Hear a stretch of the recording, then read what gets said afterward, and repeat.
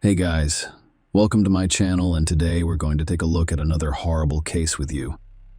In February 2018, the quiet town of Deltona, located in eastern Florida off the Atlantic coast, was shaken by the brutal murder of a young man named Patrick de la Cerda. The 25-year-old man was discovered dead in his home, and the severity of his injuries indicated that the perpetrator harbored a personal grudge against him. The Patrick de la Cerda case is an example of a near-perfect, elaborate and planned crime that may have gone unsolved. Although the murderer was identified almost immediately, there was no direct evidence to prove his guilt. As later claimed, investigator Chad Weaver, who investigated the case, knew from the start that it would be a true detective worthy of a screen adaptation. What happened? Who is Patrick de la Cerda? Patrick de la Cerda was born in June 1992 in Miami, one of Florida's most picturesque cities. His mother, Patricia Runza, was born and raised in France, while his father, Max de la Cerda, was a native of Spain. But in the 1980s, he moved to the United States, where he married and had a son. The de la Cerda family was extremely friendly and cheerful. Patrick grew up in an environment of love, caring, and mutual respect. He was a very nice, intelligent, and sociable guy who did well in school, could easily become the soul of any company, and had a lot of friends. Furthermore, the boy was very close to his parents from childhood, and they spared no effort or money to ensure that their son received a good education and grew up to be a worthy man. The family patriarch had spent his entire life working in the construction industry and was a highly skilled professional. The family was not wealthy, but they were well off by city standards. After graduating from high school, Patrick decided to pursue a career in construction to continue his father's legacy. When the young man was in university, his parents decided to divorce after nearly 25 years of marriage. It should be noted that they parted in a quiet and peaceful manner, with no scandals, property division, or other issues. The mother relocated to the quiet town of Deltona in the state's east and remarried shortly thereafter. The adult son decided to stay in Miami with his father, where they both work and are well known in the construction industry. Despite the divorce of the parents, all family members remained close and friendly to one another. They were constantly in contact with one another, calling and communicating on a regular basis, and we were always available to assist when needed. Patrick paid regular visits to his mother in Deltona, where he told her about everything going on in his life, including his joys and experiences meeting the girl of his dreams. Due to his French and Spanish heritage, Patrick had a bright appearance and enjoyed great success with fair sex from a young age, but it had always been an example of the family in which he grew up, so he did not seek frivolous and fleeting affairs. He dreamed of a bright mutual feeling and his own strong family. De la Cerda met the girl of his dreams by chance on the internet, on one of the popular sites where lonely hearts find each other. He registered and created an account at the suggestion of a friend, but he didn't fully believe that he could meet his soulmate there. One June evening in 2017, he was browsing the site's girl profiles without much enthusiasm when his attention was drawn to a photo of a searing brunette with an unusually bright appearance. She had big, bottomless eyes and a lovely smile. Patrick was completely enchanted and decided to write to the stunning stranger. She responded to his message, and they began to communicate more comfortably. The girl's name was Jessica Devnani. She was born in 1988 in Orlando, Florida, which is located in the state's central region. After graduating from high school, she enrolled in one of the local universities to study banking, and after graduation, she worked at a bank branch in her hometown of Orlando. Jessica was also immediately drawn to the handsome young man. They exchanged phone numbers after a few days of active correspondence on the website. For the next few weeks, they called each other every evening and talked for hours about anything. The couple quickly established mutual sympathy and trust, so the young people decided to meet in person. Because they lived in different parts of the state, they chose a location about halfway between them for the meeting. Already on the first date, Patrick realized Jessica was the girl he had been looking for, and now refuses to let go. She liked him right away, and Jessica was perplexed by the age difference because she was 4 years older than Patrick. On the way home, Patrick called his mother and told her that he had met the girl of his dreams, whom he wanted to marry and start a family. Patricia recognized the joy and excitement in her son's voice and knew he was serious. She was happy for him This long-distance relationship lasted several months and posed a significant problem, because the couple could only see each other on weekends and in neutral locations. Usually, they rented a hotel room in a cozy, secluded location and simply enjoyed each other's company. However, everyone flew home on Sunday night because they had work the next morning. Marriage proposal. To be closer to his sweetheart, Patrick relocated to Deltona, where his mother lived, in December 2017. He purchased a house in a quiet neighborhood and began repairing it, preparing a cozy nest for his chosen one's move. Jessica couldn't leave work right away, so they planned a housewarming party for early spring next year. On New Year's Eve, when the couple met, the young man decided to surprise his girlfriend. He set up fireworks in the backyard of the house, and, as Jessica watched the fireworks, she got down on one knee and held out a box with a ring, asking her the most important question: will she become his lawful wife? Jessica was overjoyed and, unsurprisingly, agreed with him. Patrick admitted that he had been looking for an engagement ring for a long time, but had not found the right one in any of the jewelry stores. He believes that none of them are attractive or refined enough for such an occasion. He chose the best of what was available in order to make a proposal before the new year, but then ordered another from the jewelry workshop, an exclusive ring designed by the young man himself. Something had happened to Patrick. 2 months have passed since the engagement. Preparations for the wedding and upcoming housewarming were underway. Their parents approved of the couple's decision, and they were ecstatic to be embarking on a new chapter in their lives. The young people intend to hold a lavish celebration in Miami on the Atlantic Ocean's shores, or in France, the groom's mother's homeland. On February 27, 2018, Patrick's father, Max de la Cerda, got a call from a courier. The father's phone number was added as an additional contact. The courier confirmed that his son's order had been delivered to the specified address, but the customer does not open the door or answer the phone. This was so unlike Patrick, so the father was immediately concerned. However, because he was at work at the time, he was unable to pick up the order while also checking on his son's well-being. Max decided to ask his future daughter-in-law. He called Jessica, and his voice was filled with anxiety as he explained that he could not reach his son. Jessica had attempted to contact her fiancé since the morning, but he did not return messages or make calls. When she mentioned this to Patrick's father, Max concluded that something had happened to Patrick. Jessica immediately dropped everything and dashed to the groom's house. When she pulled up, she immediately noticed Patrick's car in the driveway, indicating that he hadn't left. She had her own key. Jessica entered the yard and called out to her lover several times. However, there was no response. Jessica carefully opened the front door and discovered a terrifying image. Her fiancé lay practically at the entrance in a pool of his own blood. He showed no sign of life. Jessica immediately called 911, but when paramedics arrived, they were unable to help Patrick and declared him dead. By the time the cops arrived, Jessica was sobbing in the backyard of the house where Patrick had proposed 2 months prior.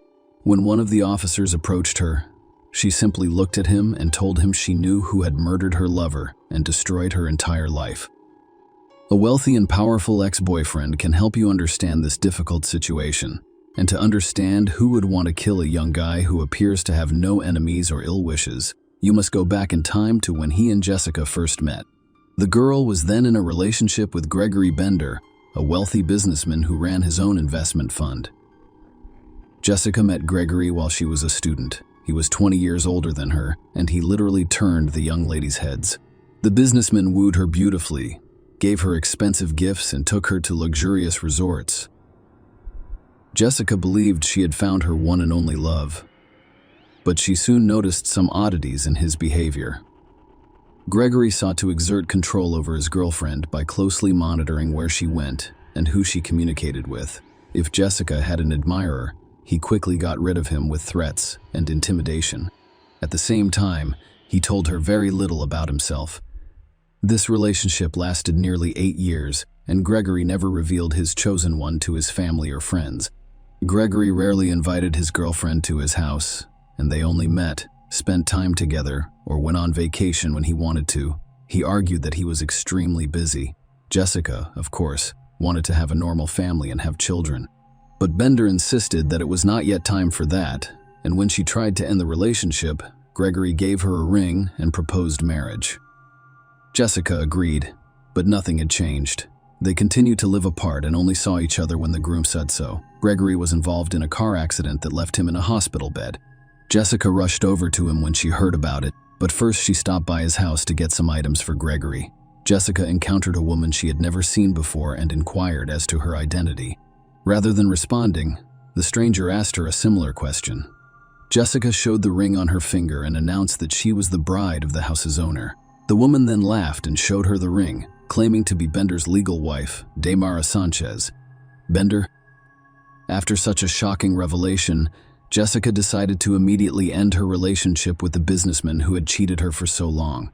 However, the boyfriend began to literally pursue Jessica, begging her to return and promising to divorce Damara in the near future so that they could marry.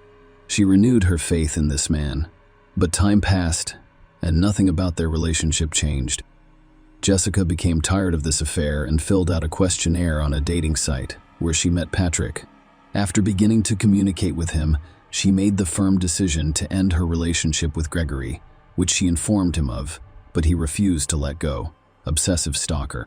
Bender initially persuaded Jessica to return to him and try to restart their relationship, promising to divorce his wife. He then proceeded to make threats and harass others. When he realized that all of this was pointless, he decided to look for a rival about whom he knew nothing. He had to hire professionals to hack into Jessica's account and discover who she was communicating with. Gregory began sending Patrick threatening messages and demanding that he break up with Jessica, whom he referred to as his fiancée, after discovering his identity and obtaining his contact information. Patrick did not react to the threats and remained calm, believing that the situation would not escalate beyond threats. But Jessica was terrified because she realized her ex-boyfriend could expect anything from her. He was a wealthy and well-connected man with an extensive collection of firearms at his disposal. Jessica suggested that Patrick end their relationship before anyone was hurt, but he refused. Then they decided to contact the police, providing evidence that Bender was stalking and threatening them. The couple obtained a restraining order against Gregory, preventing him from approaching them or attempting to make contact in any way. Gregory was also ordered to surrender all firearms stored in his home. Things settled down for a while, and the lovers began to believe that the stalker had left them alone. Jessica, on the other hand, persuaded Patrick that it was necessary to install CCTV cameras around and inside the house because she was concerned that Gregory would break the bane, conduct a crime scene investigation, and test the first theory. But let's return to the tragic events of February 27, 2018. During the initial examination of the crime scene, the criminalist immediately ruled out the robbery theory and stated that, based on the nature of the mutilation, this murderer had a personal motive and literally despised his victim. A 25-year-old man was found with gunshot wounds in his thigh, chest, and head. The experts also discovered injuries and bruises consistent with a fall from a ladder. The body was lying on the floor between the front door and the stairs to the second floor. Investigators suspected that the killer had snuck into the house and was waiting for the owner on the second floor. When an unsuspecting Patrick entered and climbed the stairs, the intruder stepped out to meet him and fired the first bullet into his leg.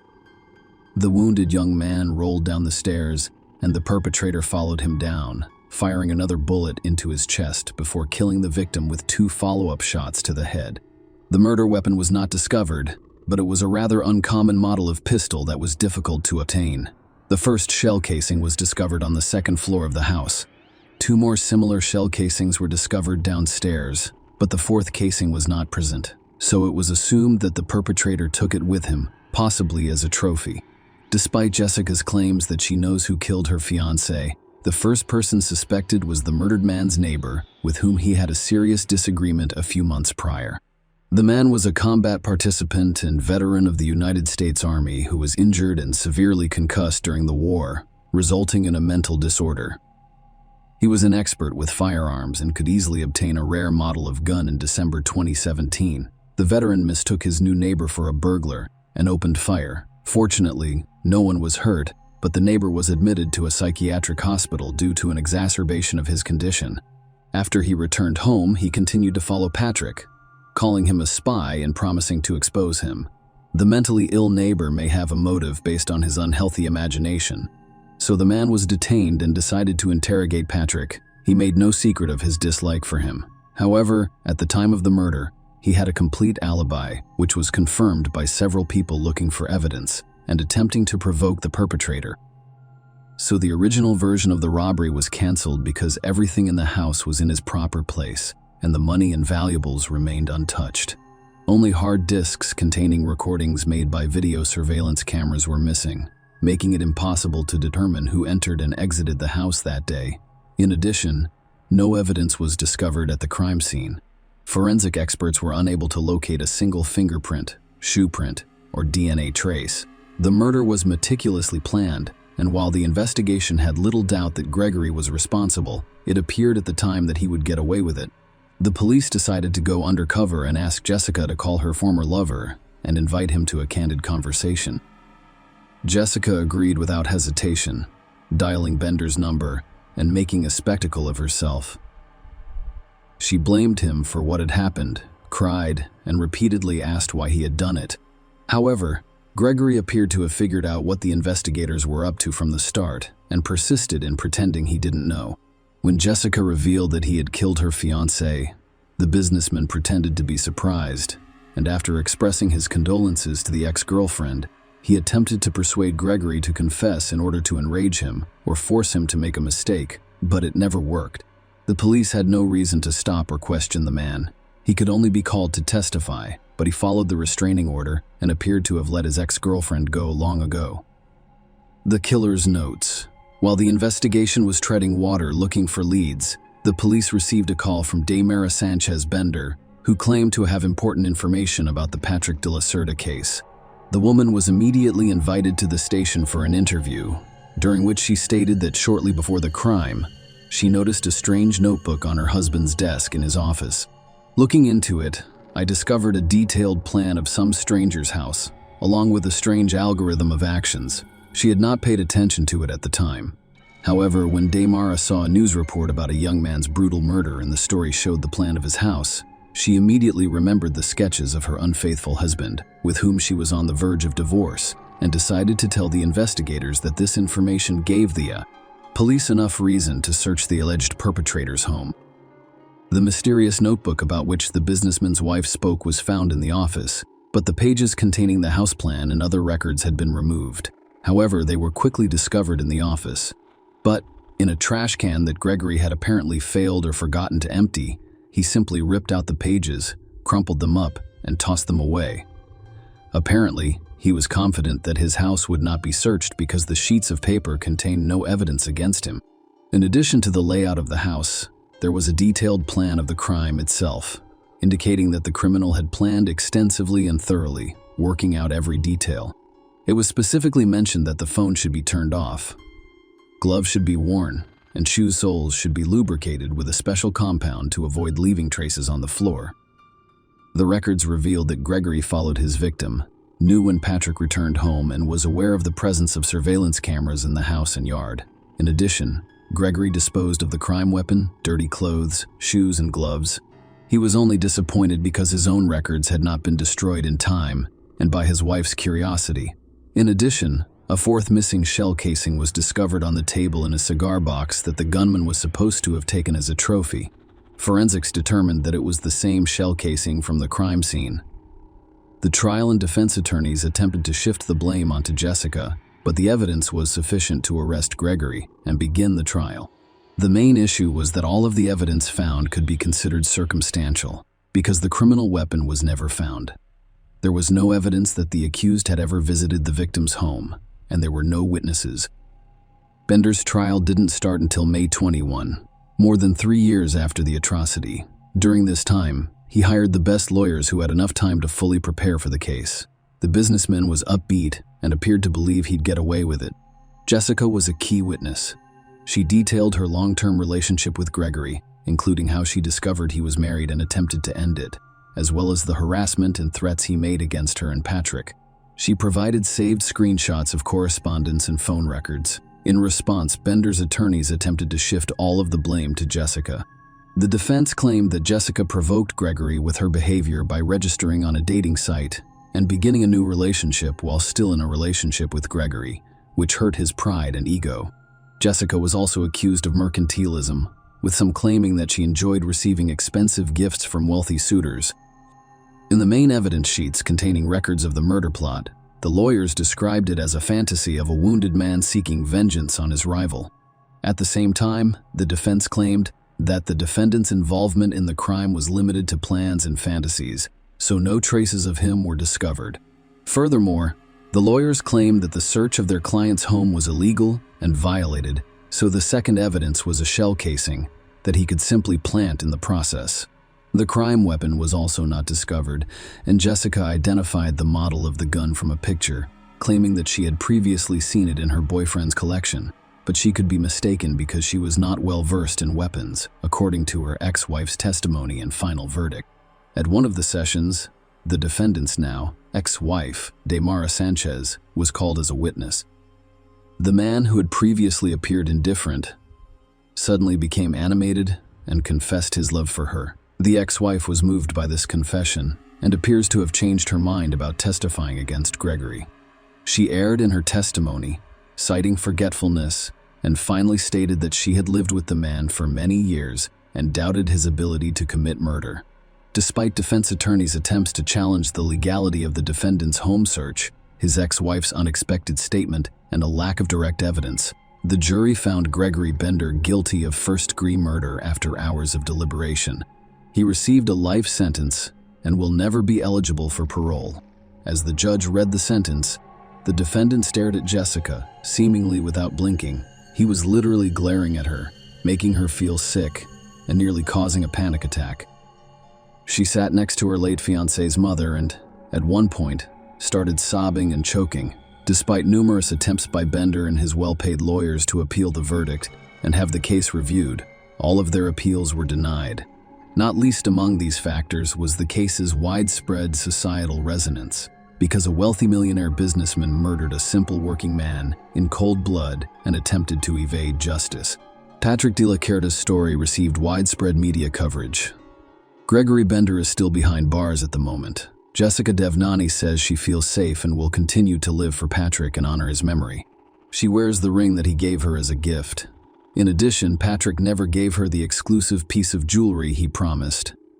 Jessica has a close relationship with her deceased fiancé's parents, who treat her like their own daughter. Share your opinion with us in the comments and subscribe to the channel for more.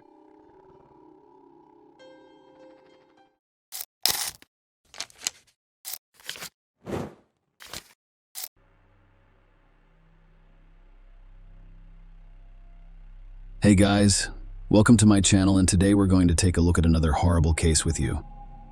In this video, we look at the events that occurred on January 13, 2019. Surveillance cameras caught 17-year-old Augustina M. Winkelried leaving a bowling club she'd attended with her friends.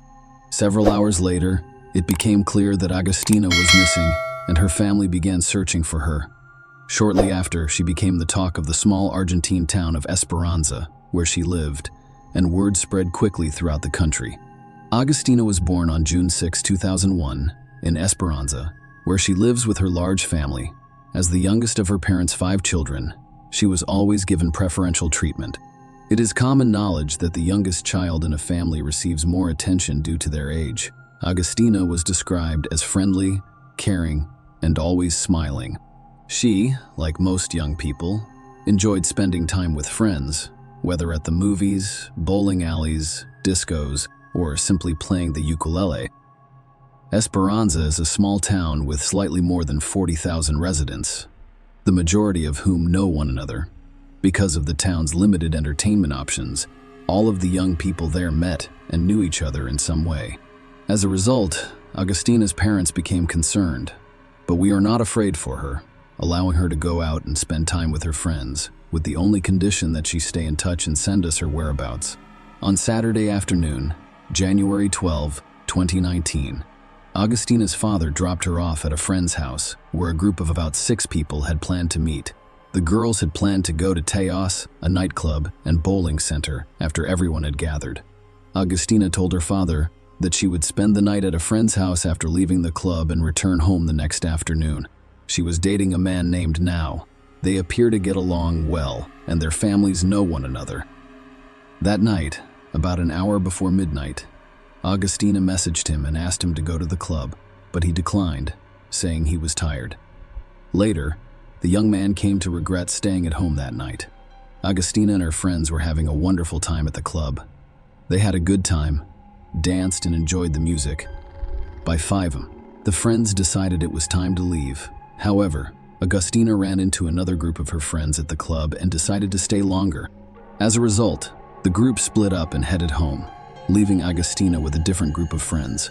At 5:40 a.m., a surveillance camera caught Agustina walking out of the venue with a cell phone. After leaving the building, she went to a fast food restaurant. Agustina waited her turn, received her order, spoke briefly with an acquaintance, and then proceeded to the road. The friend's house, where she planned to spend the night, was not far away, so Agustina decided to walk there. The day was getting brighter, and she appeared to be confident in her safety. As you can see, there were no sidewalks, so one could only walk along the side of the road. It's unclear if Agustina drank that night, but the footage shows that, despite wearing high-heeled platform shoes, she walked steadily. She veered slightly to the side as she approached the driveway, but this is not surprising given that the site is an unpaved road with rocks. She could have simply tripped. In addition, it should be noted that the Club Tios has an age division. One zone is reserved for those under the age of 18, so no alcohol is sold there. Agustina eventually failed to arrive at either her friend's or her own home. Her parents were always aware of her location because she had always told them this time. However, when morning arrived, they noticed that their daughter had not texted to let them know she had arrived at her friend's house and was fine. So they became concerned and attempted to contact Agustina but were unable to do so. Her phone number was unavailable. The parents were aware that she was expected to spend the night at a friend's house, so they contacted her friend, who informed them that Agustina hadn't returned from the club. The friend also informed the concerned parents that Agustina had stayed at the club with another group of people. After contacting all of his daughter's acquaintances and discovering that no one knew where she was, Augustine's father called the police and began searching for her on his own. Daniel M. Winkelried was a well-known figure in town, having served as president of a local soccer club and owning a small furniture manufacturing and sales company. When they discovered he was in distress, many locals volunteered to help with the search, and Christina's friends were able to raise awareness of the case through social media, resulting in coverage on television news programs. After beginning the investigation and learning that Agustina had been at Taylor's club all night, police officers went there to speak with potential witnesses and examine the surveillance camera footage available at the venue. Aside from footage of Agustina walking towards the road, this revealed nothing new. When the officers realized which direction she had gone, they began questioning people who lived along the road, as well as employees from various businesses in the area. It was possible that someone had seen or heard something, and any indication was significant. Agustina's friend Brian was among those who learned of her disappearance through social media. I noticed the large number of posts about finding Agustina. Brian contacted her father Daniel and informed him that he had seen Agustina outside the Tios Club around 6 a.m. He was driving along when he noticed her standing by the roadside. I was talking to the driver of a silver car that had stopped next to her a few hundred meters from the club. Brian continued down the road, but he quickly grabbed his phone and called Agustina. He asked if she was okay and if she needed a ride home. She said she was fine and that the man driving the silver car had stopped to warn her that it was dangerous to walk on this road because she could be hit by traffic. She accepted Brian's offer of a ride and explained that she was going to a friend's house. There was a gas station a few hundred meters from where Brian spotted Agustina, so we decided to stop, wait for her, and fill the tank. When Agustina didn't arrive at the gas station 15 minutes later, Brian decided to go get her himself, but she was nowhere to be found. His attempts to contact her were also unsuccessful, as she did not respond. He hadn't given it much thought at the time, assuming that Agustina, had gone directly to her friend's house, forgetting that he was waiting for her. Given all of this information, the main clue was a silver car. Brian couldn't say for certain which brand and model the car was, but, according to him, it was quite old. Demand, sitting in the driver's seat, may have been the last person to see Agustina. The possibility that he was involved in her disappearance was not ruled out. When the police attempted to locate Agustina's cell phone, they discovered that the last time it received a signal was from a tower in the same neighborhood as the club. Because the club was on the outskirts of town, There were numerous vacant lots and fields where the search teams focused their efforts. Augustina was walking along the road and noticed that only this gas station had surveillance cameras. Daniel had arrived to examine the footage and determine whether or not his daughter had reached that location. Given the location of her friend's house, Augustina was bound to pass by the gas station. Daniel explained the situation to the gas station attendant and asked for assistance. The attendant, who was a father himself, showed him the footage the camera captured that morning, almost losing his job as a result. Later, the gas station owner fired him for allowing an unauthorized person to watch the footage without permission. When the town's residents learned of this, they banded together and began refueling their vehicles elsewhere. This quelled the gas station owner's rage, and he reinstated the employee and apologized to him at Esperanza's home. Daniel reviewed the footage captured by the gas station cameras, but did not find his daughter. It appeared that Augustina never arrived. However, the footage revealed the same old silver car that Brian had previously described. It had passed the gas station around the same time that Augustina was walking down the street. It was a Renault car, and Daniel determined who the owner was. Pablo Trianfini, 39, is a municipal employee, or more specifically, a garbage man who lives less than a kilometer from the gas station. He had no prior criminal record but had drawn police attention on several occasions. The first time, his ex-wife reported him to the police for beating her. This resulted in a court order prohibiting Trianfini from contacting his ex-wife. He was arrested a second time for violating the order. Both of these incidents occurred in 2017. Police officers arrived shortly after Daniel reviewed the footage from the gas station security cameras, also wanting to see the footage, but unaware that Augustina's father had already done so. They were able to identify the silver car after reviewing the surveillance footage. When they discovered that Daniel had watched the video before them, they became concerned that lynching would occur and went straight to Pablo Trianfini's home.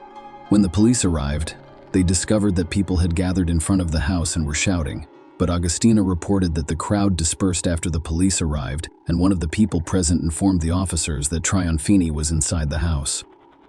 When he heard the shouting, he looked out, but when he saw the hostile crowd, he fled inside and bolted the door. The officers lacked probable cause to justify an unauthorized entry into the man's home, so they requested a search warrant. While awaiting the warrant, the house was cordoned off to deter the suspect from attempting to flee. Around midnight, one police officer decided to investigate the yard and discovered that Pablo Trianfini had died. The police officer rushed to help, but it was too late. Trianfini had died. Such a turn of events revealed his involvement in Augustine's disappearance.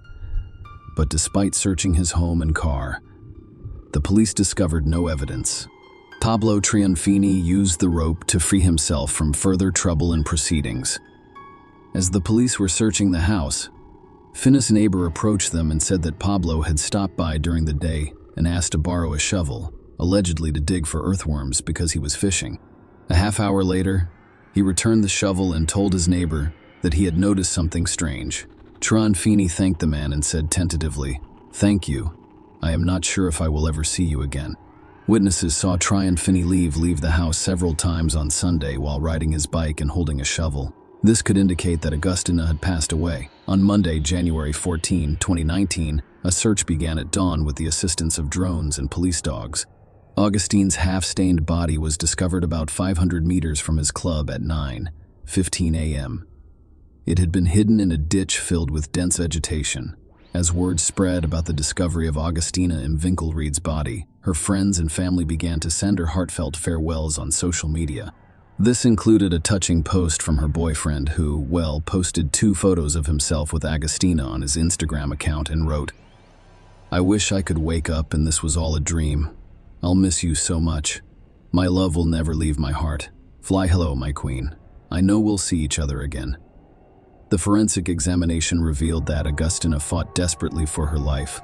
Her hands were covered in defensive wounds, with pieces of her attacker's skin under her fingernails. A DNA test confirmed that the man who assaulted Augustina was Pablo Trianfini. Forensics determined that the cause of death was strangulation. We may never know how Augustina ended up with Pablo Trianfini, whether he forced her or simply offered her a ride. We can only speculate because only 2 people knew the truth and will never be able to speak about it again. The police searched the tree on Finnis's phone and found no evidence that he knew Augustine. Hundreds of people came to the funeral to say goodbye to Agustina in Winkelried. Meanwhile, according to Argentine media reports, Pablo Trianfini's relatives did not attend his funeral. Share your opinion with us in the comments and subscribe to the channel for more.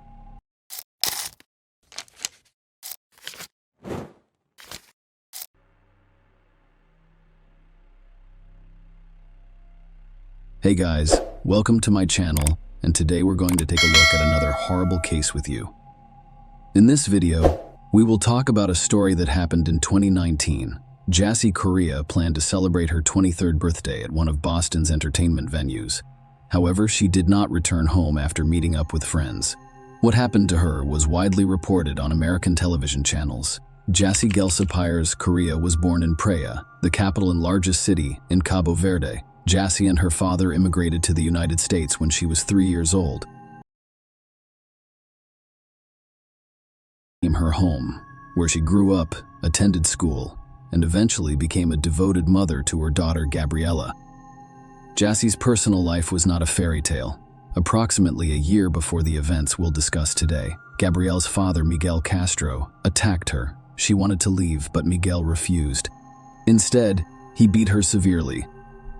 Jassy later reported Miguel to the police, and the court eventually sentenced him to 4 years in prison. Jassy worked as a waitress at Boston's Del Frisco. She enjoyed dancing and was enthusiastic about photography. The young woman valued her time spent with her family, friends, and daughter. She enjoyed visiting the park with her young daughter. On the evening of Saturday, February 23, 2019, Jassy left her 2-year-old daughter with her family to celebrate her birthday with friends. They chose the venue, a nightclub on Warrenton Street in Boston's Theater District. She wore her new orange jumpsuit and had a good evening. A few days later, her friend informed the police that she and Jassy had spent the night dancing and drinking champagne. After the nightclub closed, Jassy and her 2 friends went outside. As is often the case, the friends parted ways, leaving Jassy on her own. She didn't return home after that night. Her phone was turned off, and all calls went to voicemail. There was no news from Jassy on Sunday morning. Nobody has seen her since she left the venue on Sunday morning. On Tuesday, February 26, her father, Joaquin Correa, went to the police station with a friend of Jassy to report that his 23-year-old daughter had gone missing. The police opened an investigation. The first thing the detectives needed to figure out was where Jassy went after leaving the club. Her family and friends distributed information flyers to passers-by and throughout the city. I was hoping someone would share important information. Detectives speak with Jassy's friends who were with her that night. However, because they had no idea where she had gone, this did little to help the investigation. After leaving the nightclub, they said their goodbyes, with Jassy intending to return home. Police interviewed witnesses and examined CCTV footage from the club and surrounding streets.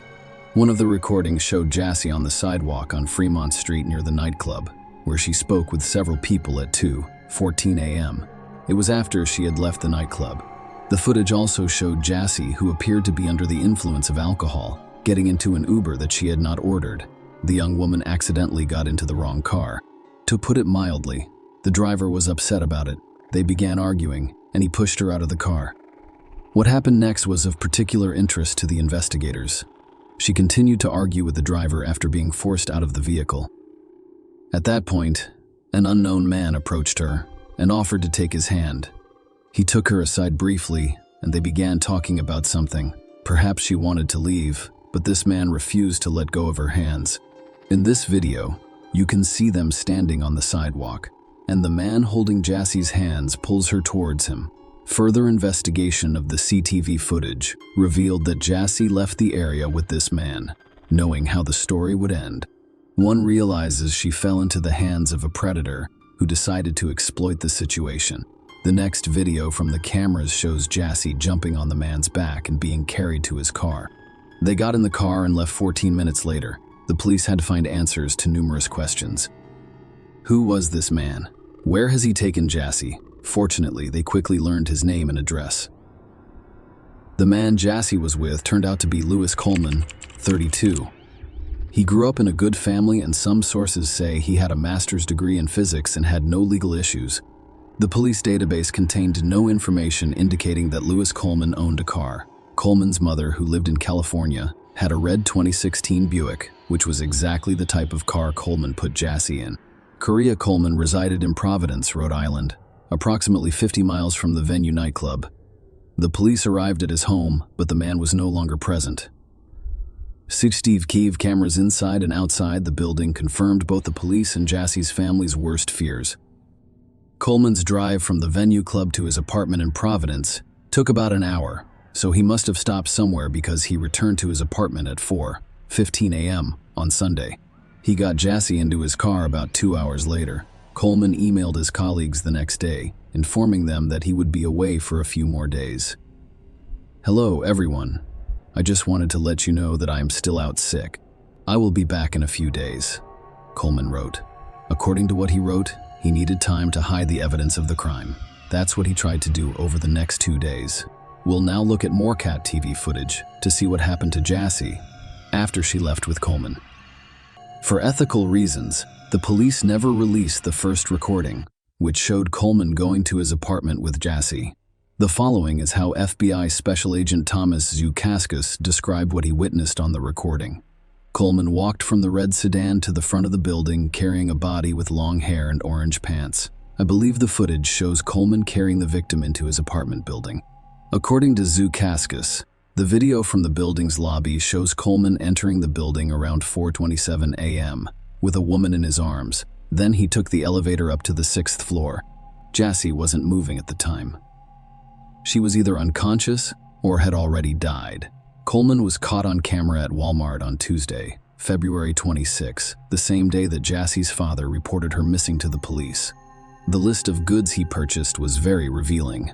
The receipts obtained by the police showed that he had purchased 3 Tyvek suits, duct tape for candles, electrical tape, a mask, surgical gloves, 2 pairs of safety goggles, a respirator, and the Clan Release bleach bath the next day. On the Clan Release bleach bath the next day, on February 27, Coleman returned to Walmart while relatives and friends distributed information flyers featuring Jassy's picture to passers-by. The footage was shot at 9:22 p.m. He is shown wheeling a cart that contains very characteristic items. He purchased a large suitcase and a canister on February 27, 2019. Coleman was captured on video entering the apartment building around 9:58 p.m. with what appeared to be a large suitcase. The footage then shows Coleman wheeling the suitcase away from his apartment unit, towards the elevator, out of the building, and into the parking lot to his vehicle on February 28, 2019 at 2:15 a.m. More comments are unnecessary for this footage. Simply watch it, and you will understand everything. Coleman appeared to have difficulty lifting the suitcase into his car's trunk. Around 2:44 a.m., Coleman allegedly exited the building several times between 4 and 4:02 a.m., carrying cardboard boxes, trash bags, a bottle of bleach, a computer tower, a black laptop case, and a small duffel bag. Jassy Correa has not left Coleman's apartment since the morning of February 24. The U.S. Attorney for Massachusetts, Andrew Lelling, told reporters later that day, on February 28, 2019, the police obtained a search warrant for Coleman's apartment, and they discovered 2 packages of hooded coveralls and 2 respirator masks. They also examined a sofa with 4 large cushions, one of which was missing a cover, in a dumpster outside the apartment complex. They discovered white trash bags, a bag containing plastic sheets, men's bleach, stained jeans and a belt, a white nylon hooded cover, an unopened box of baking soda, clear safety goggles, duct tape packaging rubbing alcohol, Walmart bags with plastic gloves, and an empty package from a car air freshener. I used 3 packs of purifying charcoal and a sponge. On the afternoon of February 28, 2019, police stopped Coleman's car near Wilmington, Delaware. Coleman was ordered out of the vehicle by the officers, who also inquired about the presence of any other passengers. According to some sources, Coleman responded, "She is in the trunk." Officers discovered Jassy's body wrapped in a sofa cushion cover in the trunk of Coleman's vehicle, inside a black trash bag inside a large suitcase similar to the one Coleman brought into his apartment on February 27, 2019. Experts who examined the vehicle discovered 2 cracks in the windshield on the passenger side. It gave police reason to believe that the man assaulted Jassy in his car. They arrested Coleman and took him to a Delaware State Police barracks. Coleman had a large bandage covering the right side of his face. When asked about it, he allegedly said, "It's from the girl." During the forensic examination, experts determined that Jassy died from strangulation and blunt force trauma. Furthermore, they discovered seminal fluid on her body, the DNA samples of which matched Coleman's. Prosecutors claim Coleman's DNA was also at Jassy's fingertips. At the same time, experts couldn't say where Jassy died. It could have occurred in either the car or Coleman's apartment. Jassy's death shocked her family. Her 2-year-old daughter had also lost her mother, which was equally heartbreaking. Some Boston officials paid a visit to the Correa family and promised to seek justice for Jassy. As is customary, some people accuse Correa on social media of being alone on the street at such a late hour. Rachel Rollins, Suffolk District Attorney, expressed her thoughts on this. She claimed that Jassy was not in the wrong place at the right time. She was right. Every woman has the right to celebrate her birthday on a night out with friends. Let's not get into a debate over whether we should walk home alone or how many people we should call when we leave the club. If anything, we should remind the men in our lives that violence against women is not a woman's issue. It is a problem that men accept responsibility for in their own lives. The lives of their sons and their social lives with friends and colleagues, On Saturday morning, March 9, 2019, mourning family and community members gathered at St. Peter's Parish in Dorchester to say goodbye to Jassy Correa. Some loved ones dressed in all white, while others pinned buttons, shirts, and sweatshirts featuring Jassy's face and the phrase "Justice for Jassy as a family man." We express our sadness as friends and community, but we must also accept Jassy's death. We don't know, but God does, and I have complete faith and trust in God that her death was not in vain, stated Michaela DeAndrade, Jassy's cousin and best friend. While delivering the first eulogy, Boston Mayor Marty Walsh promised to work to make the world a safer place for women.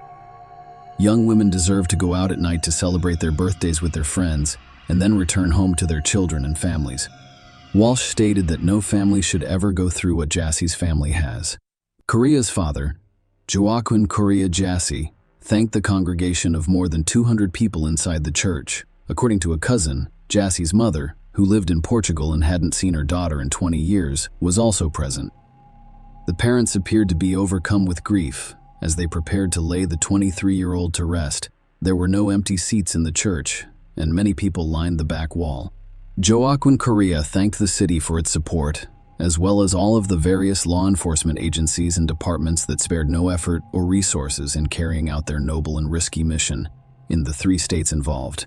"My dear Jassy, rest in paradise," he said. "Rest in peace, my beloved child." Lewis Coleman was charged with kidnapping, which led to his death. The charge of kidnapping resulting in death carries the death penalty or a life sentence. But in November 2019, prosecutors announced that Coleman would not face capital punishment. During the trial, prosecutors presented a variety of evidence, including a video of Coleman dragging Jassy Correa's body into his Providence apartment and a history of his online searches in the days after her disappearance. FBI agents described Coleman's online searches in the days following the alleged kidnapping, which included how a person can fit in a suitcase and how to extract a tooth that is not loose. However, Coleman's legal team has argued that the evidence presented by the prosecution had little to no relevance to the charge against him. It is not a question of whether he handled himself appropriately following her death, or whether he did anything illegal or inappropriate after that. And, frankly, that is where the majority of the government's evidence has been gathered.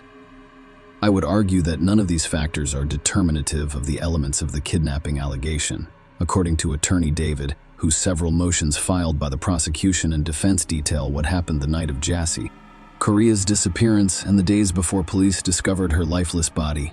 Both sides had different stories about what happened. However, the documents revealed disturbing details about the events leading up to Jassy's death. Prosecutors proved Coleman was at the same nightclub as Jassy and her friends, where he was chatting with a woman he had recently met. It was not Jassy. They talked, danced, and exchanged phone numbers. They texted each other while at the club, and when it closed, the defense and prosecution expressed opposing viewpoints. Prosecutors claimed Jassy was not the aggressor, and that Coleman killed her after duping her into believing he would drive her to a friend's apartment. Coleman's defense team argued that Jassy was aggressive after the Uber driver pushed her out of the car. At trial, defense lawyers attempted to argue that Jassy started the fight with Coleman on her own initiative and that the crime was a spontaneous altercation rather than a planned and executed stalking, kidnapping, and deprivation of life.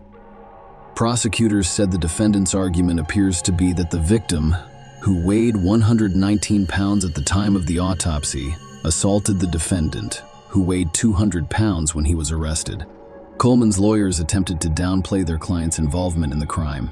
After all, in addition to alcohol, the toxic illogical examination found traces of a variety of prohibited substances in Jassy's body. Coleman was convicted of 1 count of kidnapping with a fatal outcome in June 2022. The defense team filed a new motion, arguing that there is insufficient evidence to support a conviction. However, they were unable to influence the trial's outcome. In October 2022, the court sentenced Lewis Coleman, 36, to life in prison without parole for kidnapping and murdering Jassy Correa. The court also ordered him to pay her family approximately $60,000 in compensation. Jassy Correa, 22, was a vibrant and beautiful woman with a toddler daughter. Lewis Coleman, a complete stranger to her, abducted, raped, and strangled her to death.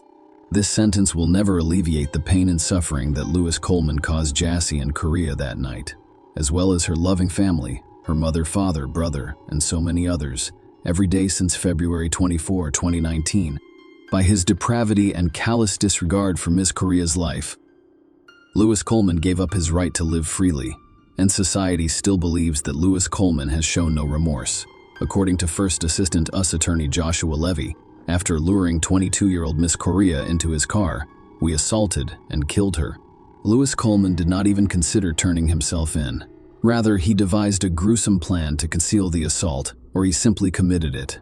Today's sentence of life in prison is just. Levy said this in a statement. It is unclear where Lewis Coleman was taking Jassy's body and what he planned to do with it. Share your opinion with us in the comments and subscribe to the channel for more.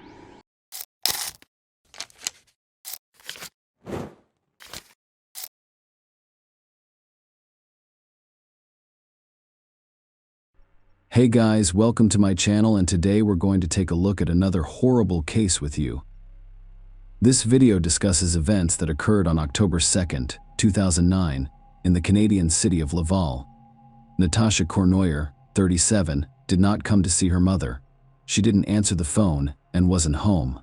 It quickly became clear that none of Natasha's friends or co-workers saw her that day.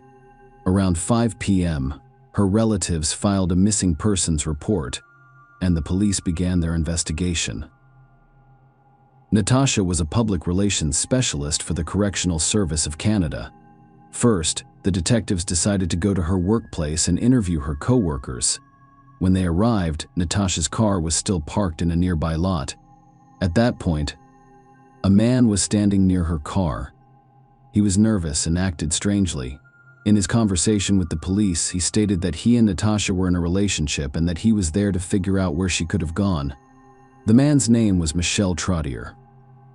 Natasha's car had scratches on its back door. However, it was unclear whether this was related to her disappearance or if the scratches had appeared earlier. There was no reason to suspect Michel Trottier of involvement in Natasha's disappearance, so the detectives continued their investigation. After speaking with Natasha's co-workers, they discovered she was at work on October 1st, 2009. It was the day before the disappearance. None of her co-workers noticed anything unusual about her behavior that day. She was in a good mood and friendly. As usual, nothing seemed to bother her. On October 2nd, Natasha needed a day off. She and her mother intended to resolve issues concerning a tombstone for her recently deceased father. As a result, on October 1st, she worked longer hours than usual and left the building around 8 p.m. Natasha, according to her friends, had no conflicts with anyone, and it was difficult to believe that anyone could hold a grudge against her. She worked in an office and had no contact with the prisoners. They described her as an open and unkind person. The police deployed a large number of officers to look for Natasha Cournoyer. The search even included aviation and canine services. They began by inspecting the area immediately surrounding the parking lot. However, they discovered no clues that could aid the investigation. Natasha's friends and family worked tirelessly to distribute flyers with her photo in the hopes that someone would see her or learn more about her disappearance. The first hours after a person goes missing are crucial. This is when witnesses or evidence are more likely to be discovered. Natasha Kornoyer lost valuable time because the police received the report on the evening of October 2nd, 21 hours after she had left her job. The search activities took place on the 3rd, 4th, and 5th of October and yielded no results. Her relatives offered a $10,000 reward for information that could lead to Natasha's location. Michel Trottier, the man dating Natasha, believed she had been kidnapped. He approached a potential kidnapper via television, pleading with him to release his loved one. Meanwhile, the police conducted an investigation into Michel and Natasha's personal lives. They dated for 4 years and the relationship was far from perfect. The detectives discovered that Michel and Natasha had broken up several times before resuming their relationship. The police investigated all possible explanations for the woman's disappearance, reconstructing the events of Natasha's last day at work. The detectives gained access to CCTV cameras both inside and outside the building in which she worked. She entered the building at 9:04 a.m. Natasha drove to work and parked in an open lot. There were a few free parking spaces that morning, so she parked on the opposite side of the street. After reviewing the recordings, they discovered that Natasha left the building at 8:07 p.m. Another video confirmed that she went to the location where she parked her car, but the parking lot had poor lighting. Natasha eventually vanished into the darkness. After a few minutes, you could see the car's headlights turn on. The car began to move to the opposite side of the parking lot, rather than towards the exit. This location also had poor lighting. The car's headlights turned off when it came to a stop. After about 20 minutes, the vehicle began to move toward the exit. And it wasn't Natasha's car because she drove a Mazda, as evidenced by other Ford Windstar minivan records in the video. It also turned out that this car entered the parking lot at 6:35 p.m. and parked next to Natasha's car.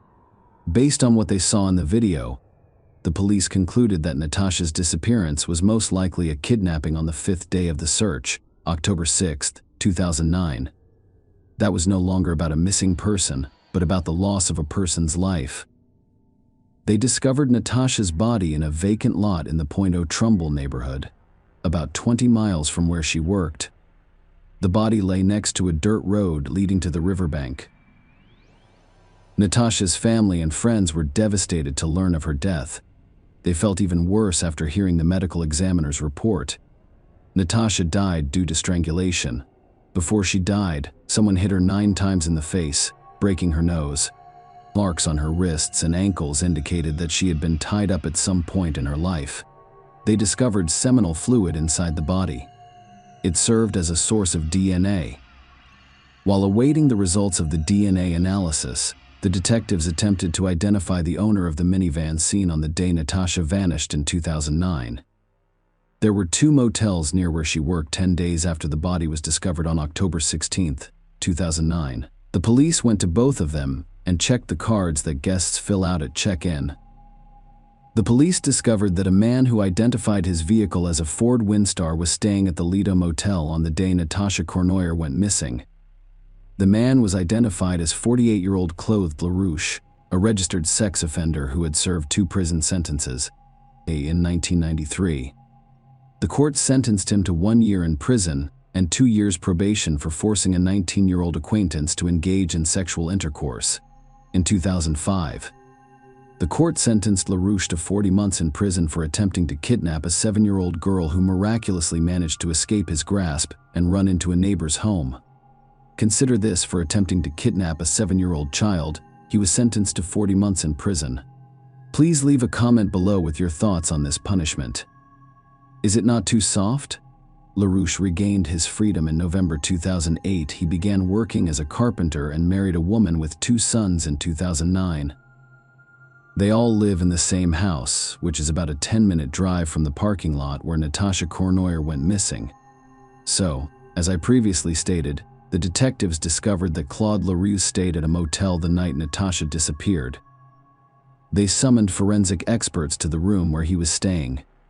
They discovered badly rubbed dark red stains on the carpet and sent samples for analysis. On the same day, the detectives went to the address where LaRouche lived to speak with him. Because of the nature of the previous cases for which he had been imprisoned, the police already had his DNA. However, they needed time to compare it to the DNA discovered on Natasha's body. The man denied knowing Natasha Cournoyer, but admitted to frequenting the Lido motel because it was cheap.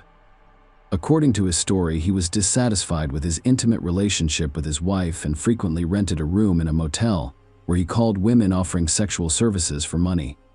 When asked where he was and what he was doing on October 1st, the day Natasha went missing, LaRouche said he had no memory of anything, including his stay at the Lido motel. LaRouche attributed this memory lapse to an excessive use of illegal substances. However, the memory returned to him quickly, albeit incompletely. On November 5, 2009, a month after the body was discovered, the detectives returned to his house, but this time they did not speak.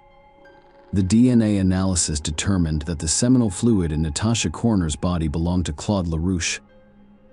Natasha's DNA was discovered in the motel room he rented and on the inside of his car. According to Montreal police, the victim did not know the suspect, and there was no link between the crime and the coordinator's work as a communications officer for the Correctional Service of Canada. "I believe that with the arrest of this suspect, citizens will feel safer on the streets," said Montreal Police Inspector Daniel Rousseau. The arrest caught LaRouche and his neighbors off guard. They described him as friendly and polite. The following day was November 6, 2009. Claude LaRouche became a suspect in the Natasha Cournoyer case. He initially denied his guilt, but after realizing there was sufficient evidence against him, he admitted to killing Natasha. However, he insisted that he did not want to do this and that her death was an accident. The trial took place in 2011. It presented two versions of what happened, one from the defendant and his lawyers, and one from the prosecutor. Let's start with Claude Lucia's version.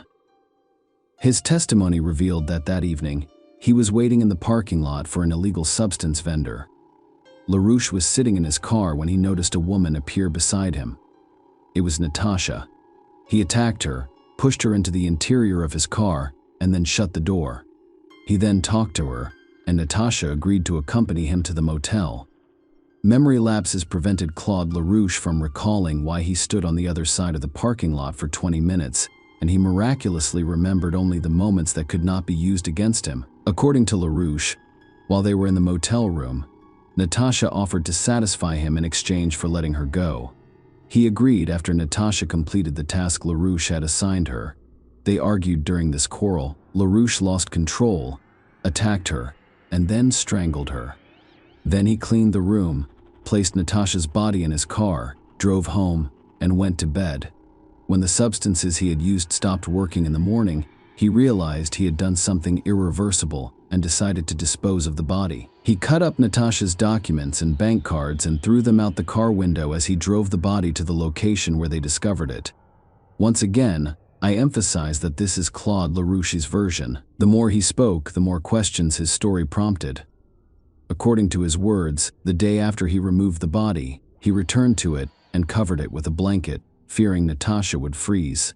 Another day passed, and he returned to the body to get the blanket. LaRouche was concerned that the blanket would obscure Natasha's location. If we summarize everything he said, we can conclude that he did not remember something due to his clouded consciousness, and that some of his actions were irrational. Most importantly, he did not want to end Natasha's life. LaRouche attempted to persuade the trial participants of this. The prosecution's version was based on material evidence, but they also had a witness who claimed to have been walking his dog near the parking lot on the day Natasha Cournoyer vanished. He saw Claude LaRouche try to attack a girl who was jogging. However, when LaRouche noticed a man with a dog, he quickly left. Around 7 p.m., he attacked Natasha Cournoyer. An hour later, the prosecutor suspected that LaRouche had tied Natasha up and driven her to a motel against her will she never made it out alive. In June 2011, Claude LaRouche was found guilty and sentenced to life in prison with the possibility of parole after 25 years. During the trial, it was discovered that 2 weeks after his attack on Natasha Cournoyer, LaRouche attempted to strangle another woman, Dominique Martel, who bit his finger and fought back. Claude LaRouche was declared a dangerous criminal during the trial in this case, which means his sentence is indefinite under Canadian law, and he has little hope of being released soon. Natasha led a quiet and happy life. She had dreams and goals. This life was stolen from her by a man who had previously committed serious crimes, but his heir set him free. This man had a criminal record and lived among the people. How does a man who attempted to kidnap a 7-year-old girl end up in society? Why wasn't anyone keeping him under control? Natasha's family and friends are not spared from these questions. After all, if the system had worked differently and LaRouche had been where he belonged, Natasha would still be alive. Share your opinion with us in the comments and subscribe to the channel for more.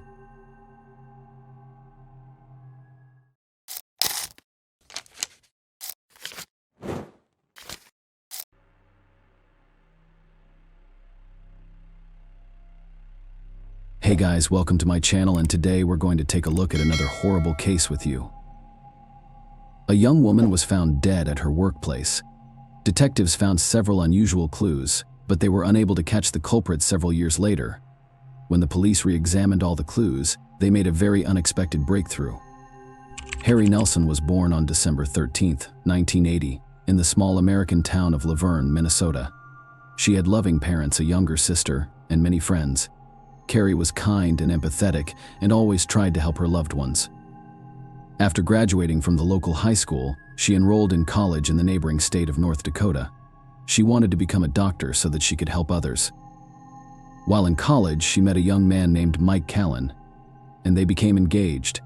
After a while, Carrie tried to balance her college studies with part-time work at the National Blue Mound State Park located near her hometown. Her duties included selling park tickets and escorting guests who came to relax at the camping site to go hiking or see the bison. Carrie worked there for the second season in a row, and she loved the place. In addition to being a relatively easy job, she can also spend a lot of time in nature, enjoying the picturesque landscapes.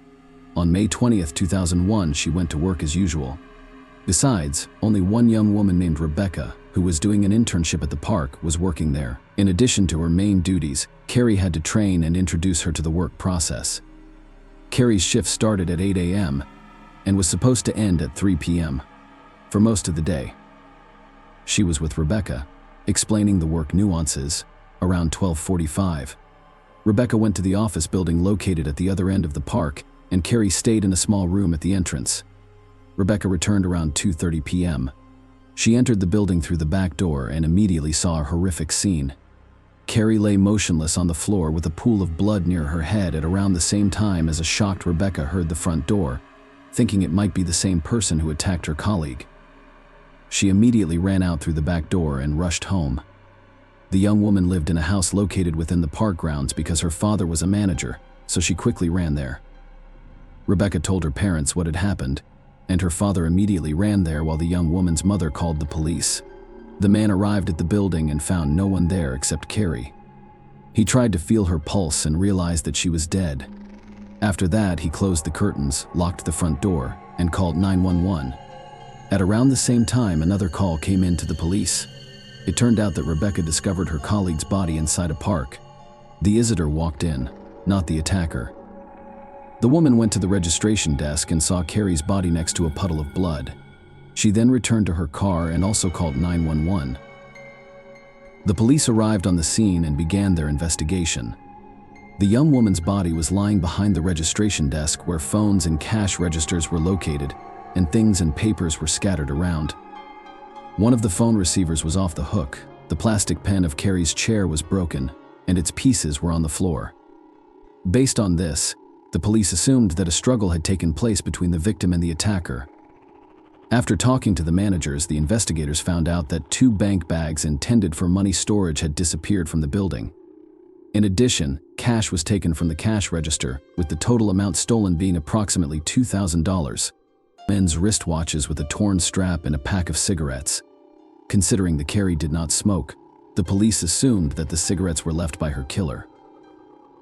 They assumed that the young woman tore them off the perpetrator's wrist during the struggle. Large particles of orange-colored stone were also found on the floor. The manager told investigators that these particles likely came from the decker of stone with the park's name, which was located on the E. Registration desk. The police searched all the rooms and could not find the perpetrator. Considering the blood spatters were visible on the walls and ceiling of the room, they immediately assumed that this stone was the murder weapon. At the same time, their colleagues blocked the road leading to the park entrance and began questioning all visitors. The couple who stopped at the campground reported that around 2:30 p.m. a white car with a brown vinyl top drove past them at high speed. Unfortunately, they did not remember the model or license plate number of the vehicle. The investigation was complicated by the fact that there were no surveillance cameras in the park since crimes were very rare. The available evidence included a wristwatch, a pack of cigarettes, and the vague testimony of witnesses. Medical experts examined the victim's body and concluded that the cause of death was blowing the head with a heavy object. They suggested that the perpetrator may have used a large decorative stone, but this version could only be confirmed after its discovery. According to the investigators, the attack on Carr occurred between 2 p.m. and 2 p.m. They found a love letter that Carrie had written to her fiancé at her workplace. In the letter, Carrie expressed her eagerness for their wedding and described her desire to have 2 children. She put the date and time of 2 p.m. that day on the letter. Another interesting fact was that the men's watch found next to the victim's body stopped at 2 p.m. Perhaps they stopped working just after Carrie had taken them off for the attacker's wrist. Police cordoned off the park and began searching for additional clues. 5 days later, they found the decorative stone in a nearby stream. Apparently, the killer took it with him and threw it into the stream from a bridge while driving over it. Medical experts compared the relief of the stone with Carrie's head injuries and confirmed that it was the murder weapon. However, the water had washed away all fingerprints and DNA traces that the perpetrator may have left. No other clues were found, and the police began searching for a possible suspect. They first looked closely at Carrie's fiancé, but he had a reliable alibi. At the time of the murder, he was attending a funeral about 110 kilometers away from the park around 3 p.m. that day. He tried to call Carrie at her work phone, but at that time he had no idea that his fiancé was dead. Detectives interviewed park employees and received an interesting lead. Several people told them that Carrie had complained to them multiple times about her 26-year-old colleague named Stephen Carey, who reported that he continuously asked her out on a date, despite her being engaged. Stephen ignored her refusals and behaved quite persistently, causing Carrie to fear him. Additionally, the man used heavy narcotics and sold them to park visitors. Carrie mentioned to her colleagues that she was considering reporting him to the police or management. The detectives immediately questioned him, and he did not have a reliable alibi for the time of the murder. He did not work that day, and claimed he was at his daughter's birthday party a few kilometers away from the park. However, he arrived at the party around 3 p.m., which means he could have had enough time to commit the crime. In addition, he drove a white Cadillac, while witnesses saw a light-colored vehicle leaving the park at high speed. Digging deeper, the detectives found out that Stephen had financial difficulties. This gave him a motive to commit robbery, especially since he knew where the money was kept. The detectives also suspected that he may have learned about Carrie's plans to report him and decided to murder her.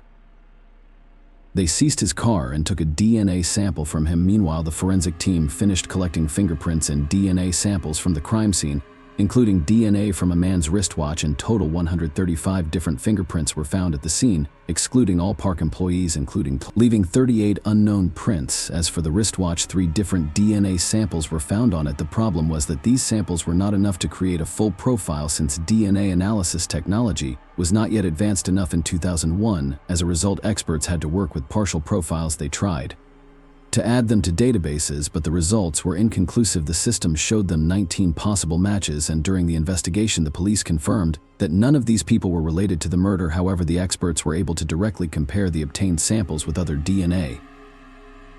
They determined that one of the samples belonged to Carrie and the other 2 did not match any of the park employees, including Stephen. Detectives did not rush to rule him out, as he had a motive and opportunity to commit the crime, but there was no evidence against him. No other leads were found, and the caves remained unsolved for months. A year after the murder, a prisoner serving time in the local jail came forward to the police. He told them that his cellmate Anthony Powers had boasted to him about being responsible for Carrie's murder. Detectives investigated and found that Powers had an extensive criminal history, mostly for bank robberies, which had landed him in jail multiple times. Interestingly, Powers had escaped from prison shortly before Carrie's murder and was caught after the fact. His fingerprints and DNA did not match those found at the crime scene. Moreover, the witness's description of the murder did not match reality, the detectives concluded that both prisoners were attempting to deceive them for a reward of $50,000 for information leading to the solving of the case. Since Powers was already serving a life sentence, additional charges did not scare him. Additionally, in the event of a guilty verdict, he could have avoided being transferred to a federal prison and remained in the state correctional facility, which he preferred. The case remained unsolved for several years. Detectives regularly reviewed the case, hoping to find new evidence, but their efforts were fruitless. They even put up a photo of Carrie in their office to remind themselves of the case every day. In 2007, the case was reopened. By that time, DNA analysis technology had significantly advanced, and experts re-examined the wristwatch. This time, they were able to identify 3 precise DNA profiles, one belonging to Carrie, the second to an unknown man, and the third to an unknown woman. Both of these samples were run through the state database, but no matches were found. The detectives, it was remembered an interesting detail that a special sticker was found on the pack of cigarettes discovered next to the victim's body. In those days, each state had a label for tobacco products, so the police knew for sure that the pack was purchased in South Dakota. The detectives then sent the DNA samples to their colleagues in that state, and here, they had a long-awaited breakthrough when they ran these profiles with the South Dakota database. One of them showed a complete match. The man turned out to be 35-year-old Randy Leroy Swaney. This name had never appeared in police reports in Carrie's case, so it was a surprise for the investigators. Randy turned out to be a serial robber, and at that time he was serving a 30-month sentence in a South Dakota prison. At the time of the murder, he was out on parole.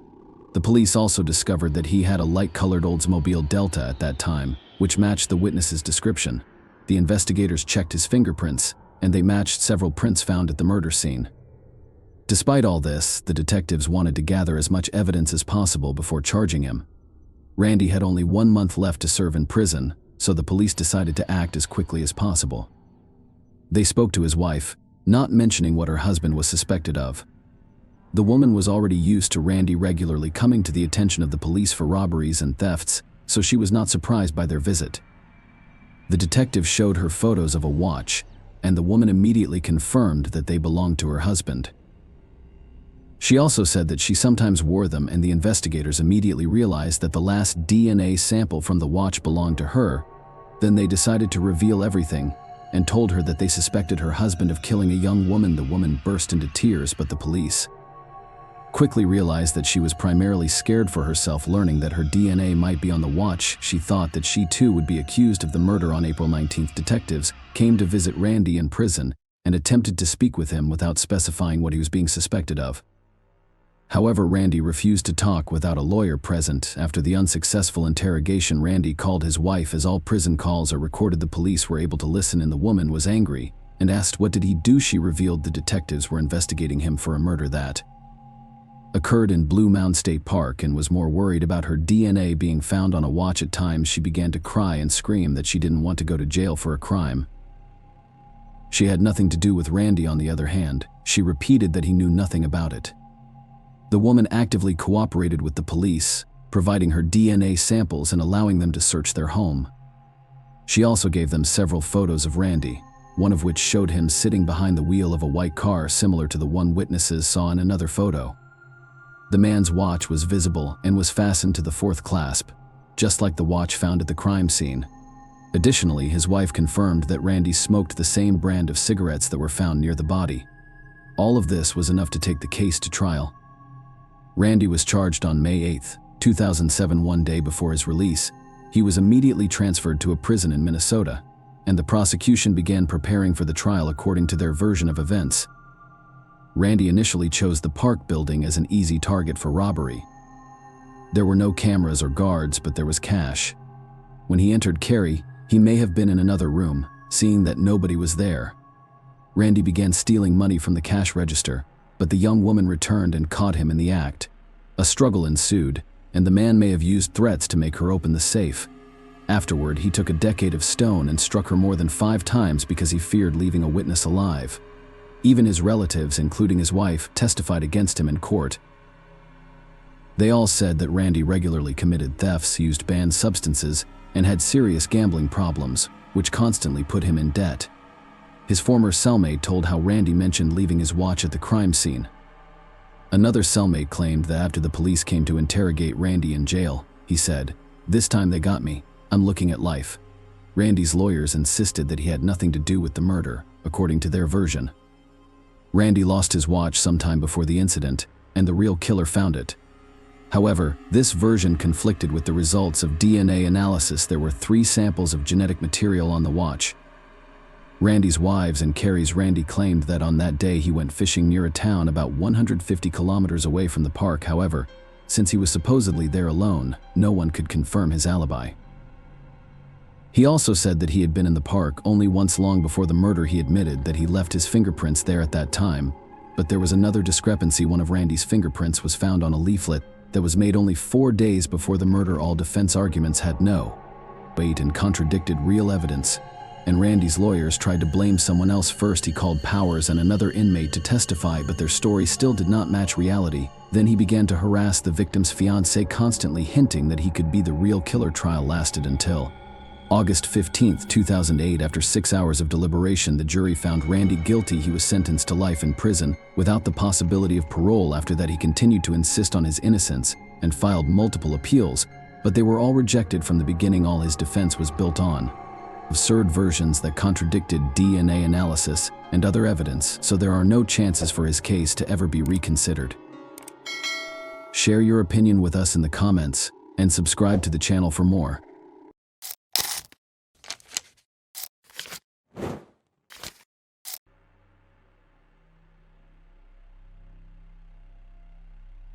Hey guys, welcome to my channel, and today we're going to take a look at another horrible case with you.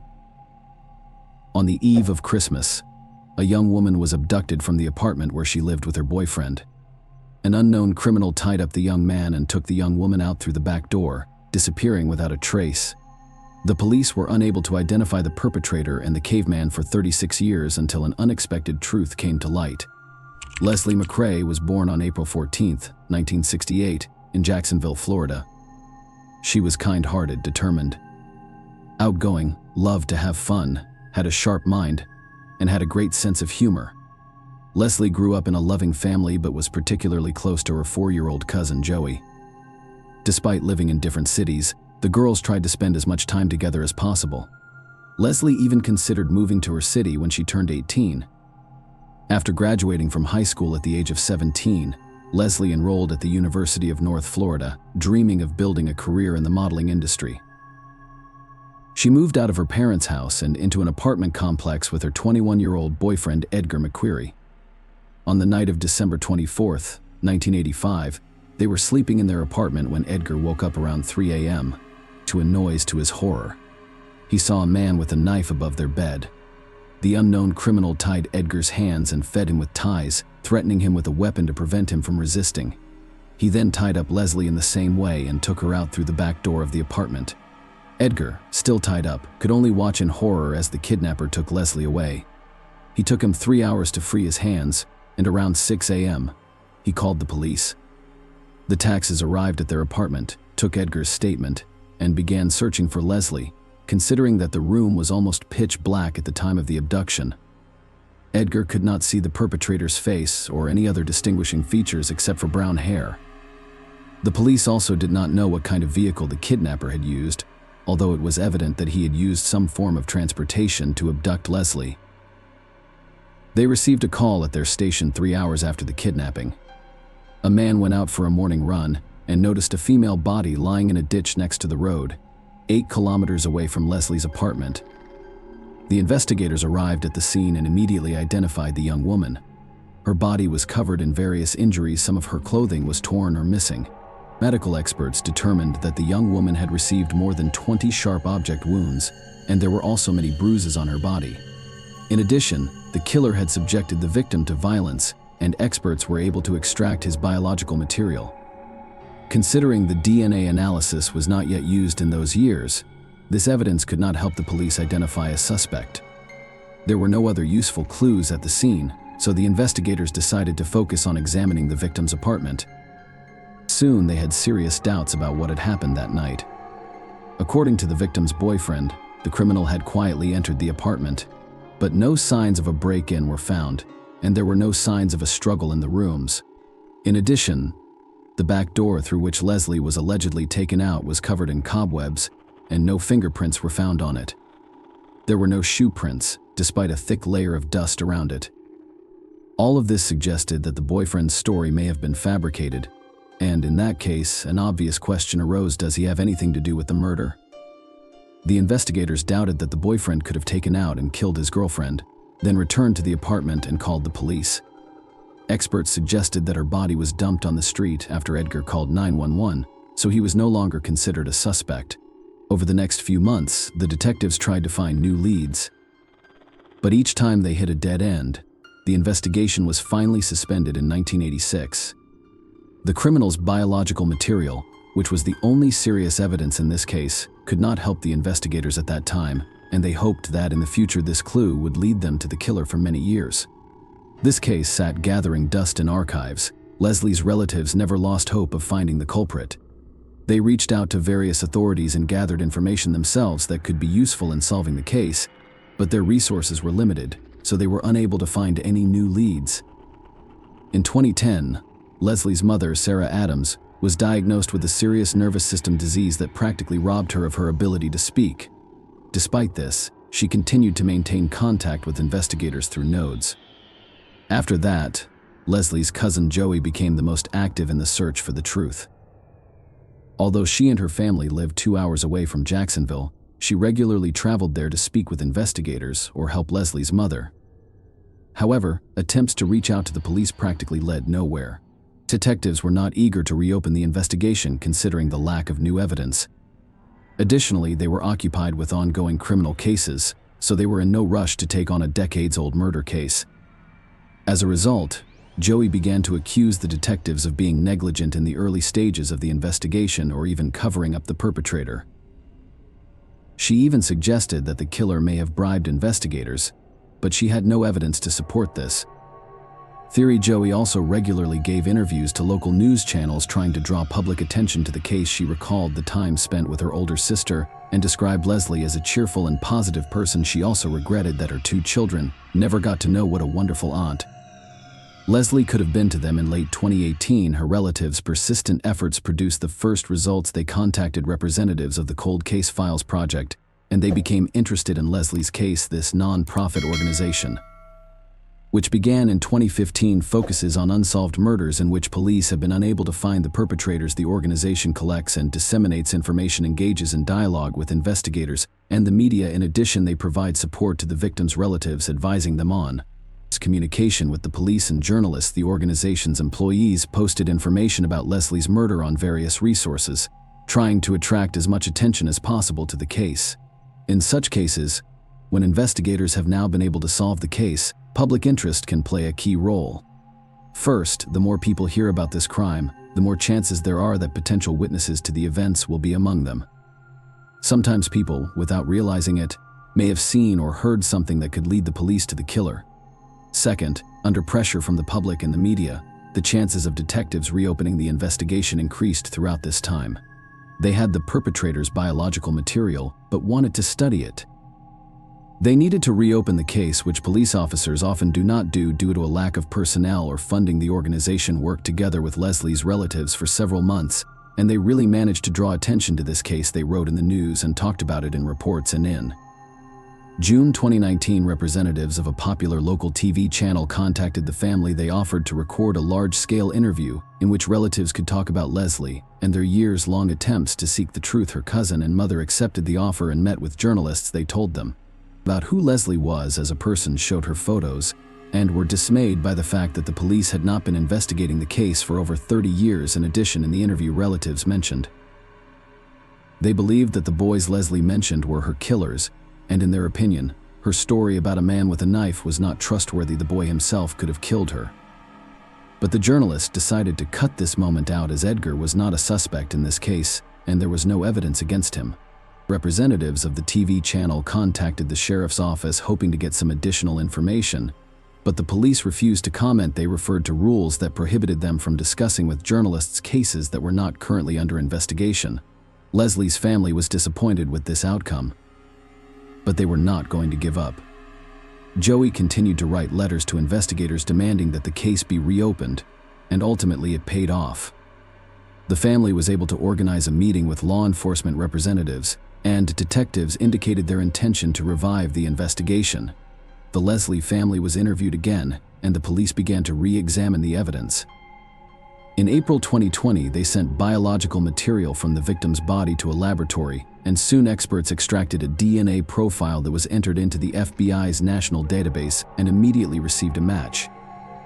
Almost 35 years later, the investigators finally had a possible killer's name. He was 58 years old, David Nelson Austin. After studying his biography, the detectives found many interesting moments. His DNA was in the FBI database, not just by chance. Since 1991, the man has been serving a sentence for 2 sexual crimes committed in 1988 and 1990.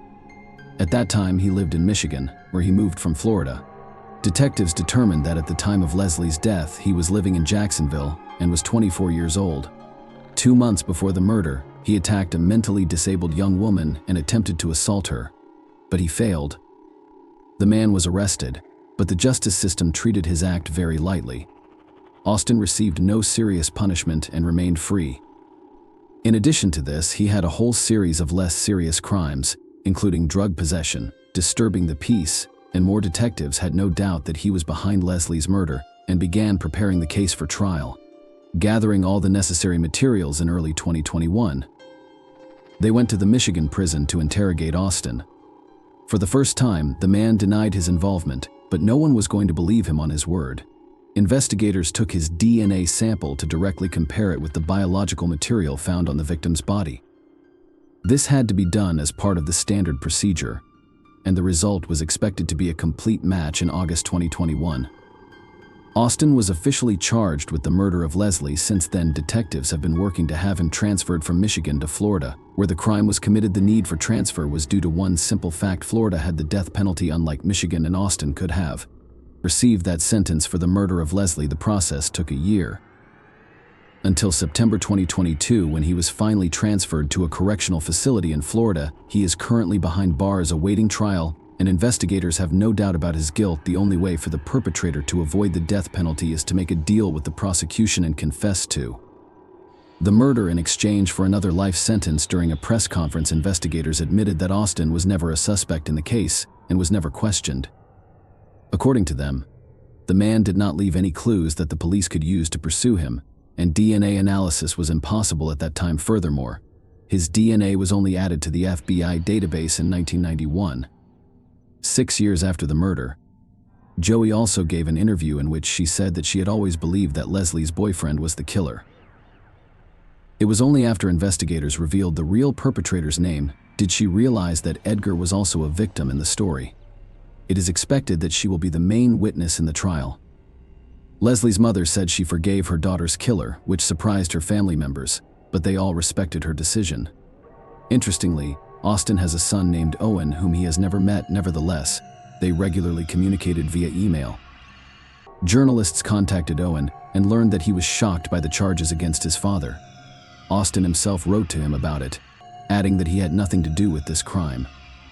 At the same time, his son was well aware of other criminal episodes from his father's life but continued to communicate with him. Austin's trial is expected to begin soon. If there are no bureaucratic delays, he may receive his sentence in a few months. Despite the fact that the truth has finally come out, the victim's relatives still blame investigators for negligence, believing that if they had periodically reopened this case, the perpetrator's identity could have been established in the early 90s rather than 30 years later. Share your opinion with us in the comments and subscribe to the channel for more.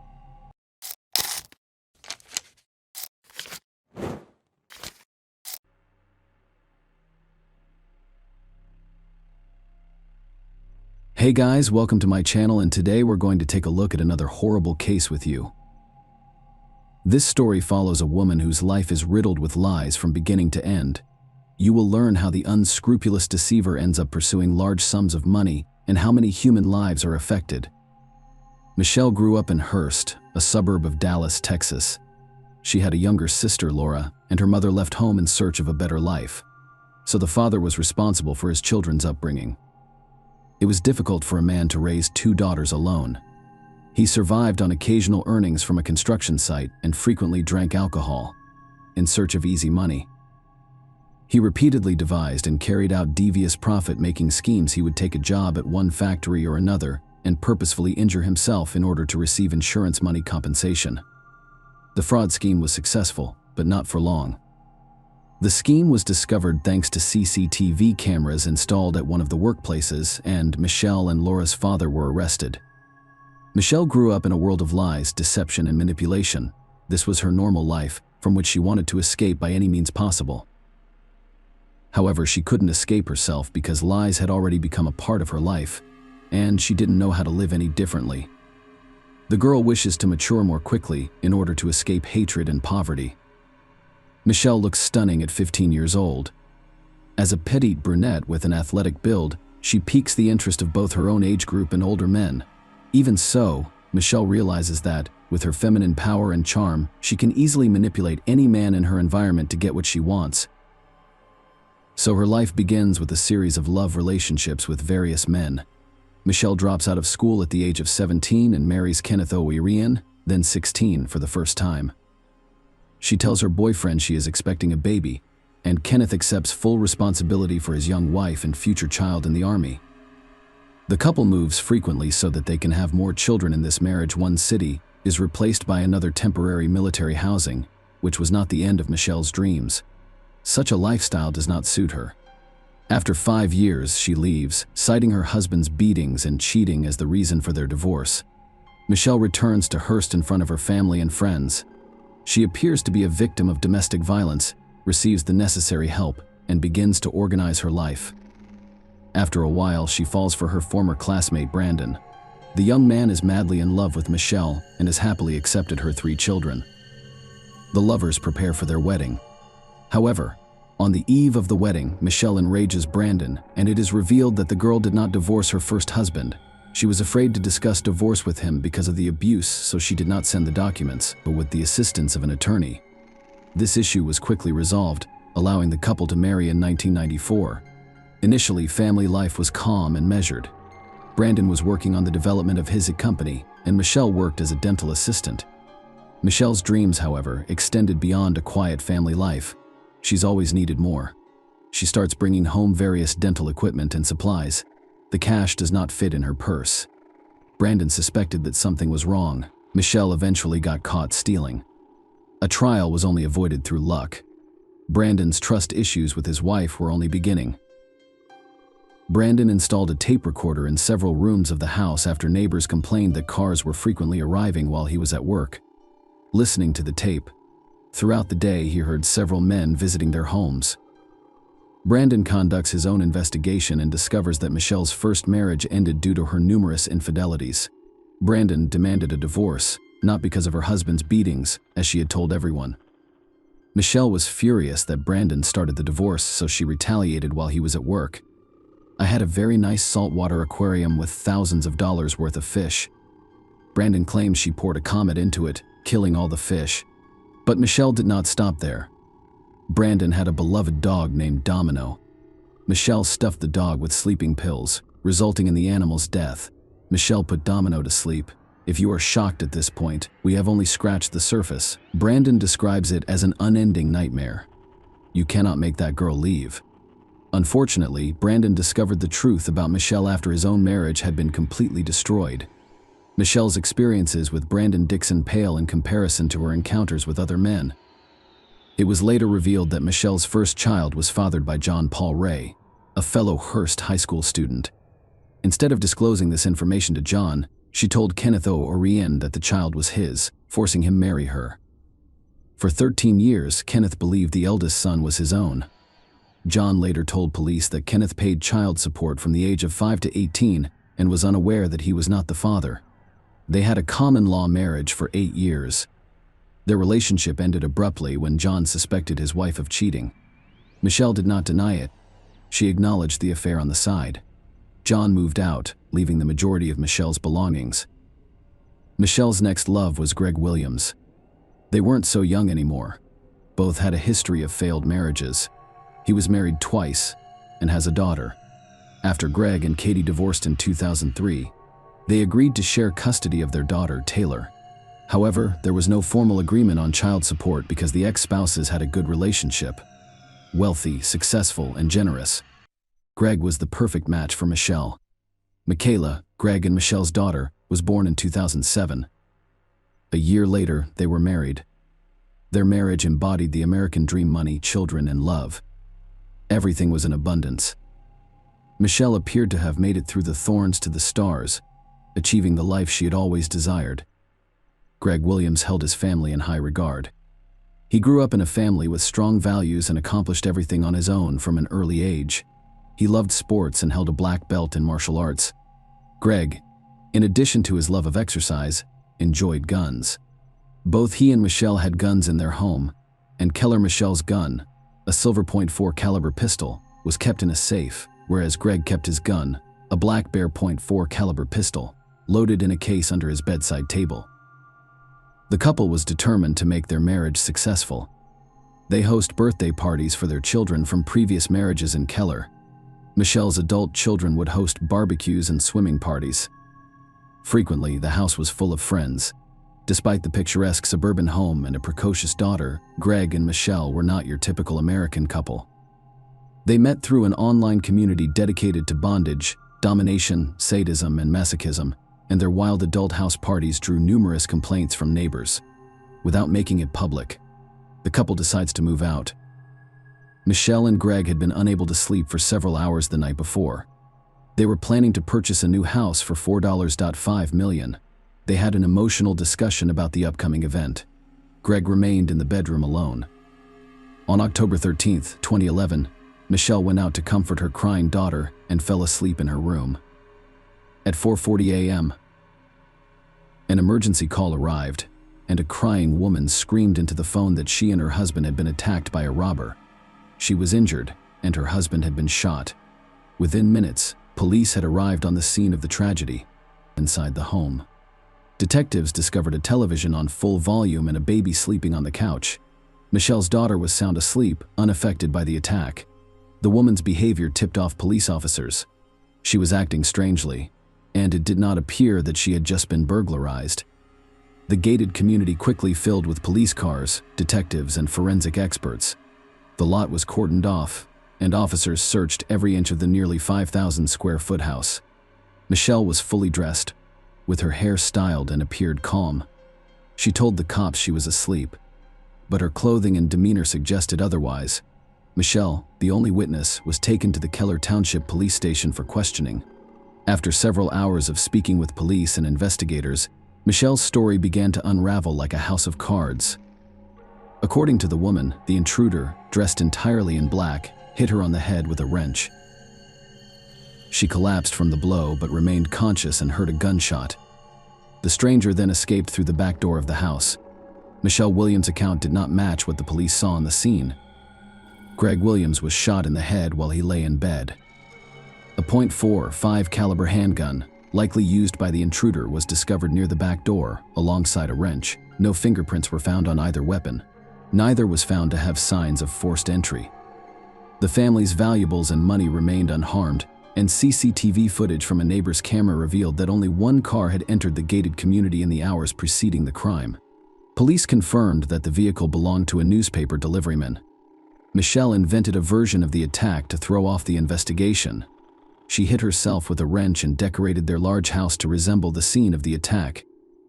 However, detectives conducted their due diligence and discovered a number of discrepancies. Michelle Williams was fully dressed, with stylized hair and fresh makeup on her face. It created the impression that she was waiting for someone.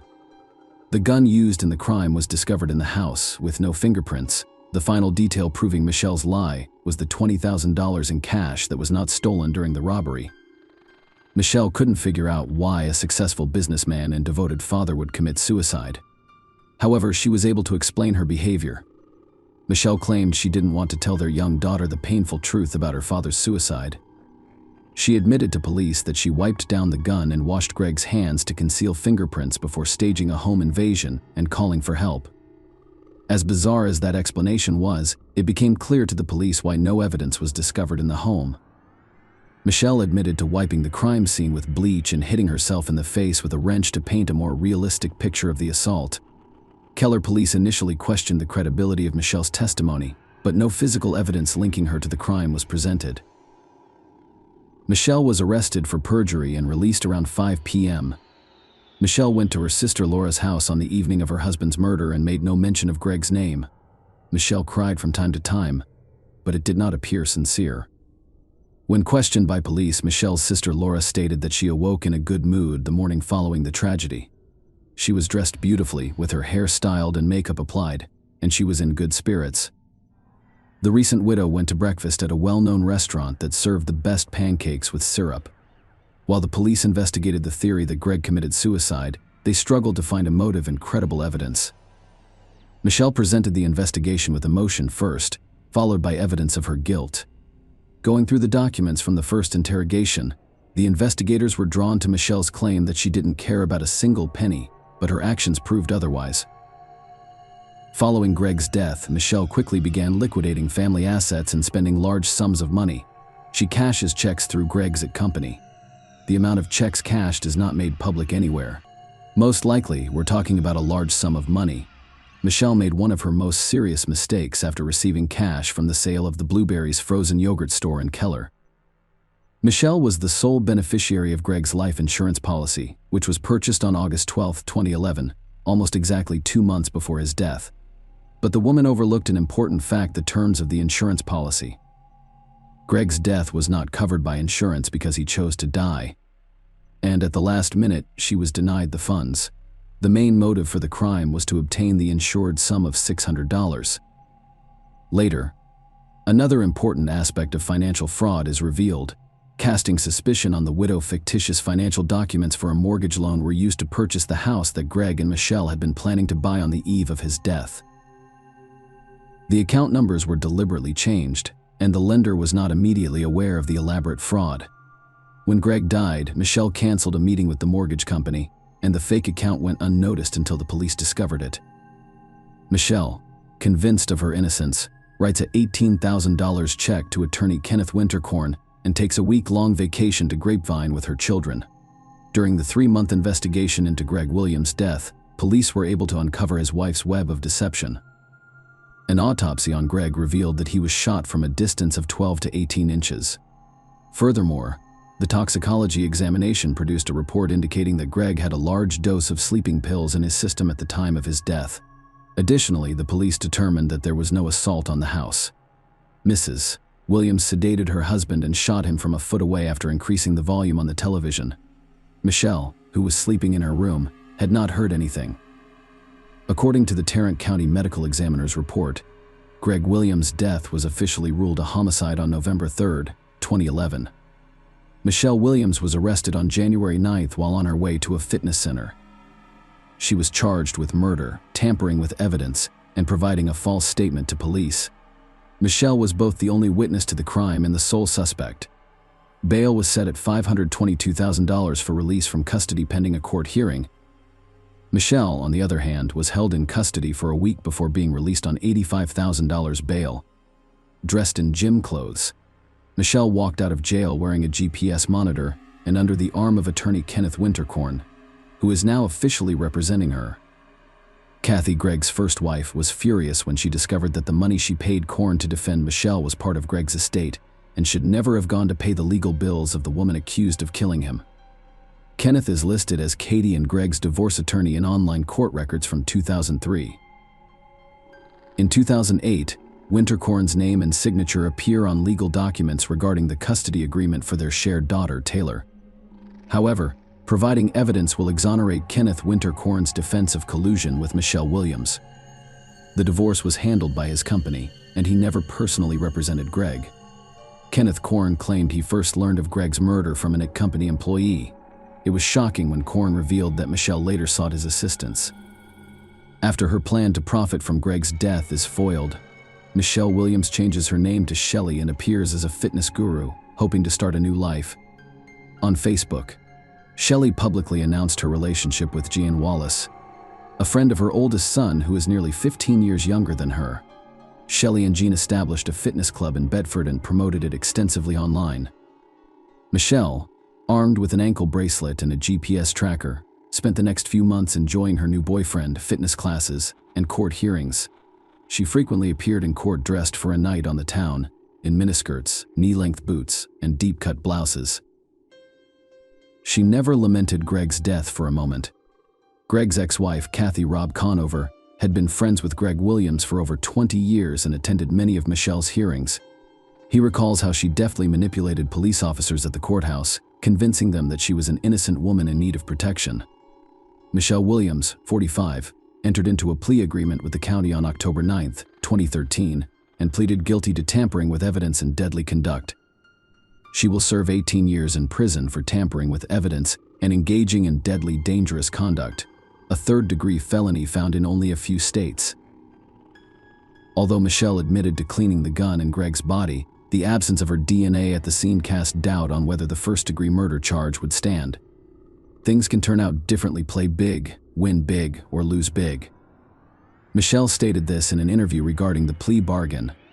"I expect to serve a few years and then be released on parole." However, in a February 2014 interview, Michelle Williams abruptly changed her testimony, claiming she was not guilty of the crime. The judge immediately rescinds the plea bargain and schedules the first trial. The trial of Keller's Black Widow, a Texas woman accused of intentionally targeting her husband in 2011, has begun with opening arguments.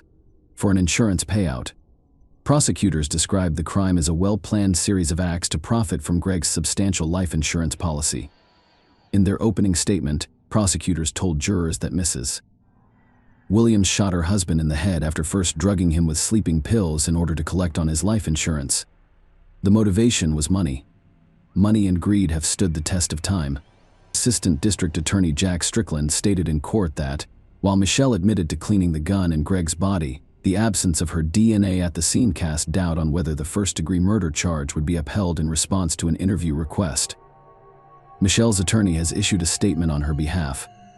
Attorney Kenneth Winterkorn described the difficulties in the case caused by the immaculately clean crime scene. The prosecution struggled to prove a premeditated crime, ignoring the fact that there was no DNA from the suspect in repeated searches where cleaning products were discovered. However, it stands to reason that Michelle's fingerprints were on them because the products were in the house where she lived and cleaned. If the jury finds that Michelle tampered with evidence of Greg's death, making it appear as if the man died of natural causes, and then cleaned up the car I'm seeing by hiding evidence and then lying about it, she will receive a life sentence.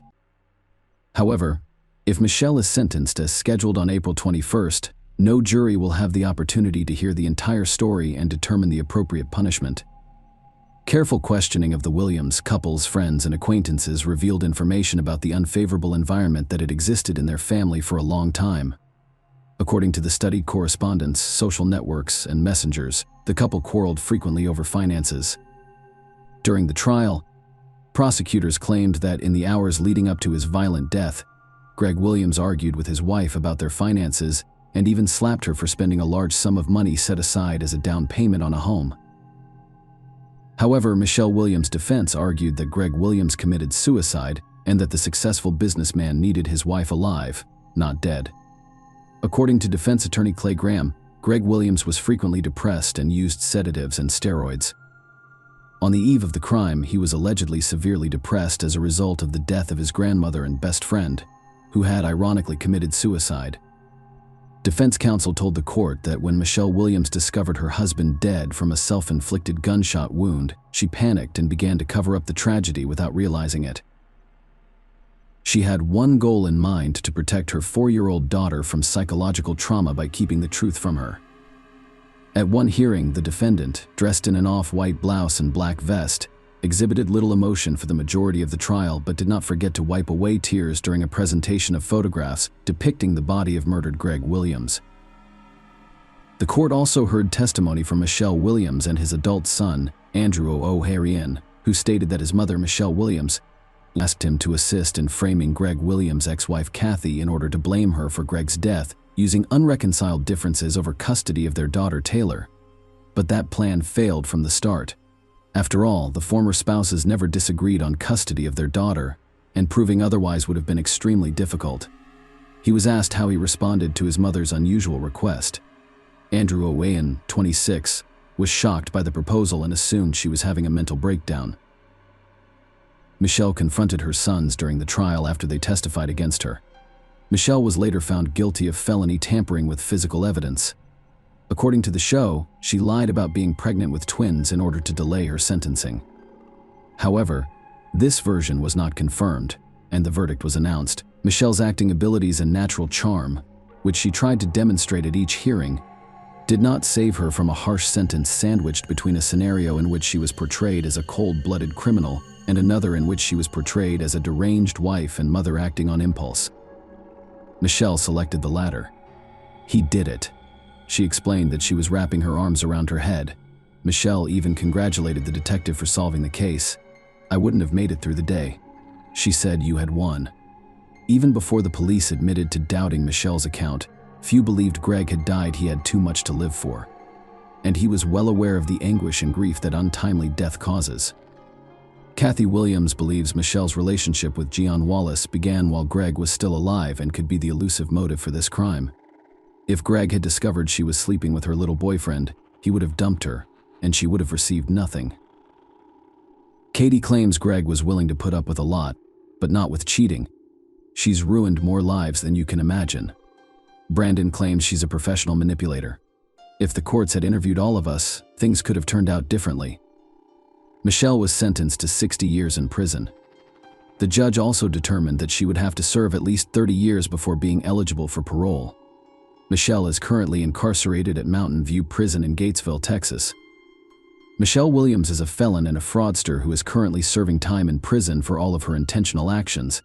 She has never expressed regret for her actions and still refuses to accept full responsibility for her crime. Share your opinion with us in the comments and subscribe to the channel for more.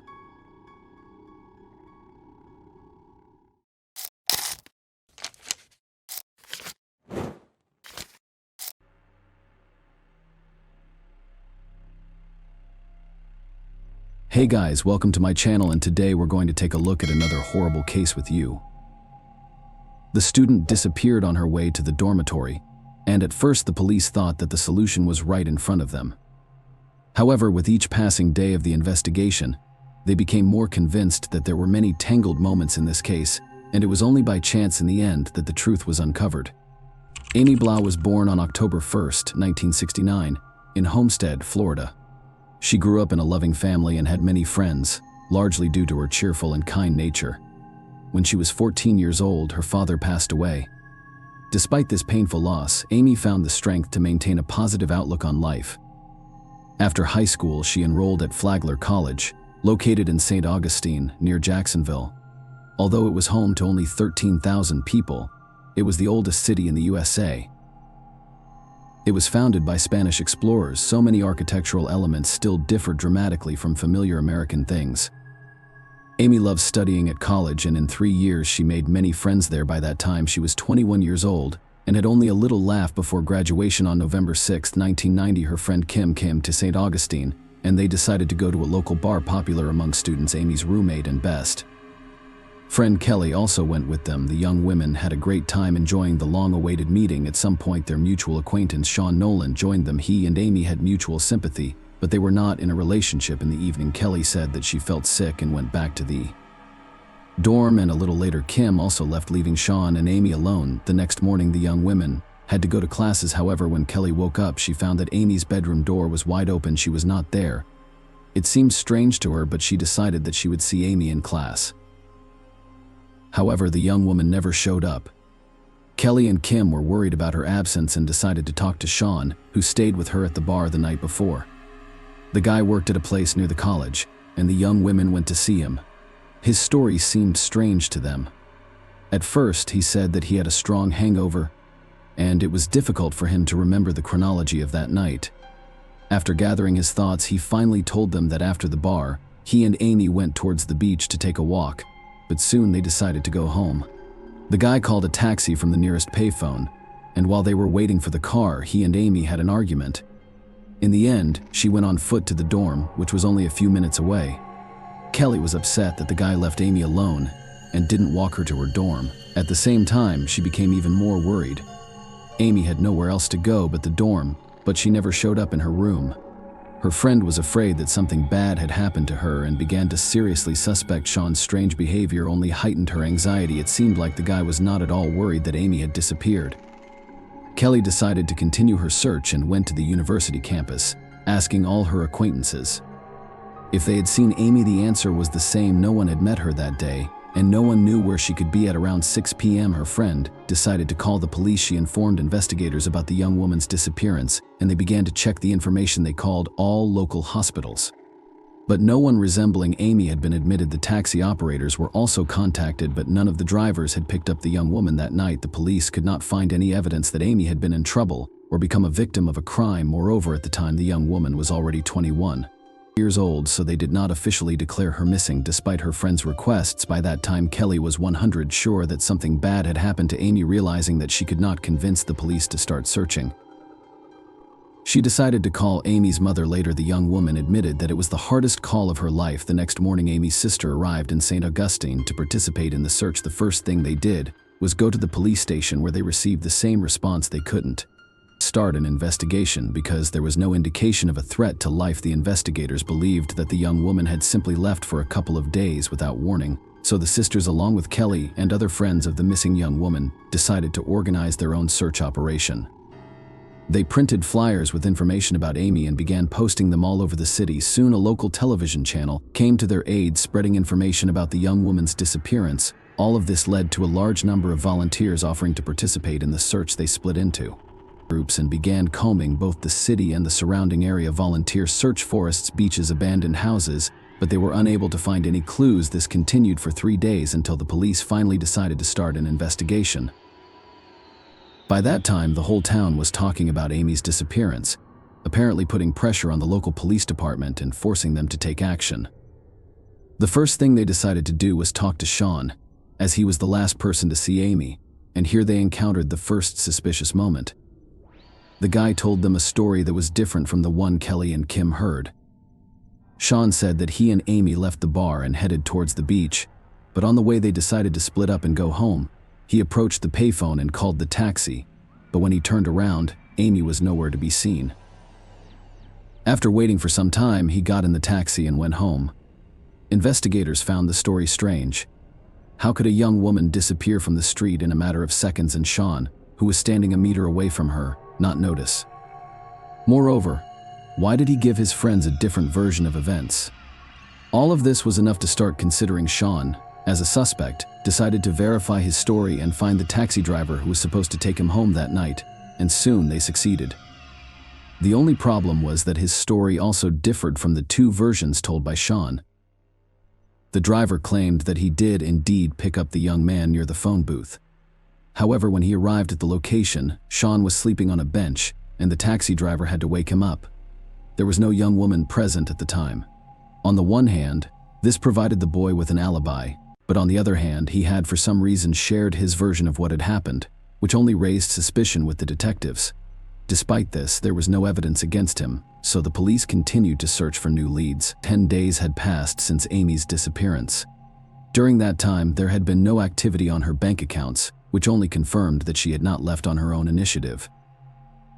By that time, the residents of St. Augustine and the police began to suspect that Amy's disappearance might be related to another series of gruesome crimes, about which we have a separate video. In August of the same year, an unknown maniac killed 5 students in the city of Gainesville, which was 120 kilometers away. People began to fear that this criminal had moved to their town and that they were all in mortal danger. Investigators contacted colleagues from Gainesville and began to compare the cases, but soon they realized that there were many inconsistencies. The Gainesville killer attacked students in their homes and left their bodies there. In Amy's case, the police didn't even know if she was still alive or what had happened to her. Furthermore, at the time of her disappearance, the police had already arrested a man who was highly likely to be the killer. Several serious pieces of evidence pointed to him. Therefore, soon the detectives stopped looking for a connection between that series of crimes and Amy's disappearance. Meanwhile, the police department offered a reward of $10,000 for any information that would help find Amy. They immediately received hundreds of tips, but most of them were lead. This happens in any case where authorities offer money for information. People come up with various stories hoping to get an easy check. It was also about 6 potentially important leads. Witnesses reported seeing her in different parts of the city, and many of them added that she got into some cars. Out of all this one call was much more interesting. A man reported seeing Amy in the city center on the night of her disappearance. A fairly old car similar to a Chevrolet Camaro pulled up to her. There were 2 men inside, and after a brief conversation with them, Amy got into the passenger seat, and they drove off at that time. This was the most detailed lead in the hands of detectives. However, something in the witness's behavior made them suspicious. After the call, he agreed to come to the station, answered all the questions, and tried to help, but for some reason the investigators treated him with suspicion. Detectives called it a police instinct and couldn't explain their doubts. They offered him to take a lie detector test to verify his testimony, and the man agreed. They asked him only 2 questions: whether he had anything to do with Amy's disappearance and whether he could take detectives to her. The witness answered negatively, and the polygraph operator did not detect any signs of lying. Thus, investigators understood that they finally had honest testimony that could help find Amy. The police began searching for all cars that fit the witness's descriptions, establishing the identities of the drivers, and checking their aliases for the night of the young woman's disappearance. All of this continued for several weeks, but the detective never managed to find a single potential suspect. Since then, there have been no leads in this case, but on January 1st, 2 months after Amy's disappearance, a disturbing call was made to the police. A man was walking his dog on the outskirts of St. Augustine. At some point, his dog noticed a pile of logs with bricks and started acting strangely, barking and pulling on the leash, trying to run there. The owner decided to see what is so upset his dog, and was almost speechless when he saw a skeleton hand sticking out from under the pile. He immediately called the police, and investigators began to extract the body. Due to the high degree of decomposition, they were unable to quickly establish her identity, but one detail immediately caught their attention: the body was wearing a green shirt, just like Amy Blount on the night she disappeared. The body was wrapped in a sheet. Medical experts conducted a more detailed analysis and concluded that the deceased was a young woman. She had received 5 sharp object wounds, indicated by cuts on her shirt. In addition, 2 serious abrasions were found on the body. Investigators suspected that the victim was Amy, so they immediately sent her dental records to experts, who soon confirmed that it was indeed her. Friends and relatives of the young woman were devastated by the news. They had hoped until the very end that Amy would return to them unharmed. Now the police had to investigate her murder. Along with the discovery of the body, they received their first lead. Amy had been partially buried and covered with logs on the outskirts of a large private property. Upon learning the name of the owner of this plot, they called him in for questioning. For understandable reasons, the man immediately became a suspect. However, after talking to him, the investigators began to doubt his involvement. First, it was a huge plot of land without a fence, and anyone could enter it. Secondly, there were 2 residential trailers on the property whose owners paid the landowner for rent. He added that he constantly had problems with one of the tenants. When they heard his name, the police were shocked. It was the same witness who had been polygraphed. The man was 22-year-old Timothy Gatchell. The police immediately asked the trailer owner to let them search the residence while the man was not at home, and he agreed. The first thing the police saw was a sheet very similar to the one in which Amy's body was wrapped. Upon further investigation, they found long female hair stuck in the mechanism of a floor exercise machine. It was the same color as Amy's hair. In addition, using special chemicals, forensic experts discovered blood traces in the living room. A sheet of paper with the name Toby and a phone number were also found in the house. The landowner said that a guy with that name did often visit Timothy. The police allowed that this person might also be related to the murder and contacted him. Toby agreed to meet with the detectives and told them his story. According to Toby's words, on the night of Amy's disappearance, he and Timothy were driving around town, stopping at different bars. At some point, they saw Amy walking alone on the street. Timothy asked Toby to stop the car, got out, and approached the young woman. He invited her to join them, and she got into the car. Together they went to Timothy's trailer and had a party. However, Toby's story started to sound strange, like a detective story. At first, he claimed that he just dropped off Amy and Timothy near the trailer and immediately left. Then he changed his version and said that he went inside with them, had a beer, then went to the bathroom and left immediately without going into the living room, and got into the car and left. Investigators doubted that he was completely honest with them. They didn't believe that Amy would go to the outskirts of the city with 2 unknown men at night. In the morning, she had to go to classes and was supposed to go to the dormitory right after the bar. It looked like Toby constructed his story in such a way that he couldn't be made, and accomplice detectives did not rule out that Timothy and Toby might have actually abducted the young woman on the empty night street, but could not prove it yet. Moreover, Toby told something else. According to him, in the first week of the investigation, he saw flyers about Amy's disappearance and recognized her. When he asked Timothy what happened that night, he claimed that he took the young woman to the city center and dropped her off there. After that, she approached another car and soon got into it.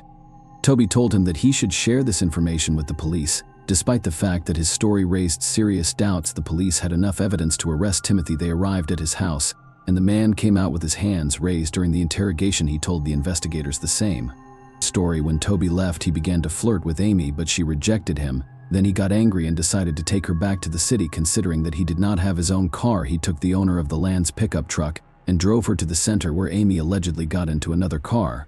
But the detectives immediately realized that this was a lie. At that point, they already knew that the rental pickup truck had 3 flats and worn-out tires. For many months, the investigators immediately told him about it, and Timothy became nervous.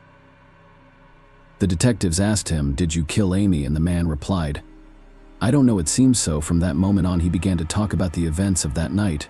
According to him, he didn't remember much of what happened. At some point, he tried to kiss Amy, and the next thing he remembers is her holding a knife. He allegedly got scared that she might attack him, so he tried to take the weapon away from her. After that, Timothy didn't remember anything, as if he had lost consciousness. According to him, this had happened to him before. He had completely lost some memories. When he found the knife in his hand and Amy lying on the floor, showing no signs of life. Scared, he decided to get rid of the body. Timothy went to the shed for the shovel and started digging a hole. He then wrapped Amy in a sheet and buried her there, covering the grave with logs and bricks. After that, he prayed to God. Went to clean up the blood in the room. With his confession in hand, Timothy was charged with murder, but no evidence was found against Toby, so he was only used as a witness. On July 15, 1991, a trial was held where the man planned to defend himself and receive a lesser punishment. He wanted to make it look like self-defense and used the story of memory loss. However, everything changed when the prosecutor addressed the judge and requested the death penalty. Almost immediately after that, Timothy stood up and said he was ready to confess the first-degree murder if the prosecution would drop the death penalty in favor of life imprisonment. After some brief consideration, the court agreed to these conditions, and Timothy was sentenced to life in prison. Amy's relatives and friends supported this decision. They all harbored hatred toward the person who took her away from them and wanted him to spend the rest of his life in a prison cell. As for Toby, no charges were ever brought against him. Nevertheless, his story still seemed suspicious, and I wouldn't rule out the possibility that he was directly involved in the murder. Timothy remains behind bars to this day. He is currently 53 years old. Share your opinion with us in the comments and subscribe to the channel for more.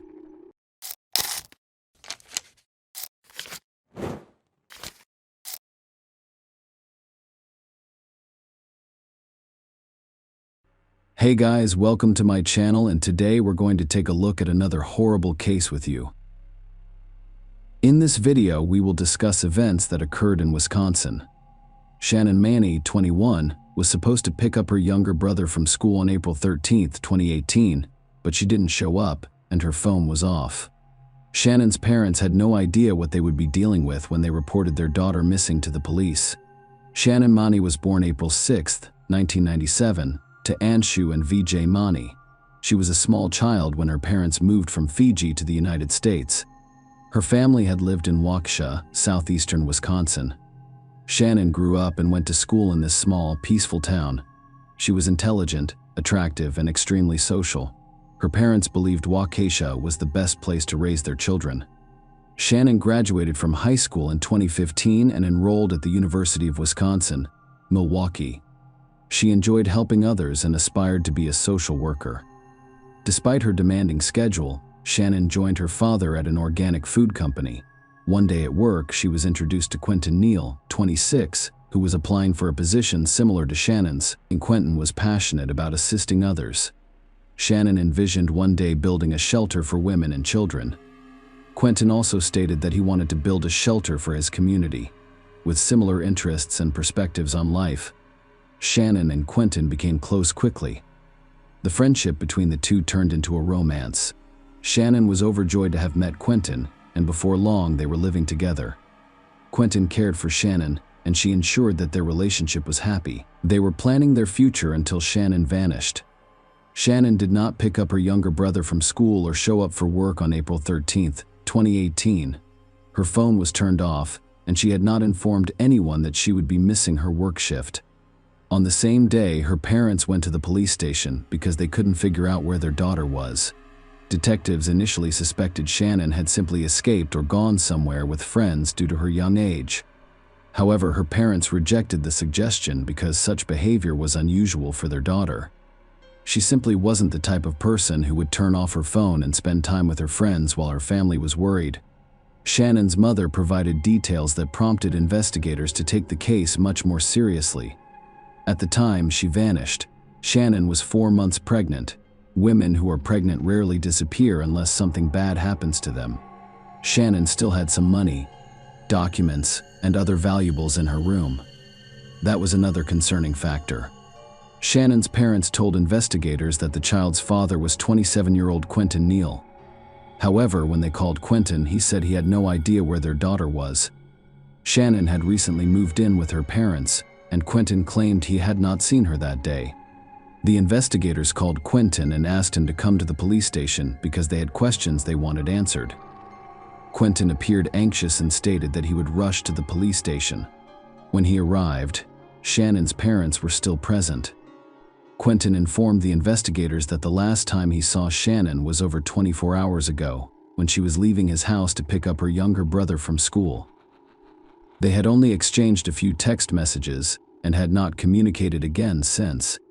When investigators asked Quentin where he thought Shannon might be, he couldn't answer because Shannon's life revolved around school and work. Until that day, she had always communicated with her loved ones. However, Quentin remembered that another guy expressed interest in her despite knowing she was in a relationship and expecting a child. According to Quentin, this guy never stopped pursuing Shannon's affection, even after she asked him to leave her alone. Because jealousy frequently leads to reckless behavior, the investigators immediately labeled this man as a potential threat. The next day, police began interviewing Shannon's friends in an effort to find new leads. Information about the search for the young pregnant woman was distributed to all Wisconsin police stations. The first unsettling revelation came that same day Shannon's car was discovered in Milwaukee, about 20 minutes from her home.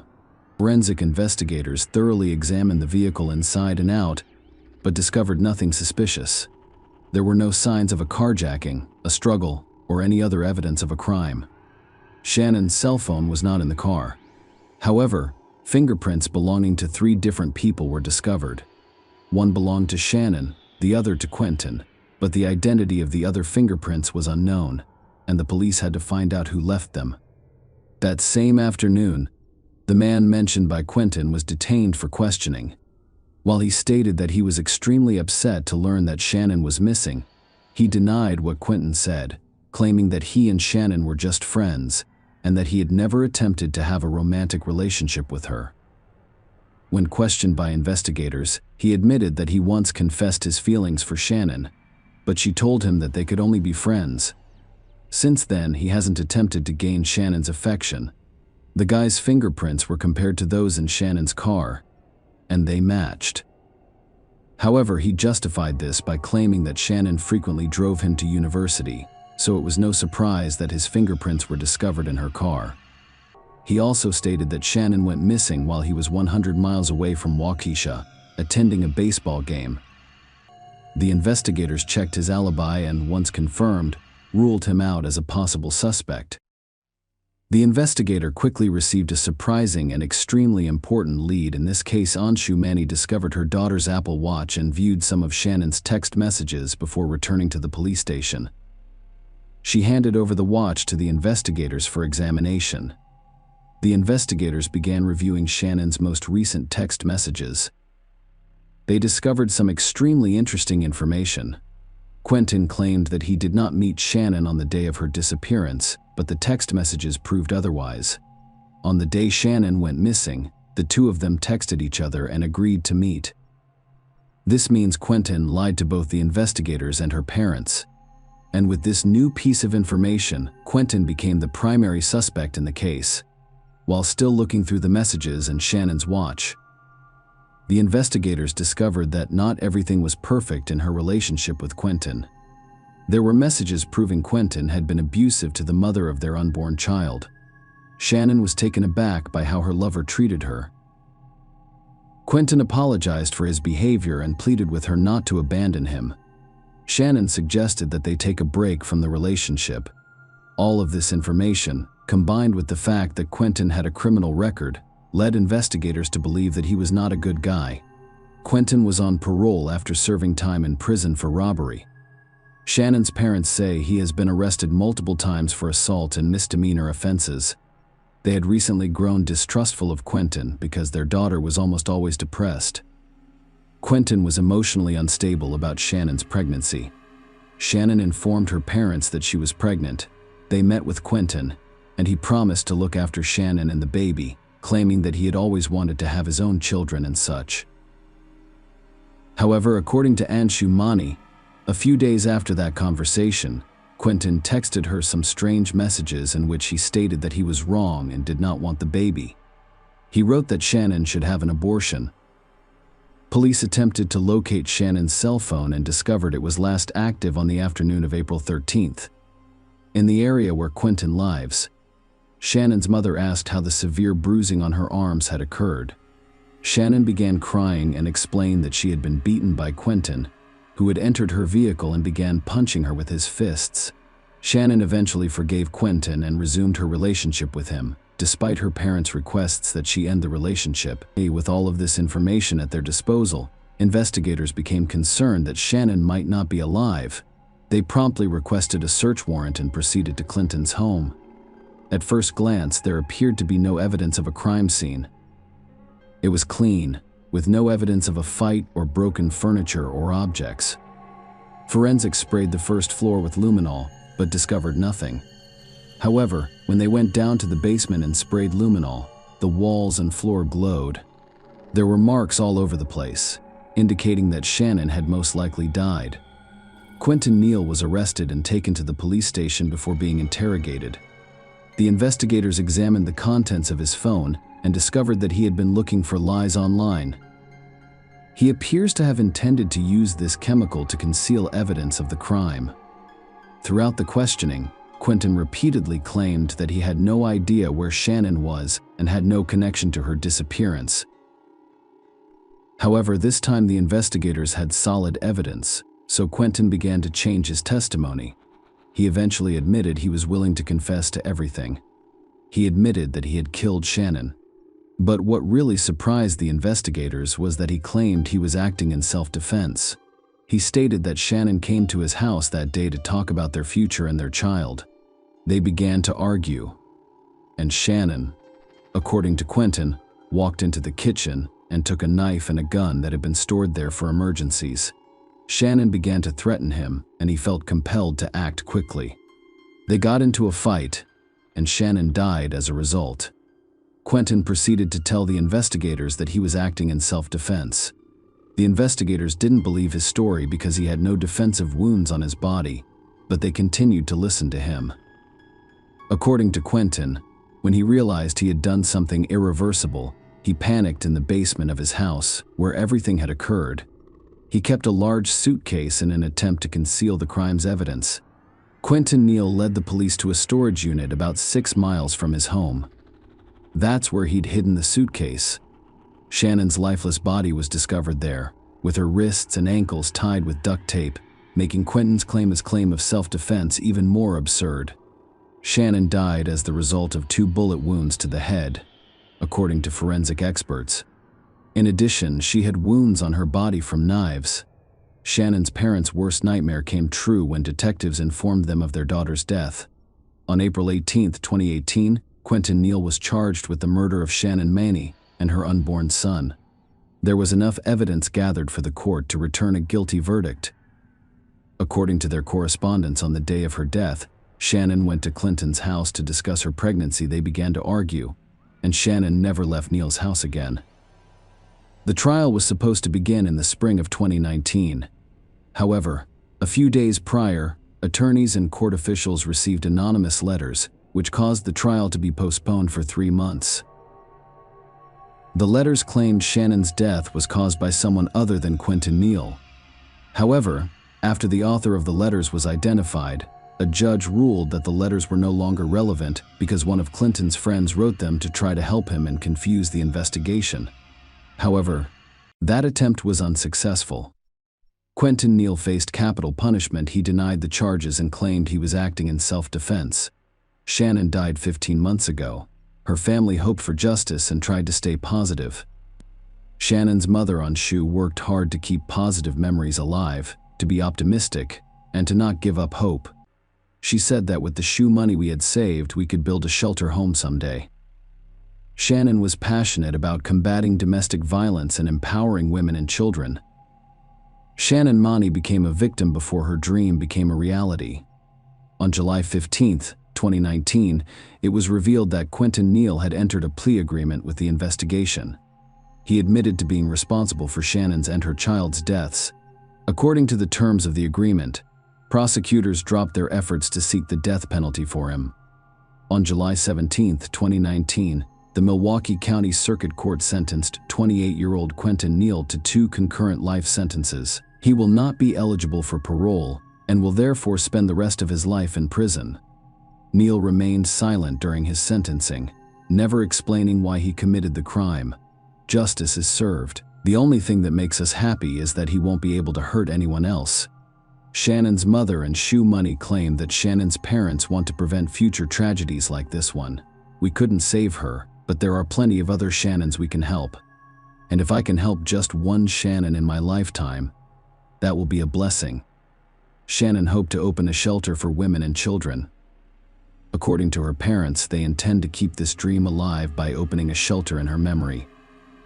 Share your opinion with us in the comments and subscribe to the channel for more.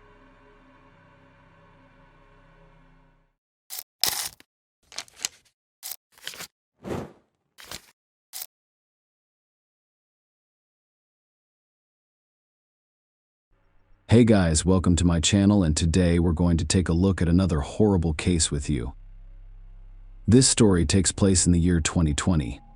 Marilyn Levesque, 22, was found dead with multiple stab wounds. Her death sparked a massive public outcry, with many demanding that Canadian authorities explain how this could have occurred. Marilyn was born in 1997 to Corinne Levesque and Franz Goulet, who split up shortly after her birth. Her friends described her as kind, outgoing, and always friendly. Originally from Chicoutimi, Marilyn spent some of her childhood with her mother and some in foster homes. Chicoutimi is one of 3 municipalities that make up the Sanguine metropolitan area in Quebec, Canada.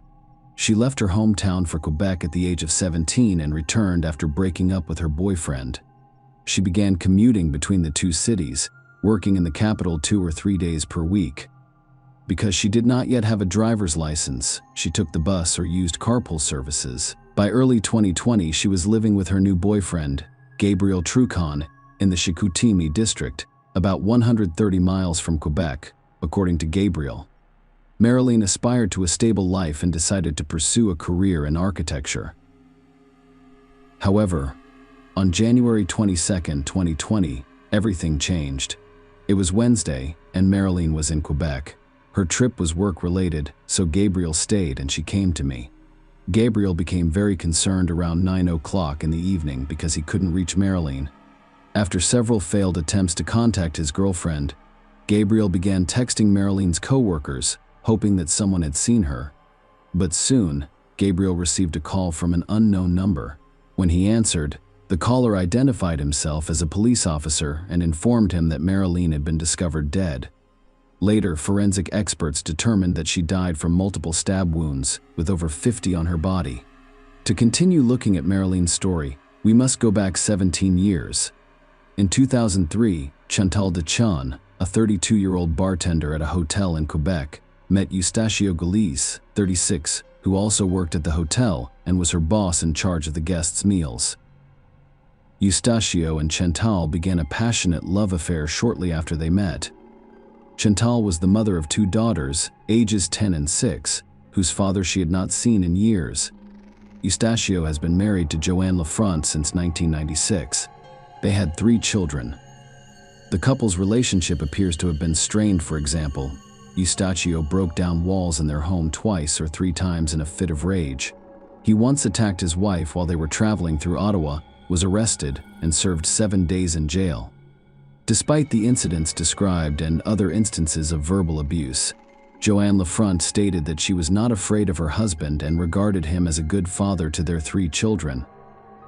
Although he did not always spend time with his family due to his demanding job, when Eustachio and Chantal's romance began, he left his wife Joanne and their 3 children to live with his new sweetheart.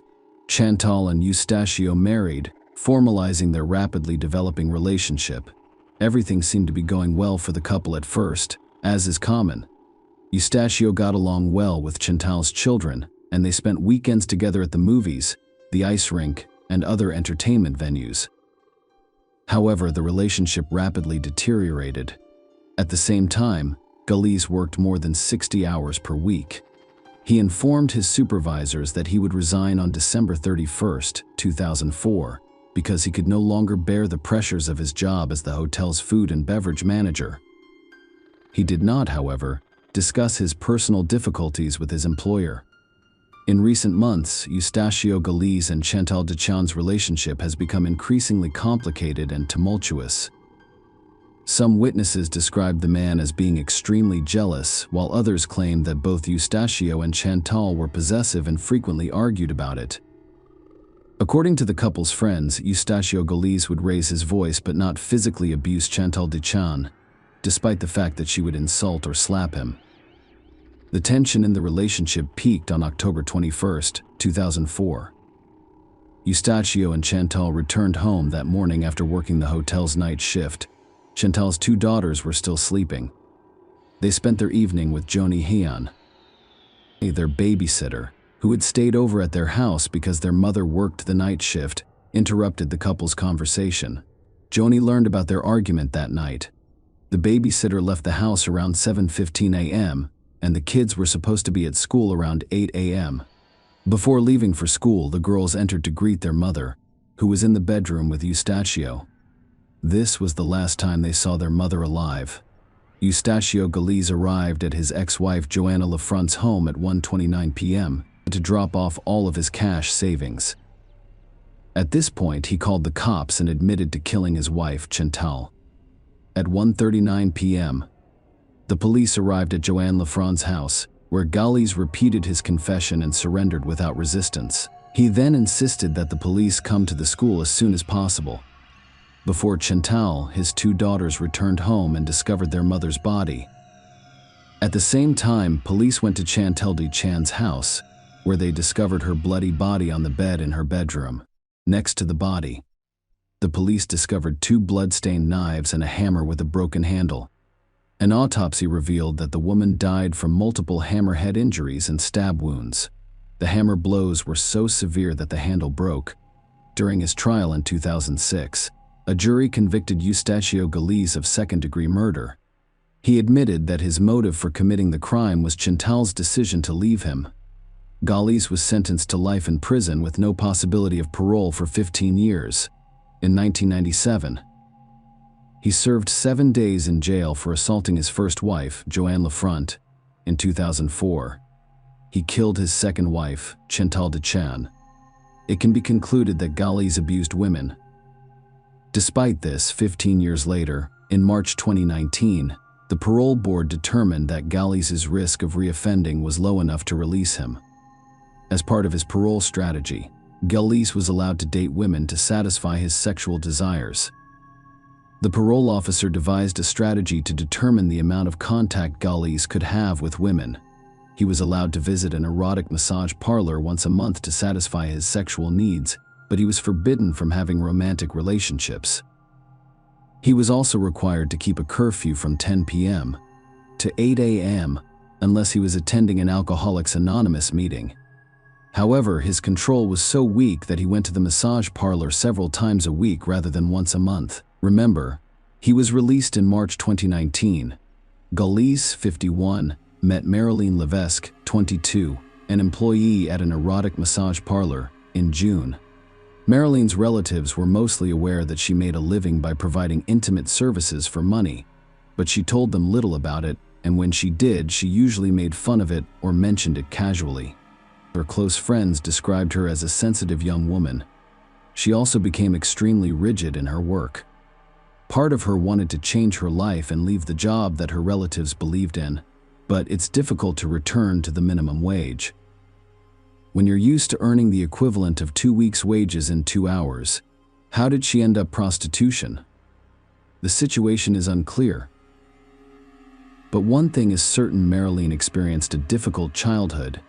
She was frequently placed in foster homes. Marilene's boyfriend and close friends knew where she worked and what she was paid for. According to her friends, she was neither proud nor ashamed of her job. And we always talked about it openly. Marilene's boyfriend didn't mind that she earned money this way because she worked in Quebec, 100 miles away from their home. Galice, who had almost no one to supervise him, began going to the massage parlor several times per week.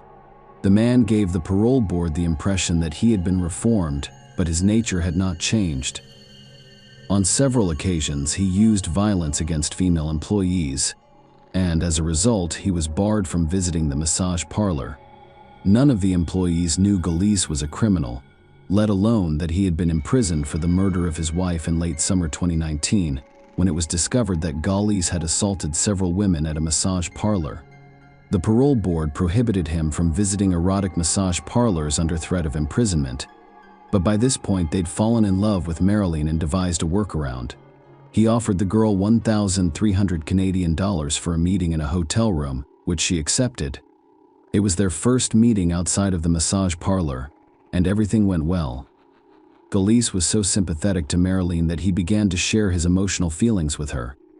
He told her how much he missed his wife and had mourned her for 15 years, but he didn't say he had killed her. Shortly after, Eustacio Galice began to suspect that the young woman was drifting away from him and that their relationship was deteriorating. He began to feel rejected, which caused him anxiety and jealousy. The man scheduled another hotel appointment for January 22nd, 2020. Mariline told her boyfriend that she avoids hotel meetings and prefers massage parlors, which have guards to protect the workers and kick clients out if there is a problem. However, the $2,000 offered to Galice this time compelled her to accept another meeting at the hotel at 5 p.m. Galice and Mariline were spotted in the hotel's restaurant, which is located in southwest Quebec. After dinner, around 8:30 p.m., the couple went to their room, and at 11:35 p.m., Galice arrived at the police station and confessed to the murder, as he had in 2004. The police went straight to the hotel, hoping that Mariline was still alive. Unfortunately, she had already died. During the autopsy, 57 stab wounds were discovered on her body. Galice was found to have spent about 2 hours at the bar before surrendering to police, as well as disposing of the murder weapon and Mariline's cell phone. What happened was terrible in and of itself, but in this case, the perpetrator's identity and past in the context of his new atrocity sparked widespread outrage and demanded answers from authorities. Secretary of Public Safety Bill Blair expressed his condolences to Mariline's family, saying her death could have been avoided. Sonia Labelle, Quebec's Justice Minister, wanted to know how a violent criminal like Galice was granted parole. She also questioned whether the officers who worked with Galice had adequate training to assess public safety risks and called on Federal Public Safety Minister Bill Blair to investigate the situation. Another commission was formed to investigate the parole board's actions, which revealed flaws in the first board's work case management and supervision of the offender.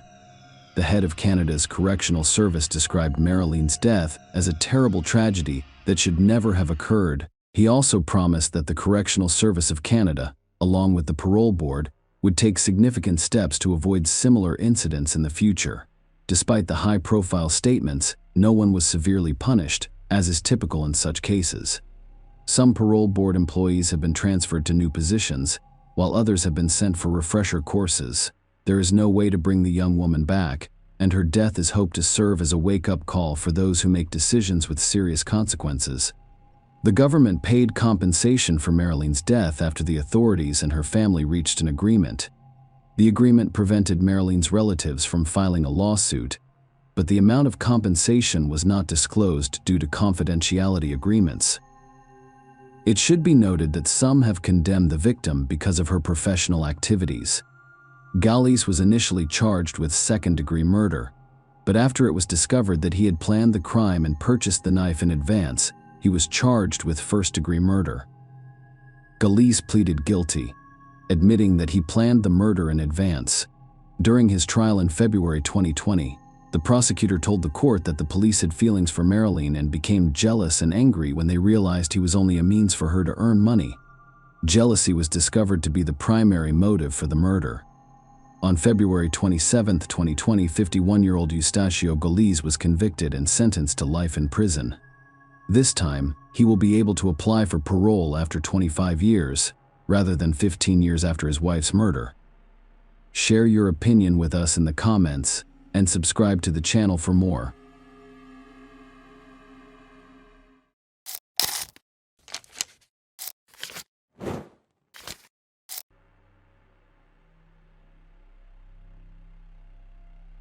Hey guys, welcome to my channel, and today we're going to take a look at another horrible case with you. This story occurred in 2002. During her summer vacation in Kansas, 19-year-old Alexandra Kemp, also known as Allie Kemp, worked at an outdoor swimming pool. Her brother also worked there, but on different shifts. When he arrived at work one day and was unable to locate his sister, he contacted his father. The guy couldn't believe Allie was closer than he thought. Alexandra Elizabeth Kemp was born on October 11, 1982, in Lawood, Kansas, which is on the border with Missouri. She was the eldest of 3 children and her parents' only daughter. Alexandra graduated from high school with honors and attended Kansas State University. She had big life plans, including taking a trip in 2002. After finishing her first year of university, she returned to Leawood for her summer vacation. There was an outdoor swimming pool close to her parents' house. Her younger brother, Tyler, works there. Alexandra, too, decided to work part-time over the summer to supplement her income. It was not a busy place. The pool was primarily intended for the neighborhood's residents. By the way, this pool is still operational as of June 18, 2002. Alexandra was at work. The day was cloudy, so there were fewer visitors than usual. Tyler arrived at the pool around 5 p.m.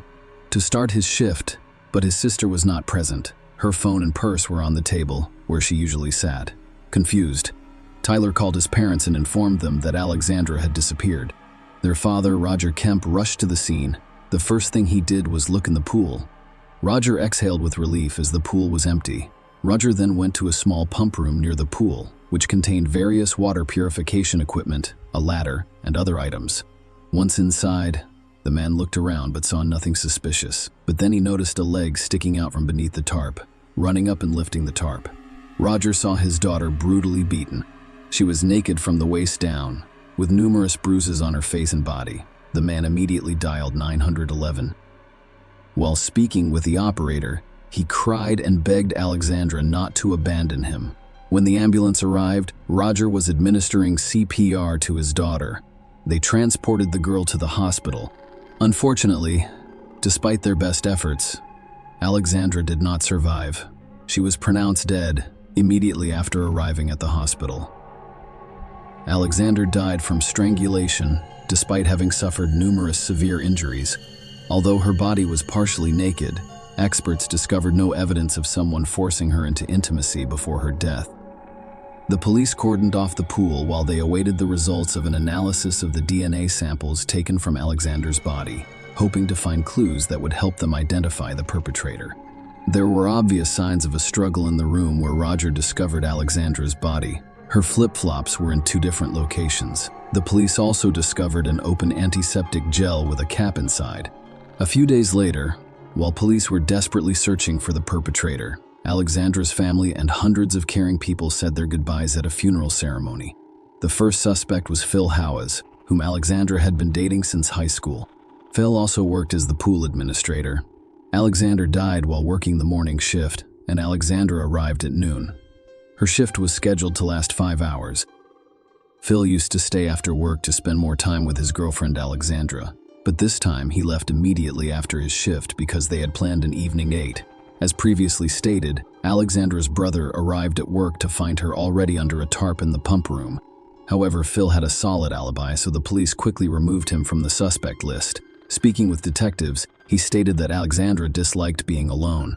Lawnmowers frequently stared at her and attempted to flirt with her.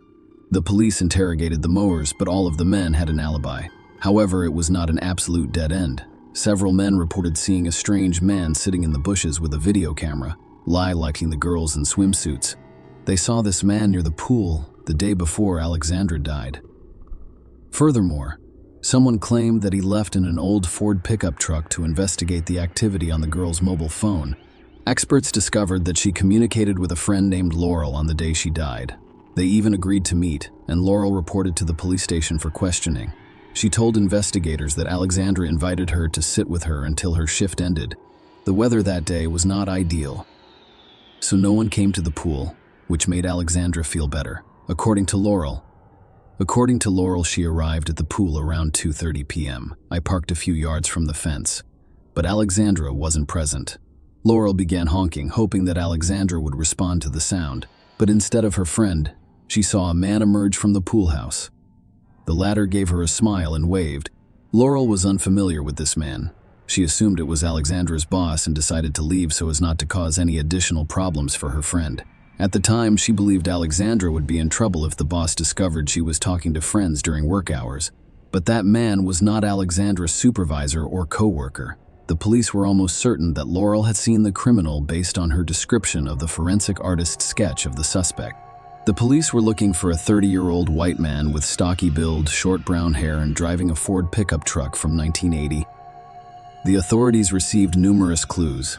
One person stated that the man named James was straight, looked very similar to the suspect's sketch, drove an old Ford pickup truck, and worked as a mechanic about 20 minutes away from the pool.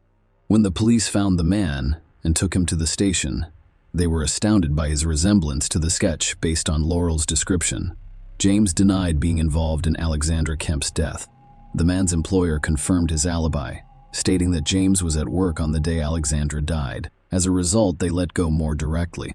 Meanwhile, the police received a report from the laboratory, which revealed male DNA on a tube of antiseptic gel found at the crime scene and on Alexandra's body. However, it was ineffective because the police discovered no matches in the databases when they searched for these samples. Alexandra's friends, family, and boyfriend were officially excluded from the suspect list because their DNA did not match the DNA samples discovered on her body. Alexandra's father, Roger Kemp, was the driving force behind this investigation. Losing his beloved daughter stripped him of the meaning of life, but he regained it by setting himself the goal of finding the person who killed Alexandra. In an interview, Roger stated that you have two choices: stay in bed and pull the blanket over your head, or go out and fight. I decided to fight. Roger's perseverance and tenacity impressed the police department, so he was given his own space at the police station, where he collected all of the information he received and shared potential leads with the investigation. After reviewing all available clues, Roger and the investigators contacted the producers of the television show America's Most Wanted and requested that an episode about Alexandra's death be produced. The creators agreed. It was once the longest-running television show, lasting 24 seasons. After the Alexandra story aired, the police began receiving hundreds of calls containing information. They investigated all the clues, but none of them led to a breakthrough.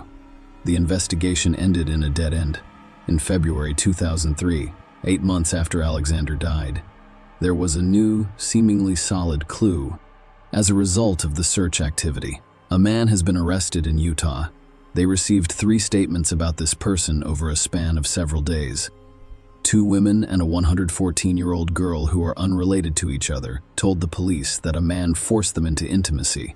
The criminal fled, but was eventually apprehended in Utah. This man turned out to be James Strader, the same man the Kansas police had previously interrogated. Strader's facial features were very similar to the sketch of the suspect. For some reason, no one collected his DNA sample at the time. Perhaps no one did this because Strader's boss convinced the police that he was at work on the day of the crime and had not left. Everyone thought the Alexandra Kemp case was about to be resolved, but Strader denied any involvement in her death. He admitted that he looked very similar to the suspect's portrait, but claimed he had not been by the pool that day. He provided a DNA sample for analysis. However, the outcome disappointed everyone. His DNA did not match that found on Alexandra's body, and the antiseptic gel tube ended up in prison on unrelated charges, and the Alexandra Kemp case investigation was once again stalled. Alexandra died a year ago and the police still have no suspects. Roger Kemp and Phil House, the man Alexandra was dating, continued their fight for justice. Phil, president of the student community, distributed the suspect's portrait via email to students at other universities. He also requested that students at other educational institutions watch an episode of America's Most Wanted featuring Alexandra Kemp. However, despite the best efforts of her relatives and the police, nothing was accomplished. Another year has passed. Roger Kemp refused to give up and continued to fight for justice for his daughter. He contacted America's Most Wanted again, this time requesting that the episode about Alexandra's death be rerun. When the creators asked Roger if there was any new information in the case, he replied, "No such determination of a father who lost his daughter impressed the show's creators. Therefore, the episode was shown again." Following that, the police received a high volume of calls. Roger offered a $25,000 reward for any information that could help identify the person who killed Alexandra. The city of Leawood increased it to $50,000. Roger also published an image of his daughter's sketch of the suspects along with information about the reward in newspapers. One day, he was driving down the highway and noticed the billboards. At that point, Roger realized that a billboard was an excellent way to draw attention. He began calling advertising agencies to see how much it would cost to place the necessary information on one of the billboards. One of the agencies Roger contacted was Lamar Advertising Company. When the company's owner learned that Roger Kemp wanted to rent a billboard, he refused to take his money. Instead, he told him that he could post information for free on multiple billboards. Roger decided to post a sketch of the suspect and information about the reward on billboards near one of the state's busiest highways. The police received hundreds of clues that took time to investigate. At the same time, some clues referred to the same man. Two unrelated individuals reported on Teddy Hoover, the owner of an old Ford pickup truck. The man worked in pool maintenance and resembles the suspect sketch. This many matches could not be a coincidence, so the police began looking for a man named Teddy Hoover. They found out his address in Kansas and went there right away. Hoover opened the door. He was surprised and visibly nervous, but it was not his fault. Many people become nervous when the police knock on their door. They inquired about his whereabouts on June 18, 2002. As expected, the man responded that he couldn't remember because it had been 2 years.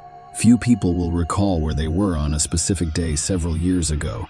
Hoover also denied any involvement in the pool's maintenance, where Alexandra worked. Nonetheless, the detectives asked him to voluntarily provide a sample of his DNA in order to eliminate him from the list of suspects. Hoover responded that he needed to consult a lawyer before proceeding. He stated that he would call the police himself after consulting with a lawyer. About a day later, Hoover's lawyer contacted investigators, stating that his client was concerned about his sample ending up in the database. Teddy allegedly believed in a variety of conspiracy theories. In other words, he believed the police would use it against him. In other cases, the investigators promised not to enter Hoover's DNA into any database and would only compare it to the DNA found on Alexandra Kemp. The lawyer said he'd speak with his client and call back, while waiting for a call. The police searched through the materials for the 100th time and discovered a piece of paper with a familiar name in one of the folders. On the day Alexandra died, detectives interviewed bystanders gathered by the pool, hoping to learn if they had witnessed anything suspicious. Ted Hoover was one of the people the police spoke with by the pool. It indicated that he was at the crime scene. Despite his claim that he had never been there, the police became increasingly convinced that Ted Hoover was the man they had been looking for 2 years. After several days of waiting, the investigators contacted Hoover's lawyer and asked if his client was willing to provide a sample of his DNA. The lawyer's response surprised the investigators. The man stated that his client refused his services and stopped contacting him.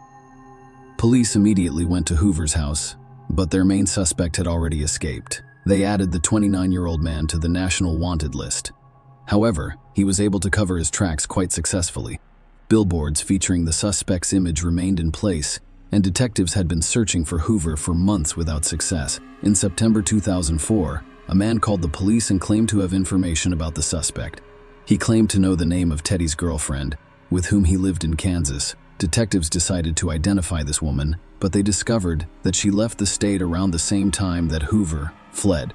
The woman's name was Laura Barr, and the U.S. Postal Service informed the Kansas State Police that she was receiving mail in Litchfield, Connecticut. A man named Benjamin Appleby also received mail at that address. The house where they lived was in a remote rural area. The police were certain that Benjamin Appleby was either a pseudonym or Teddy Hoover's real name. In 1997, detectives contacted the Connecticut State Police and asked them to assist in the search for Appleby. The man had legal issues in Connecticut, and a warrant for his arrest was issued. The man exposed himself in front of a schoolgirl. However, Benjamin fled the state, and the police were unable to locate him. With an arrest warrant, the detectives went to Benjamin Appleby's mail delivery address. They discovered the man at home and arrested him immediately, as the Kansas detectives suspected Benjamin Appleby and Teddy Hoover were the same person. In 1997, Appleby got into legal trouble in Connecticut. He fled the state and lived as Teddy Hoover. But when detectives in Kansas wanted a sample of his DNA to determine his involvement in Alexandra Kemp's death, he returned to Connecticut, began living under his real name, and attempted to maintain a low profile, assuming that everyone had forgotten about his wrongdoings. Appleby refused extradition to Kansas, so the Leawood detectives traveled to Connecticut, assuming he will again declare his innocence. The detectives tricked him. Before bringing the man to the interrogation room, they hung crime scene photos, as well as Alexandra and Appleby's pictures, and placed folders on the table with his name on them. The police went to great lengths to give him the impression that the investigation was thorough. When the man arrived in the interrogation room, he was speechless. One of the detectives inquired, "What do you think will happen after we get a sample of your DNA?" Appleby burst into tears and claimed responsibility for Alexandra's death. He recounted the events of the cloudy June day. Benjamin noticed Alexandra, and she appeared attractive. He decided to hit on her, and when she entered the pump room, he followed her and locked the door, preventing her from leaving. Appleby touched the girl, and she hit him back. He beat and strangled her out of humiliation. Alexandra lost consciousness, and Appleby decided to satisfy his lust by partially undressing her. He took a tube of antiseptic gel from the first aid kit and intended to use it as a lubricant. Alexandra's friend, who was sitting in the car behind the fence and beeping, stopped him from carrying out his plan. He was afraid of being caught red-handed, so he covered his body and left the room. When he saw Alexandra's friend, he smiled and waved. Then he got into his pickup truck and drove off. A few hours later, he returned to the crime scene and joined the crowd of onlookers gathered by the pool. The DNA analysis confirmed that the DNA found on the gel tube and Alexandra's body belonged to Benjamin Appleby. Thus, after more than 2 years, and largely due to Roger Kemp's efforts, the police discovered the man who killed Alexandra.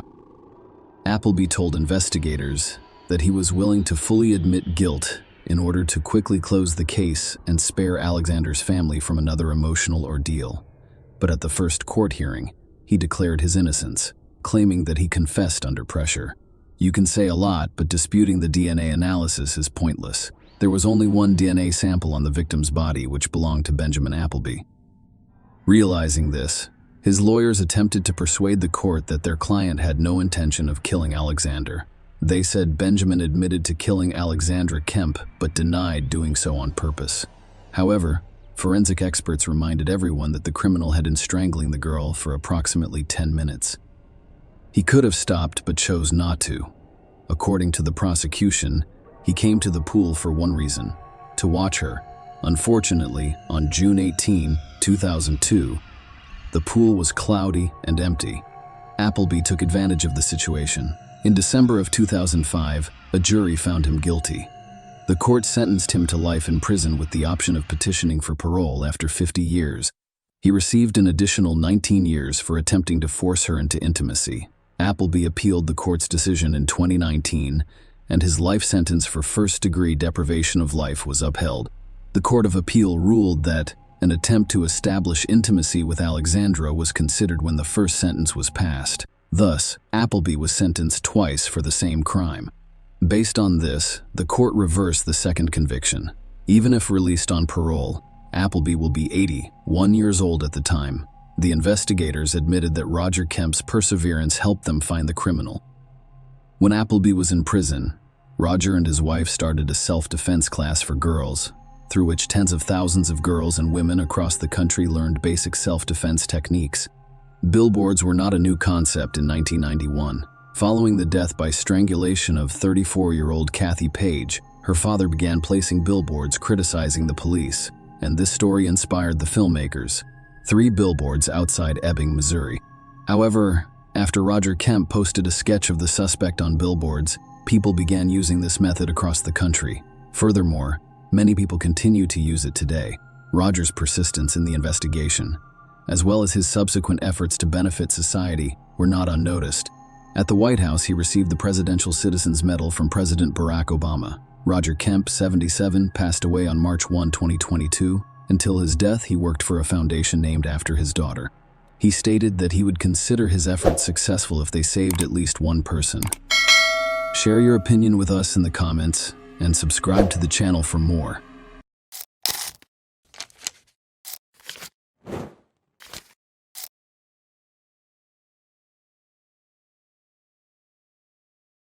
Hey guys, welcome to my channel, and today we're going to take a look at another horrible case with you. In this video, we look back at what happened in Scotland in 2010. Zoe Nelson, 17, left home upset after an argument with her younger sister and mother. She did not return home that day. A few more days passed, and her case became widely discussed throughout Scotland.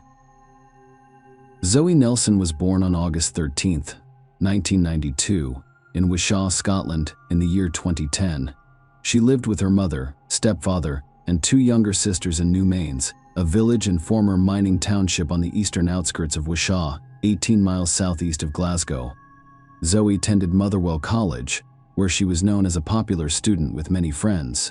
Zoe and her 16-year-old sister Laura were both in relationships with the same guy, which caused a number of conflicts between them. On May 22, 2010, Robert Bain, 20, was living with his grandparents about a mile from the Nelson family's home. Zoe met Robert outside her house, and when Laura Ann saw this, she became upset and ran out of the house to confront her. Marianne Nelson, the girl's 40-year-old mother, witnessed the rival sisters fighting and recalls what happened that day. According to Marianne Nelson, Laura Ann ran out, flicked Zoe's hair, and attempted to slap her face, resulting in a fight at the end of the driveway. I divided it up. I said, "Go away, cow," and never returned. She said she wouldn't return. Zoe kept her word and didn't return home until around 11 p.m. That same day, some locals noticed someone starting a fire in the wooded area known as Monkey Hill. The stench of smoke wafted into nearby homes, but no one paid much attention. Shirley Nelson, Zoe's aunt, would later recall that night and describe it in the following words. "When I finished my second shift at work, I was sitting in my garden in New Mains, having consumed alcohol the night before. We sat in the back of the house with my sister until approximately 11 p.m. When it became cooler, we smelled smoke," she explained. "We didn't think much of it because it was warm and all." The following day, she overheard other family members attempting to contact Zoe. She also tried her cell phone, but nobody answered. On the afternoon of May 23rd, Stuart Bell, 45, a government employee from Wishaw, rode his motorcycle into a wooded area near his home. When he saw something strange, he decided to stop. He described what he saw as something resembling a charred tailor's dummy. However, his opinion changed as he approached and took a closer look. When Stuart realized he wasn't looking at a mannequin, but rather a human body that had been damaged in a fire, he went home and called the cops, who arrived 15 to 20 minutes later. I shouted up the stairs to my wife that I had discovered a body in the woods and immediately called the police. He stated that when police arrived on the scene, the area was cordoned off. Nothing this gruesome had ever happened here before. The news of the body's discovery quickly spread throughout the community. When Zoe's family found out, her mother, Marianne Nelson, went to the police and reported her daughter's disappearance, whom she hadn't seen since they had argued, and told her not to return home. The Nelson family was soon informed of the bad news. Zoe became the victim of a crime. According to a police statement, the teenager's mother, Marianne, described Zoe as a popular girl and a typical 17-year-old with many friends who was well known in the community. She would have turned 18 in a few months, and we miss her terribly.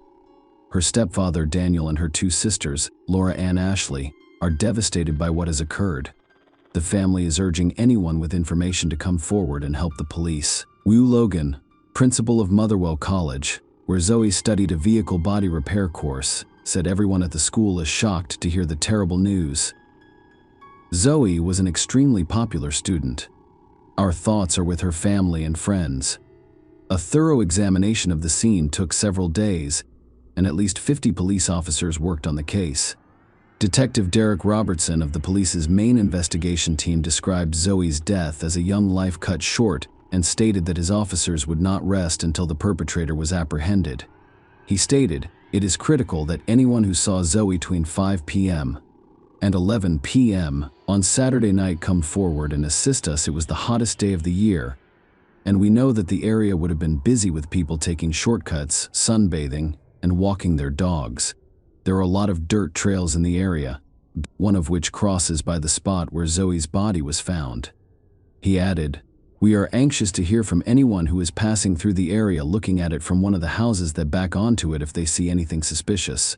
Zoe was described as 5 feet 6 and tall, with a heavy build and collar-length brown hair. She was last seen wearing gray tracksuit bottoms, a white long-sleeve t-shirt, and black Nike trainers. Detectives have been checking CCTV, phone, and computer records, carrying out door-to-door inquiries, and speaking to Zoe's friends and family as they tried to piece together her last movements. On May 26th, police released surveillance footage from the local store where Zoe was seen hours before her death. These small pieces of information were essential to the investigation. They allowed police to piece together Zoe's movements and eventually determine what happened to her, which led to the arrest of the person responsible for her death. Police said the public response to requests for information was slower than they had hoped. They had now set up a special email address so that people could contact them. The officers hoped that those who would not speak to them face-to-face would use this and other methods to report important information. Upon examination of the crime scene, a cap from a bottle of Sierra Silver tequila in the shape of a red plastic sombrero was found near the body, and a corresponding empty bottle was found on the other side of a small walkway nearby. Forensic experts estimated that Zoe's body may have been exposed to fire for 7 hours, so there was limited opportunity to determine the exact cause of death. When found, the body had a plastic bag partially melted over most of the face. So pathologists said the most likely cause of death was some form of asphyxiation. The palm of the right hand remained relatively undamaged, and 2 DNA samples were obtained from it. 1 DNA sample belonged to Zoe Nelson herself, and the other 2 are currently unknown. The cause of death was officially recorded as undetermined. By May 28th, the police had received several witness statements. One witness said that at about 5:15 p.m. on May 22nd, he saw Zoe, the man who was very drunk and violent toward her, hitting her in the head. Another witness said he saw Zoe Nelson walking past his home in New Mains in the company of a man with a tattooed face. A third witness saw Zoe and a man of similar appearance in New Mains and said, "He just looked angry. He hit a lamppost as he walked by and said he was going to take someone's life tonight." There were other witnesses, and when asked to describe the man Zoe was with, they all described the same young man, 20-year-old Robert Bain. Despite his age, Robert Bain already had a criminal history. He had previously spent 18 months in prison for robbery and had been released just 7 weeks before Zoe Nelson's death. He had been arrested 4 times for possession of illegal substances, but because he was a juvenile, there were no serious consequences for him. Investigators began to consider Bain as a prime suspect, and while they pondered their next steps, Robert Bain went to the police himself shortly before 6 p.m. On May 28th, Robert Bain walked into the police station in Wishaw and said he wanted to make a statement. He looked heavily intoxicated and was slurring his words. Bain said he had been in Motherwell a few days earlier, and a man named Stuart Campbell had gotten on the bus on the way back. According to Bain, he approached Stuart Campbell and asked him, "Were you with Zoe on Saturday night?" To which he replied. Campbell replied, "Yes, I took her life." This was the first time the police had heard the name Stuart Campbell since the investigation began, while they heard Bain's own name all the time, so they arrested him the same day. However, there was also a very good reason for the arrest, which the general public would only learn about during the trial, when he was formally arrested. Bain stated that he last saw Zoe on the morning of May 22nd after a chance encounter when he went to the local newsstand to buy cigarettes. On the morning of May 29th, the police released a statement saying a 20-year-old man was arrested and is currently in police custody in connection with the death of Zoe Nelson. Tests on a swab taken from Zoe Nelson's hand showed the presence of Nelson's DNA and traces of another person, which were found to match parts of Bain's DNA profile. Matching DNA from Nelson and Bain was found on both the tequila bottle and on its cap near the body. The forensic experts suggested that the presence of DNA inside the cap was due to the fact that both drank from the bottle and then put the cap back on. The scientific findings would support the conclusion that DNA from Robert Bain had been deposited between the fingers and on the right palm of Zoe Nelson, said the expert Marie Campbell. The odds against the DNA and the red plastic sombrero lid coming from anyone but Bain were 10 million to 1. Robert Bain was charged in connection with the death of Zoe Nelson on the basis of multiple eyewitness accounts and DNA evidence. He pleaded not guilty, acted defiantly, and even confronted one of the investigators. He also denied an earlier assault on Zoe, reported by a witness, when Bain struck her in the head with his fist. On June 16, 2010, hundreds of people came to Zoe Nelson's funeral. The service was held at Coltness Memorial Church in her hometown of New Mains before Zoe was buried at Cambusnethan Cemetery. Wishaw Zoe's mother, Mary Ann Nelson, and sisters Ashley and Laura Ann were among more than 200 mourners, as was her grandmother, Ann T.T. Nelson. Reverend Graham Rayburn, who led the service, said the number of people in the church showed what an impact Zoe had during her short life. As I look around today, it is very clear that Zoe Nelson touched the lives of so many people. He said she was a typical teenager, just like so many of you gathered here. She was always happy and cheerful, always laughing and joking, always with a smile on her face. Zoe had a big heart. She always had time for young children, and she would go out of her way to help support her friends if she was able. Reverend Rayburn said that Zoe, who would have turned 18 next month, was a bit of a tomboy, describing her as a petrolhead who loved fast cars and was also a keen Ranger supporter. He told how Zoe never had a chance to meet her new nephew, born a few weeks after her death. She had also wanted to wait until she was 18 to make contact with her biological father, which she never had the chance to do. On March 1, 2011, the trial of Robert Bain began, and he continued to insist that he was innocent.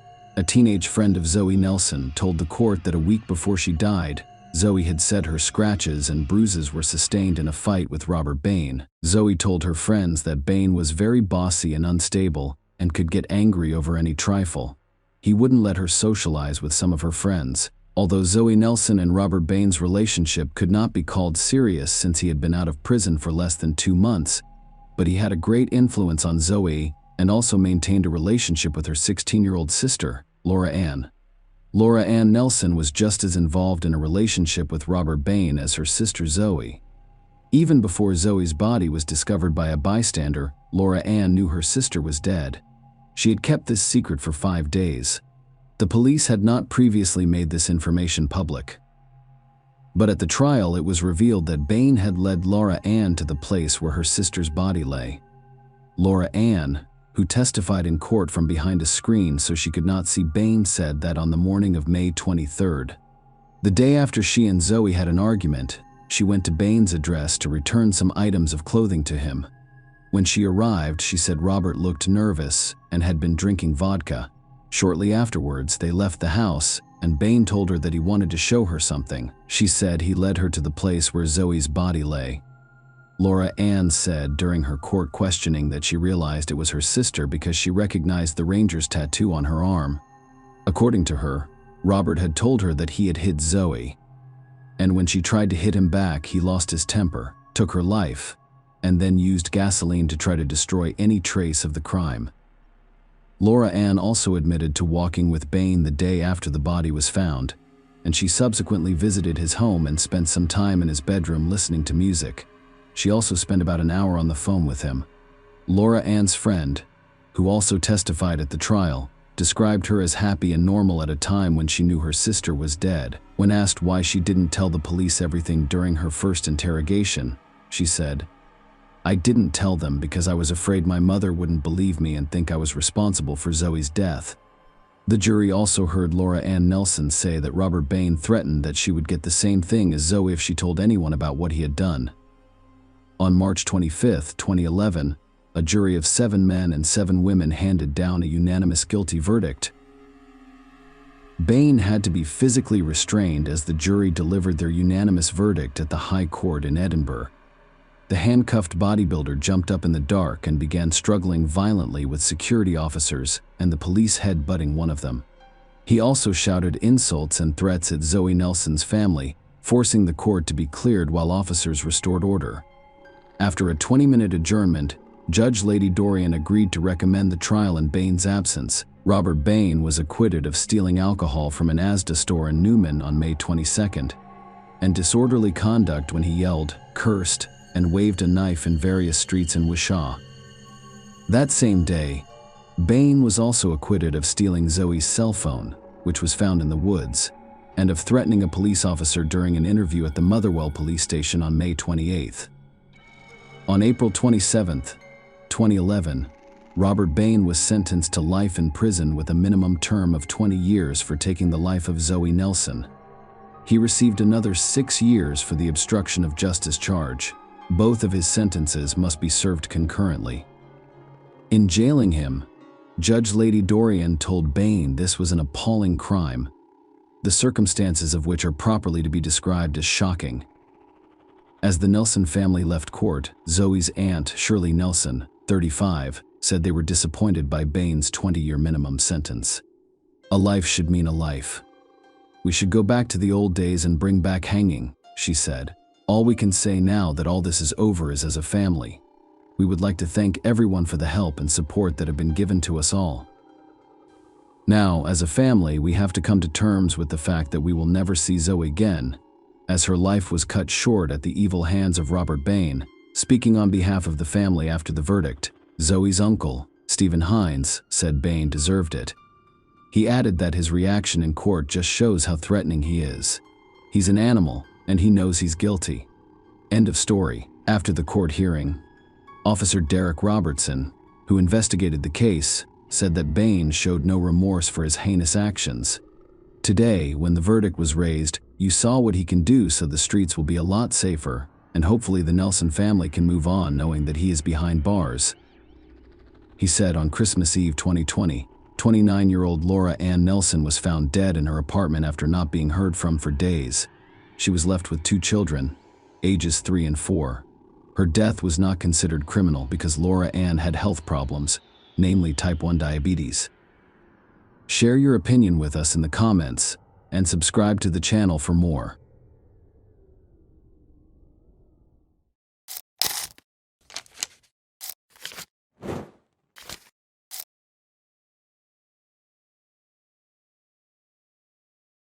Hey guys, welcome to my channel, and today we're going to take a look at another horrible case with you.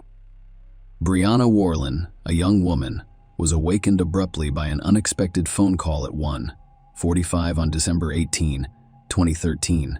In the morning, she picked up the phone and found her best friend Heather on the other end, sobbing. Heather shared a recent conversation she had with her ex-lover, Sydney. Sydney had called her, revealing that he had split from his wife, expressing regret for their own breakup and urging Heather to start over. Brianna inquired as to why Heather had answered his phone call. The number turned out to be unknown, prompting Heather to pick it up. After listening and briefly calming her friend, Brianna insisted that Heather had only recently recovered from the difficulties of their breakup and should not get involved with Sydney again. She persuaded Heather to return to sleep and rest, and they exchanged goodbyes. The picturesque Horry County in South Carolina is frequently regarded as an ideal place to live. This region is well known for its beautiful beaches, with Myrtle Beach being particularly beautiful and popular. Aside from the beaches, there are dense forests, vast rivers, and numerous friendly towns to explore. On December 19, Horry County Police discovered an abandoned car, a green Dodge Intrepid, parked in a remote area along the Waccamaw River.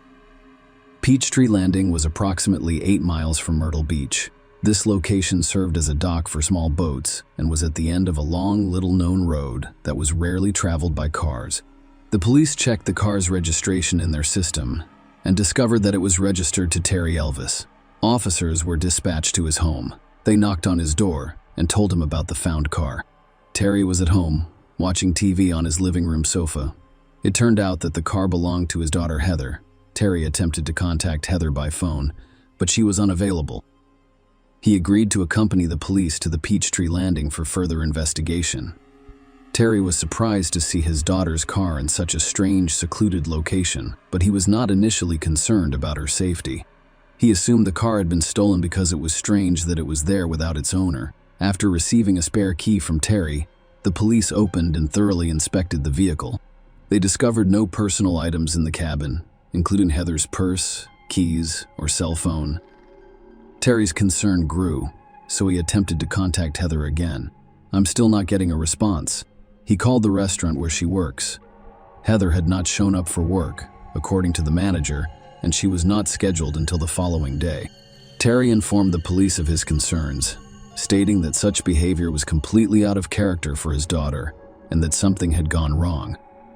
At the time, the car and the riverbank where it was discovered were not considered crime scenes because there was no evidence of a struggle, broken glass, or blood. Nonetheless, authorities decided to conduct a missing persons investigation. Police and volunteers searched the land while divers investigated the riverbed.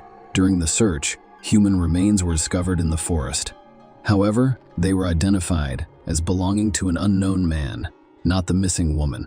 Investigators searching for leads investigated the missing woman's background. Heather, 20, was the daughter of Terry and Debbie Elvis, who lived in the county. She shared a close bond with her parents and younger sister. Heather's father mentioned that their family has always been close and supportive of one another. Heather was independent, but she remained close to her father, communicating with him every day by phone in 2011. Heather told her family that after graduating from St. James High School, she wanted to live with her best friend, Brianna Warland. Her parents were fully supportive of this decision. At 20, Heather worked as a waitress at the Tilted Kilt, a Scottish-themed restaurant in Myrtle Beach, and wanted to be a cosmetologist.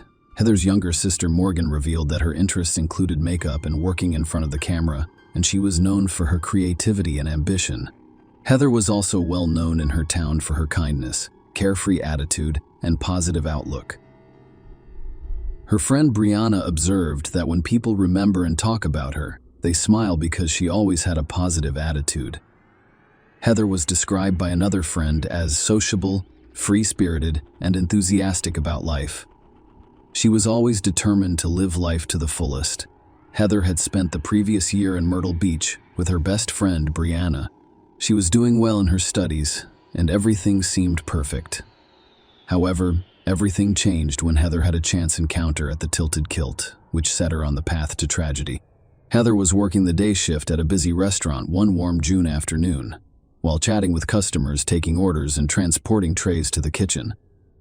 She ran into Sidney Moore, a 37-year-old father of 3 and handyman. Sidney owned a small kitchen appliance repair business in Myrtle Beach and had received an order from the restaurant that day. They struck up a conversation, and Heather was instantly drawn to the man. Their interactions increased after that day. They discovered that they had many of the same interests and hobbies.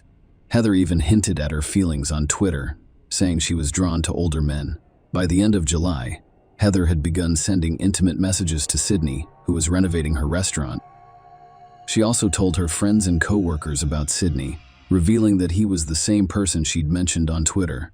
Sidney liked Heather's attention and began visiting the restaurant on a regular basis. They frequently entertained in the kitchen while Sidney worked on appliance repair. By July, their relationship had most likely progressed from innocent flirting to something more serious, as evidenced by Heather's 2 tweets sent within a minute of each other. In one tweet, she mentioned that she had done something, while in the other, she stated that she was too deep to stop. Heather's co-workers were aware of her feelings for 37-year-old Sidney, and they began gossiping about their relationship. One co-worker later admitted that everyone was aware of their relationship and disapproved because Sydney was married. Furthermore, they frequently addressed Heather by different names, and once decided to play a joke on her. Two colleagues called the restaurant and pretended to be Tammy Sydney's wife. In August, the rumors were finally confirmed. Sydney began to appear more frequently at the restaurant. She was constantly bringing Heather coffee and sweets, sitting in the dining area, and waiting for her at the back door after her shift so they could leave together. The couple frequently discussed their relationship with friends, and Sydney even told acquaintances about his plans to hire Heather as a full-time nanny when he and his wife relocated to Florida. Heather also told her friends about Sydney's plans, and they all thought it was strange. The lovers were constantly on the phone and frequently drove to remote and secluded locations in their cars for intimate calls. Heather knew this was a toxic relationship. Sydney repeatedly told her that he was tired, dissatisfied with his wife, and wanted to leave. However, it appears that these were empty promises. Heather's friends warned her that Sydney was only using her. By mid-September, Heather appeared to be aware of her situation. On September 21, she tweeted that an angel and a demon fell in love, but it did not end well. Perhaps that was the day she attempted to end her strange relationship with Sydney. The turning point came when Tammy Sydney, 34, discovered her husband's secret affair after 34 years of marriage. She called Heather and started humiliating her on the phone.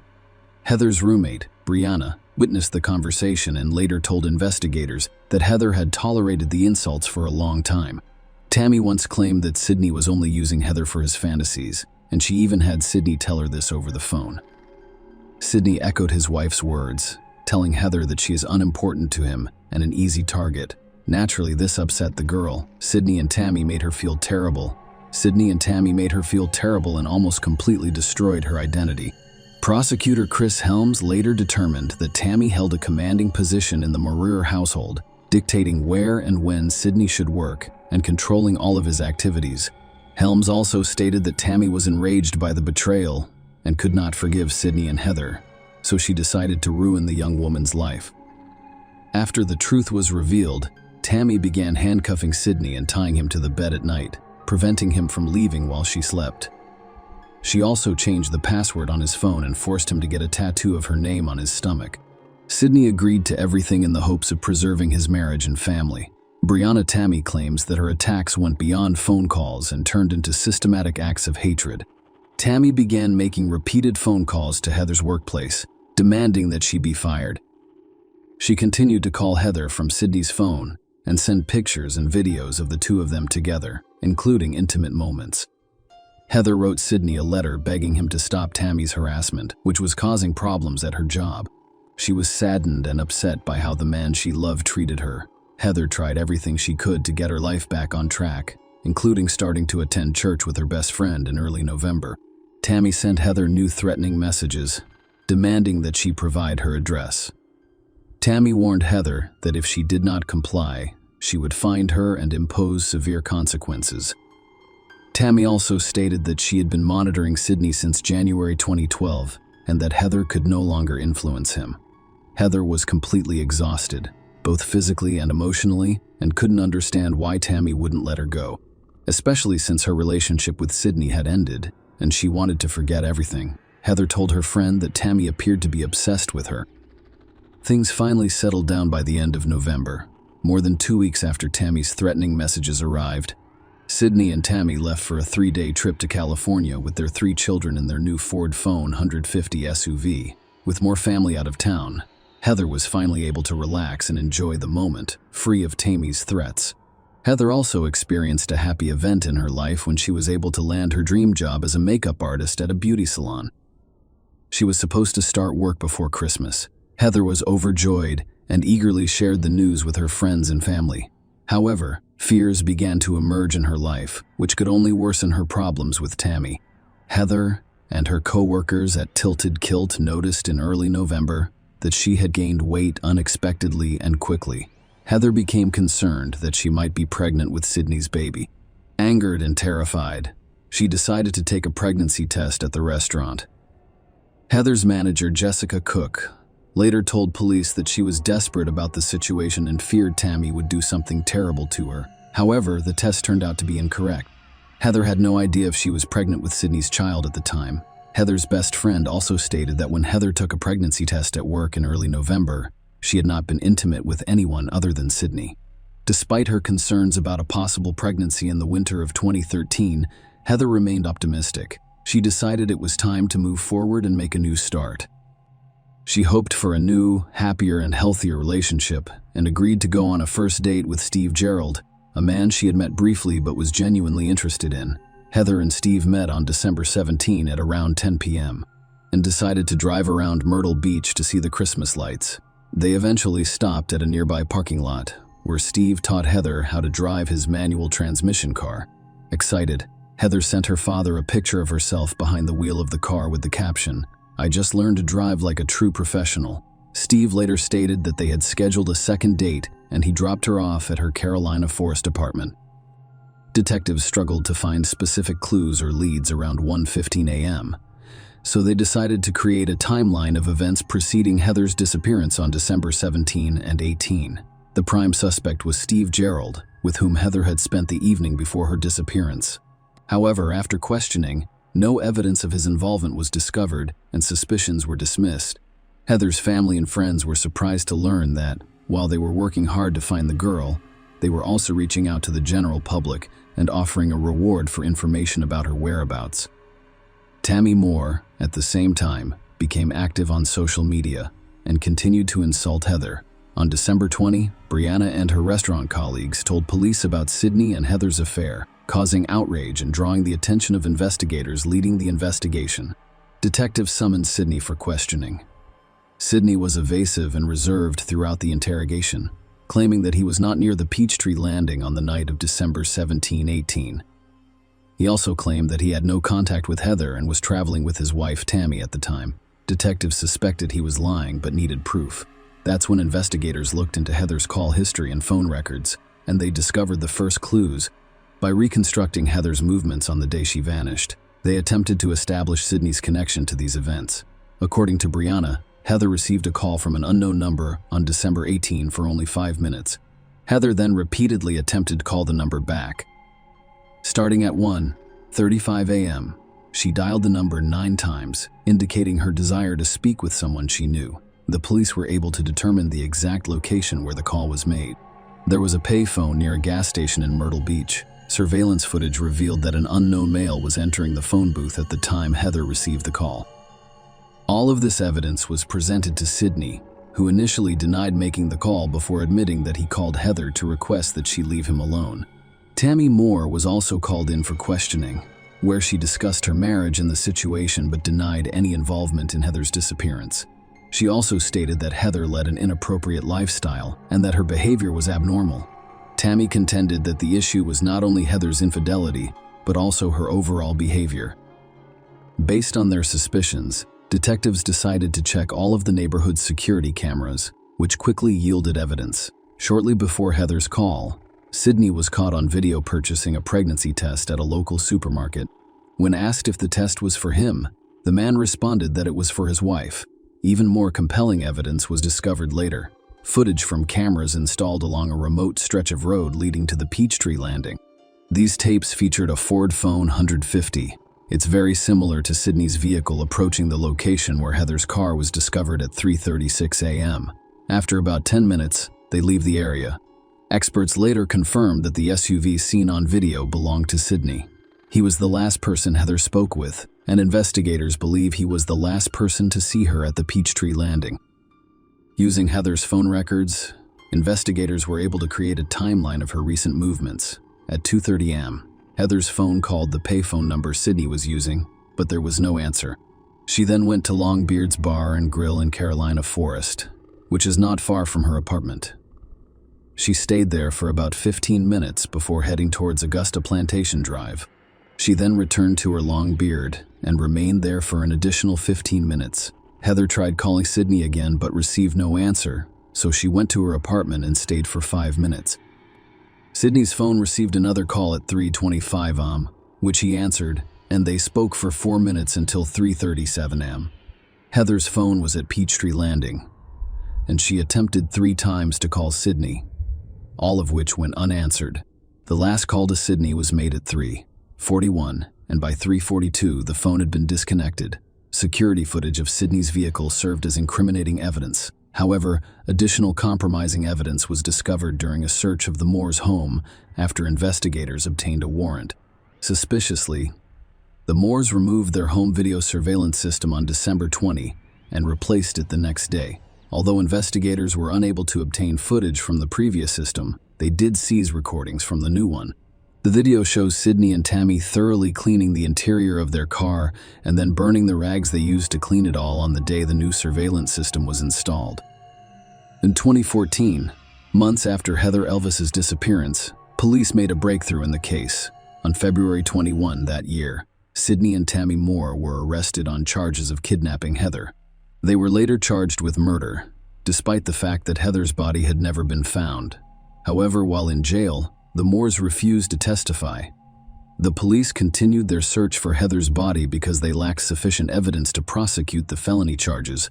Ultimately, the murder charges were dropped. However, the kidnapping charge remained. Debbie, Heather's mother, was disappointed that the charges had been dropped but relieved that she would not have to attend the trial and learn the details of what may have happened to her daughter. Heather's family hoped that it would motivate potential witnesses to testify. Finally, Sydney Moore's 5 months in custody aren't the end of it. In 2017, he was convicted of obstructing justice and sentenced to 10 years in prison. Following this, Sydney and Tammy were scheduled to stand trial for Heather Elvis's kidnapping. The case sparked intense public interest and received extensive media coverage. In 2019, 6 years after Heather disappeared, several lengthy court hearings were held, during which numerous witness testimonies, evidence, and proof of the couple's involvement in the crime were presented. After 2 hours of deliberation, the jury reached its decision, and justice was served. Sydney and Tammy Moore were convicted of kidnapping Heather Elvis. The Moores were sentenced to 30 years in prison, each for their crimes and the associated conspiracy.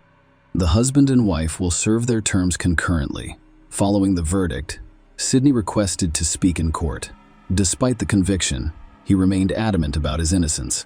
He addressed Heather's parents with understanding and sympathy, saying that their daughter was a wonderful girl and that as a father, he regretted the tragedy that had befallen her. He admitted that he could not undo what had happened between him and Heather. But nothing could change now. Heather's parents gave an interview following the trial, which was extremely difficult for them. They expressed hope that this was not the end, and that Sydney and Tammy would eventually reveal the truth about the crime. They described their daughter as a bright and sincere young lady who suffered at the hands of deceitful and cruel men. Heather's loved ones organized a campaign on her birthday in the public park where her car was discovered. Residents in the area brought flowers and donations to the memorial site. The funds raised were donated to a center for missing persons as a tribute to Heather and to assist her family in their search for their daughter and discovering the truth. Heather Elvis' body has yet to be found. Every year on her birthday, her family posts missing person announcements in the hopes of attracting attention and keeping her and other missing people's memories alive. Debbie, Heather's mother, stated that she could not find peace until she knew what had happened to her daughter. She remains hopeful that her persistence will help uncover the truth and that someone will eventually tell them what happened to Heather.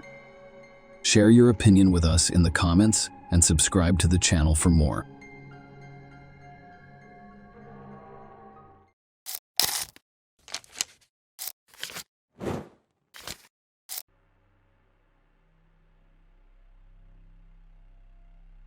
Hey guys, welcome to my channel, and today we're going to take a look at another horrible case with you. The betrayal of a loved one always surprises us, because that is why we consider people close when we fully trust them and do not expect to be stabbed in the back. However, criminologists understand that when it comes to a brutal murder, the perpetrator should be sought first and foremost among people in the victim's immediate surroundings. What if the plan could not be completed? The victim is unable to testify due to his serious condition, and the perpetrator is desperately trying to figure out how to cover his tracks without raising suspicion. It reminds me of the plot of a thriller. Unfortunately, this story occurred a few years ago in real life. Wang Nan, a pregnant Chinese woman, was involved in one of Thailand's most high-profile incidents. The perpetrator tried to get rid of his wife in one of the national parks by portraying the incident as a tragic accident. However, It appears that nature intervened to prevent the young woman and her child from being killed. When the truth was exposed, it literally shocked the detectives investigating the case, as well as the doctors who saved the victim's life, because they were certain that the husband was deeply concerned about his wife and child. But even more shocking was the motivation for such a heinous and cruel act. It should be noted that this situation is not unique, and around the same time in Thailand, another couple from China had a similar story, but the man was able to put an end to the plan. But let's go through everything in order. Wang Nan's story. Wang Nan was born in Nanjing, a major metropolis and former Chinese capital, in 1987.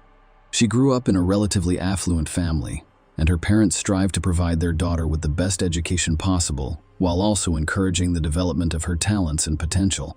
The girl excelled in school, and she found it particularly easy to learn the exact sciences. Wang Nan enrolled in a prestigious university after graduation, where she studied the fundamentals of business and finance while also learning several foreign languages. After receiving her diploma, the girl secured a position at a large travel agency, where she established herself as a valuable, responsible, and highly motivated employee. She quickly advanced in her career and was transferred to Thailand, where she oversaw the development of a new branch. Nan worked as a top manager for a few years before leaving the travel agency to start her own business. She opened a restaurant serving Chinese national cuisine and was so successful that her idea quickly expanded into a small but popular chain in Bangkok. Xiao Dong Wang was a successful young entrepreneur who competently led and developed the business. However, in order to advance her career, she completely sacrificed her personal life. The young woman later recalled that her most recent romantic relationship occurred while she was still a student.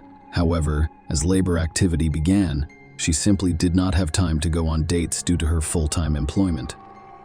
Wang Yan wasn't too concerned about her loneliness, even though she was almost 30 years old. She was constantly in business, rushing around and working tirelessly. Even though she had lived in Thailand for a long time and was well versed in the language, she decided to improve her skills and enrolled in additional TI courses. At the training center, Wang happened to meet a young man named Hugh, who stared at her for a few minutes before approaching her in his native language. They spoke briefly, and the man asked Nan why she was studying the language, to which she replied that it was necessary for her business development. Hugh suggested that they exchange business cards so that they could meet and socialize for a while. Nan was reluctant to continue chatting, but she did so out of politeness. She gave him her business card, and he gave her his in return. Xiao Dong's business card stated that he was in the export-import business in Bangkok. Wang was unimpressed and simply threw the business card into her purse, forgetting about it. Only Yu appeared to be genuinely interested in the young woman, and he called her the next day. However, she was too busy with work to hold a conversation for more than a few minutes, so she declined the invitation to meet for coffee. A few days later, the situation repeated itself, and Nan declined to go on a date, citing her busy schedule and preparations for an upcoming business conference. She intended to expand her business relationships and meet new partners there, but Yu arrived at the event with a luxurious bouquet of flowers. After waiting for Nan to be free, he approached her and asked her out again. Wang Nan was bribed due to her persistence. Because no one had ever tried so hard to get her attention before, she agreed to meet him for dinner and an unexpected romantic encounter. It appeared that Yu did not simply fall in love with men, he had literally lost his head. He constantly showed her affection, made pleasant surprises and gifts, delivered flowers to her door every morning with little romantic notes inside, and called at least twice a day to say good morning and good night. Wang's emotions were mixed. On one hand, she was annoyed by the guy's obsession, but on the other, she was flattered that someone was attempting to win her heart. So unexpectedly, for the first time in a long time, the young woman entered into a romantic relationship. Her boyfriend not only wooed her beautifully, but he also tried to be perfect in every way. He shared her interests and points of view on a variety of topics, learned to cook Wang's favorite dishes, tried to diversify their leisure time by purchasing tickets to various events, and was always willing to assist her at work and at home upon the first request. Wang Nan could not believe how happy she was. It appeared to her that this only happened in movies, but it was actually happening to her, except Yu was in too much of a rush. They had only been dating for a few months, but he was already planning a wedding and naming their future children. Wang was slightly embarrassed by this type of conversation. But at times like this, you began talking about how they were both in their 30s and that it was time to start a family, a wedding without rings and veils. The man had no idea how to behave or how to respond to her suitor's behavior. She realized he was correct about his age, but she still questioned whether he was the right person to marry. One day, after another heart-to-heart conversation, you promised Nan that he would prove his love for her. That same night, after they had returned home, the man in love sent his girlfriend a long, touching letter filled with tenderness. He confessed his love to her and promised to be the best husband and father for their children. Wang awoke to find the suitor on her doorstep, holding a bouquet of flowers. Ion declared that he had never been more serious about his intentions, and he was ready to marry her right now. Ran Kofad said the courthouse wouldn't open until an hour and a half later, so you offered to go there right away. And if the door was open, they'd register the marriage right away. Wang agreed to the venture, knowing that the government office would be closed. To her surprise, the door was opened, and the authorized officer registering unions was already sitting at his desk. You had arranged everything in Ad Wang Si, requesting that an exception be made for him and his bride to marry early in the morning. It was an unusual wedding. No guests, no rings, no dress or veil, and no memorable photographs. Wang Nan couldn't shake the suspicion that all of this was a lie because she didn't even introduce the chosen one to his mother, with whom they had always been close. When she regained consciousness, she found herself holding a marriage certificate. Next to her stood a happy, newlywed husband. A tragic accident happened in June 2019. When Wang was 3 months pregnant, her husband persuaded her to plan a vacation and a short trip, reasoning that they would be unable to travel for a long time after the baby was born. Nan reluctantly agreed, and they chose the Thai National Park Reserve, which is known for its picturesque forests and unique rock paintings, estimated to be tens of thousands of years old. But on the morning of June 9, tragedy struck. Wang Nan fell from a height of 111 feet, while the couple was on one of the observation decks admiring the sunrise. When rescuers arrived on the scene, a crying Yu ran up to them and begged them to save his wife and the baby she was carrying. The man claimed they were enjoying the first rays of the rising sun when his wife became ill. She took a step to the side, but she became dizzy and fell before he could pick her up. The young woman had fallen from the 10th floor. She had multiple open fractures, and the situation appeared hopeless. Nan suddenly groaned and opened her eyes. Her husband abruptly stopped crying and wailing, and a look of horror crossed his face. However, he quickly gathered himself, loudly thanked the Almighty that his beloved was still alive, and then leaned into her ear and whispered something about Chinese unstable family life before dealing with the events of that tragic day. Let us go back 6 months and see how the couple's family life was. Wang regretted her marriage almost immediately after it was registered, but at first she hoped he would be a good husband, a dependable supporter, and a man to rely on. Unfortunately, her hopes were not realized, and soon the new husband revealed his true colors. He spent almost all of his time at home playing computer games, freely spending his wife's money while contributing nothing to the family budget. When his wife asked why he didn't go to work, Xiao Dong explained that his business was at a seasonal low and that he could rest for the time being. However, this law had grown too long, so the young woman decided to inquire about her husband's job. That's when she discovered that his successful export-import business existed solely on paper and printed business cards. Wang realized the magnitude of her error at that point, as she had not even considered drafting a prenuptial agreement. So now her husband can freely spend what she earns, and if they divorce, he will claim her property. The couple had a serious conversation during which Yu cried like a child and was assured that he would overcome his temporary difficulties and find a good job. However, it quickly became clear that he was not going to look for anything and was quite content sitting on his wife's neck. He was a grown man who behaved like a child. He spent almost all of his time playing computer games, and if he did something around the house or helped his wife in the restaurant, he made sure to ask her for money for himself. Wang eventually got tired of it and told him that she would not give him another penny until he found a job stealing from his own wife and an unwanted child. Yu disappeared the day after that conversation, taking Nan's marriage certificate and identity card with him.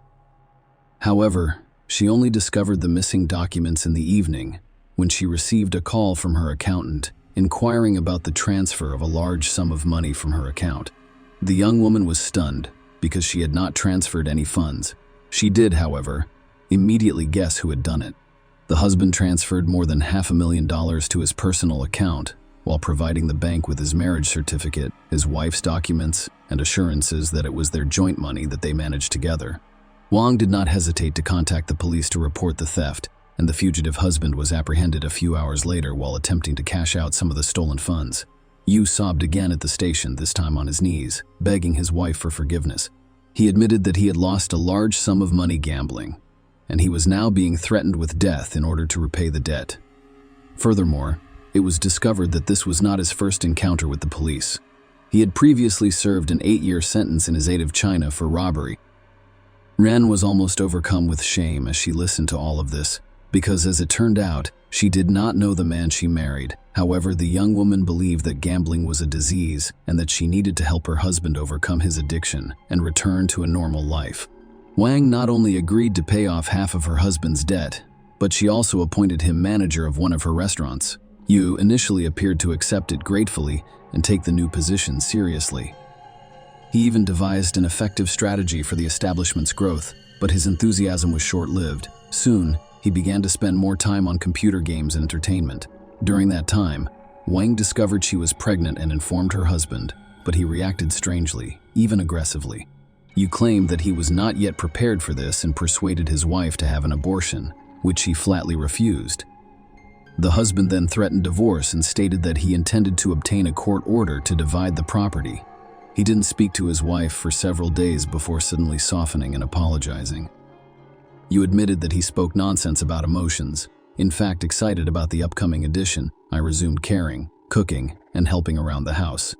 A fateful journey. Wang was overjoyed 2 months later because her marriage had nearly reached perfection, as promised by her lover at the start of their relationship. He was attentive, caring, and responsible in his role as manager, actively preparing their home for the arrival of a child. One day, Xiaodong offered to insure his wife's life and health because she was pregnant, and such a move would help to protect her and the baby in the event of various unforeseen circumstances. The young woman readily agreed and even wondered why she hadn't thought of it sooner. Yu took out the insurance the next day, and a few weeks later, she mentioned taking a vacation to relax and unwind. Nan was hesitant, but her husband insisted, claiming that they did not have a honeymoon and that with a baby, they would be unable to travel in the coming years. He also stated that they had been through a difficult period and needed to reset in order to clear their minds of all negativity and heavy thoughts. In the end, his arguments were convincing, and Nan agreed. His husband chose the location, booked the hotel, planned the activities, and planned the itineraries to ensure that the trip was exciting and educational while not exhausting the pregnant woman. Nan left the matter entirely to her husband, and she was pleased to see how enthusiastically he was planning their vacation. On June 7, the couple visited the park for the first time and spent the majority of the day there. They walked a lot and saw a lot of beautiful sights and lookout points. On that summer Friday evening, the park was packed with visitors from all over.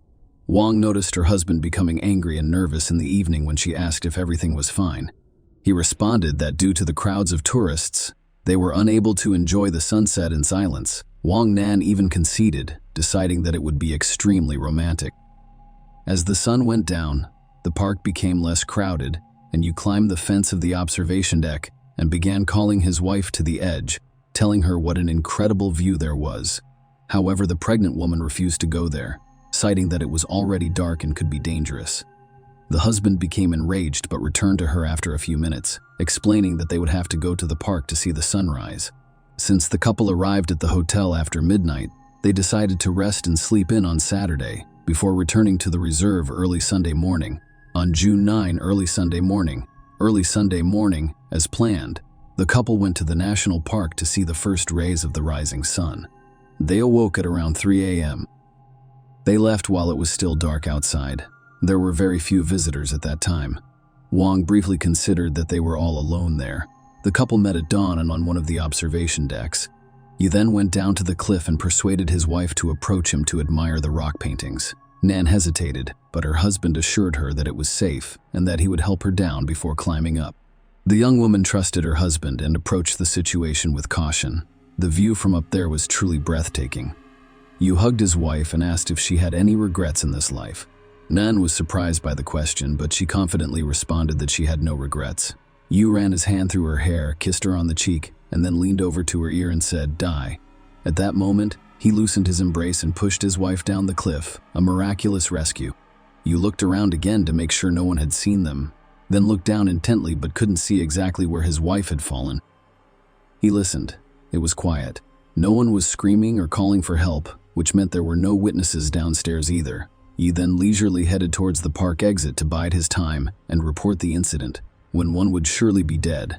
However, down below, a few hikers who had turned off the trail noticed the body lying on the rocks and immediately called the rescuers, reporting the incident. Yu Xiaogong had already left the reserve when several cars with flashers and sirens whizzed past him. He immediately realized what the matter was and went back, proceeding to the place where his wife had fallen. There he put on quite a show, with tears, screams, and pleas for help. At that moment, he was sure that his wife was already dead, so no one would know the truth. But as it turned out, during the fall, Nan caught on the branches of trees, which reduced the speed and landed first on the bushes and then rolled on the rocks. All this cushioned the impact and saved the lives of Wang and her child, but it did not save her from serious injuries while Yu was crying and lamenting that he did not want to live without his beloved wife and child. She suddenly opened her eyes and tried to say something, but could not. At that moment, everyone noticed the genuine horror on her husband's face, but he quickly pulled himself together, leaned over to his wife and hissed in her ear in Chinese that she should keep silent if she wanted to live and attempt to finish the job. The victim was diagnosed with head trauma, multiple closed and open fractures, lacerations, soft tissue contusions, ruptured internal organs, and massive blood loss. In addition, her spine was severely damaged, and doctors feared that even if she survived, she would never be able to walk again. Wang spent several days in a coma, hooked up to life support machines. During this time, her husband literally never left her side, spending days and nights in her room. Doctors applauded such devotion and love, but in fact, every time he was alone with his wife, he thought about how to finish her without arousing suspicion. He scrutinized the apparatuses, but he still couldn't figure out how to disable them discreetly. The terrible truth and the loss of a child. When one came to her senses, her husband was scared out of his wits.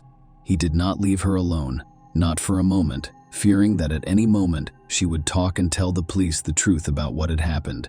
Once alone, he threatened her again, saying that he had nothing left to lose. During the first interrogation, the victim confirmed her husband's words, saying that her fall was the result of dizziness. But a few hours later, when her husband left for a moment, Nan asked the nurse to call the police again and not let her husband into the room. That's when she told the gruesome story of her fall, claiming that her husband had tried to kill her. Yu burst into the room, shouting that his wife was insane from the blow to her head and that he would never harm her or the baby.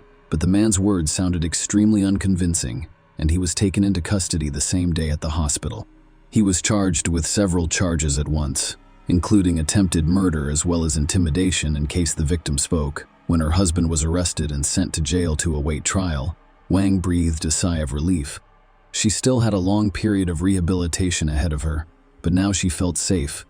At first, she had hoped that the pregnancy could be saved because the baby had survived the fall from the heights.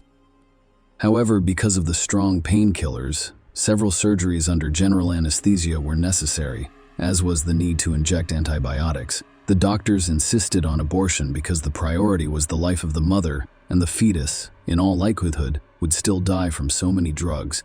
It was a huge shock for Nan, but she followed the doctor's recommendations. Trial and sentencing. Xiaodong categorically denied his guilt and kept insisting on the accident version.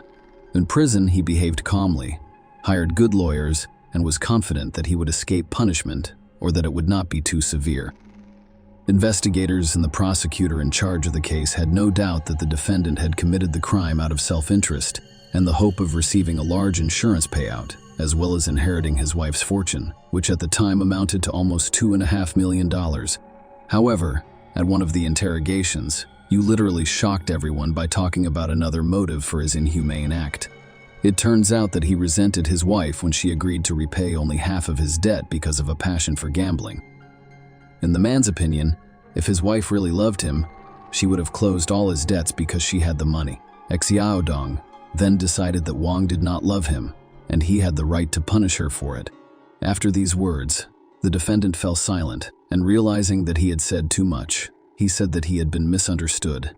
But his unexpected confession, as well as Nan's testimony, were enough to send him to prison for a long time. In March 2021, the defendant was found guilty and sentenced to life in prison. But Xiaodong and his lawyers filed several appeals, and 6 months later, the Thai court showed wonders of leniency, reducing the life sentence to just 10 years in prison. Wan and her loved ones were shocked by the decision, saying that such a lenient sentence would set a bad precedent that could encourage others to commit similarly horrific acts. Also in Thailand around the same time, a similar case occurred on Phuket Island, where a Chinese national drowned his wife, claiming it was a swimming accident on the beach. He also did it for the sake of insurance. Since the fact of the murder was proved, the man was sentenced to death. Xiaodong, on the other hand, was sentenced to only 10 years for the failed murder attempt and, in fact, the murder of the fetus. How did Wang Nan's fate turn out to date? The final verdict in one man's case has not yet been issued. He was serving her 10-year sentence, and the injured woman is trying to challenge the court's decision. In parallel, Yu is also filing appeals in an attempt to prove her innocence and be released, for Xiaodong stood up for his numerous relatives who claimed that he was a rich businessman and that it was wrong to marry him for selfish motives. However, there is no way to prove it, as the man has nothing but huge debts. As for Nan, contrary to the doctor's predictions, after a series of complicated surgeries and long rehabilitation, the young woman was able to get back on her feet. She relearned to walk, and most of the money she earned was spent on her recovery. In 2023, Nan took up work again and was able to revitalize her once successful business. She has also created and led an organization dedicated to helping women who are victims of domestic violence. She also runs her own blog, trying to warn women against the mistakes she made herself. Share your opinion with us in the comments and subscribe to the channel for more.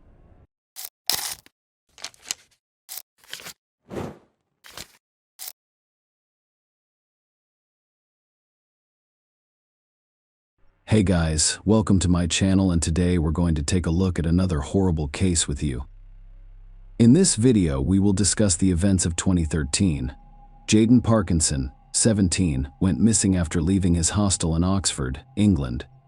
The police began searching for her as soon as they received a missing persons report. While investigating this case, the police discovered something they had never seen before. Nothing like this has ever occurred in the UK before. Jaden Parkinson was born September 26, 1996, in Folkestone, United Kingdom. She was the youngest of the family's 3 children. Her parents' relationship was far from idyllic. Samantha Shrewsbury, Jaden's mother, claims her children have witnessed a lot of unpleasant things. Jaden was 7 years old when her parents divorced. The girl lived with her father but was very close to her mother. They lived in various locations and spoke on the phone every night. When she became a teenager, her life became a little chaotic. Samantha claimed that Jason's father gave her complete freedom. She joined a company where she began smoking and drinking. She lived with her father from time to time before moving in with her mother when she was 13. She ran away from home and approached her mother, expressing a desire to live with her. Ultimately, the family court allowed Jaden to remain with her. She had disagreements with several people at school, including teachers. She didn't like how someone was attempting to control her behavior. In her personal life, she was in a relationship with Benjamin Blakely. Jaden was only 14 when she met Ben Blakely. They didn't live together because she was still a child, but he kept nagging her and gradually changed her completely. Jaden began dating Ben when she was 15 years old. He was 20 years old at the time. Jason's mother was undoubtedly concerned about the 5-year age difference, but she had no control over her daughter's love life. Their relationship began as tender and romantic, but everything changed with time. There was no trace of their previous mutual understanding, and their relationship became extremely strained. Ben oversaw every aspect of Jason's life. She stopped wearing makeup and became increasingly withdrawn. Ben even decided what clothes she could wear. He caused Jaden to drift apart from family and friends. As a result, the girl left her mother's house and began living in a hostel for women experiencing domestic violence. Although Ben was forbidden from entering this hostel, he was still able to completely control her life. They frequently argued, and Jaden even informed the hostel staff that Ben was aggressive toward her. She couldn't do anything without his consent. He took her phone away, convincing her that all she needed in the world was him, his love and care. Ben forbade her from speaking with men. He had complete control over her social media accounts, and she had stopped attending school. Ben's level of control was so high that he even forbade her from leaving her room to use the restroom. Jaden used to call her mother every day. However, their communication has been reduced to 1 or 2 conversations per month. Samantha requested her daughter return home and end her relationship with Ben. However, the persuasion did not work. Ben dominated Jaden both mentally and physically. She was seen multiple times with bruises on her face. On November 30th, 2013, Jaden called her mother to tell her she was pregnant. She hoped that the child would force Ben to reconsider his attitude toward her and his lifestyle in general. She expected the baby to strengthen their bond and Ben to return to his former self, but he fell short. Ben stopped acting like a good boy, as is common in such situations. When he took complete control of Jaden, she fell into a trap. He made her drift away from her friends and family and rely solely on him. She did not have her own money. As I previously stated, he eventually forbade Jaden from leaving her room, even if she needed to use the restroom. Ben dated other girls behind her back, over whom he exercised psychological and physical control. Samantha once again asked her daughter to return home after learning of her pregnancy. However, Jaden refused. They met to discuss it, but Jaden remained adamant. The girl didn't want to cause her mother any more problems. When Jaden told Ben about her pregnancy, he became enraged and claimed that he was not the father of her child. He even threatened Jaden to share her naked photos and videos on social media. She reported Ben to the police a few days before Jaden went missing. She was afraid he'd post her naked photos and videos. Ben had approximately 30 photos and 13 videos of Jaden, which she did not want made public. On December 3rd, Jaden, you failed to return to the hostel for the night. Jaden is aware of the problems in his personal life. The staff attempted to find her. They contacted Samantha by phone, but she had no idea where her daughter was. The police received a missing persons report shortly after midnight on December 4th, 2013. I discovered that Jaden has personal issues. Investigators attempted to contact Ben to determine if he knew anything about her disappearance. He was aggressive and repeatedly hung up the phone, claiming he couldn't help Jaden and had no idea where he was. Jaden had a difficult childhood and occasionally quarreled with her family. She ran away from home several times but eventually returned. As a result, her disappearance did not seem unusual in the early hours of the investigation. On the same day, December 4th, police apprehended Ben Blakely. They took him to the police station, and it had nothing to do with Jason's disappearance. Jaden had reported Ben to the police a few days prior because she was concerned that he would post her intimate photos online. The investigators who spoke with him were unaware that the police were searching for Ben as a person of interest in the Jaden Parkinson disappearance case. He denied planning to post images of Jaden on the internet and was released on bail the same day. Samantha was distributing flyers featuring her daughter's photo. She also uses social media to raise awareness about the case in the hopes that someone has seen something or knows where Jaden is. Meanwhile, the police are checking surveillance cameras to find her last known location. They obtained CCTV footage from Jaden's hostel, which shows her leaving to meet Ben and never returning. The date was December 3rd. The next location where Jaden was seen was Oxford railway station. CCTV footage captures her walking inside with Ben. Nothing unusual is occurring in the video. After tracing their route, investigators discovered that Ben and Jaden took a train to Didcot, about 10 miles from Oxford. Jaden's last known location was the train station, and he did cut. The footage showed her and Ben exiting the building. Usually when Jaden ran away from home, she would contact someone from her family within a day or two to let them know she was fine. But this time was different, and Jaden did not contact her family or friends or post on social media. Since CCTV footage showed her boarding a train with Ben, he became the primary suspect in her disappearance. The police had no doubt that Ben knew where Jayden was and what had happened to her. The footage showed Ben returning to the train station alone, but no one saw Jayden alive again. A week later, on December 10, 2013, police arrested Ben Blakely. Investigators wanted to speak with him and find out where Jayden went after they left the train station building in Didcot together. It was also possible that Ben was holding her against her will somewhere. During the interrogation, Ben was very confident. He said he didn't know where his ex-girlfriend was. Ben called Jayden his ex-girlfriend. He claims that he and Jayden split up, and she moved on to another man. Ben stated that's who the cops needed to talk to. He also stated that he didn't care where she was or what happened to her, because they had split up and he now has a new girlfriend. He advised the police to check her social media to determine her location and who she was meeting with. Although Jayden remained missing, Ben Blakely was arrested on suspicion of kidnapping and murder.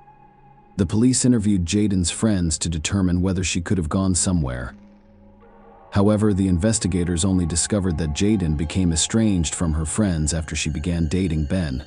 No one knew if she had a place to hide. During the ongoing search for Jayden, a taxi driver from Didcot provided crucial information to investigators. He said that around 1 a.m. on December 4th, he picked up a passenger along a dirt road. He described him as a young man carrying a large, heavy suitcase splattered with mud. He couldn't lift it and asked the taxi driver to assist him. All of these circumstances prompted the taxi driver to consider what was in the suitcase and whether he had witnessed the crime. Investigators discovered that the person who called the taxi used Ben Blakely's mobile phone. When the police questioned Ben again, the latter stated that he would not answer further questions. After analyzing his mobile phone's location records, the police discovered that Ben had visited several locations in Didcot, including an abandoned barn in the countryside where an attack took place because he picked him up that night. A team of investigators, criminologists, and dog handlers arrived to conduct an investigation. It was also revealed that Ben and Jayden had previously visited Didcot, where her mother lived. Next to the barn, the police discovered a bracelet similar to the one Jayden was wearing.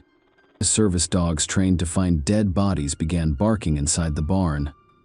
But Jason's body wasn't present, and it probably had something to do with Ben's suitcase when he got into the taxi.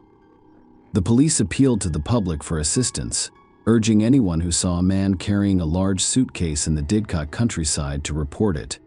At the same time, police went door to door, interviewing residents of the houses closest to the abandoned barn. The video from the train station shows that Ben and Jayden did not bring a suitcase. As a result, the investigators wanted to find out where Ben got this suitcase. But what if the taxi driver misidentified Ben? The police discovered the answer to this question on December 14th. Investigators discovered Ben Blakely, his grandmother, grandfather, and younger brother Jake living near the abandoned barn. When the police knocked on Ben's grandmother's door, the first question she asked was, "Are you hearing about the suitcase?" She stated that Ben had taken a suitcase from her a few days ago. He arrived in a hurry and said he needed a suitcase, then dumped its contents on the floor without explaining anything. Ben's grandmother says he returned it 2 days later and threw it in the barn. However, it was now dirty. She also mentioned 2 missing shovels, which reappeared in their original location. A thick layer of dirt had also settled on the shovels. Why does Ben need 2 shovels? Perhaps the man wasn't acting alone. Jayden was friends with 17-year-old Jake Blakely, and she met Ben through him. Witnesses stated that they saw Ben and Jake riding dirt bikes together. When the police began searching for Jayden, Jake Blakely was arrested on suspicion of complicity in the crime. They sent the suitcase that Ben had returned to his grandmother's barn to the laboratory for analysis. The police wanted to know if Jason's DNA was on it. Based on all available evidence, investigators concluded that Jayden was killed in an abandoned barn. After some time, she was placed in a suitcase and taken to another location, where the perpetrator buried her. However, given the vastness of the fields surrounding him, finding Jason's body appeared to be a difficult task. The police used aviation in their investigation to determine the approximate location of Jaden's burial. They used aerial photography to identify 10 locations where the soil surface had recently changed significantly. The police investigated several locations but found no results. They could not locate Jason's body. Before the police searched all 10 locations of interest in the investigation, there was another breakthrough in the case. Jake Blakely began cooperating with the police, telling them to check his uncle's grave in a nearby cemetery. The cemetery next to All Saints Church in Didcot was one of the 10 places where the surface had recently changed, but it was at the bottom of the list because a soil surface change in such places is not unusual. The police cordoned off the cemetery after receiving a note from Jake Blakely indicating that Jason's body could be in his uncle's grave. Detectives have never seen such a method for concealing a victim's body. According to reports in the English press, Ben and Jake's uncle was buried in 2006. The new circumstances surrounding this case have sparked widespread media coverage. It was the country's first crime in which the victim's body was already buried. The forensic experts set up a tent in the cemetery and began their work. After a while, Jason's family received the worst possible news. Her body was discovered in the grave of Ben and Jake Blakely. His uncle, she was naked, and the police were unable to locate her clothing. She also had all of her jewelry removed. The forensic examination revealed that Jaden had been beaten before her death. Finger marks on her neck suggested strangulation. The pathologist determined that asphyxia was the official cause of her death. While awaiting trial in prison, Ben Blakely altered his behavior strategy. After speaking with the prison chaplain, he and his lawyer wrote a letter admitting that he was responsible for Jaden's death. However, Ben insisted that the crime was not premeditated. According to him, he pushed Jaden during an argument, and she fell off a bridge near an abandoned barn. He tried but failed to bring her to her senses. He initially buried Jason's body in one location, but later moved it to the cemetery. He buried it in his uncle's grave. However, the autopsy revealed no signs of such a fall. Her face was injured with blunt force, and as previously stated, asphyxia was the cause of her death. It implied that Ben Blakely was lying to absolve himself of some responsibility for what had occurred. Jason's father died of heart problems before the trial began on June 23, 2014. When Blakely appeared in court, it was clear to everyone that he had no remorse for his actions. He acted provocatively and shouted insults, indicating that he was unconcerned about the fact that he had killed Jaden and her unborn child.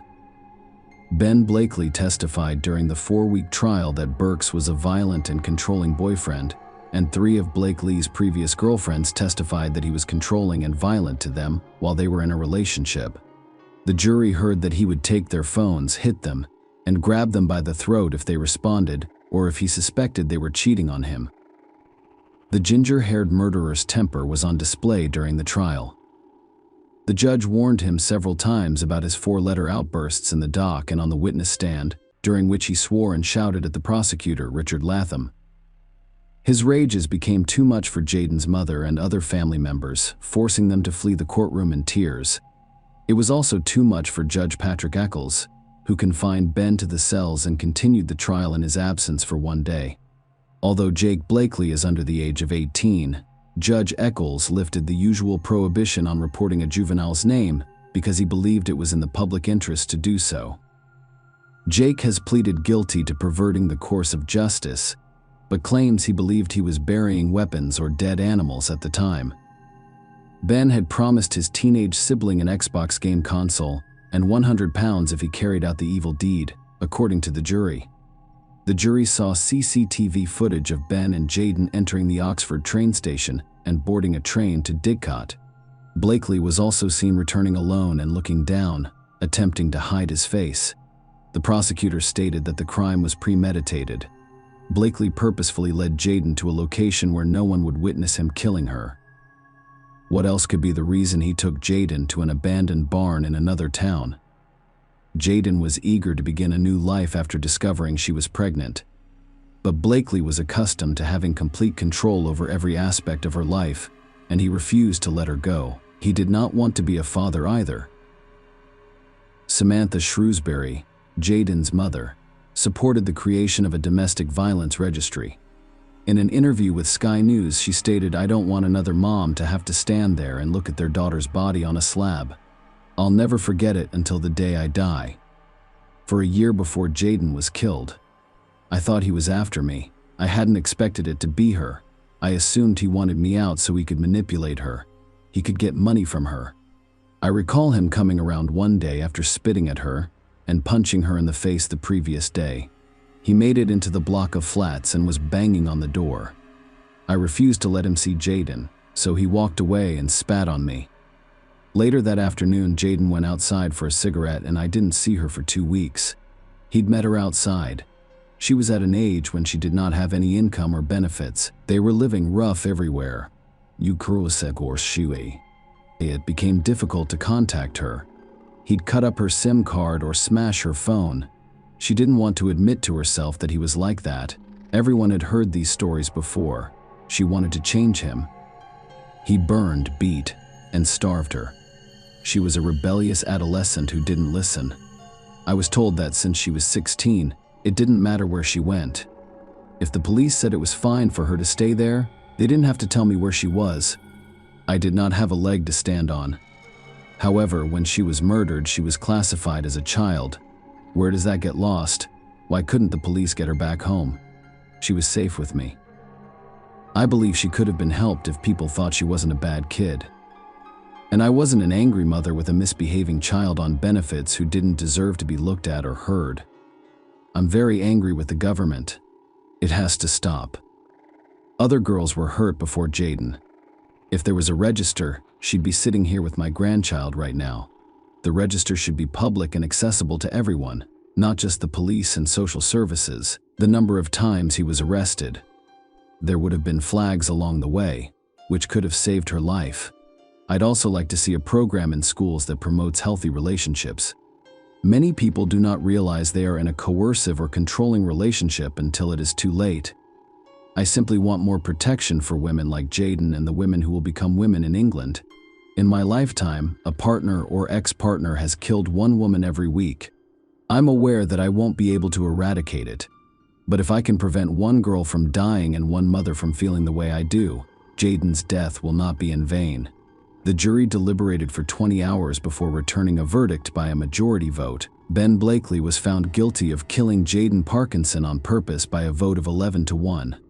On December 3rd, the judge told Ben Blakely, "You took Jaden Parkinson, a complicated but loving and vulnerable 17-year-old girl, into the open countryside near Upton in the dark of an early winter's evening. You strangled her to death." The judge also stated that Blakely's unreasonably jealous treatment of Jaden included physical and emotional abuse during their relationship.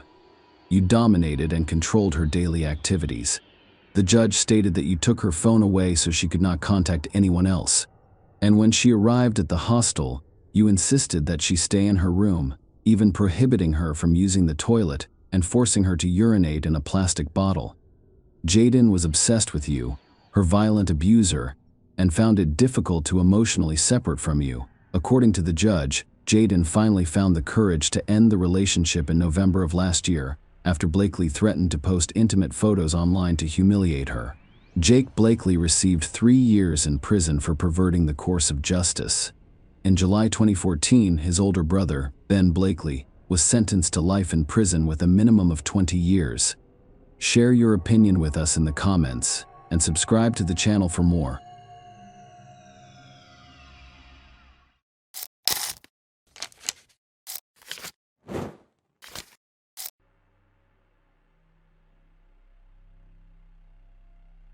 Taking the lives of one's children is more than just a heinous crime. A woman's altered consciousness under strong substances or a painful emotional state can push her to take such desperate measures.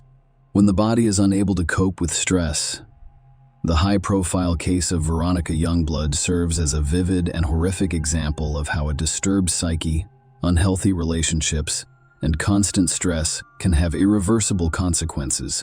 Veronica committed a horrible crime. However, during the trial, the young woman claimed that, despite her actions, she had always been a good mother and wished nothing but the best for her children.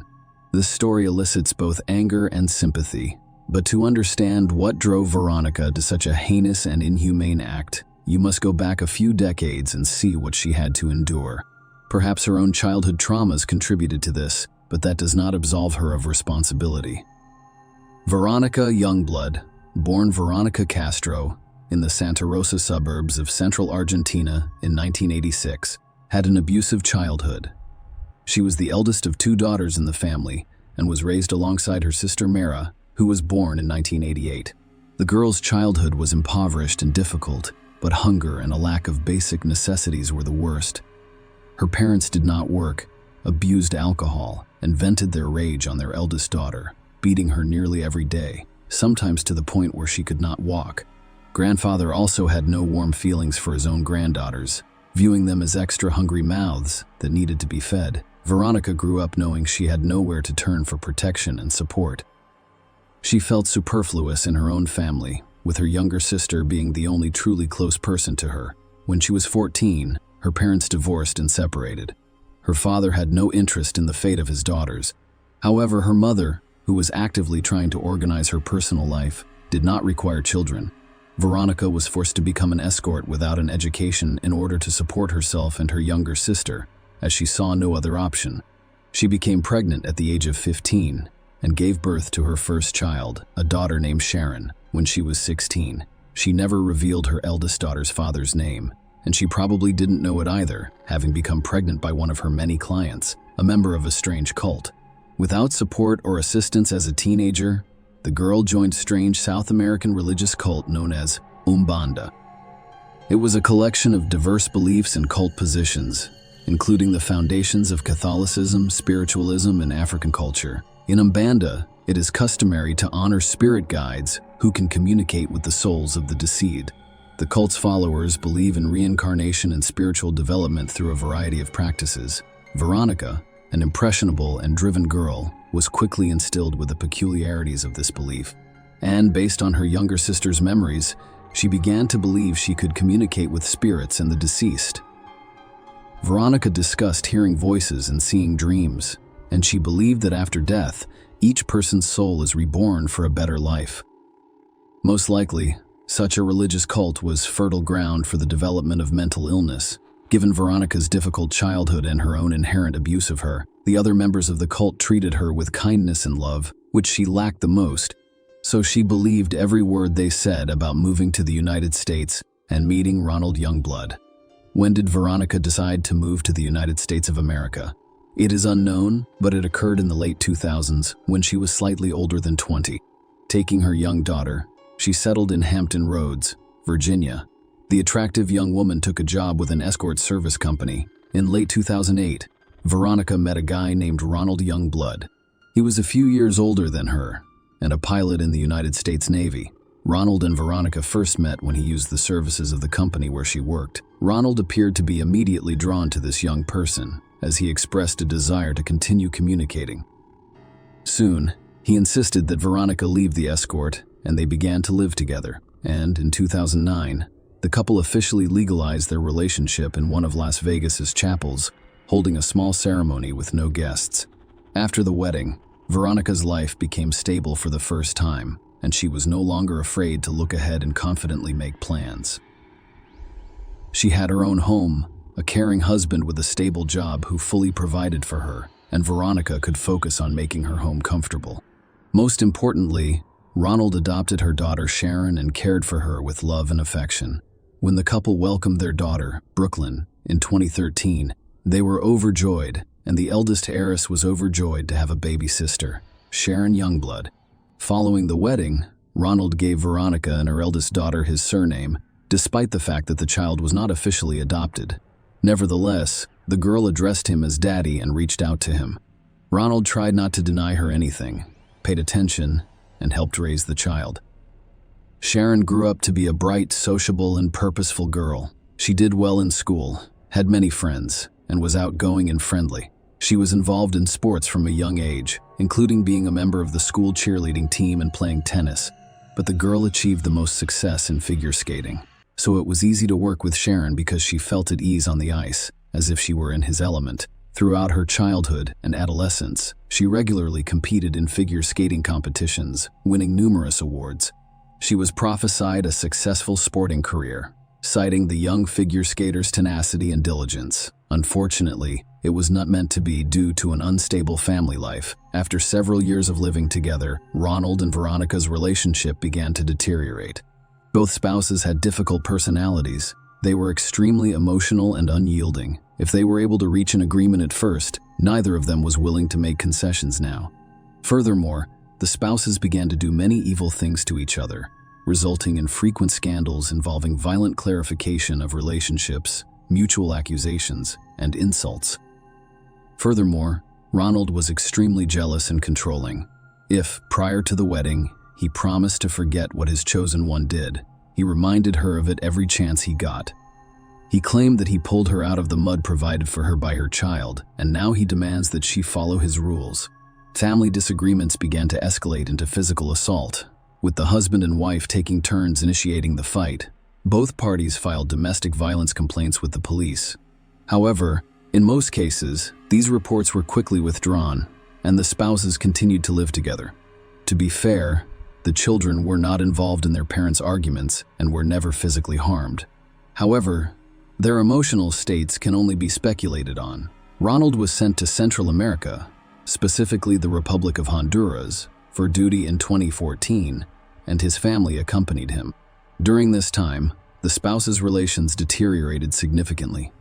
Veronica reported to the local police that her husband was raising his hand against her, restricting her finances by blocking her card and forbidding her from using the internet or driving. Ronald later claimed in his defense that he did so after discovering that his spouse was cheating on him. The husband believed that by denying his wife money, personal transportation, and the ability to communicate with her lover, he could keep her at home. As a result, Veronica filed a complaint with the U.S. Embassy, and her husband was extradited from Honduras and returned to the United States. However, this incident had no bearing on his career, and he was soon transferred to Washington, D.C., to the main department of the country's Navy. However, the couple's relations eventually soured, resulting in a breakup and ongoing conflict. In 2016, the couple relocated to Florida, where Ronald had a new job. They had virtually separated by that point, but they continued to live under the same roof, and Ron continued to provide full support for Veronica and her daughters. By the beginning of 2017, the family had relocated again, this time to the small town of Oakton, Virginia, where the spouses began the official divorce process. Ron and Veronica did not separate, however, even after their marriage ended. They lived in the same house, but they clearly couldn't stand each other anymore. Both later claimed that no matter what, they wanted to raise children together, but Veronica had no source of income and couldn't even afford to rent a room. The issue of the children's future custody became particularly acute, and Veronica realized that she would be unable to raise the children on her own because they were all completely dependent on Ronald. He was also aware of this and took every opportunity to remind his wife of it, occasionally resorting to outright blackmail, which drove the young woman insane. Driven to despair, Veronica decided to take out a bank loan so that they could have some of their own money. However, as a guarantor, she listed her still legal husband without informing him. When Ronald received a call from the bank, another scandal erupted. Naturally, he refused to act as guarantor, and his wife's actions provided him with yet another reason to humiliate her. True, a few months later, the couple was able to reach an agreement, and the scandals between them subsided for a while. According to the court decision, they can continue to live together and raise their children without being charged alimony. But the truth did not last long. Ronald sued Veronica in the fall of 2017, accusing her of aggressive and inadequate behavior. He claimed that his spouse smashed his smartphone, launching it into the wall, drowned in a basin of water with a functioning laptop, and smashed his car's windshield with a stone. Following that, Veronica was forced to relocate and was forbidden from visiting Iran. At the same time, the youngest daughter, Brooklyn, was temporarily granted full custody of her father until the next court hearing. 3 weeks later, the divorce was finalized. However, after receiving a divorce certificate, the former spouses resumed living together, and the courts and custody battle appeared to be resolved. About 6 months later, the former spouses appeared in court together again, but this time, they presented a multi-page agreement outlining their custody plan for their shared daughter. Ronald was transferred to Missouri, and his former wife and children accompanied him. But first, Veronica wanted to officially settle a number of nuances regarding their daughter, Brooklyn's, custody. Ronald agreed to provide his ex-wife with housing near his home so that they could raise their daughter together. The court approved the document in April 2018, with the move scheduled for August of that year. A month later, however, Veronica abruptly reversed her decision and returned to court. The young woman sought assistance from a lawyer who was required to competently draft and amend the previously approved agreement. Veronica explained that she was doing this due to changed circumstances. By then, she had completed her nursing school training and had been offered a well-paying job in Oakton. That way, she could more or less support herself and the girls, with no need to relocate after her ex-husband. Furthermore, the new job promised to help her find and pay for her own place to live. Due to her new situation, Veronica now sought full custody of her daughter Brooklyn, as outlined in an amendment to the agreement. A new hearing was held in July 2018, 1 month before the previously scheduled departure to Missouri. However, the court refused to modify the previously approved agreement, and the former spouses were to relocate to another state to share custody of their shared daughter, as previously agreed. Veronica appeared to agree with the court's decision, as he made no further attempts to challenge it. Ronald filed a legal notice 2 weeks after the last court hearing, stating his new address where he would live after the move, which was less than a month away. He was on his way with only a few minor details to finalize. Everything seemed to be going as planned, but Sharon and Brooklyn had only a few days to live. A disturbing call. The evening of August 5, 2018, Sharon, 15, called emergency services with a disturbing message. The girl was in tears, gasping, and in pain. She begged to be saved, and he expressed his desire to live. She claimed she was severely injured. When the cameraman asked what had happened, she explained that she had just been shot with a gun by her own mother. Sharon claims she and her younger sister were asleep when their mother walked into the room and shot Brooklyn. At the sound of the gunshot, the older sister awoke, literally numb from fear. She asked her mother, "What are you doing?" Veronica responded that she was taking her daughters to God. Sharon attempted to flee, but Veronica shot her in the back. She was on the verge of collapse. She made it to the next room, where she locked herself in and called for help. The operator assured Sharon that help was on the way and asked her to wait a few minutes, but then he heard the girls scream Indian despair, followed by another gunshot. Then there was a frightening silence, and the call was disconnected. The police and paramedics arrived on the scene by 10 p.m., but a horrifying picture had already been revealed. Ronald, who was on business in another city at the time, had also called 911, requesting that someone come to his house right away because his ex-wife, he claimed, had done something terrible. Veronica had already called and told him everything, but Ron refused to believe what she said. Sharon was the first to be discovered, lying on the floor with 2 gunshot wounds, one to the chest and one to the back. Amazingly, despite the massive blood loss, she still had a faint pulse and was desperately trying to survive. Sharon was quickly transferred to the nearest hospital's intensive care unit. However, despite doctors' efforts, she died the following day. Brooklyn's lifeless body was discovered in her bedroom, on her own bed. She was killed with a single gunshot to the head.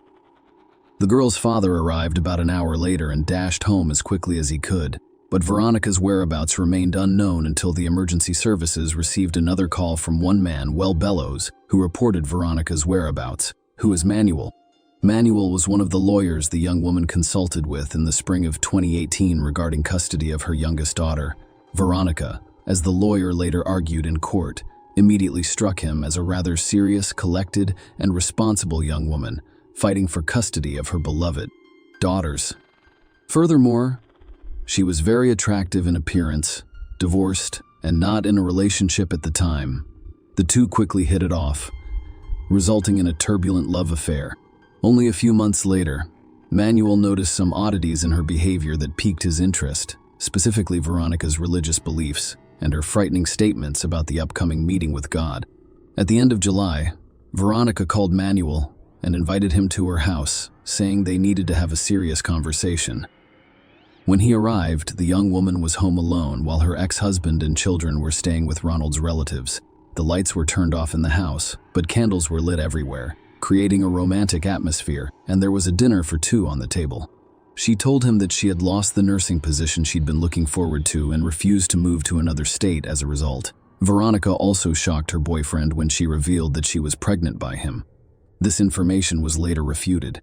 Manuel didn't know how to react, so Veronica tried to seduce him and entice him into intimacy. According to Manuel, nothing happened between them that night because Veronica made him feel strangely uncomfortable and threatened, as if his life was in danger. He asked her for time to consider how to proceed before hurriedly leaving her house. On the evening of August 5, Manuel heard someone ring his doorbell. He opened the door to find Veronica on the doorstep. She was frighteningly calm, with no emotion on her face at all. Veronica requested to be let into the house. But before Manuel could do so, he noticed a gun in her hands and was so terrified that he threatened to call the police if she didn't leave right away. But Veronica, with the same stony expression, responded that he could do so because she no longer cared.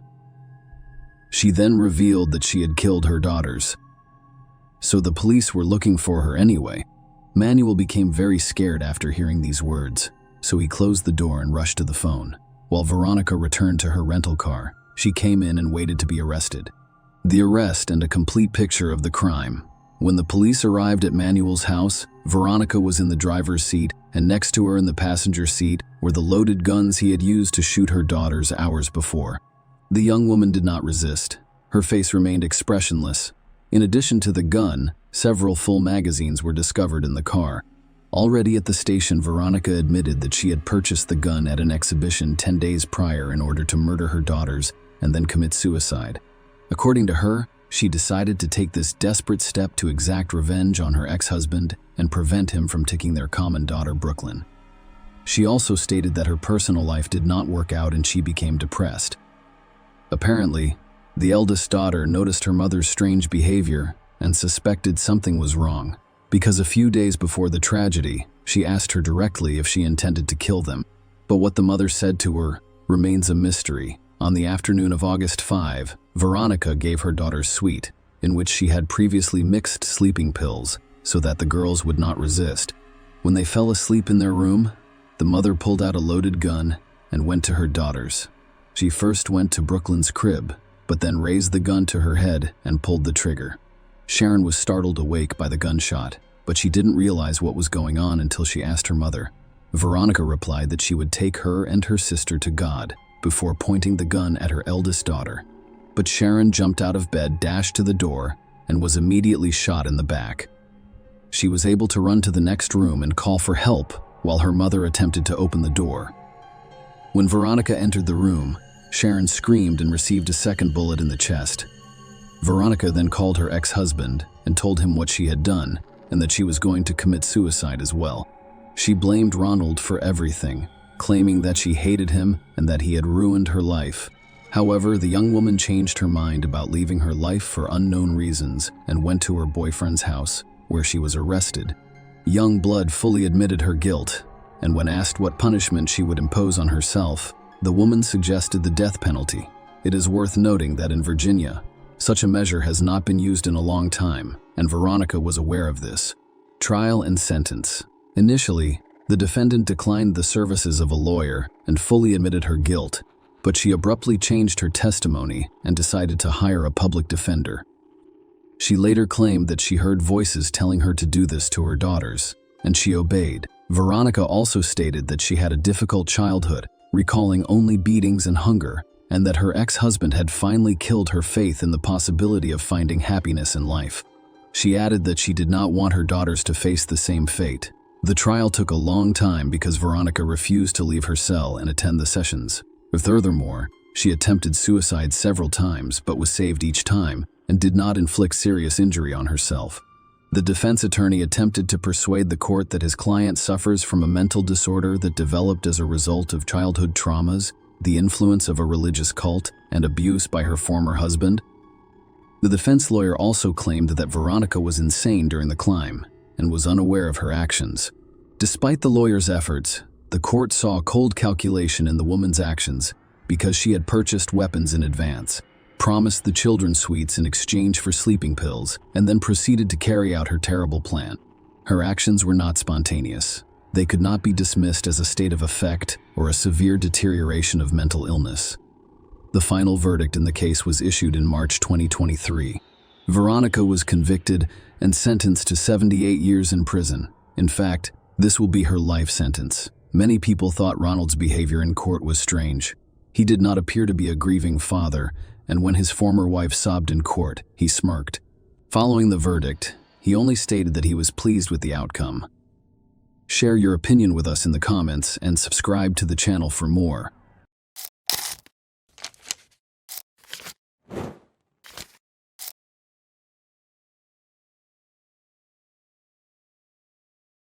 Hey guys, welcome to my channel, and today we're going to take a look at another horrible case with you. In this video, we will discuss what happened in Germany in 2016. The story of Maria Lodberger, a 19-year-old Freiburg resident, sparked widespread outrage in German society, raising concerns not only about the work of local police, but also about Germany's entire government. Maria was born on December 6, 1996, to Clemens and Friederike Lodberger. According to the German press, her parents were both lawyers. Furthermore, her father was a senior official in the European Union. In 2016, Maria was a medical student at the University of Freiburg. In her spare time, she worked part-time in an urban center that assisted immigrants. Maria attended a medical faculty-organized party on the night of October 15 to 16, 2016. She had a good time with her friends, and when she started getting ready to go home, it was around 2:30 a.m. Maria lived on campus, approximately 3 miles from the university where the party was held. After saying goodbye to her friends, she went outside and rode her bike to campus. It was 2:37 a.m. At 8:20 a.m., on the same day, someone jogging along the river discovered a woman's body in the water near the shore.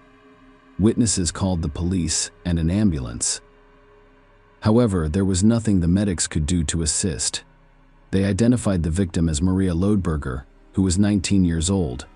She never made it to her dorm. A jogger discovered her body about a mile away. During the forensic examination, experts determined that Maria died from drowning. At the same time, someone attempted to strangle her with a scarf, which police discovered on the scene. That scarf contained a sample of male DNA, presumably belonging to the perpetrator. The police also determined the most likely motive for Maria's attack. The forensic medical examination determined that someone forced the girl into intimacy prior to her death. The police established a special commission of 68 investigators to investigate this case. In addition to the DNA on the scarf, police discovered several black hairs with bleach stains 7 inches long in the bushes near the crime scene. Importantly, this strand of hair contained the roots, allowing authorities to collect another sample of male DNA. This sample matched the one found on the scarf used to strangle Maria. The police were unable to determine the identity of the person to whom the DNA samples belonged because there was no information about him in the databases. On November 8th, the police offered a €6,000 reward for information that could help solve this case. Thanks to several individuals, the reward amount quickly grew to €35,000. The police questioned over 1,000 people, including those who attended Maria's last party. At the same time, over 100 people voluntarily donated DNA samples for comparative analysis.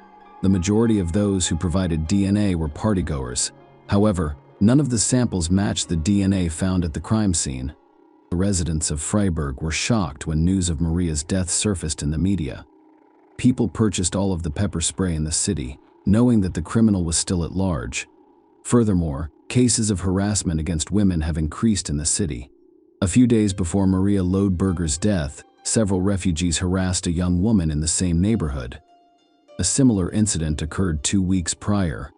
Self-defense classes have never been so popular in Freiburg, when many people visited local sports centers to learn how to defend themselves. Meanwhile, 25 more officers began patrolling the city to improve security.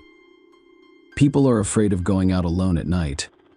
Mayor Dieter Salomon stated that we cannot put up with this situation. 25 more officers may appear to be a small number. However, in a city with a high crime rate, it signaled that the authorities were finally paying attention to the Freiburg problems. The police investigated all possible leads, However, the hair and scar discovered at the scene proved to be the deciding factor in identifying the perpetrator. Knowing that the man they were looking for wore long black hair with bleached ends, the police began analyzing the recordings from numerous city cameras. They discovered a man with similar hair color and length while reviewing CCTV footage from the city tram. The man wore an undercut, with short hair on the sides and back and longer on top. This recording is from the night of October 16th. At 1:57 a.m., 40 minutes before Maria left the party, the suspect boarded a tram near the university. After about 20 minutes, he got off at the last stop, which was less than a mile from where a jogger discovered Maria's body. According to the police, the suspect was bothering two girls on the tram, but they were eventually able to avoid his attention. On December 3, 2016, nearly 7 weeks after Maria's death, police arrested a suspect. Hussein Kavari, 17, considered himself an immigrant from Afghanistan when he first arrived in Germany. However, the investigation revealed that he was not 17 years old and did not hold Afghan citizenship. Kavari entered Germany without an ID card in November 2015. When crossing the border, he stated that he is from Afghanistan and was born in 1999. Hussein Kavari stated that he was 16 years old when he entered the country, but he did not have any documents to back up his claim. Due to his stated age, Germany accepted him as an underage, unaccompanied refugee. They placed Kavari with a foster German family in a picturesque town near the Black Forest, where he attended a local school, learned German, and received government benefits. Such a trick with age fabrication became common, giving an advantage not only when applying for asylum, but also when breaking the law. After all, juvenile offenders are punished less severely. We will return to the suspect's age later because it is only the tip of the iceberg in his biography. After Kavari was arrested as the main suspect in the Maria Loebner case, his image appeared in the press, despite German media attempts to conceal his face. Other European TV channels and newspapers did not follow suit, instead publishing a non-blurred image of his face. Maria Elena Anakopoulou, a lawyer from Greece, recognized the arrested young man after seeing photos of him in the media. She defended him in court in spring 2013. He was then charged with and convicted of a life-threatening attack on a young student on the Greek island of Corfu. Kavari robbed and threw a 20-year-old student off a cliff. The girl flew about 25 feet down and miraculously survived, thanks to the bushes on which she fell. She spent 17 days in the hospital and had 3 surgeries. Kavari was arrested, and when the girl recovered, she identified him as the attacker. However, Guevara did not understand the reason for his arrest and told the police that she was just a woman. A court sentenced a young asylum seeker to 10 years in prison for theft and attempted life deprivation. What's important to note here is that he claimed during the trial that he was born in Iran in 1996. However, when he entered Germany, he claimed to have been born in 1999. So the question is, how did Hussein Kavari get to Germany in 2015? If he was sentenced to 10 years in prison in Greece in 2014, here's why. He was released on parole in October 2015. Due to prison overcrowding in Greece, he violated his probation by failing to report to a police station on a regular basis, only visiting once. They put him on the wanted list, but only for Greece. At the time, the borders were open, and Kavari, along with thousands of other refugees, traveled to Germany, where he pretended to be an unaccompanied minor seeking asylum.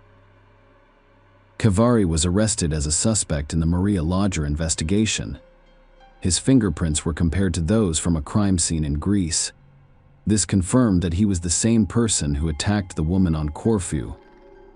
After learning all of this, Germany posed numerous questions to the Greek authorities. Because the police did not initiate an Interpol search for Kavari, he was able to enter Germany without incident.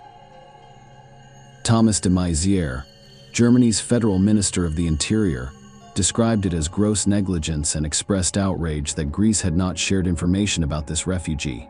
If we had received information from Greece, the suspect would have been apprehended at the border and investigated by German security authorities. All of this happened in a reprehensible manner. We will need to discuss this process with the Greeks. Mazier stated that while German and Greek police were attempting to resolve issues among themselves, ordinary Germans, including those from Freiburg, demanded that the authorities take action against uncontrolled immigration. In response to residents' discontent, Freiburg Mayor Dieter Salomon stated that they should not use Guevara's origin as a case against immigration policy. Instead, he proposed treating it as a separate incident. At the same time, the Alternative for Germany party contacted Maria Lodberger, a victim of Angela Merkel's welcome culture. Unfortunately, the Maria Lodberger story was not unique. On December 27, 2017, in Kandel, an Afghan refugee, Abdul Dalwadzai, 15, attacked his classmate, Mia Valentin, 15, with a knife in broad daylight. The reason for the attack was that Mia had stopped talking to him. As a result, she died in the hospital, prompting police to arrest Dalwadzai. The girl's parents doubted that I was 15 years old and demanded to know his age. They determined his age using X-rays of his arm, collarbone, and teeth. The expert concluded that Dalwadzai was at least 17 years old and probably around 20. Nonetheless, he was tried as a minor, which meant the maximum sentence was 10 years in prison. On September 3, 2018, the court sentenced him to 8.5 years in prison, causing outrage not only among the girl's parents but also throughout society. It is worth noting that Dalwadzai died in his prison cell a year after being convicted. He had self-harmed, and doctors did not have time to treat him. On March 12, 2018, Ahmad, an underage unaccompanied Afghan refugee, attacked 17-year-old Maria Bold in her Flensburg apartment. Maria and Ahmad dated for 2 years, but when he began controlling her every move, she ended the relationship and began dating another man. As a result, she died of 14 stab wounds. At the trial, Ahmad claimed that he was 17 years old at the time of the attack and that he should be tried as a minor, which implied a maximum sentence of 10 years. However, the examination revealed that Ahmad was approximately 29 years old, not 17 as he claimed. The judge agreed with the exam results and decided to try Ahmad as an adult. The court sentenced him to life in prison. However, under certain conditions, the German law on life imprisonment allows for an early release after 15 years. Authorities were also urged not to forget that Germans commit the exact same crimes. When the police revealed that the perpetrator was a refugee, tensions in society grew. Maria's parents were free to travel to Riga, and Clemens Leidenberger avoided condemning speeches. Instead, they established the Maria Lorger Foundation in memory of their daughter. This foundation earned them a civic award of 20,000 euros from the Federal Association of German Newspaper Publishers in Berlin. If my children or grandchildren ever ask me what I did to help the world develop in the direction I believed was best, I'd like to say that I took advantage of the opportunities that came my way. This quote from Maria served as the foundation for building this structure. It assists students at the University of Freiburg in difficult life situations. For example, Friederike Leidenberger stated that she wants people to remember her daughter's name, not only because of a terrible act, but also because of her life. Clemens Lodberger stated that the crime against Maria has deeply shocked Germans. Along with other events, it sparked public debate on a number of political issues. As Maria's parents, we do not want acts of hatred or cold-blooded contempt in our society to inspire hatred and incitement in others. Otherwise, the destructive spiral threatens to undermine the foundations of social cohesion. As parents, they considered expressing their Christian beliefs but chose not to do so publicly. We believe that our restraint and interest in an objective discussion of these complex political issues will ultimately benefit us. By establishing the foundation, they wanted to encourage people to use their educational opportunities and unique characteristics to find their place in society. When our lives became filled with darkness, pain, and confusion, a profound sense of gratitude settled in the United States. Thank you for your gift to Maria. According to Friederike Lodberger, having this attitude helps you control your fate. We felt as if God had given us the strength to deal with this fate. He is with us, accompanying us. We realized we had a new life task to deal with our daughter's violent death, and we will cope. We've been saying this to each other from the beginning. We keep saying it now, and the feeling of gratitude that we discussed helps us prevent all other feelings from becoming so strong that they take over, said Clemens Lattenberger. Now let's return to Maria's case. In addition to DNA evidence, police have Hussein Kavari's confession. The trial began in September 2017, and Guevara admitted to forcing Maria into intimacy before killing her. Furthermore, the man admitted that he lied about his age. He did not tell the court how old he was, only that he was of legal age. Under oath, the forensic dentist stated that the defendant was probably between the ages of 22 and 29. Kavari had his tooth extracted 8 months before the attack on Maria Lattenberger during a routine dental procedure. He kept it as a souvenir after the police discovered it while searching his apartment. According to the expert, the annual rings in a person's tooth root can be used to determine their age. That is how the forensic dentist came to know Hussein Guevara, who was between the ages of 22 and 29. The method is safe and produces accurate results. X-ray examinations of risky bones, which are frequently used to diagnose aging, are considered relatively imprecise. Senior prosecutor Eckhard Berger described the dental examination as critical evidence in determining the defendant's age. Kavari stated that his father died many years ago in Afghanistan. However, the police discovered that his father was alive and living in Iran. The prosecutor contacted Kavari's father by phone, which provided the court with a clearer picture of his age. According to the father, his son was born in Iran on January 29, 1984, so he was 32 years old when Maria died.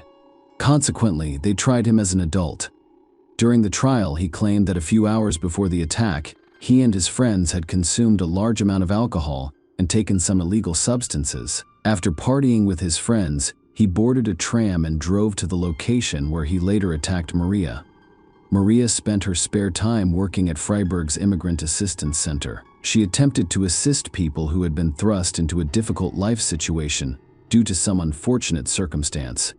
She died at the hands of one of these people, and the crime sparked widespread outrage and disgust.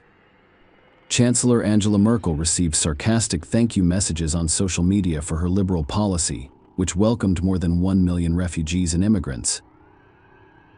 During the trial, prosecutor Eckhard Berger reminded the 2 jurors and 3 judges that the defendant is on trial for a criminal offense, not Germany's refugee policy.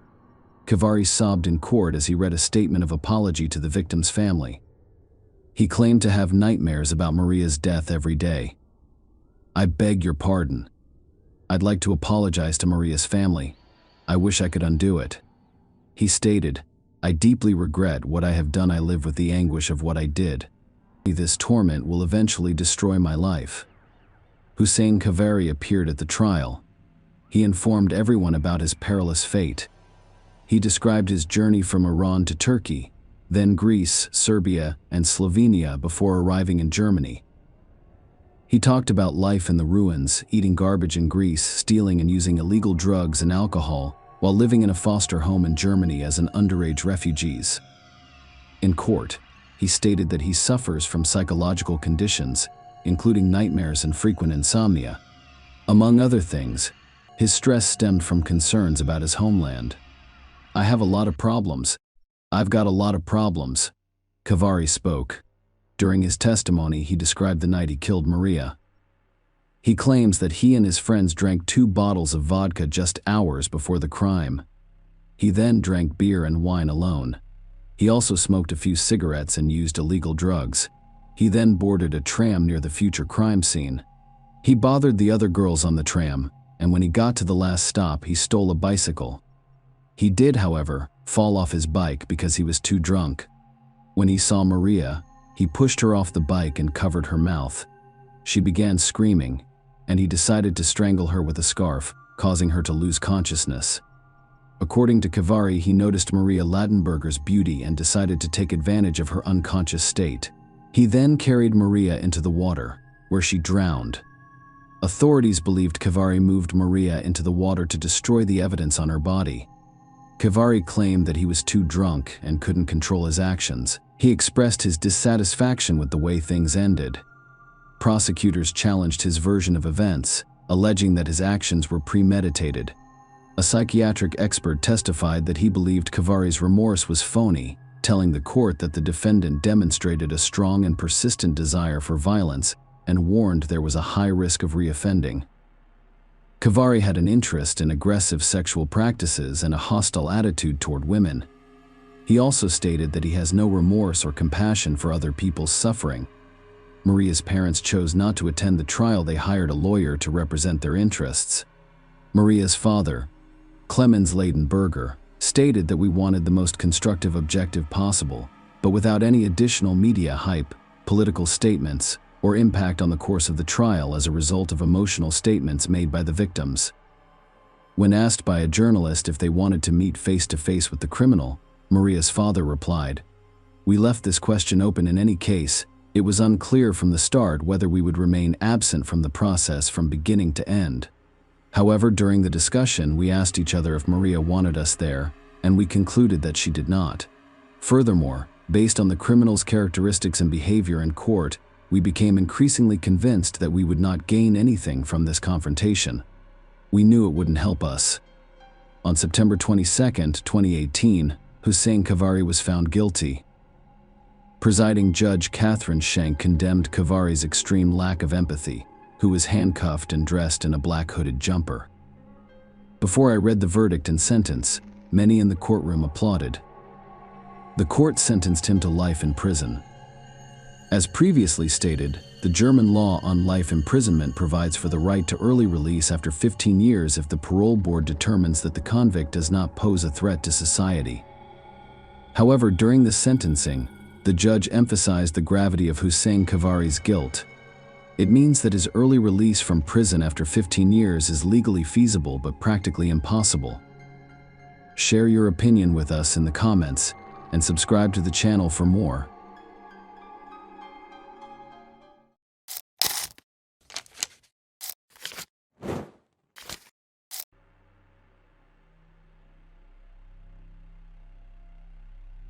Hey guys, welcome to my channel, and today we're going to take a look at another horrible case with you.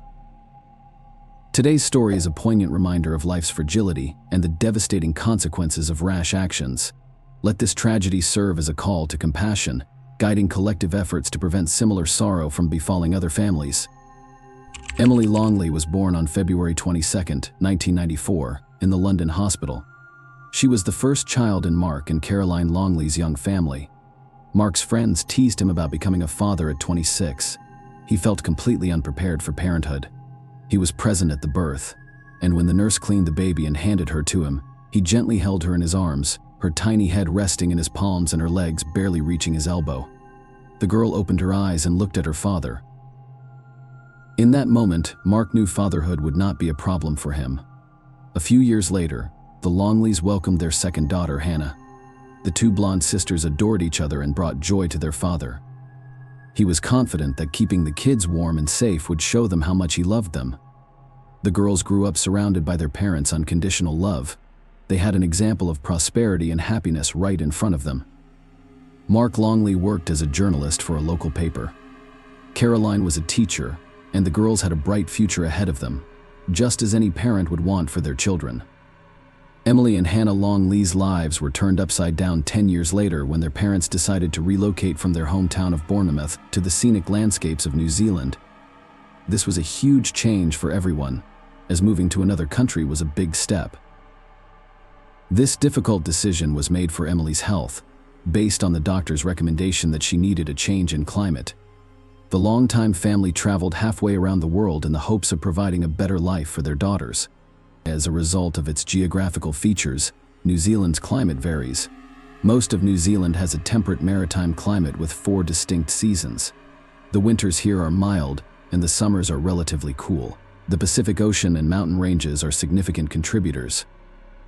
The English family found the environment and atmosphere ideal. A new chapter has begun in the lives of the Longleys and their daughters.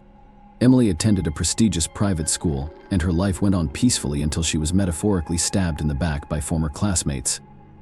Her friend Sarah Lee Terblanche caused a stir at school when she revealed that Emily had fallen in with the wrong crowd and was involved with banned substances. Sarah gave the school newspaper an interview about a party at Emily's house. After overcoming initial disappointments and betrayals, Emily returned to England at the end of 2010 to further her education. She moved in with her grandparents, Ronald and Zosie Longley, in a large detached cottage near the promenade in South Beach in Bournemouth, and enrolled in a British college, hoping for a new beginning in her life. Emily, who had struggled in school, adapted to a more relaxed student life and thrived. Emily made progress, balancing her studies at Brockenhurst College in Hampshire with a job at the Topshop clothing store.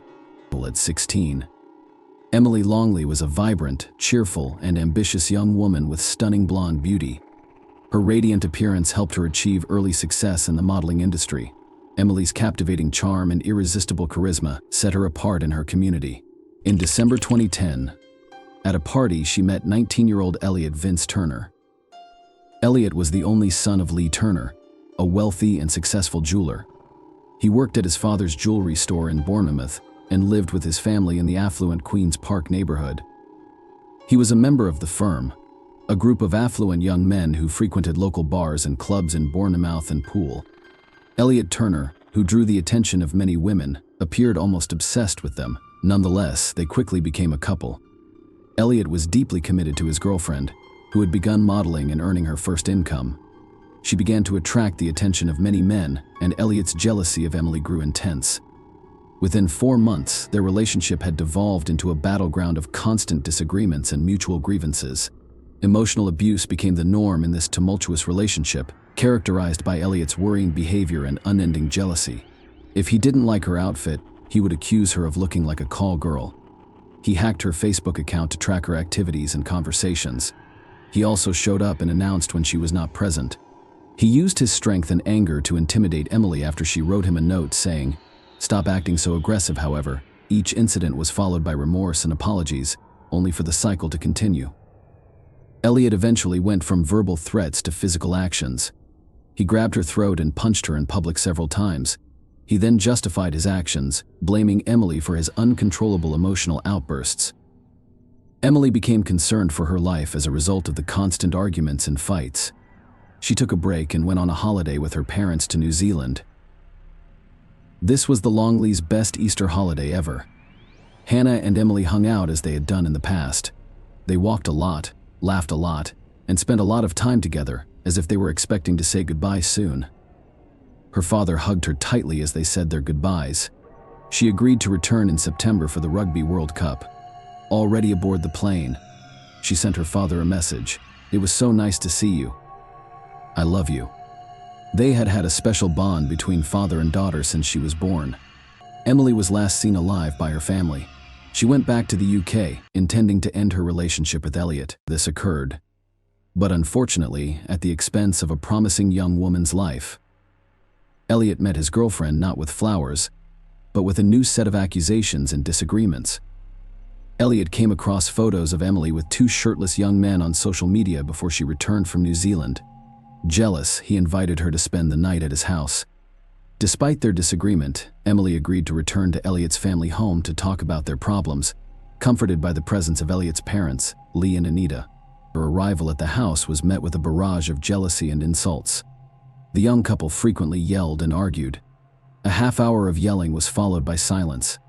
On May 7, 2011, emergency services received a call that 17-year-old Emily Longley had been discovered unconscious in bed. Nina Turner called after discovering the girl in her son's bedroom. Rescuers arrived on the scene and were only able to confirm her death. Following the girl's death, neighbors noticed Turner sitting in the ambulance with his head in his hands. Elliot Turner was arrested immediately following Emily's death, but he was later released on bail pending further investigation. The investigation began following the tragic incident. Turner Jr., consumed by guilt, wrote a confession. His parents, determined not to lose their only son, intentionally withheld critical evidence, delaying the investigation. On the night of the incident, Anita Turner, 51, and Lee Turner, 53, removed a coat from their son's house, retrieved the confession letter from its pocket, and doused it with bleach, destroying vital evidence. During the investigation, it was decided to secretly install listening devices in the expansive Turner family home on May 18th. After gathering evidence from a family discussion about fabricating evidence and concerns about lying to police, the police searched the household computers for additional evidence, which they discovered. A look at the browser's search history revealed searches for death by strangulation and how to avoid a murder charge. In July, all 3 family members were arrested and charged with being involved in the incident and intentionally concealing evidence. Elliot Turner denied any involvement, blaming Emily for his troubles. A forensic reconstruction of the incident revealed that Elliot and Emily engaged in a struggle on that fateful day. Elliot used force to subdue her, pressing her face down on the bed with a pillow. He then threw away the pillow and continued to strangle her with his hands. When she fell silent, he stood up and exited the room. Pathologists examined Emily's body and discovered injuries consistent with strangulation. Elliot had scratches on his arm, and Emily's fingertips contained his DNA, indicating a struggle between them. Elliot's behavior toward Emily was described in court as threatening, aggressive, violent, controlling, and possessive.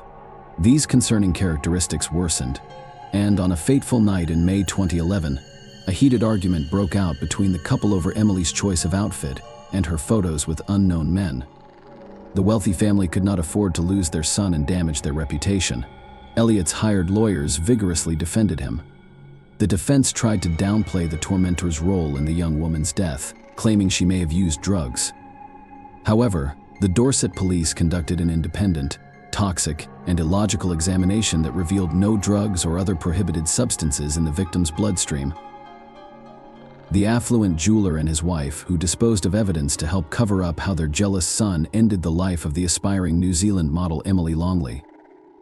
At 20 years old, Elliot Turner was found guilty by a jury at Winchester Crown Court and may have killed 17-year-old Emily in his bed after a fit of jealous rage.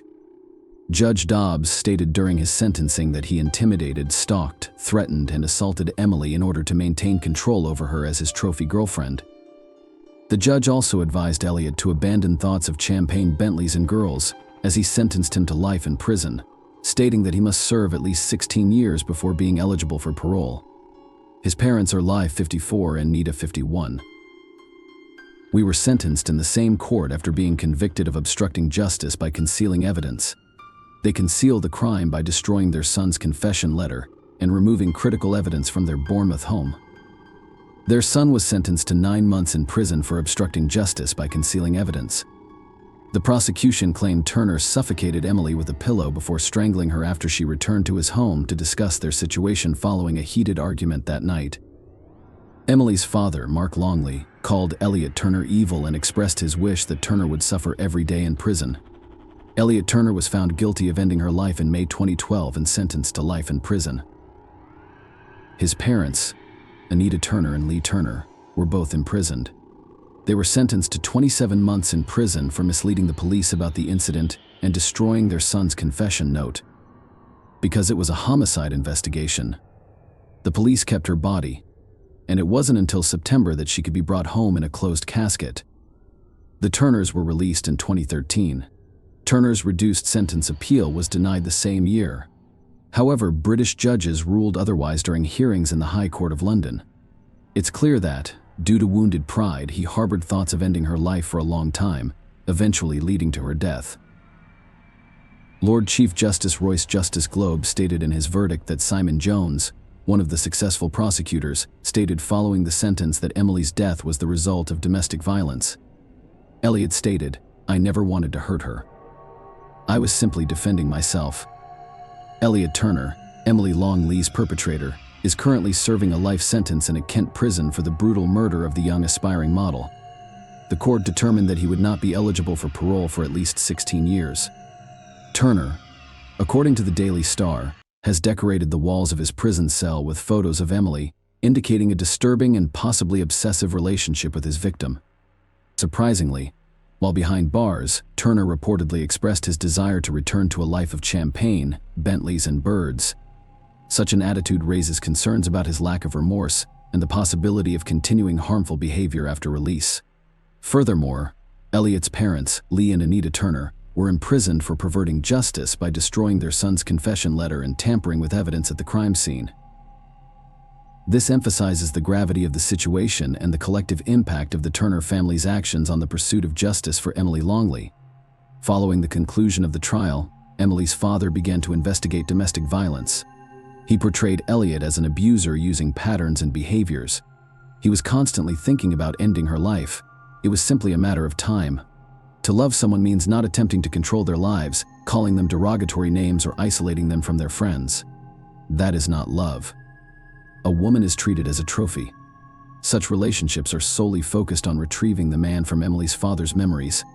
He treated Emily cruelly before she returned to New Zealand, but she did not tell us anything. I'm not sure why, but if she had, things might have turned out differently. Now I don't think of Turner or his family. He is in prison, and I hope he suffers every day. If I think too much about what he did, my anger rises, and it is the type of anger that can consume you. He never thought about the people who had loved, cherished, and raised Emily for the previous 17 years.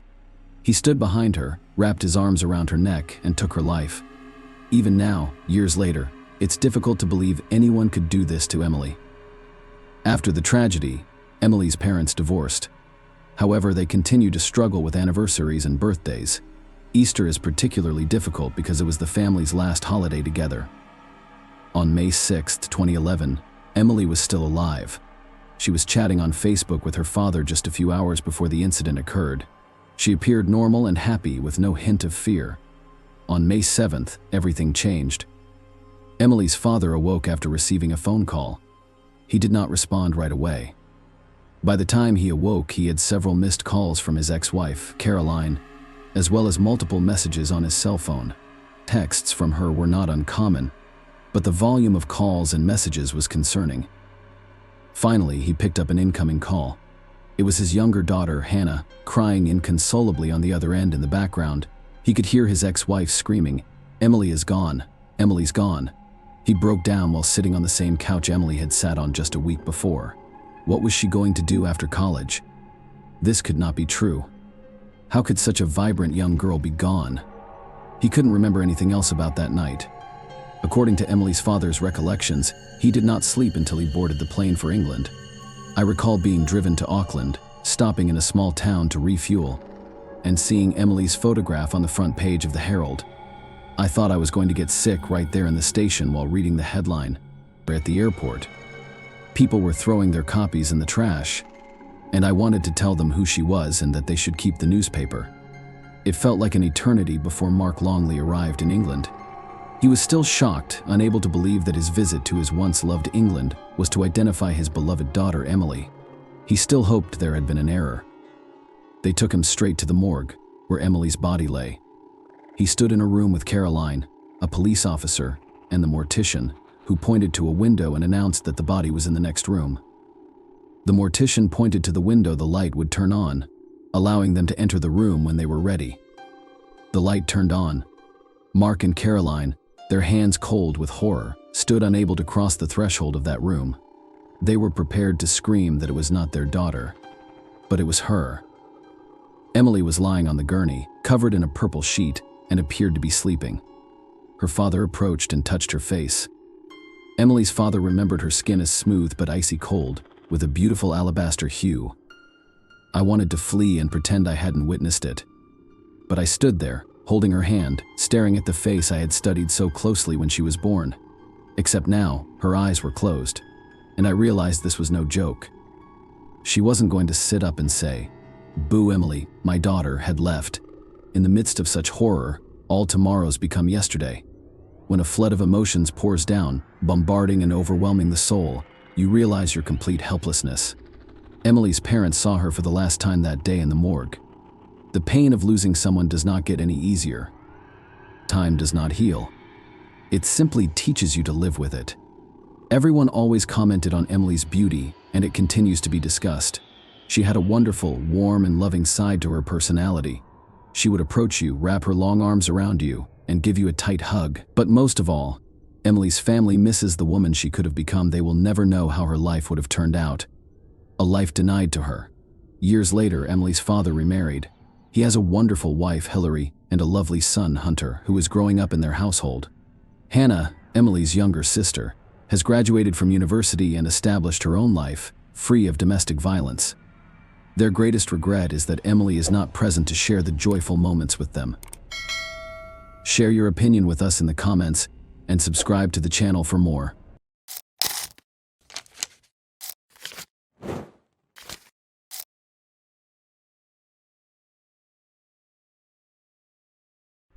Hey guys, welcome to my channel, and today we're going to take a look at another horrible case with you.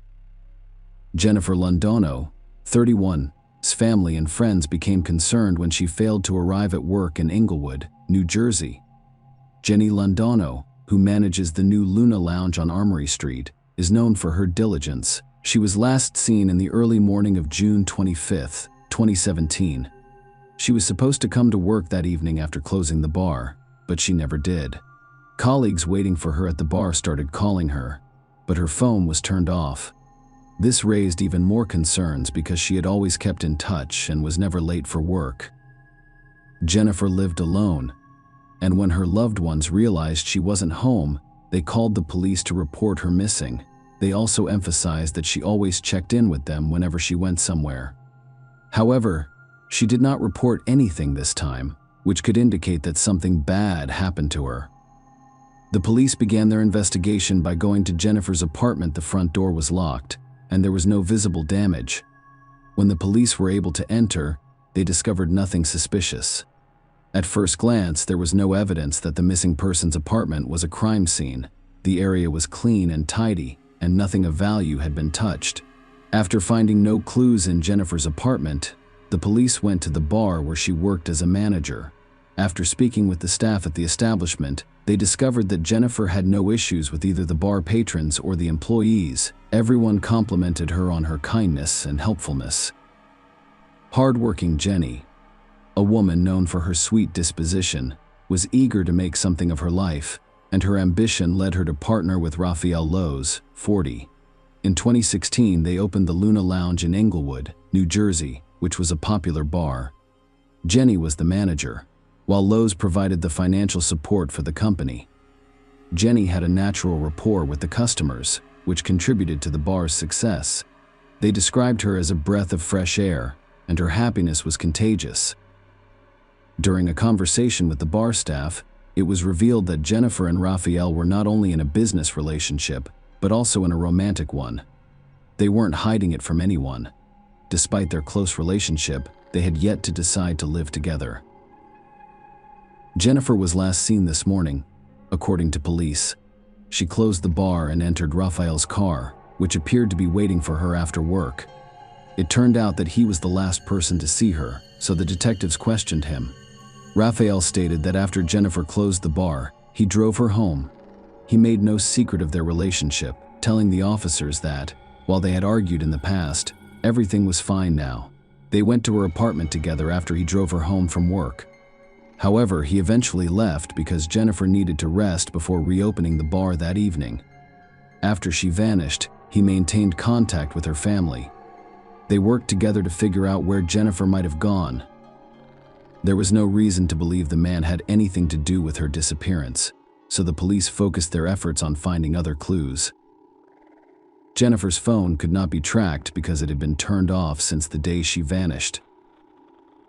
The last signal received was picked up by a cell tower near her house. Neighbors were also interviewed, and no one witnessed or heard anything suspicious. The police contacted Jennifer's bank. The movement of money in a bank account can often be used to determine the owner's whereabouts and fate. This case was no exception.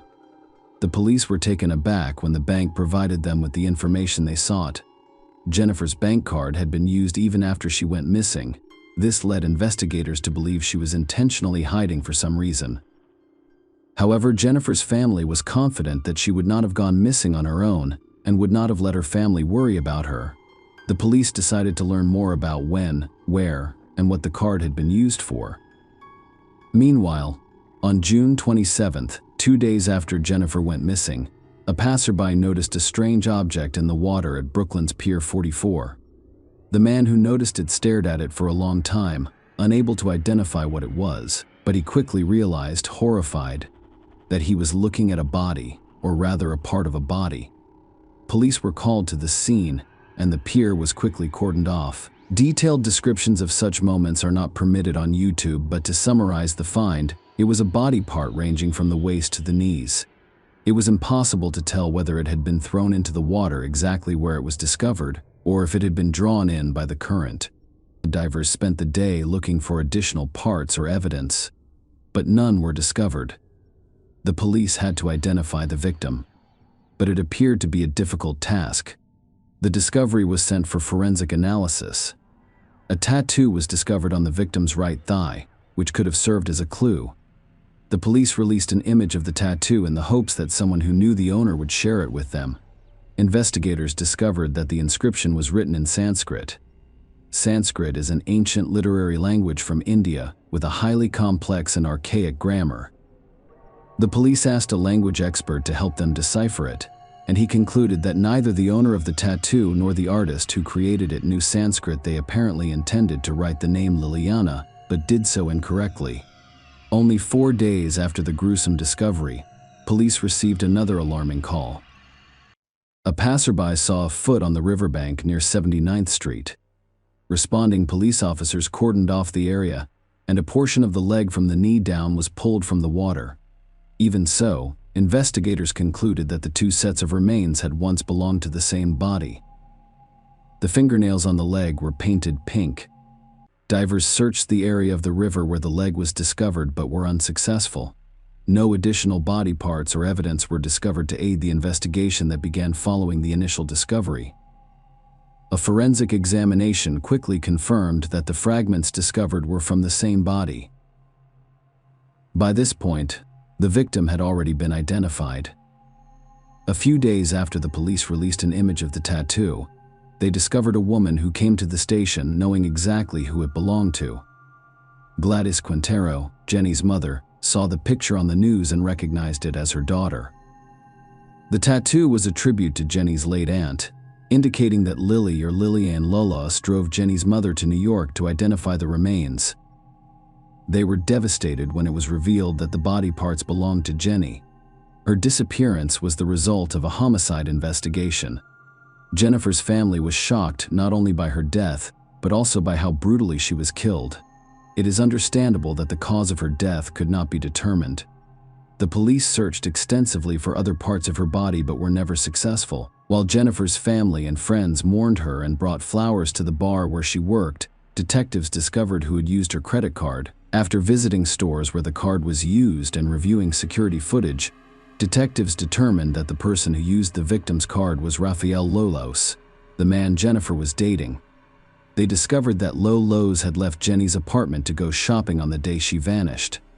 He first purchased a box of garbage bags, then went to another store to purchase cleavers, all using Jenny's credit cards. Later that night, he drove across the George Washington Bridge into Manhattan, and his cell phone records showed him near the Hudson River. Lowe's left and never returned to Jenny's apartment. The torso would emerge 2 days later. Could it be that the Lowe's killed Jenny and dismembered her with meat cleavers? It was horrible to think that a man would do that to the woman he loved. However, the evidence was compelling. The police obtained both an arrest warrant and a search warrant for his residence. He anticipated that the detectives would soon be after him. He rented a hotel room and lived there for cash. However, this did not help him. His whereabouts were quickly determined, and he was arrested. Lowe's didn't resist arrest. He denied having anything to do with Jennifer's death, claiming she gave him the credit card herself. Lowe's also insisted that she was fine after he left Jennifer. However, detectives began to gather more evidence that the man's testimony was a complete lie. A search of his home turned up dark red stains in the bathroom. The samples were sent to a lab for analysis, which revealed that the stains were Jennifer's dried blood. Detectives discovered that Lowe and Jennifer frequently quarreled, and that their disagreements were almost always motivated by jealousy.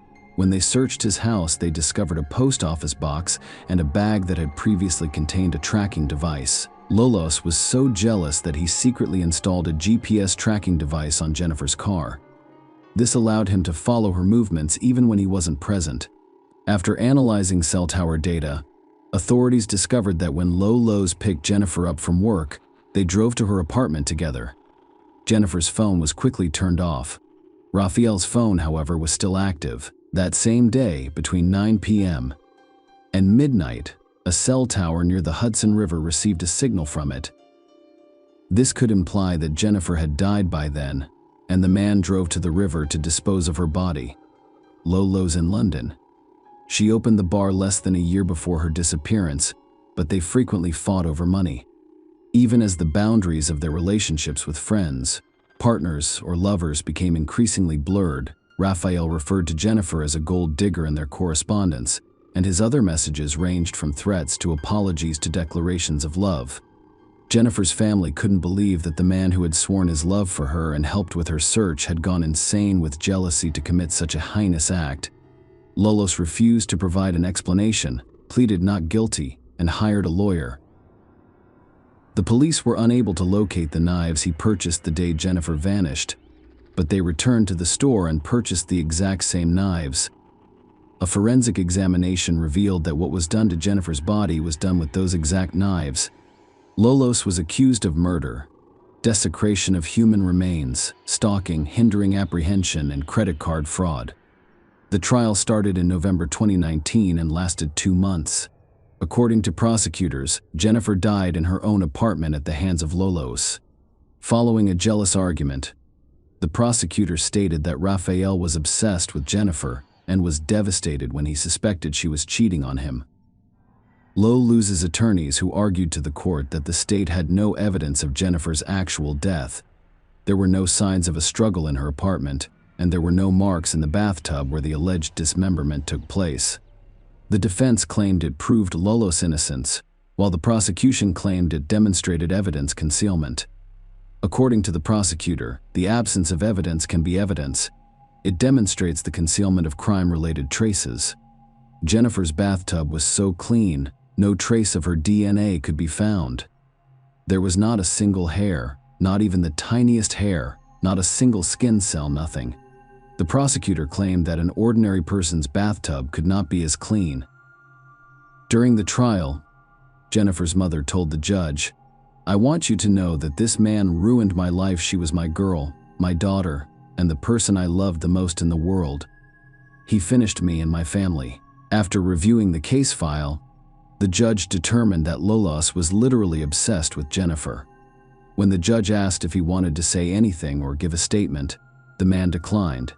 He only spoke to his lawyer. In December 2019, the jury found Lolos guilty of all charges after 3 days of deliberation. The verdict was announced in February 2020. Raphael Lolos, 43, was sentenced to life in prison. He would have to serve 63 years in prison before becoming eligible for parole. This was the maximum sentence he could receive, and he would be eligible for parole at the age of 106. Jennifer's body was never fully recovered. Share your opinion with us in the comments, and subscribe to the channel for more.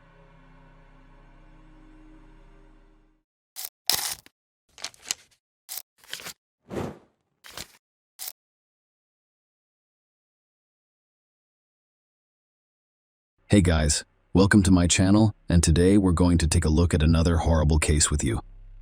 In 2012, at the Summer Olympics in London, a young Puerto Rican boxer named Felix Verdejo Sanchez shone brightly. He was dubbed a diamond, one of his country's most promising athletes, and was expected to win championships and gold medals. Then it appeared to everyone that this talented and motivated young man would achieve great things in sports. In 2021, the boxer's name appeared in all of the world's media, but this time, in the Criminal Chronicles section. This story is about a teenage attachment that turned into an addiction and resulted in a terrible tragedy, as well as how the author of the main knockout of 2014, who was praised and promoted by 2-time Olympic champion Vasily Lomachenko, nearly received a death sentence, but was eventually sentenced to life in prison. It is worth noting that, despite the presence of irrefutable evidence and confessions from the boxer's accomplice, he continues to refuse to plead guilty. The future world boxing star was born in San Juan, Puerto Rico, in 1993. Born on May 19, he grew up in a large, modest family and developed an early fondness for sport. True in childhood, he intended to make baseball a part of his life, but a funny incident changed everything. When the boy was 9 years old, a family friend came to see them with his son of the same age. The boys were playing in the yard when they suddenly got into a fight. Parents separated the children, and the future athlete's father advised him that if he wants to fight someone in the future, he should wear boxing gloves. Following that fight, Felix was taken to a local gym at his request, where the boy fell in love with boxing. as he later admitted after the first training session.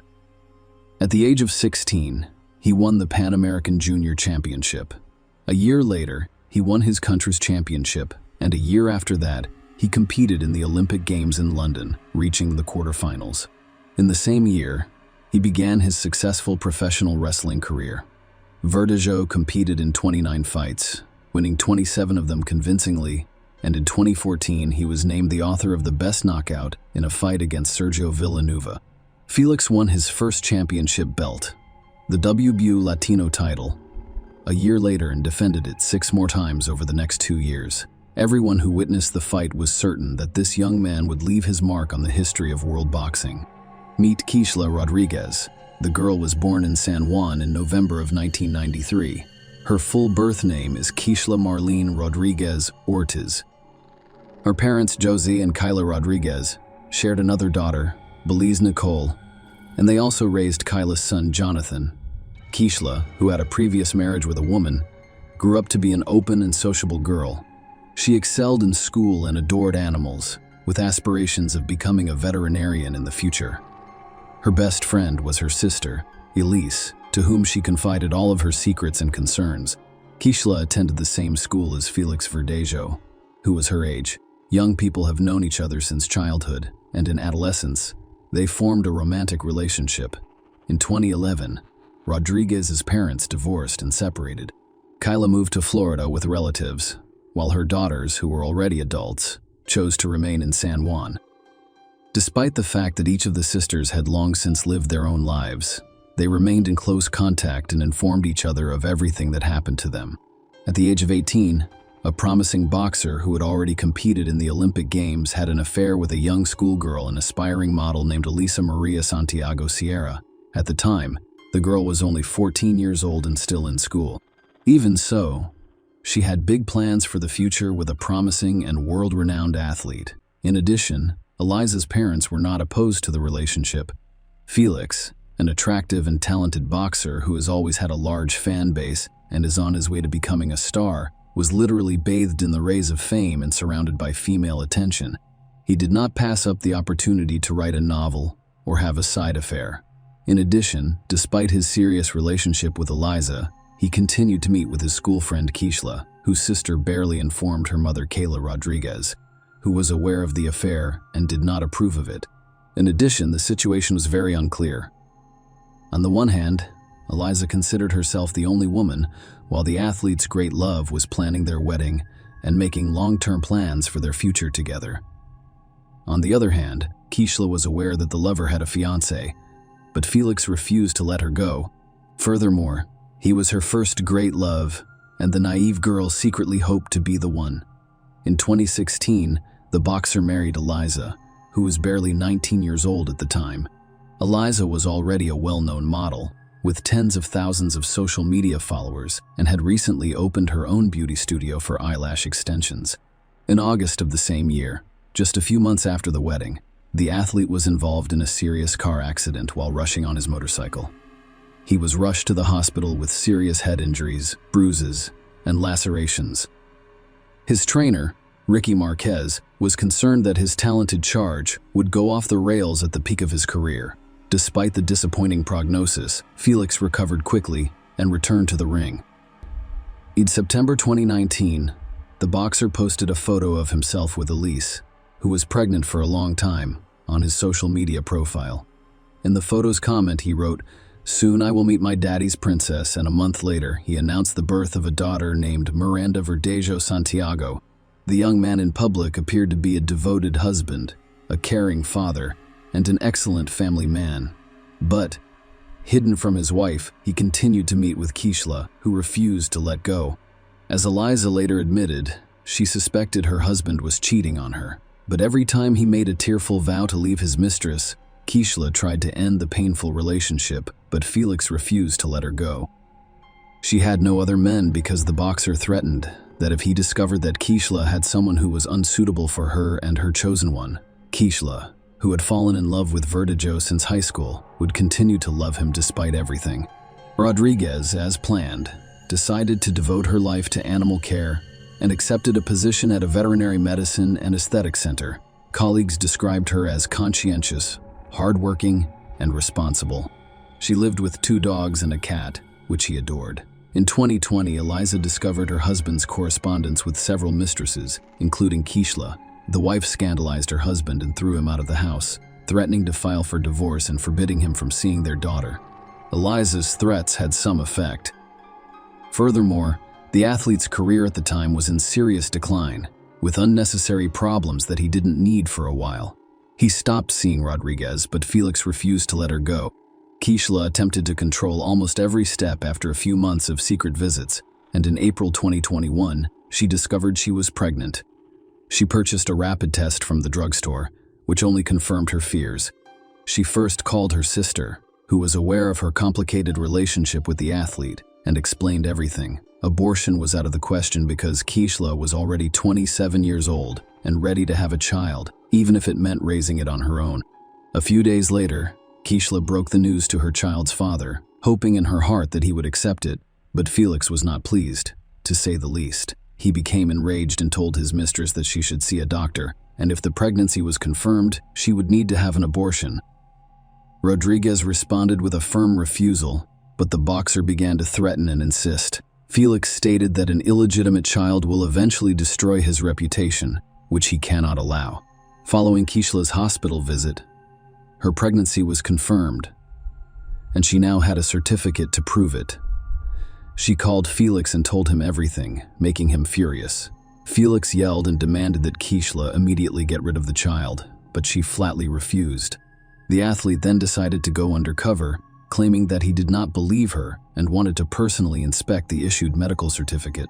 He invited Kishla to a meeting in the evening in a crowded location, which did not surprise her given that they always tried not to draw attention to themselves and did not stand in front of anyone. A few days before the meeting, the boxer visited his old friend, Luis Antonio Cadiz, who worked in a local machine shop and had connections to the criminal underworld, selling illegal drugs. Felix briefly explained the situation and requested assistance in getting rid of his pregnant mistress. Luis had previously been in the field of vision for the police and faced the prospect of imprisonment. It didn't scare him, but the athlete persisted, confident that everything would go well and that the cops would never come after them. Furthermore, Felix promised him a substantial monetary reward, and Luis agreed. Felix called Kishla and said he wanted to meet her on the evening of April 29 to confirm her pregnancy and decide what to do next. Kishla called her sister back right after speaking with her lover, telling her everything. She remained hopeful that Felix would accept her child and not insist on an abortion. However, the situation is not particularly alarming. She was aware that the boyfriend had threatened her sister, and she was concerned that he would not do anything to her. Marilise called her mother and expressed her concern. Even with their combined efforts, they were unable to persuade Kishla to cancel the fateful meeting. Rodriguez arrived at the meeting on time, driving her own Kia Forte and carrying a doctor's note.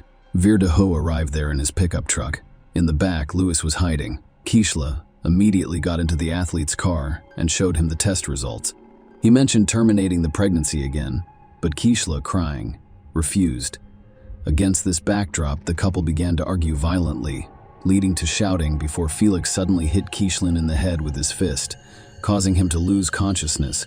Until Kishla regained consciousness, Felix injected her with a syringe containing a large dose of illegal substances that Luis had obtained at his request. Then, he and his accomplice carried her to the back of the car, where pieces of wire and a concrete block had already been prepared. The men tipped Rodriguez up, attached the load, and then covered her with a tarp to ensure that no one saw anything. Felix then returned to the pickup truck while his accomplice took the wheel of the cashless vehicle. They drove together to the bridge that crosses the San Jose Lagoon. It was almost deserted at night, and the men made certain no one could see them through Kishla, who was still alive in the water. However, they decided to fire a few test shots in pursuit, using the firearms they had brought with them, so that the victim would not have a chance. After finishing the massacre, each of the perpetrators returned home. Kishla and his co-workers were the first to become concerned when she failed to appear at the Veterinary Medicine and Aesthetic Center the following day. Kishla has always been a responsible person who would never skip work without informing anyone. Because she didn't answer the phone, it was decided to call her sister and find out what happened. After several unsuccessful attempts to contact her sister, she went to her home. No one answered the door, but Marily's had a spare key, so she was able to enter without difficulty. However, she was met only by hungry animals who hadn't eaten in nearly 24 hours. Elise was already panicking because she realized something terrible or irreversible had happened to Kishla. She immediately called her mother, told her everything, and then informed the police about her suspicions and threats against her sister. She also called Felix, but he said he had spent the previous evening and night at home with his family and had not attended any meetings. The missing girl's mother boarded the first flight from Florida to San Juan. She suspected that her lover had taken her daughter to a private clinic and paid for an abortion without her consent. Kyla didn't want to consider the fact that cash flow was no longer viable. The first step was to question the missing girls, their neighbors, and co-workers, but they saw nothing suspicious and were unable to provide any useful information for the investigation. In parallel, messages about Rodriguez's disappearance were posted on popular social networks with requests for responses from anyone who knew anything about her fate or current location. The case quickly gained widespread attention, and when it was revealed that the missing girl was in a long-term relationship with a famous athlete and was expecting a child with him, reporters lined up to interview any of Rodriguez's family members. The relatives did not hold back and openly expressed their suspicions, including blaming Felix for the incident. On April 30, Kishla's car was discovered abandoned on the east side of the city. She has her documents and personal belongings inside. No signs of struggle were discovered in the interior, giving a slim chance of finding its owner alive. On May 1, a passerby on the lagoon bridge noticed a strange shape in the shallow water that resembled a human body.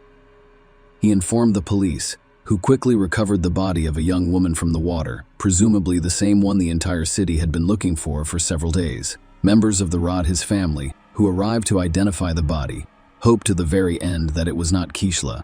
However, their hopes were not realized.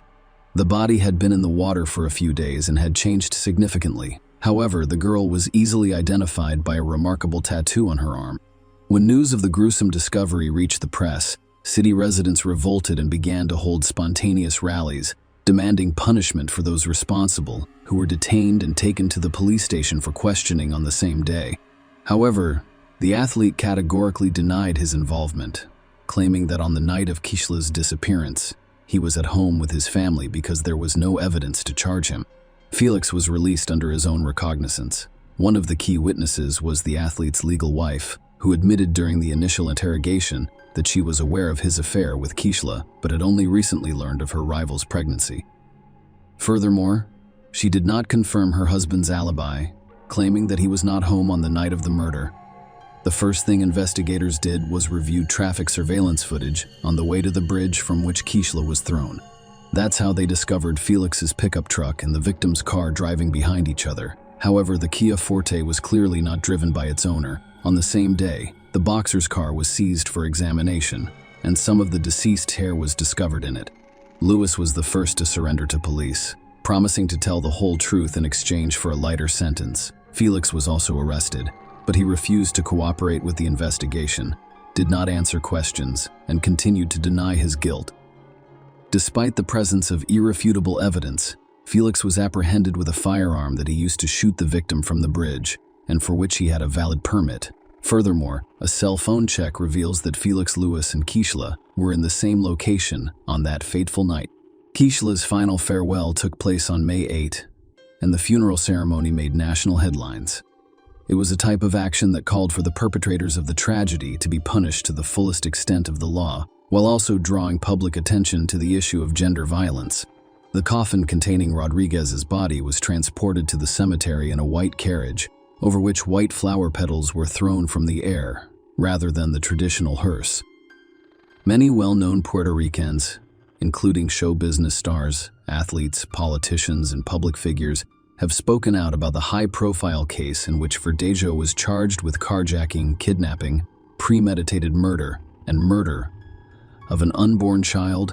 Each of these crimes carried the death penalty. However, the relatives of the deceased requested from the start that the court sentence the killer to life in prison so that he could suffer in captivity for the rest of his life.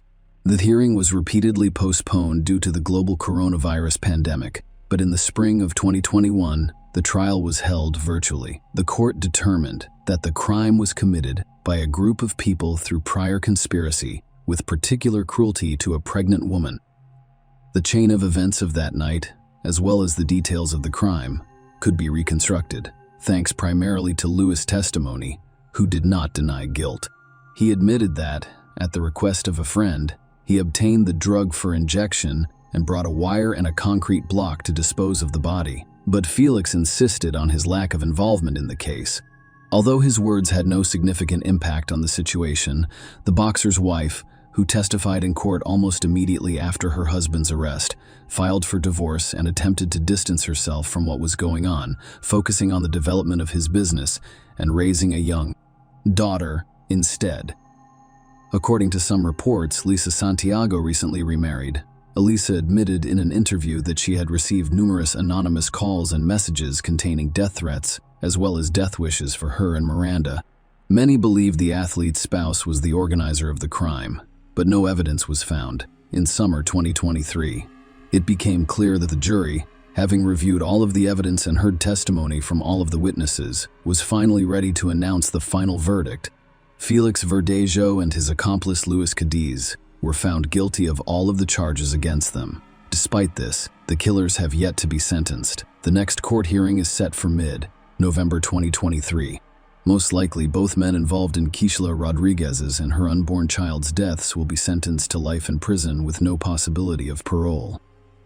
Share your opinion with us in the comments and subscribe to the channel for more.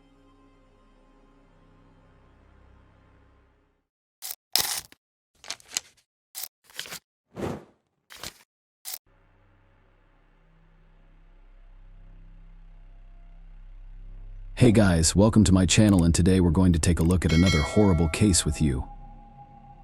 A quiet American town was shaken by a terrible event. A young girl disappeared, without a trace from her own home, leaving her belongings, phone and car. Over time, the investigation of this case began to resemble a typical detective series, with one difference: it all happened in real life. A small town is plunged into an atmosphere of fear and mistrust because of the disappearance of the girl. It could have involved any of the inhabitants. But only 12 years later, the whole world learns the eerie truth.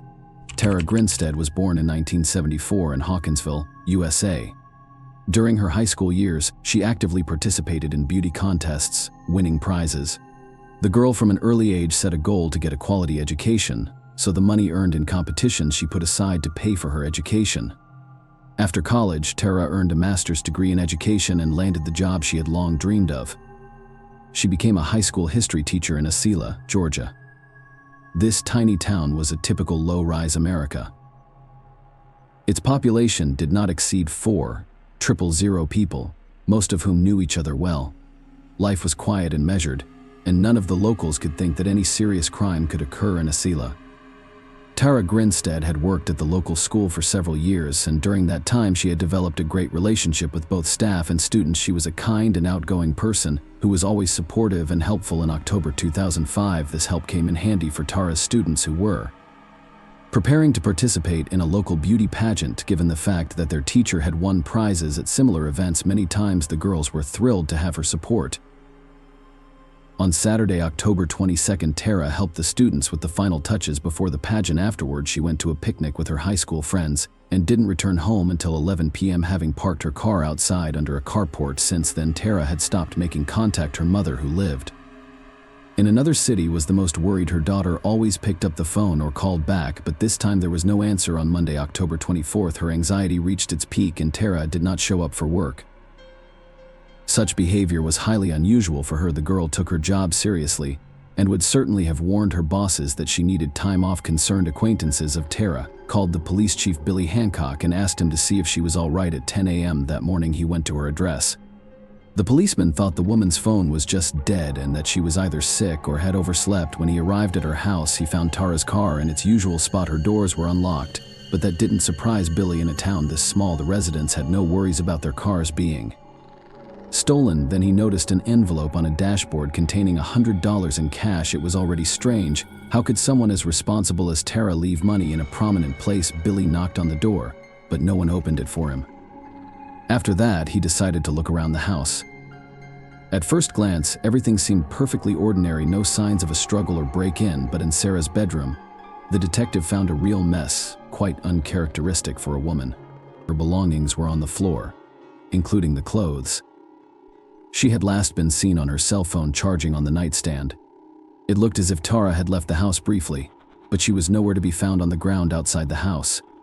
The police found the first piece of evidence that suggested a possible crime. There was a latex glove lying around that someone might have used to conceal her fingerprints.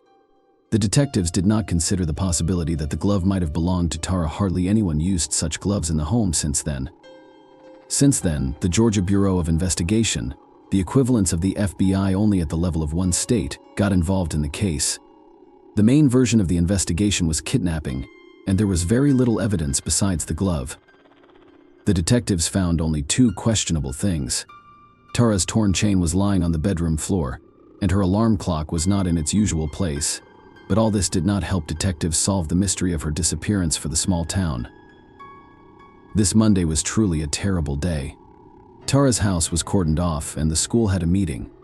Sarah's co-workers and students tried their best to help in the search by forming a group of volunteers. They printed out a stack of flyers with a woman's picture and informed them about her disappearance, and within hours the flyers were posted all over the city. Volunteers stayed home that day until 1 a.m. Agents from the Bureau of Investigation interviewed Tara's neighbors and investigated the neighborhood in which she lived. The search involved sniffer dogs that had been brought in the hope of picking up the missing person's trail. Investigators still hoped that Tara had simply left on foot and the dogs would find her easily. In the meantime, the latex glove was given to experts whose goal was to collect as much data as possible. They managed to get a DNA sample, but no matches could be found in the FBI database. All that was known was that the sample belonged to a man, Tara, as if she had evaporated from her own home. Then investigators began to dig into Tara's personal life and past.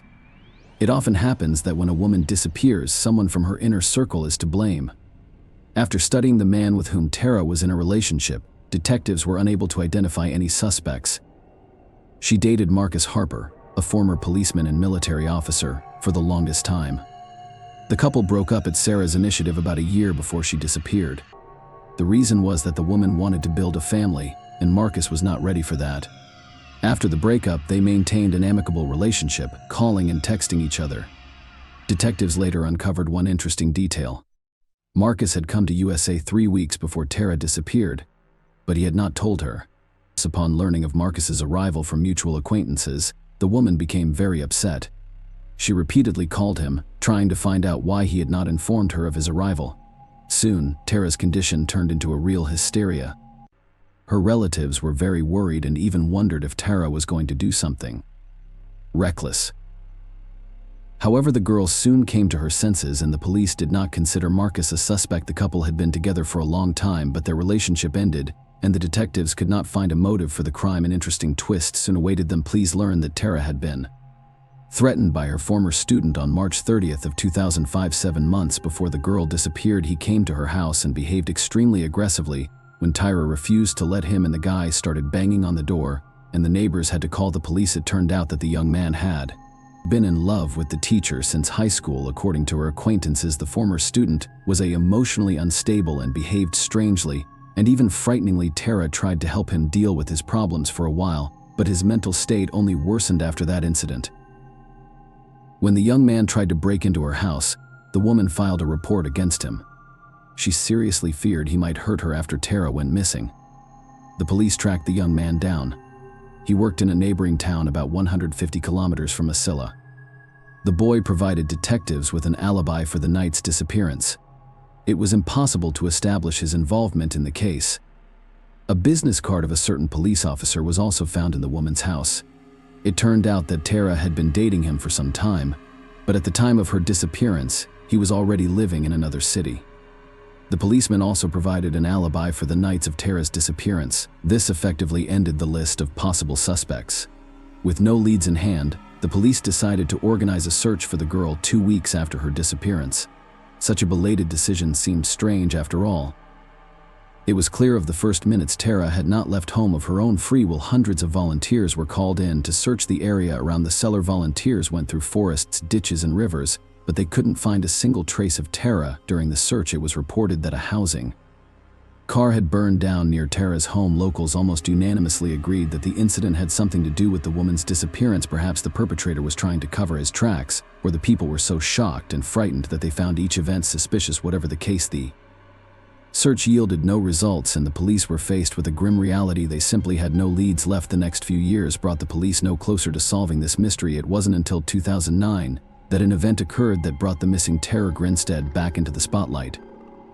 A user created a YouTube channel and posted an extremely creepy video.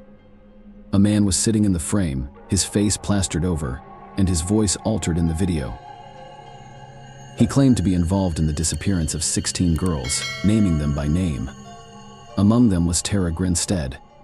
The unidentified man added that he had hidden the bodies securely and would give clues about the burial site in new videos. Police immediately checked the video and found that all 16 names did indeed belong to the missing women. The FBI was able to track down the author of the video fairly quickly. It turned out to be 27-year-old Andrew Haley. After his arrest, he said that he was just joking. The police could not connect Andrew with any of the 16 missing girls, but he still could not avoid a trial for perjury and tampering with evidence. The man was sentenced to 2 years of forced labor and 13 years of probation. Momentary hopes of solving this cold case faded, and once again, the police were left without a single lead. In December 2010, Tara Grinstead was officially declared dead because there was simply nothing to work with. As the years passed, the townspeople remembered Tara Grinstead's disappearance perfectly, but less and less discussed. Ark of Tara remained only behind closed doors. The topic hardly ever came up in everyday life. The town had changed forever. Fear of mistrust permeated the locals for years to come. It wasn't until 2016 that something happened that got people talking openly about terror again. Atlanta-based journalist Payne Lindsay created his own podcast devoted to mystery cases, and for the first issue, he took on the Tara Grinstead case. The man and his colleague traveled to Wasilla, where they met private investigator Maurice Godwin. Together, they began working on the case literally from scratch. They had no access to police records, so the only available source of information were the people of the town. At first, they were only able to talk to friends and relatives of Tara, outsiders. They avoided talking about the mission girl in every way, but it didn't last long. Lindsay's enthusiasm managed to revive interest in the case, and soon the people of Wasilla were discussing it again. Lindsay and Godwin worked through every possible lead. They considered 3 possible suspects: Tara's ex-boyfriends and the students who tried to break into her house. Along the way, talked to anyone who might have any useful information. They were so passionate about the case that on several occasions they thought a clue was literally 1 step away. One day, Payne received a call in which an unknown person suggested they look for remains on Tara's property. The police did so, and at some point they managed to find the bones. True experts quickly determined that the bones belonged to an animal. Despite the excitement and a new wave of interest in the case, no serious progress was made, or rather, they failed to solve the case directly during the creation of the podcast.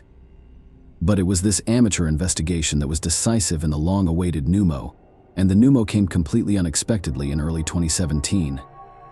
Brooke Sheridan came to the police. Her story shocked the detectives, who no longer believed that the truth would ever come out. Brooke told investigators that her ex-boyfriend named Bo Dukes once confessed to her. He had helped his friend dispose of Tara Grinstead's body. Upon learning of this, the girl repeatedly begged the guy to confess to everything, but he remained silent. After listening to Brooke's story, the police did not rush things. Who knows, maybe this woman just wanted fame and attention, especially when a successful podcast got everyone talking about the case again. The detectives decided to play it safe. They asked Brock to wear a wire and go to Bow to beat out a confession, and it worked. The man didn't deny his involvement, and the police had probable cause to arrest him. To their surprise, O immediately cooperated with the investigation and laid all his cards on the table. Later, detectives would say that he was just tired of living with his burden on his soul. Late that night, he got a call from his friend and former classmate Ryan Duke. He asked to borrow a truck to help him with something, then added a broken door to Tara Grinstead's house to steal some money. But something didn't go according to plan, and I killed her. At this point, he decided to break into someone's house to steal money, and his choice was Tara's house. He was under the influence of illegal substances at the time.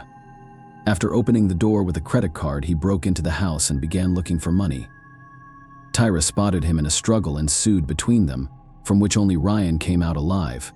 When Bo arrived at Tara's house in a truck, they loaded the woman's body into it and drove her into the woods, then got rid of the body for several days. This story shocked the residents of Asila. Jukes and Duke were never considered suspects, for they simply had no motive, nor were there any clues that could link these two to the disappearance of the woman, despite a full confession that Dukes would not testify against himself in court at the trial. He spoke to Tyra's relatives and apologized for what he had done.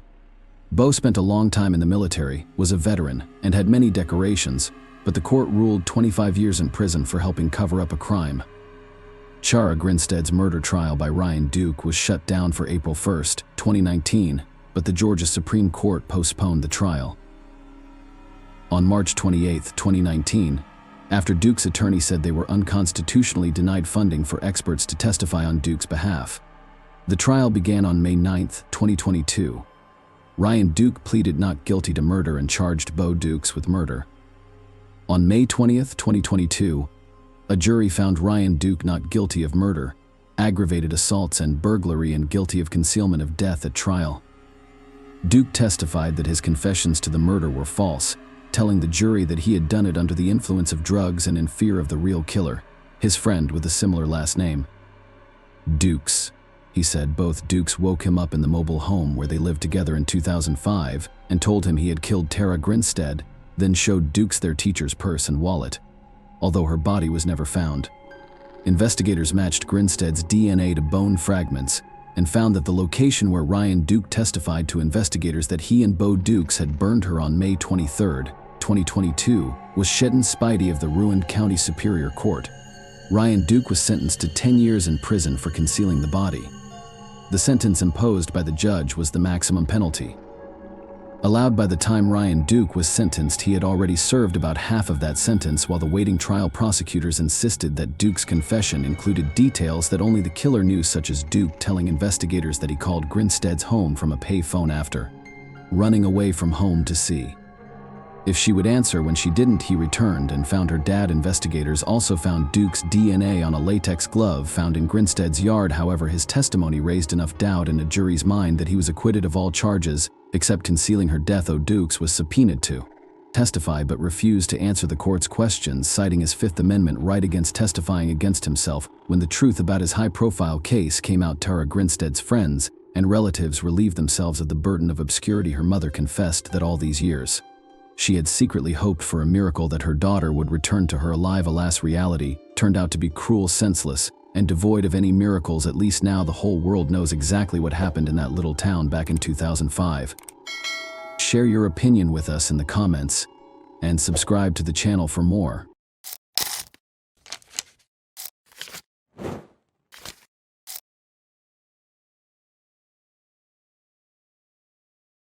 Hey guys, welcome to my channel, and today we're going to take a look at another horrible case with you. Paula Andre Salazar was born on September 6, 2015, in Venezuela. Her mother, Andre Bermudez, was from Maturin, Monagas. Her father, Leonor Salazar, was from Tucupita, a town in the state of Diamaquiro. The couple decided to immigrate to Ecuador with their child Paula in September 2016, 1 year after her birth. They hoped for a better life for themselves and their daughter. A month after moving to Ecuador's capital, Quito, the family's relationships deteriorated for a variety of reasons. Andreina broke up with Leonardo and moved to Cuenca, Ecuador's third largest city. She took Paula with her. Her best friend's mother lived in Cuenca, and she kindly offered to let her and the girl stay in the house while they looked for another place to live and work. Leonardo, the girl's father, returned to Venezuela to his hometown of Tucupita after a breakup, and later immigrated to Trinidad and Tobago. Leonardo had been disabled for quite some time. The man's left arm was completely paralyzed following an accident he had suffered while riding a motorcycle at a young age. The man's inability to use his left arm made it difficult for him to find a good job, even in Ecuador's capital. After moving to Cuenca, Andreina almost completely stopped communicating with Leonardo, only informing him once that she had taken a job on a farm in Tucupita. Andreina began a new romantic relationship with Washington Andres Amara a few months after her separation from Leonardo. Andres was a local Ecuadorian, and more importantly, he owned the farm on which Andreina worked. Andreina grew up in a wealthy family. Andreina moved to the area with Paula when she was a year and a half old. Andres and Andreina welcomed a child on April 7, 2019. With a new baby, the family became happier and more united. However, everything changed when an event occurred on March 27, 2020, which completely altered the lives of everyone involved. At the time, the family was doing well, enjoying each day, and everything was going well on the farm. On one such day, everything appeared to be going well. Andres took Paula and drove her to the flower plantations. The girl became dizzy and vomited while on the way. Andres had no choice but to visit a public restroom. As soon as he and the girl entered, Paula vomited again. He decided to leave her alone for a few minutes and return to the car to get a change of clothes, because the girl's clothes were all dirty. When Andres returned, he discovered Paula lying with her head in the toilet bowl. The men rushed the girl out, attempted first aid, and quickly transported her to the hospital. When the 4-year-old girl was handed over to the doctors, she showed no signs of life. According to the doctor, Paula has died. After the doctors on duty performed an initial examination and assessed the girl's condition, they discovered that Andres' story was riddled with inconsistencies. For example, the doctors determined at first glance that the girl had bruises on her body and face, which could not be explained by the information her foster father provided. In such cases, medical professionals must notify the police.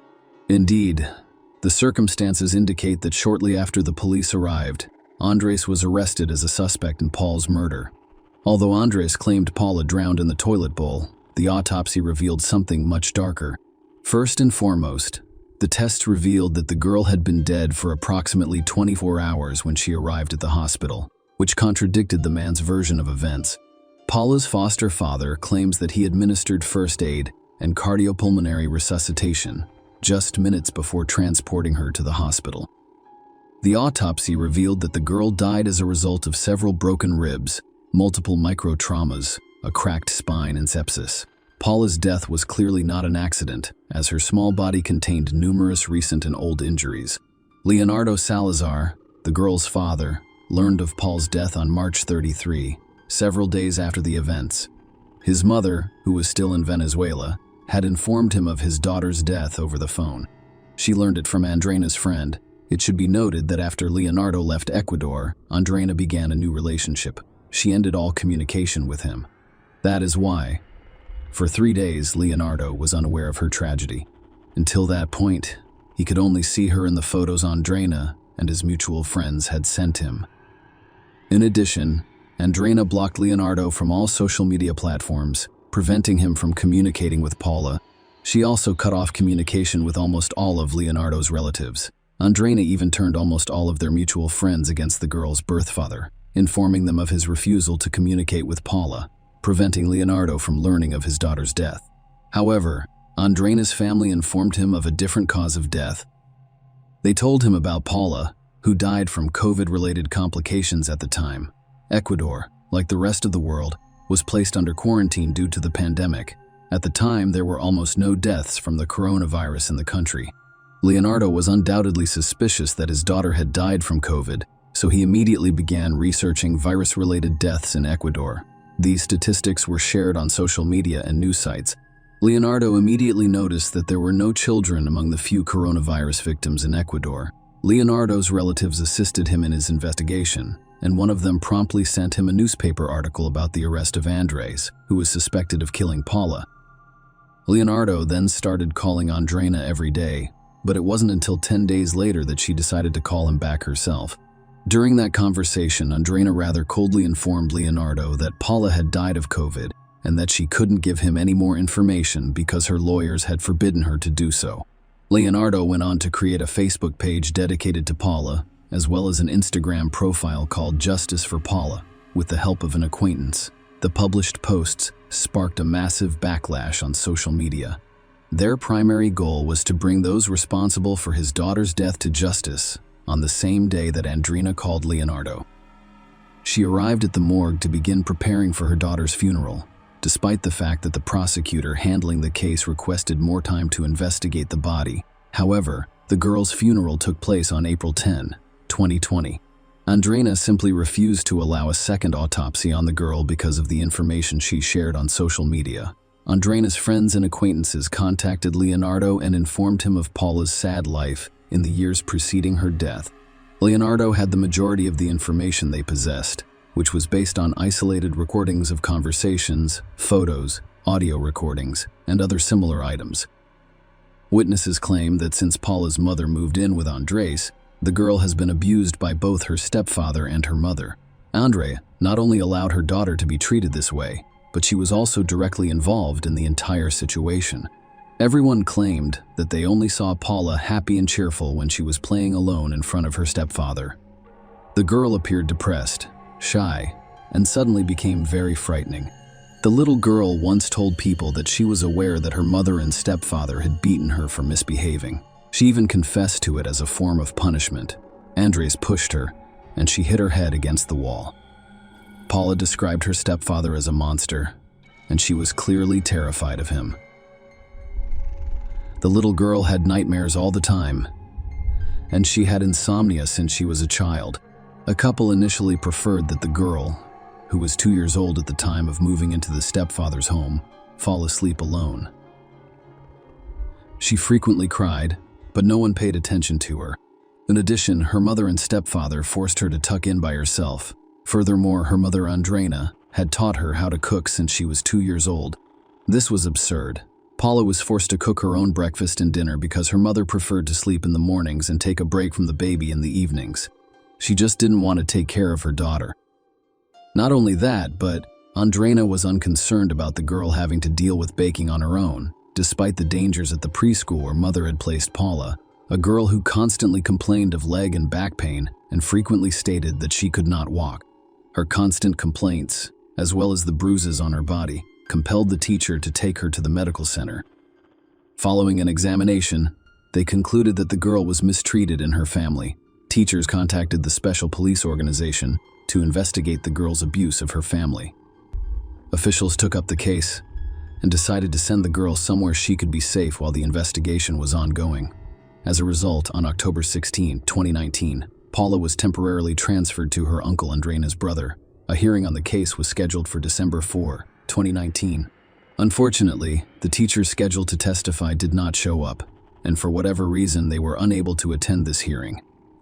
As a result, it was decided to hold a retrial on February 27, 2020. However, this time, all of us teachers simply did not show up. The court was forced to dismiss all charges against Bola's parents, and she was eventually returned to her mother. Exactly 1 month later, on March 27, the girl died, and it is unclear why the teachers refused to attend either of the two hearings. It is speculated that Andreina bribed the teachers or simply persuaded them that, while the girl had some issues with her parents, they were not liable for what she said about them. Following Paula's death, Andres was placed in protective custody during the investigation, but he soon appealed the decision. As a result, on June 12, 2020, the judge issued the restraining order and determined that demand could be released to house arrest. However, during the hearing, which was held via video conference, Andres announced that he was withdrawing his appeal. At the time, Leonardo was still running a social media campaign. He also asked his subscribers for financial assistance to travel from Trinidad and Tobago to Ecuador. He intended to file a complaint against Andreina. Andreina had not yet been charged and was free, according to Paula's mother, but it was too late. Fortunately, Leonardo was able to obtain adequate financial assistance as well as free legal advice from two Ecuadorian lawyers, Oswaldo and Alejandro, who generously offered him their support and assistance in the lawsuit. Leonardo had to cross the border between Trinidad and Venezuela, risking his life by floating on a raft and then crossing the entire border from Natchering to San Cristobal. He had to book private transfers because the pandemic had canceled all services, and he couldn't take his usual route to Ecuador due to the pandemic. Venezuela's maritime and land borders were closed, leaving only a few regular flights to 4 or 5 countries in the months that followed. Once Leonardo arrived in the state of Táchira, he had to cross the border into Colombia over treacherous terrain. He then took a bus to Hipaluxo and continued through the hills and plains until he arrived at the Rumichaca Bridge, which connects Colombia and Ecuador. Leonardo then took a cab and drove to Quito on June 30. He met with a lawyer as soon as he arrived, and the deceased girl's father filed a complaint against the ex-girlfriend, who was also named as a suspect in Paula's murder. On July 6, 2020, Envious was found to be addicted, and the woman appeared in court, where it was determined that she should not be held in custody, that a house arrest would suffice, and that she must report to justice twice per week. As a result, Andres and Andrina were each charged with murder. In November 2020, the maximum punishment under Ecuador's penal code was approximately 13 years in prison. The first hearing in the case was held at the time, and a specific date for the start of the trial had yet to be announced. During the hearing, Leonardo's attorney expressed concern about Andrina's possible escape, citing her previous attempt to commit suicide with bills. They also applied for Andrina to delay it with an electronic monitoring bracelet. The judge granted the lawyer's request and reduced the number of days the suspect had to appear in court to once per week rather than twice. However, a few days later, Andrina insisted on reconsidering the decision to wear an electronic bracelet. On November 16, an additional hearing was held to reconsider these decisions. Undoubtedly, all of these details slowed the trial, but the judge was able to set a date, which was set for December. The trial of Andres and Andrina did not receive extensive media coverage. However, much of the information made its way onto social media, and some of the facts went unreported due to the pandemic, which was a major topic in the media. The trial started on January 14, 2021. At the time, no decision had been made on Andrina's alternative forms of imprisonment, and Andres was held in the regional detention center during a closed-door trial in which no media representative was present. In addition, some participants joined the hearing via video link. According to the doctor who performed the girl's autopsy, Paula had nearly all of her spinal discs rebuilt. Some of her ribs were broken, while others had fused. This indicated that the girl had previously broken ribs, which had eventually healed on their own. She also had nail stigmata, a condition in which the nails grow into the skin, resulting in bruises and scratches on her face, body fluid buildup in her lungs, scars on her head, and serrations on her column. According to the assessment, it was the later injuries that caused the infection to spread and eventually lead to sepsis, which resulted in death. The autopsy report also confirmed that Paula had died about 24 hours before Andres took her to the hospital. The number of internal and external injuries reflected the little girl's abuse, as well as her guardian's carelessness, as they had never taken her to the doctor. Furthermore, the girl was malnourished, underweight, and too small for her age, as well as having mineral and nutritional deficiencies due to Paula's injuries. Andrina, the girl's mother, attempted to persuade her family friends that the child suffers from a variety of psychological issues, which have resulted in a proclivity for self-torture, which Paula used to draw attention to herself. According to the girl's mother, when her younger brother was born, Paula lost parental attention, stopped sleeping at night, and tried to manipulate everyone by crying. The trial also revealed that in October 2019, when Paula was supposed to remain in her uncle's custody under the board's decision, she instead stayed at her parents' house and only slept at her uncle's house for a few nights.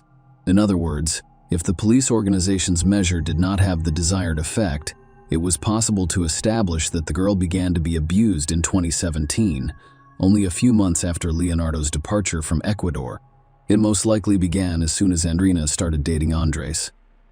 More than 40 accusing party witnesses testified at the trial, confirming that Paula was subjected to abuse for at least 3 years of her short life. Andrina stated at the final hearing before the verdict was handed down that she accepted full responsibility for the child's abuse.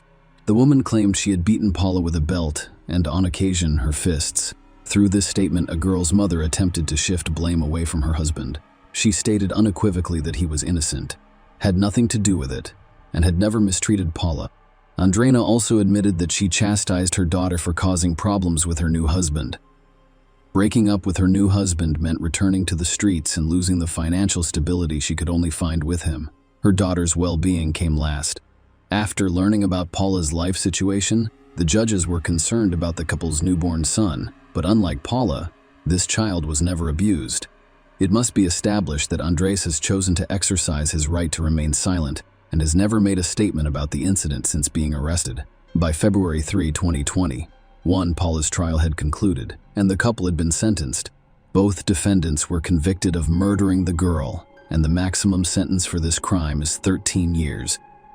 Leonardo's original attorneys and the accusing party demanded the maximum punishment for the perpetrators, but the chief judge decided to consider an aggravating factor, namely that Paula was only 4 years old, implying that she could not defend herself against her attackers as a result of a judge sentenced Andrena and Andres to 17 years and 4 months in prison. According to Ecuadorian law, convicts have 3 days to appeal their verdict. So, despite Andrena's 17-year and 4-month prison sentence, the couple was expected to file an appeal right away. She is still on house arrest while Nuss is in jail. The woman did, in fact, take advantage of her right to appeal, so the higher court must now confirm her prison sentence. In the meantime, the woman continues to follow the original measures. This is not the case for Andres, who was arrested while visiting the hospital with a dead girl.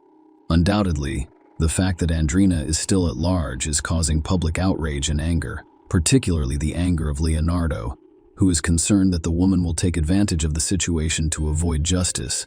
If you were shocked by this story, please remember to subscribe to the channel. There are other equally shocking stories. From our end, we express our condolences to Paula's father and wish him the time he needs to recover from his terrible grief and obtain justice for Paula. Share your opinion with us in the comments and subscribe to the channel for more.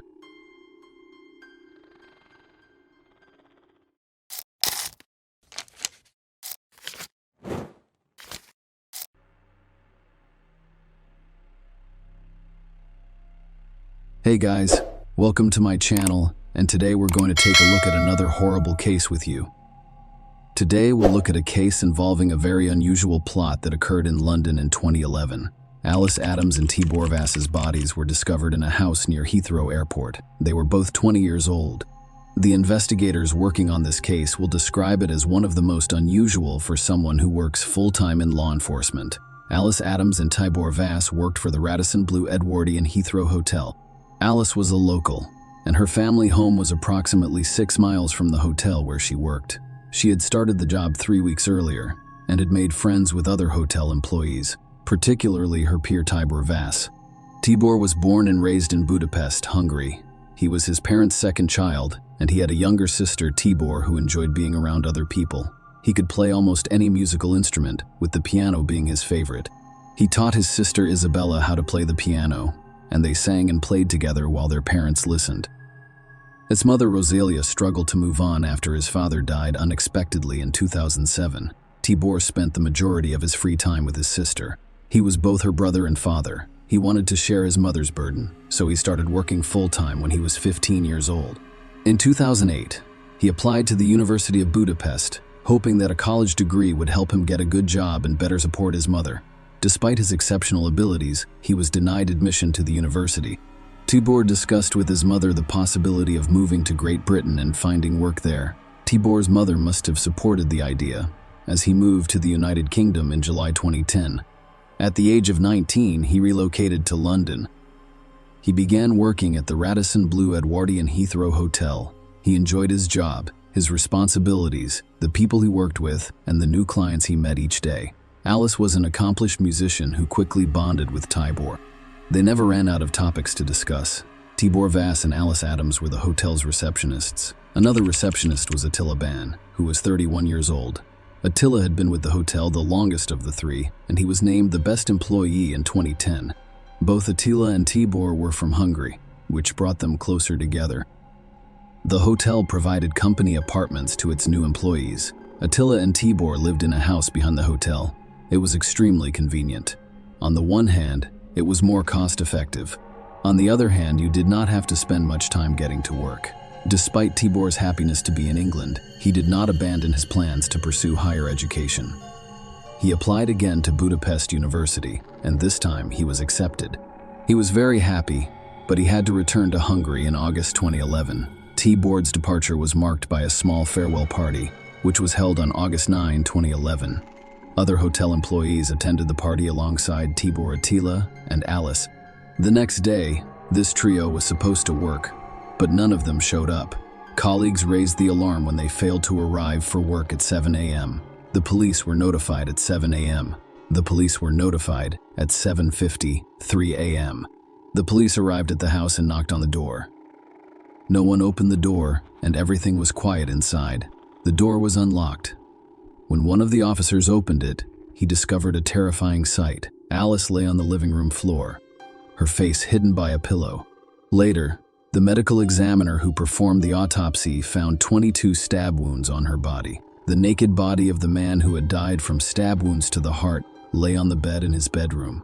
The tiller was nowhere to be found. The police cordoned off the house, and investigators and forensic experts quickly began their work. When investigators examined the crime scene, they discovered that the bed on which Tibor lay was not where he died. It was too clean. The perpetrator had wounded him elsewhere before removing his clothes, cleaning him up and placing him on the bed. Alcohol bottles and illegal substances, which appeared to have been consumed at the party, were discovered in the apartment.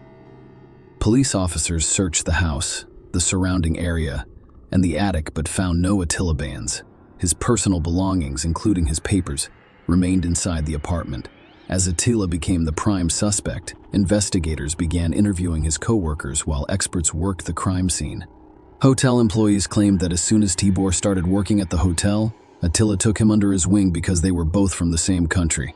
It wasn't long before Attila asked Tibor to live with him in an apartment near the hotel. He even planned his work schedule so that they worked the same shift. Tibor was young and attractive, and he received plenty of female attention.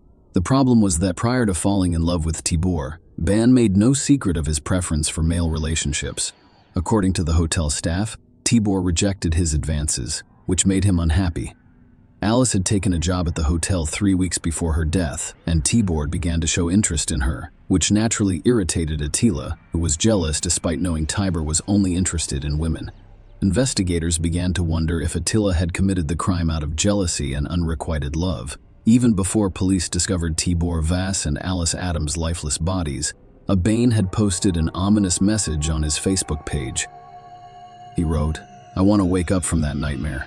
This was posted at 6:23 a.m., and several friends expressed their concerns, to which they received no response. The message convinced investigators that Attila Ban was involved in his colleagues' deaths. This was also demonstrated by the number of wounds. Alice was stabbed 22 times and Tibor twice. In addition, Alice was lying on the floor with a pillow against her face, while Tibor was on the bed. The investigators interviewed the other party members, who stated that when everyone left, only Attila T., Boher, and Alice remained in the apartment. This indicated that something had occurred between these three people in the time remaining before dawn. Alice and T. Boers' deaths were reported to their families. What happened was devastating for both the Adams and Vass families. In a statement released by the Adams family, Alice's mother, Sarah, honored her daughter with the words, "My heart is broken, and my life will be forever tinged with sadness. I miss Alice so much. I'd give anything for one more Alice squeezy hug and smile.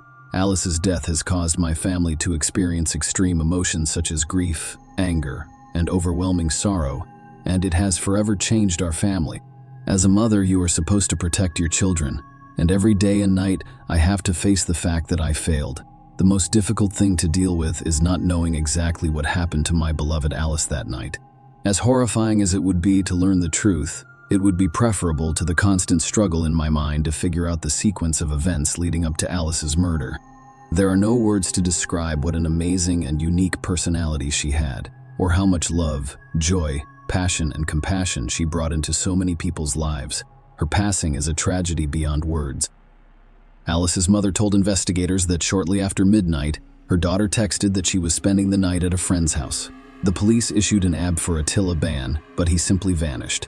They attempted to track his phone, but it was detected by cell towers in the same area as the hotel. This was extremely strange. As soon as it became clear, Attila had been closer than anyone had imagined all along.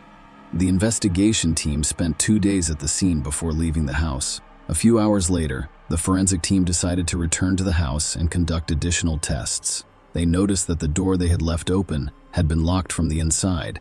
When they entered the room, they noticed Attila Ban lying on the bed. He was drunk and attempted to injure himself with scissors and a knife.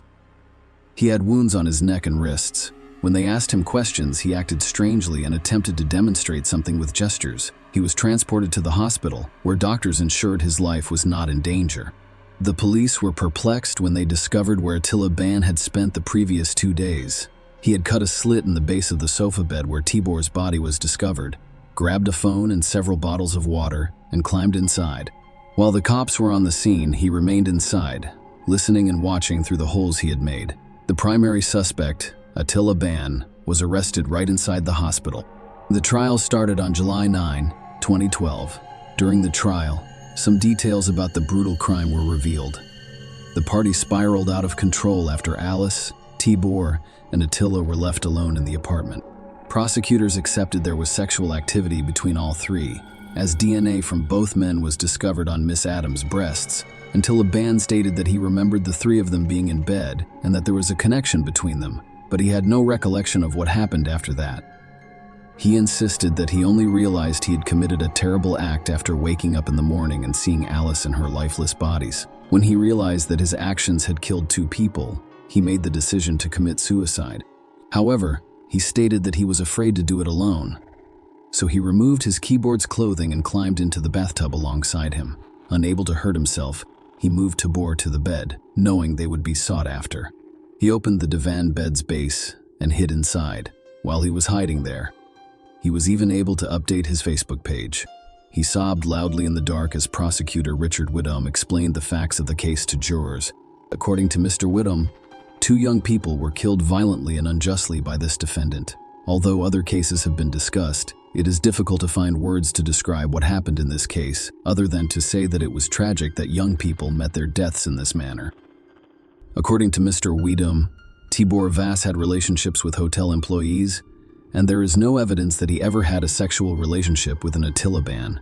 However, Attila Ban appeared to have feelings for Tibor Vass and acted slightly possessively towards him.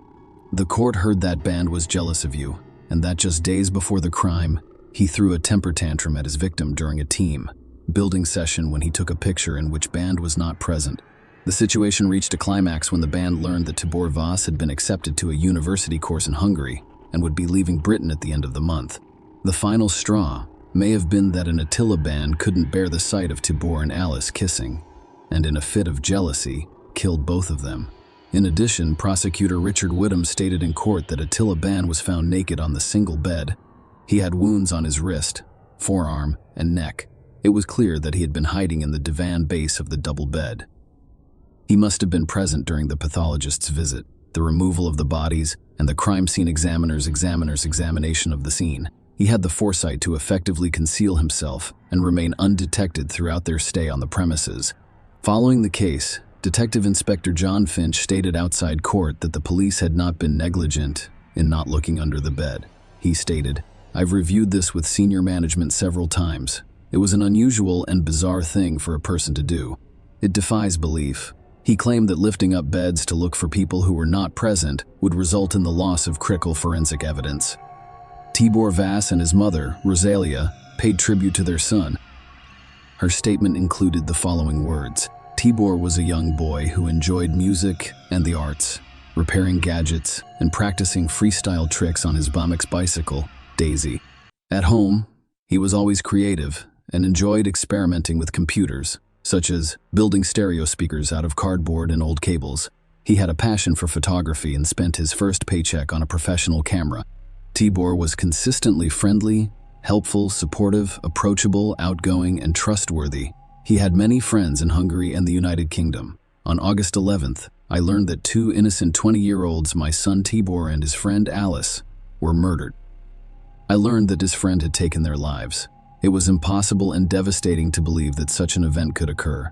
Previous to that, it gave me comfort to know Tibor had made a good friend in London who was mature, friendly, and intelligent. His friend promised me personally that he would look after my son and not let anything happen to him. I trusted him and saw him as one of my own. That's another reason why the news of my son's murder was so heartbreaking. Throughout the police investigation and trial, I had to relive the horrors of that night, which only added to my sadness. There are no words to describe the agony and loss that our family will experience for the rest of our lives. Until he pleaded guilty, Attila Ban claimed he couldn't remember the events of that horrific night. On July 18, 2012, on August 17, after only 5 hours of deliberation, the jury convicted 32-year-old Attila Ban. He was sentenced to 2 lifetime sentences, he will have to serve 26 years in prison before he can apply for parole. Share your opinion with us in the comments and subscribe to the channel for more.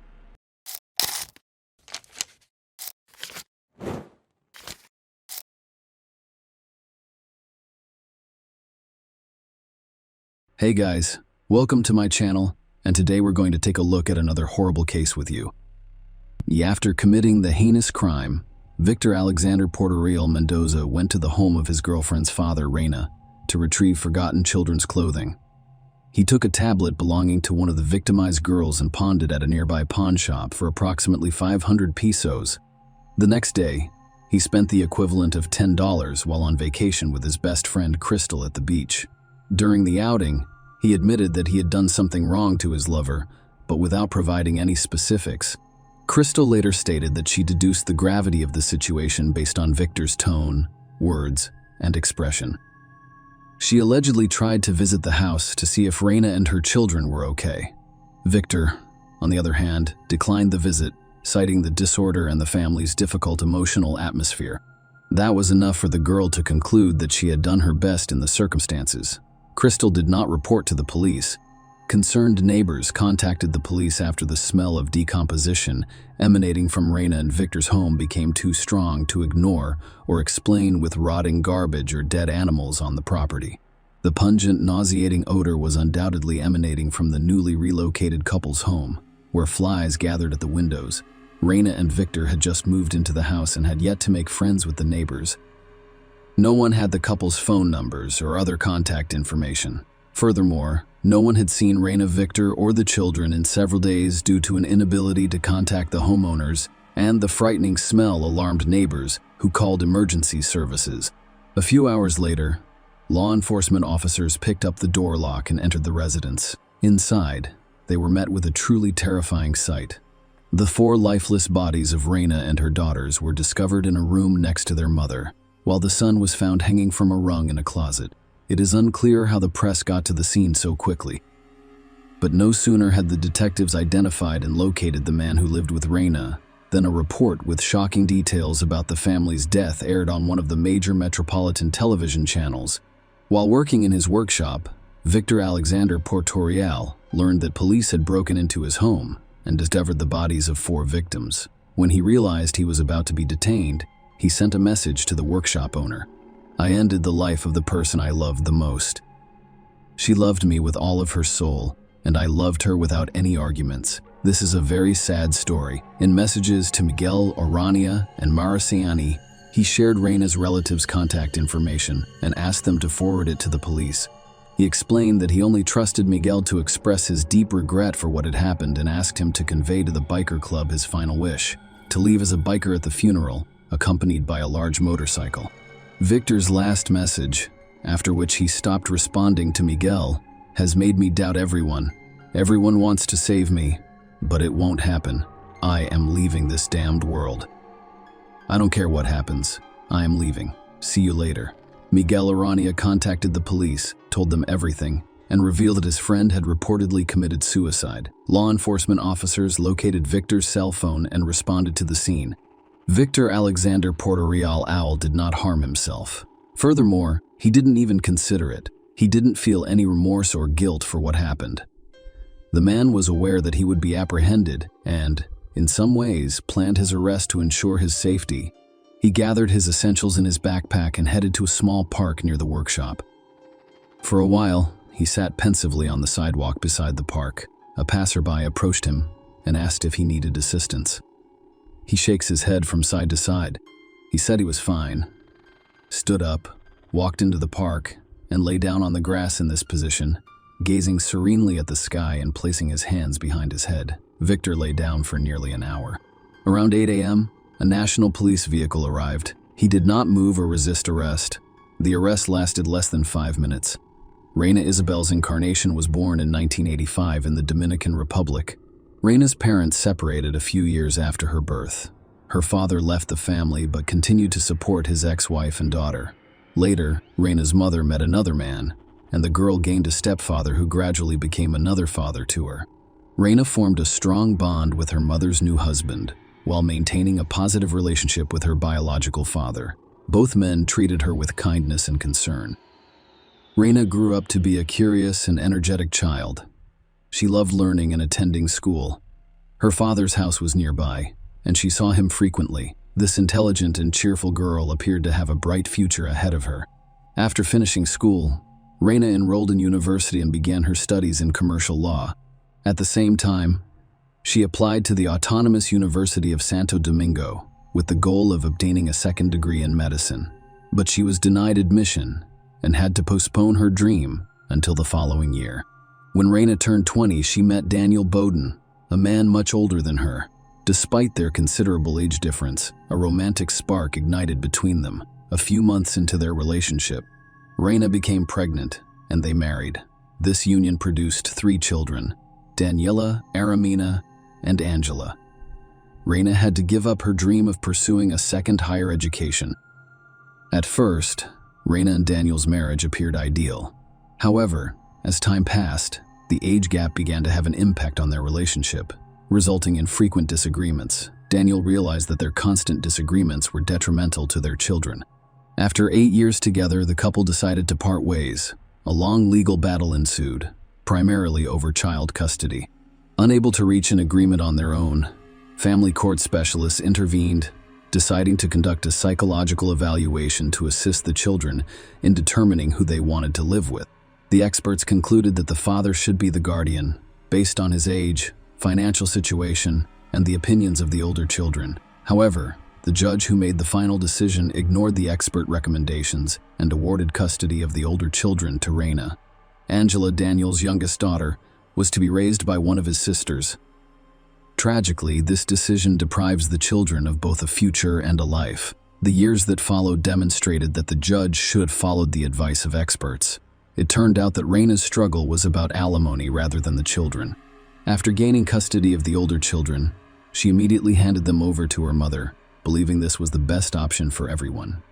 She then filed a new legal dispute over alimony payments. Raina claimed that her ex-husband did not pay her any of the court-ordered money. Daniel countered that he had fulfilled all obligations, but he was unable to provide proof that the payments were made in cash.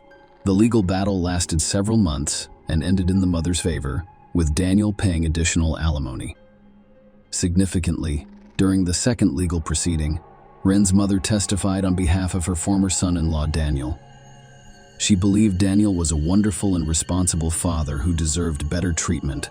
She emphasized that he and her daughter had spent 8 wonderful years together, with Daniel being a good, responsible husband and father. This is not to say that Raina abandoned her children entirely. She visited them almost every day at their grandmother's house and took them to her home on weekends. The rest of the time she enjoyed life to the fullest, making up for lost youth. Attending one of the parties, she met her new love, Victor Alexander Porteriel. It's unclear what drew the young woman to Victor. He was 2 years younger than Raina. On the one hand, Victor made a strong first impression. A mystically inclined young man with long black hair and glowing white contact lenses, a biker and a metalhead. On the other hand, he was a filthy, unkempt, introverted, and insecure man. These peculiarities did not deter the girl. The couple quickly moved in together after falling in love. Raina's mother accepted Victor. The young man won her over with his affability and numerous stories about difficult life situations he had encountered. He frequently and in detail described his difficult childhood when his mother abandoned him in the care of a strict and harsh father. Unfortunately, manipulating the maternal instinct did not notify the children's grandmother. On the contrary, it made her like the manipulator more. Victor was born in 1987. He did spend his early years with his father. It is unclear if he was cruel to him. Victor learned to adapt to circumstances, even if they were uncomfortable for him, and no one in his environment noticed anything unusual about him other than his appearance. Since childhood, Victor was never in conflict. He excelled in school, graduating with honors. He couldn't go to university because his parents couldn't afford it. As a result, he began looking for work and quickly landed an internship at a motorcycle repair shop. Since then, motorcycles have become his passion. Victor eventually acquired a Harley-Davidson motorcycle and joined the subculture of motorcycle enthusiasts and fans, a quiet, law-abiding citizen who has never received a parking ticket. Victor, however, terrified those around him, always dressed in black, with eye makeup, painted nails, and frequently wearing white contact lenses. Very rarely did his control fail, revealing the lurking monster. Following the incident, a neighbor described how he accidentally saw Victor pottery while catching a neighbor's chicken, slitting its throat, and drinking the hot blood directly from the bird's wound. Raina and Victor took the kids on weekends and occasionally on weekdays. The grandparents were relieved to have a break from their 3 noisy and active grandchildren.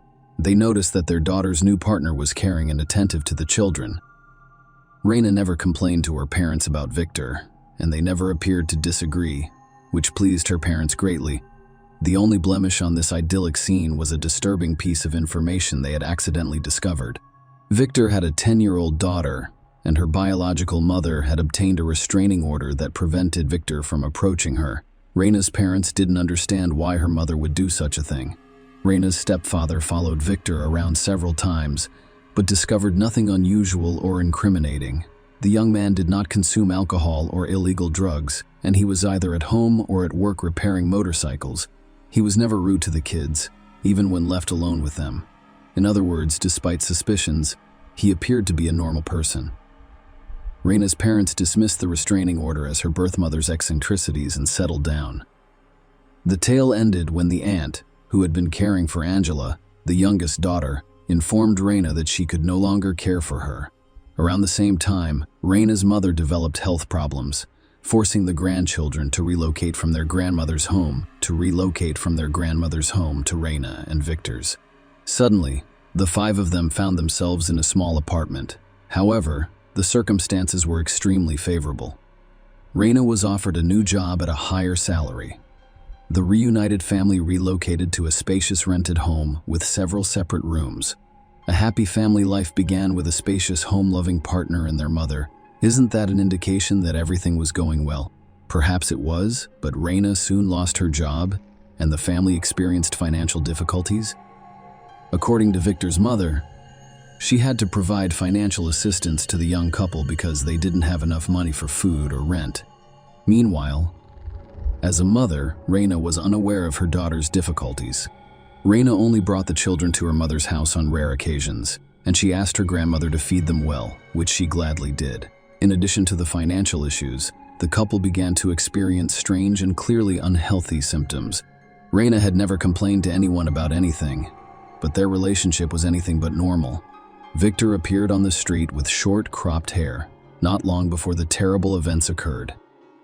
It turned out that the couple had a serious fight the night before, and Raina had cut off his long black hair in retaliation while he slept. Victor also admitted that Raina threatened to leave him with the children if he did not find a well-paying job within a month. On Saturday, February 3, 2018, Raina went to her mother's house to pick up the children, who had been with their grandmother since Thursday. Raina's mother noticed nothing unusual about her daughter's behavior. On the contrary, she was sociable, and when they were both in a good mood, they had time to talk over a cup of tea while the kids packed their belongings. The following day, early Sunday morning, February 4, the girl and her mother had a brief phone conversation in which they discussed current events and agreed to call back later. Raina never contacted her again. After numerous phone calls and text messages to her daughter and grandchildren, the woman called Victor, who also did not answer. So the silence and ignoring of calls continued for several days. Finally, on Wednesday, February 7, Victor responded. He assured me that everything was fine and promised that Raina would call back soon to explain everything in detail. He advised her not to worry and to wait for the call. The daughter never called back, and the parents realized that something terrible had happened. A day later, they received a call from law enforcement officers who told Raina's parents the horrific details of what had occurred. Victor Alexander began testifying immediately following his arrest. He did not hide anything and did not expect leniency. According to him, he had intended to end his life but changed his mind. He believed he needed to pay for what he had done. The detailed testimony allowed for a nearly complete restoration of the chronology of events. On Sunday morning, February 4, the roommates got into another big fight in their shared bedroom. Victor delivered several blows to Raina's neck, chest, and stomach. As a result, she died. He then locked her body in the room and sent Daniela, Raina's oldest child, to the store. requesting that she buy him a pack of cigarettes. While the girl was gone, Victor went into the children's room and strangled Reina's daughter with a necktie while she was sleeping. When Daniela returned from the store, he treated her exactly as he had treated her sister. He then moved the children's bodies into the bedroom he shared with Reina. At the time, young Armand was quietly playing in the small courtyard behind the house. Victor approached the boy and explained that his older sister had gone to the store and it was too late. So he'd take him to his aunt's house before heading out to find Daniela. Armand obediently followed Victor to his and Johanna Mendoza's house, leaving the boy behind. The man returned to the house, hoping to conceal the consequences of his actions. It appears that it wasn't until he returned to the house that he realized he couldn't hide the truth and that it would eventually be revealed. A few hours later, he returned for the boy and informed his aunt that Daniela had been located and that it was time to return home. Victor killed Armand at home by hanging him from a rung in a closet. The man claimed that he committed this crime because they were all in a difficult financial situation that he was psychologically unable to deal with. Victor's acquaintances confirmed that he had recently complained about financial disagreements among family members. Victor's mother told investigators that her son's financial problems had driven him to despair and compelled him to commit such a terrible crime. The couple was already in a difficult situation, which was exacerbated over the weekend when they did not receive their expected paycheck. Mrs. Johanna Mendoza, the accused's aunt, believes that the situation of my son, who was still a young man, being demanded money by a woman and her children, pushed him over the edge. However, the crime's extreme brutality was inconsistent with the severity of the mental illness. The preliminary autopsy report clarified the situation, revealing that all of the female victims were not only deprived of their lives, but also abused. An investigation by the public prosecutor's office revealed that the victim, Reina Isabel Encarnacion, had repeatedly expressed concerns to the accused on WhatsApp about the inappropriateness of intimate acts towards Angela while she was sleeping. In one of her most recent messages, the woman threatened her cohabitant that she would go to the police. Reina's mother told the police that the detained young man had always treated the three girls with kindness. However, he had a special relationship with Angela. He carried her in his arms, frequently placing her on his lap and hugging and kissing her. He even gave her a special nickname.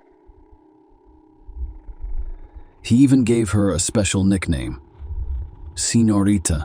Investigators assumed Victor killed the family members not because of financial problems, but to conceal the wrongful acts committed against Angela. Forensic evidence revealed that Reina, as well as the two girls, had been wrongfully abused. The experts were unable to determine whether the wrongful acts were committed before or after their deaths, because the bodies were discovered at a late stage of decomposition. A psychiatric examination revealed that Victor has antisocial personality disorder, which means he lacks both guilt and conscience. The heinous crime outraged and shocked the entire Dominican community. The trial began in January 2019 and concluded in just 2 days. Forensic experts, investigators, and various witnesses testified, with much of the information coming from Victor's friends. For example, Crystal, the defendant's best friend, claimed that on the day of his arrest, he gave her all of his social media passwords and his mother's telephone number. According to her, it appeared that the young man intended to leave his life.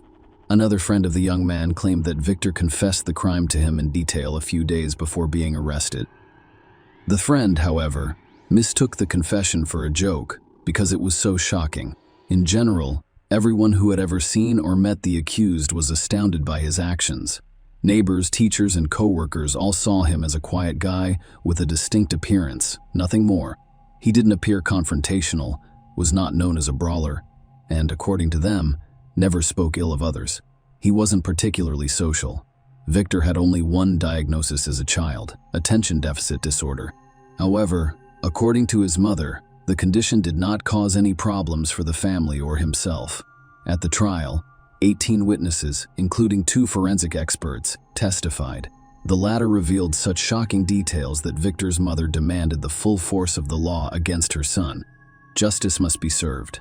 He has to pay for everything he has done. She said this in court. She begged Reina's family to forgive her for having such a son and shared their sorrow. Victor Alexander Portorial pleaded guilty in court to murdering Reina Isabel Encarnacion and her 3 children. He also apologized to the victim's family and the general public for the crime. I accept the facts. Not everything that was said occurred exactly as described. I realized that I couldn't go back in time and reclaim the lives I had taken. I apologized to the community and all family members for what had occurred. I contributed to my arrest because I realized that if I killed myself, I would be unable to pay for my actions.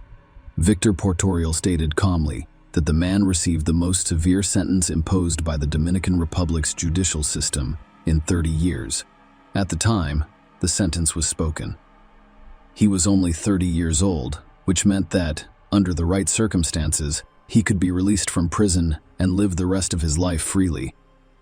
This possibility prompted the National Congress to speed up updates to the criminal code. The country's 1844 code excludes cumulative punishment for multiple crimes. Victor Alexander would have received a sentence of up to 60 years in prison if the updated criminal code, which is currently being debated in the National Congress, had taken effect. The death of Reina and her children highlighted the need to replace the code as soon as possible. Nonetheless, justice prevailed, and the perpetrator received the maximum sentence. Reina's mother, speaking on various television programs, stated that she was pleased with the outcome of the case. The biological father of the 3 children who were taken is still unsure what happened. He claimed that the tragedy involving his children would not have occurred if the judge had listened to the experts and granted him custody. Share your opinion with us in the comments and subscribe to the channel for more.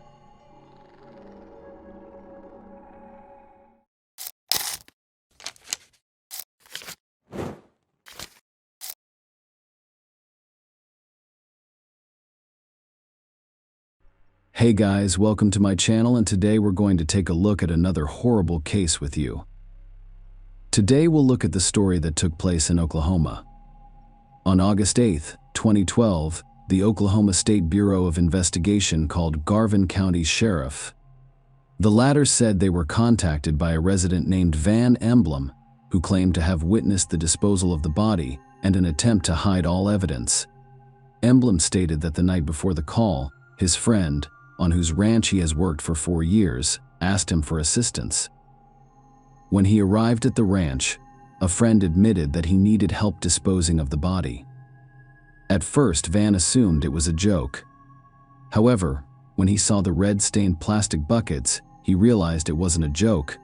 The buckets were heavy, so his friend needed assistance loading them into a pickup truck, before realizing he might become an accomplice to the crime.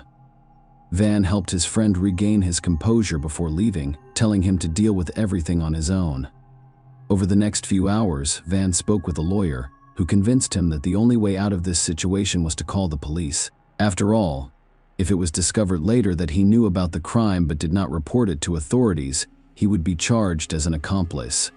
Brandon Duran was born in 1980 in San Diego, California.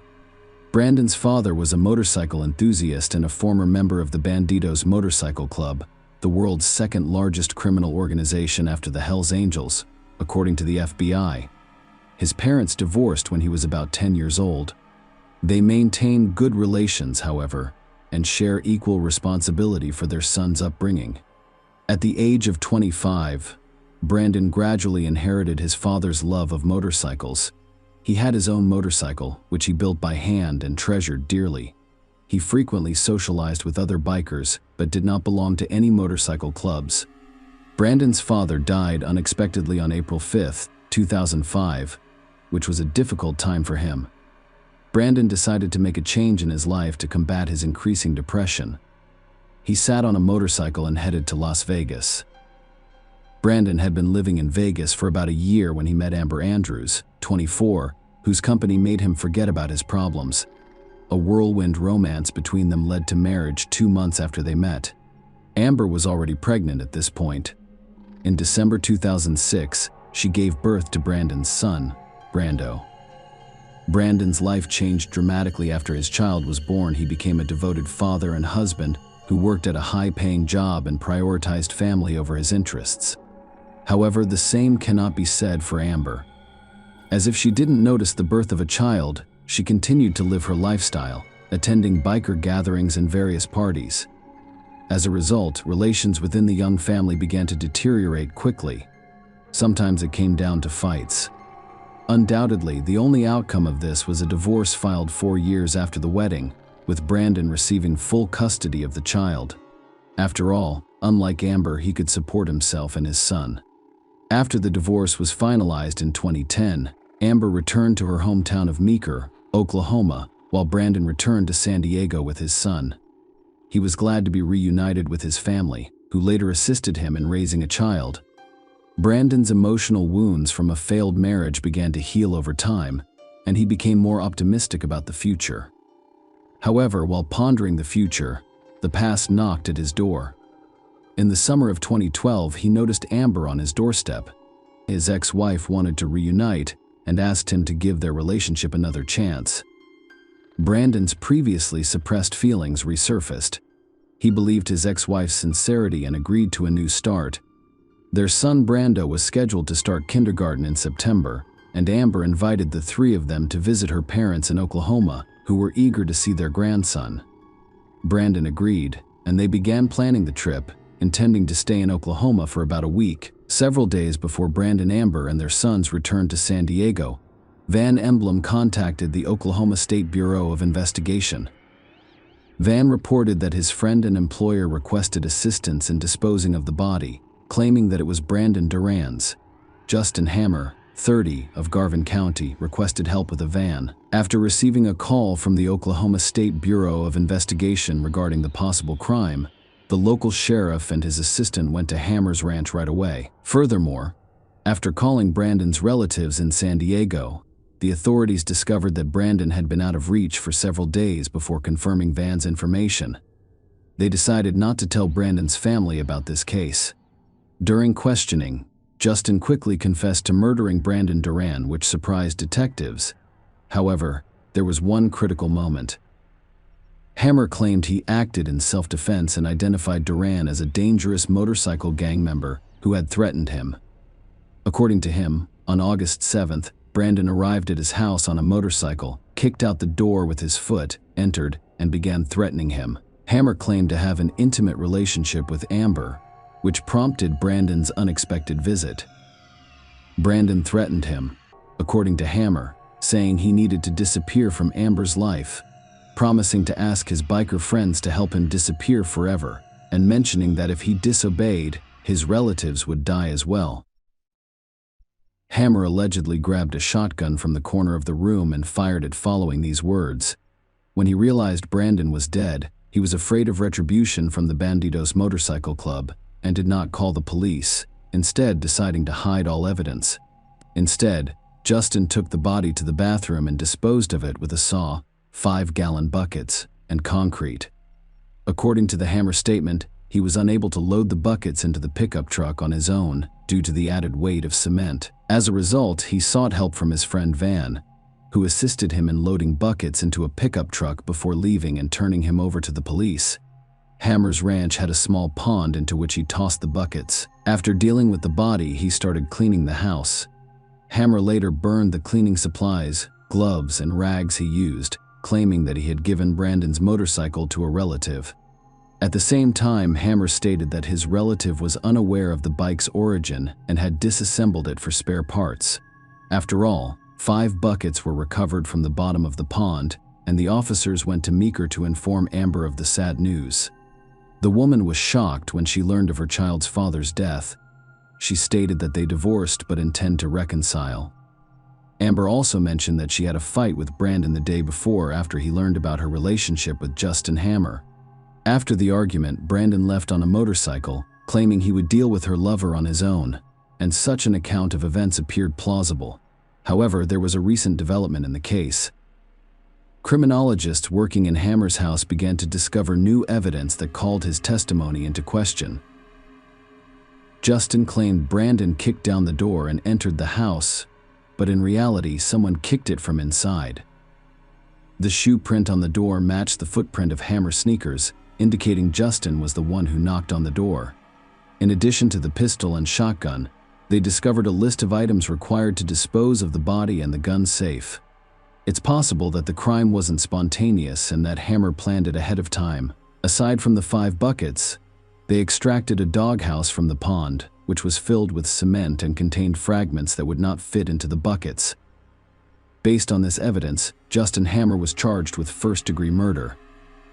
The forensic medical expert had a difficult time analyzing 25 individual fragments of Iran's body.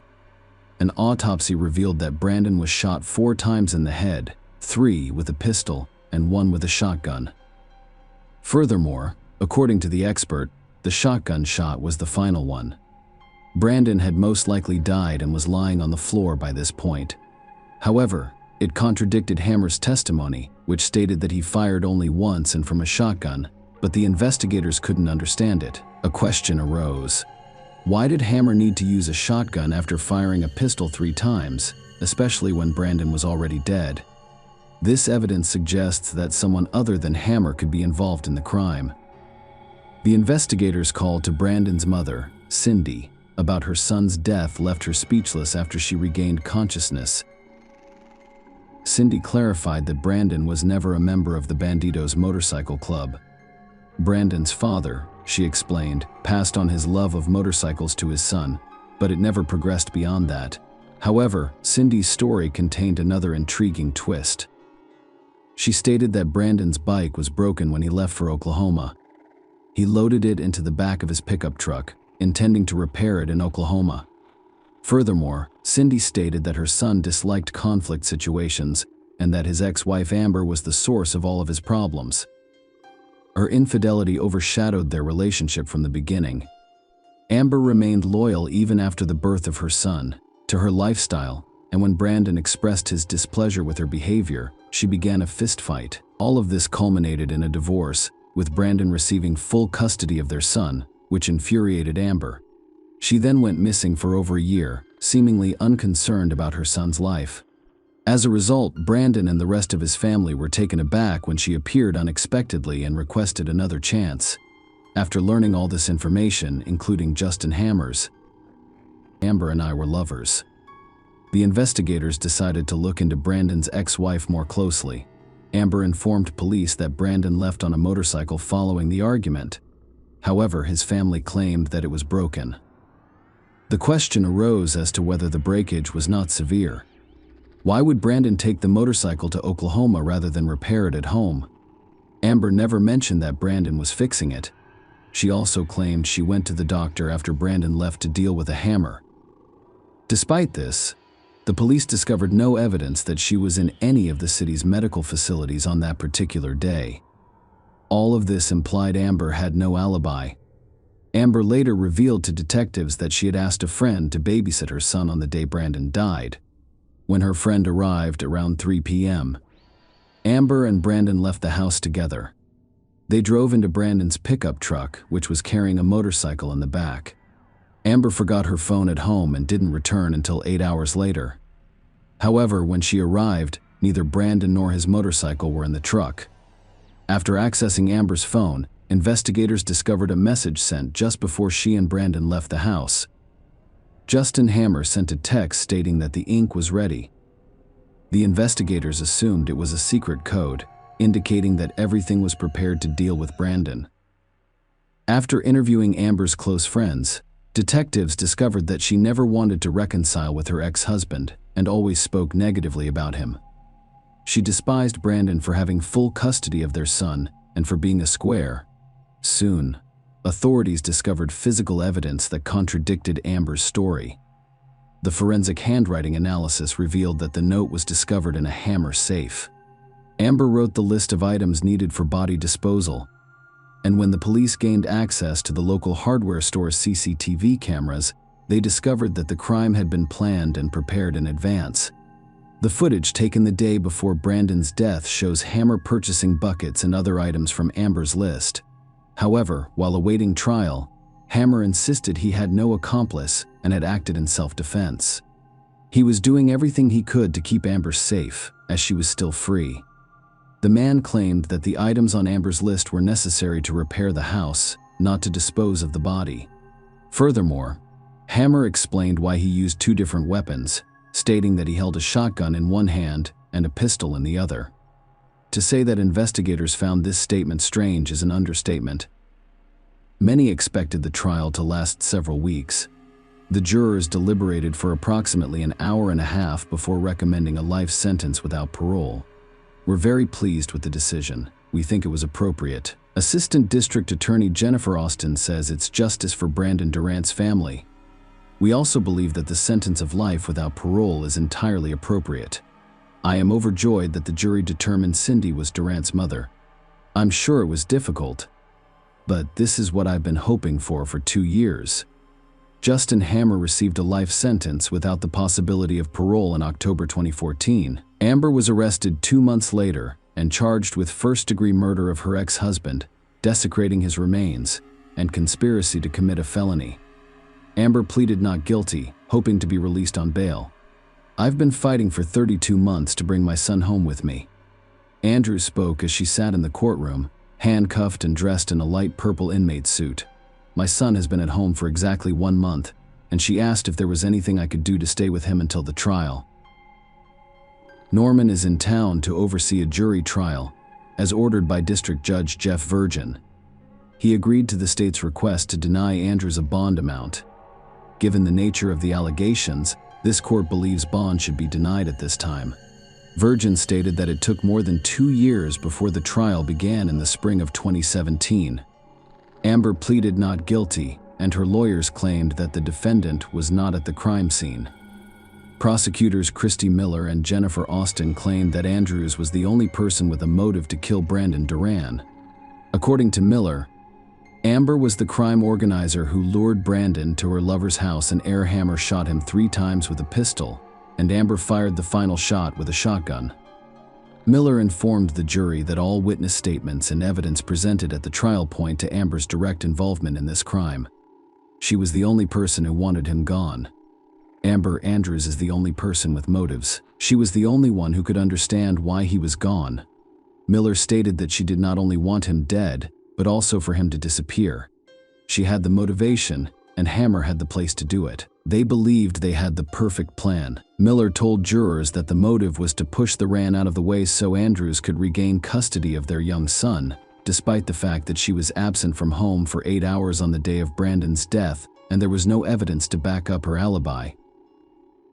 The prosecutor stated that Amber assisted Hammer in disposing of the body and cleaning the house. While unable to fulfill her parental responsibilities, she did not want to give her son to a man she despised. And since she couldn't obtain custody of the child through the courts, she decided to kill Brandon.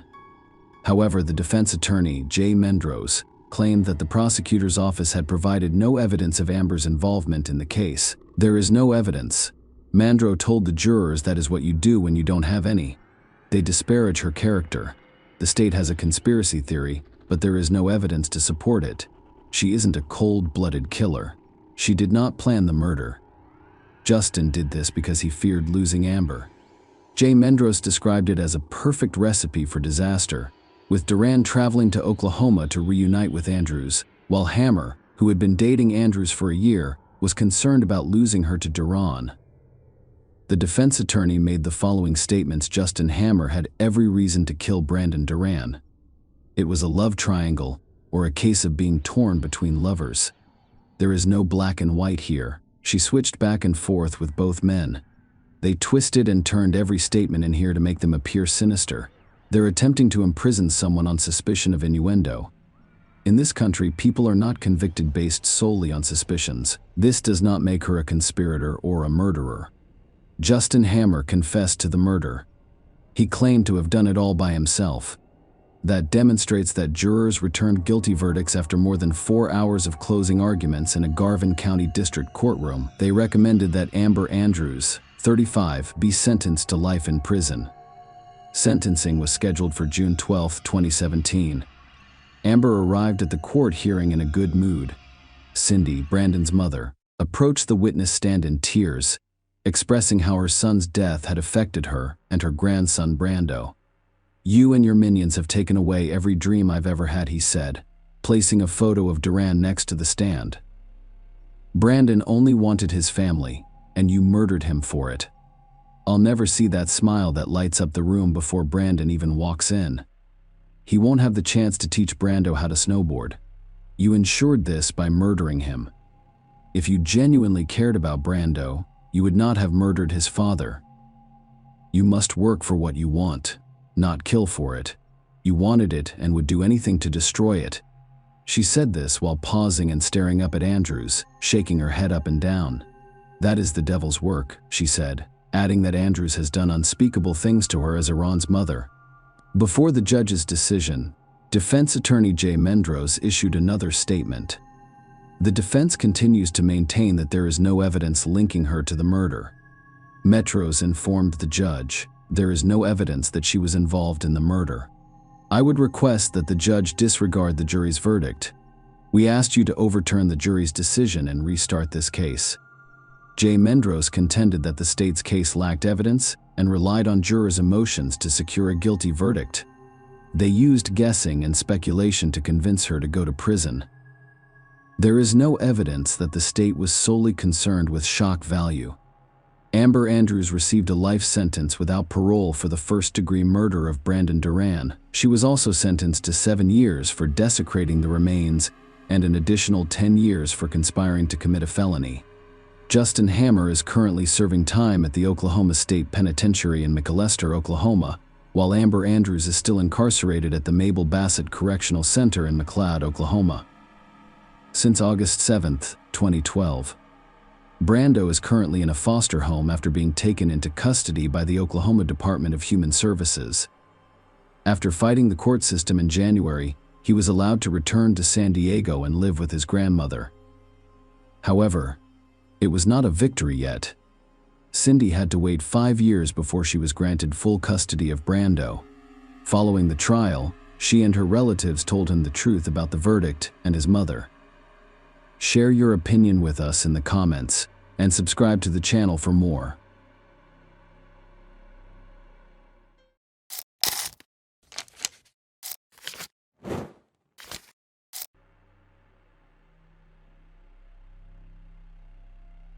Hey guys, welcome to my channel, and today we're going to take a look at another horrible case with you.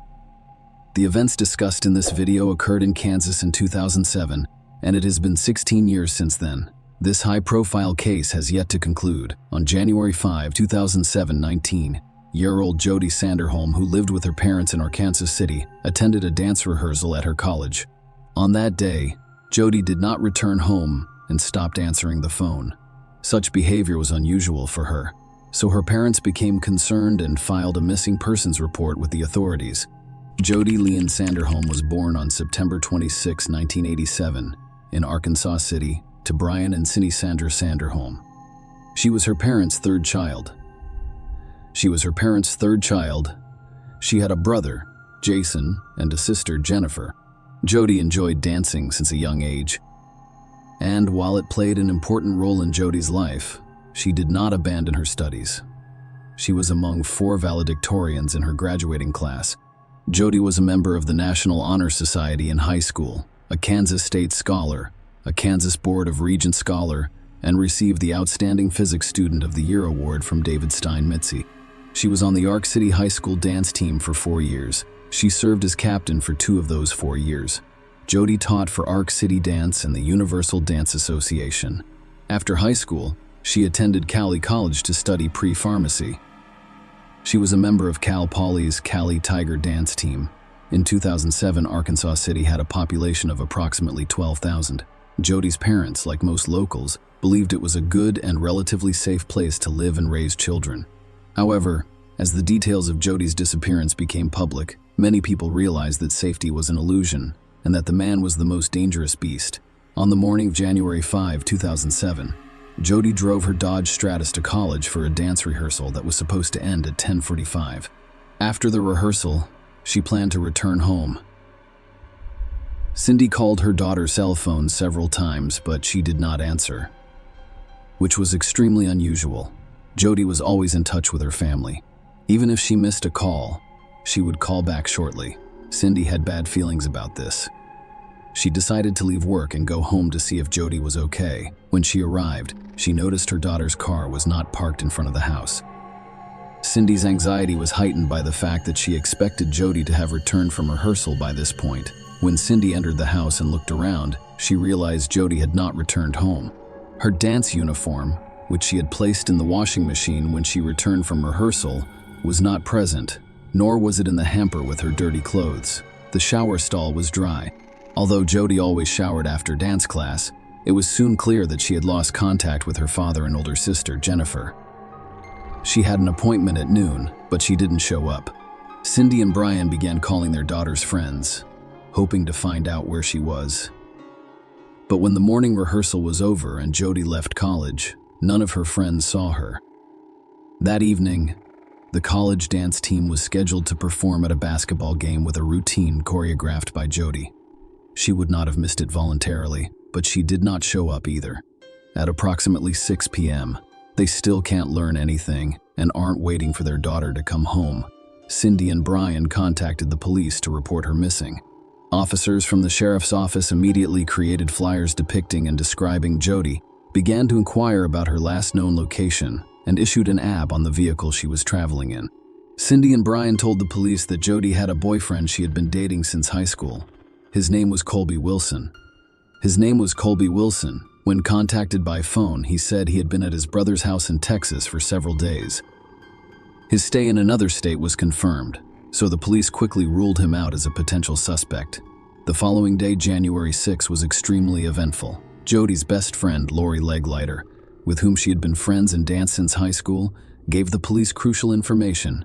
They both enrolled at Cowley College and went on to study dance. Lori reported that she left her job at Sirloin Stockade in Arkansas City around 10 p.m. On Tuesday, January 2, I noticed a light blue card. As she drove past the restaurant several times on her way home, she noticed a car in her rearview mirror.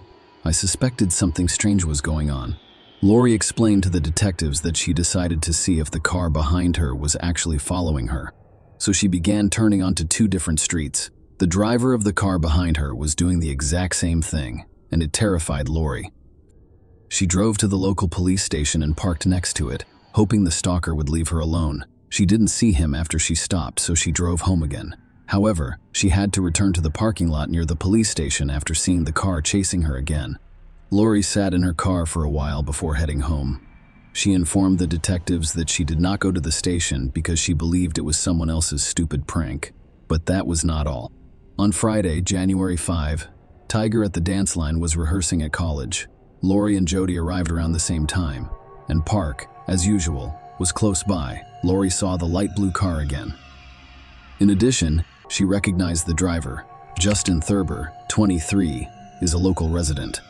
Lori didn't know him personally, but she'd seen him several times with his older brother and friends. Lori and Jody both left practice at the same time, and we agreed to meet later, but Jody never showed up. Soon, several members of the dance team confirmed that they had seen Justin near the college in the last week. He was always sitting in his car in the parking lot, just watching. Within the first 24 hours of Jody's disappearance, police searched the city but were unable to locate her car. Arkansas City is surrounded by fields and woodlands. They brought in a fixed-wing aircraft to search the area from above. The car was more difficult to conceal than a person due to its size. The police hoped to see Jody's car from the air. It was determined that the last time her cell phone signal was received, it came from a cell tower near the Cowley Wildlife Area. This is a vast wooded area on the Arkansas River. At this point in the investigation, only one person, Eugene Thurber, had been identified by Lori Legg, Lidar, and other members of the dance group as a possible suspect in Jody Sanderholm's disappearance. It is worth noting that, despite his young age, Thurber was well known to the police. 3 years earlier, in 2004, he was charged with illegal possession of prohibited substances. He eventually received a suspended sentence and was released, but 3 months later he was arrested for theft and probation violation. In October 2005, he was charged with disorderly conduct. 3 months later, he was arrested for petty theft and discovered to be in possession of a controlled substance on December 31, 2006, just 6 days before Jody went missing. Thurber was arrested again for theft. He was released the same day after posting $3,000 bail. After celebrating New Year's Eve the following day, January 1, he began impersonating a police officer and disrupting public order. When the real cops arrived, Thurber complained of chest pain and was transported to the hospital rather than the station. Why he was not arrested after being released from the hospital is unclear. It is also unclear why he was always able to get away with it. His relative, who works for Cali County Police, may have contributed to this, but that's just a guess. That same day, January 6, a police officer noticed Thurber's car, a light blue Cadillac, parked outside his parents' house and decided to speak with him. His father invited the officer inside the house. When the police officer asked Justin where he had been yesterday, he said he had driven his car to Winfield, a town about 13 miles outside of Arkansas City that morning. There, according to Justin, he met up with his friend and 2 other friends whom he did not know very well. The 4 of them then began driving around the countryside in a car owned by one of his friends until the car became stuck on a dirt road near Cedarvale. Then, as Thurber claimed, he walked to Arkansas City, about 30 miles from Cedar Valley. After 6 hours, he was tired of walking in and asked his father to pick him up. Thurber's father confirmed his statement, saying he picked Justin up wet and dirty a few miles from Cali State Fishing Lake. Justin also informed the police officer that his car, which he left in Winfield, had been returned by friends. The story was not convincing, but there was nothing to charge Thurber with, so the officer left.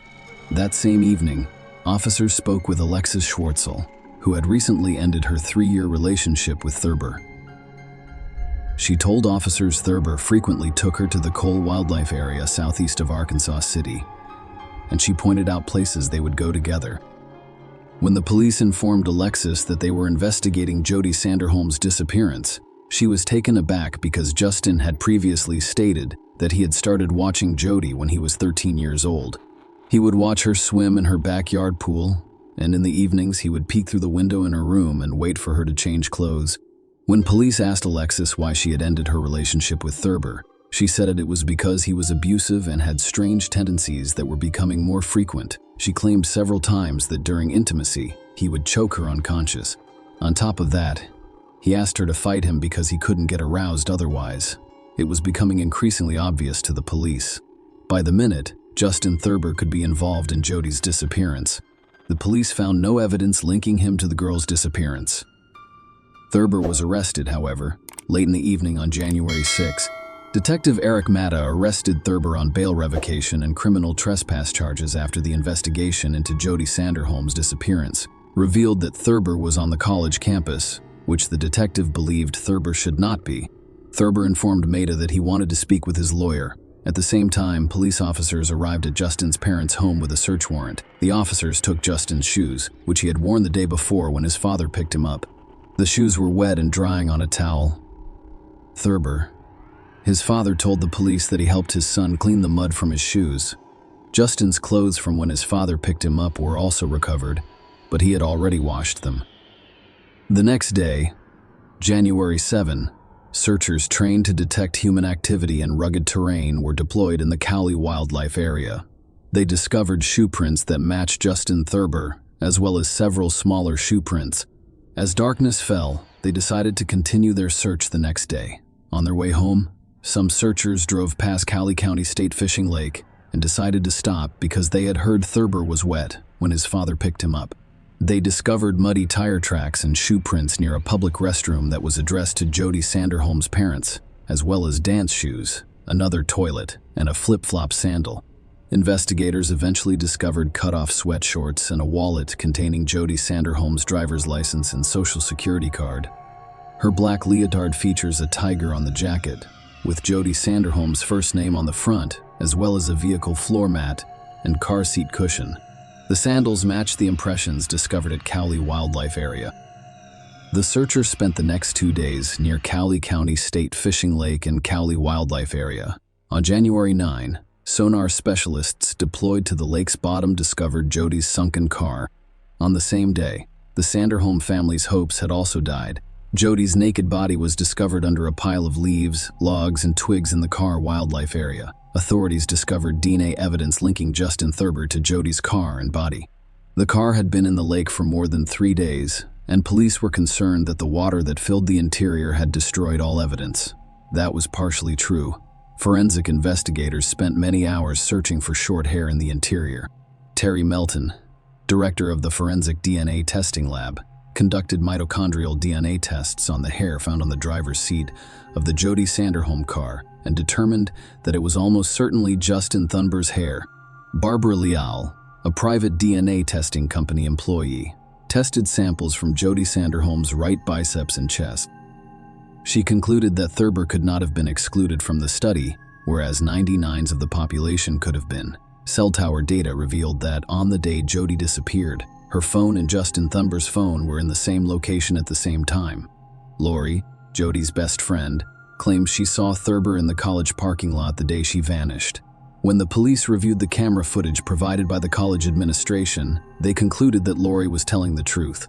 Thurber was in the college parking lot while the rehearsal was going on. He left the parking lot at the same time as Jody.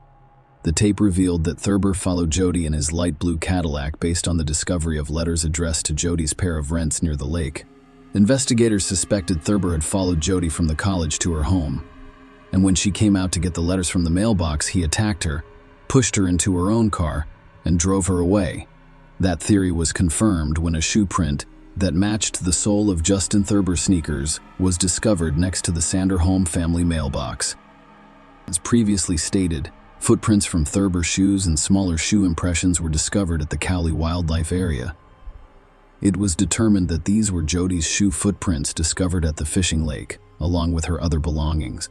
Thurber's and Jody's footprints were found side by side while walking through the preserve. At one point, the searcher noticed that Jody's footprints were interrupted, while Justin's footprints continued deep into the forest. This indicated that he was carrying the girl further on his own. His shoe prints were discovered alongside the body. All three people Justin claimed to have been with on the day Jody disappeared denied his claims. They hadn't seen Thurber that day, so his story about the car getting stuck near Cedar Vale was fabricated. The three officers drove Thurber to Cedar Vale so he could show them where he claimed to be. Thurber was unable to pinpoint where he claimed the car was stuck. Thurber returned to the police station and volunteered to take a polygraph test.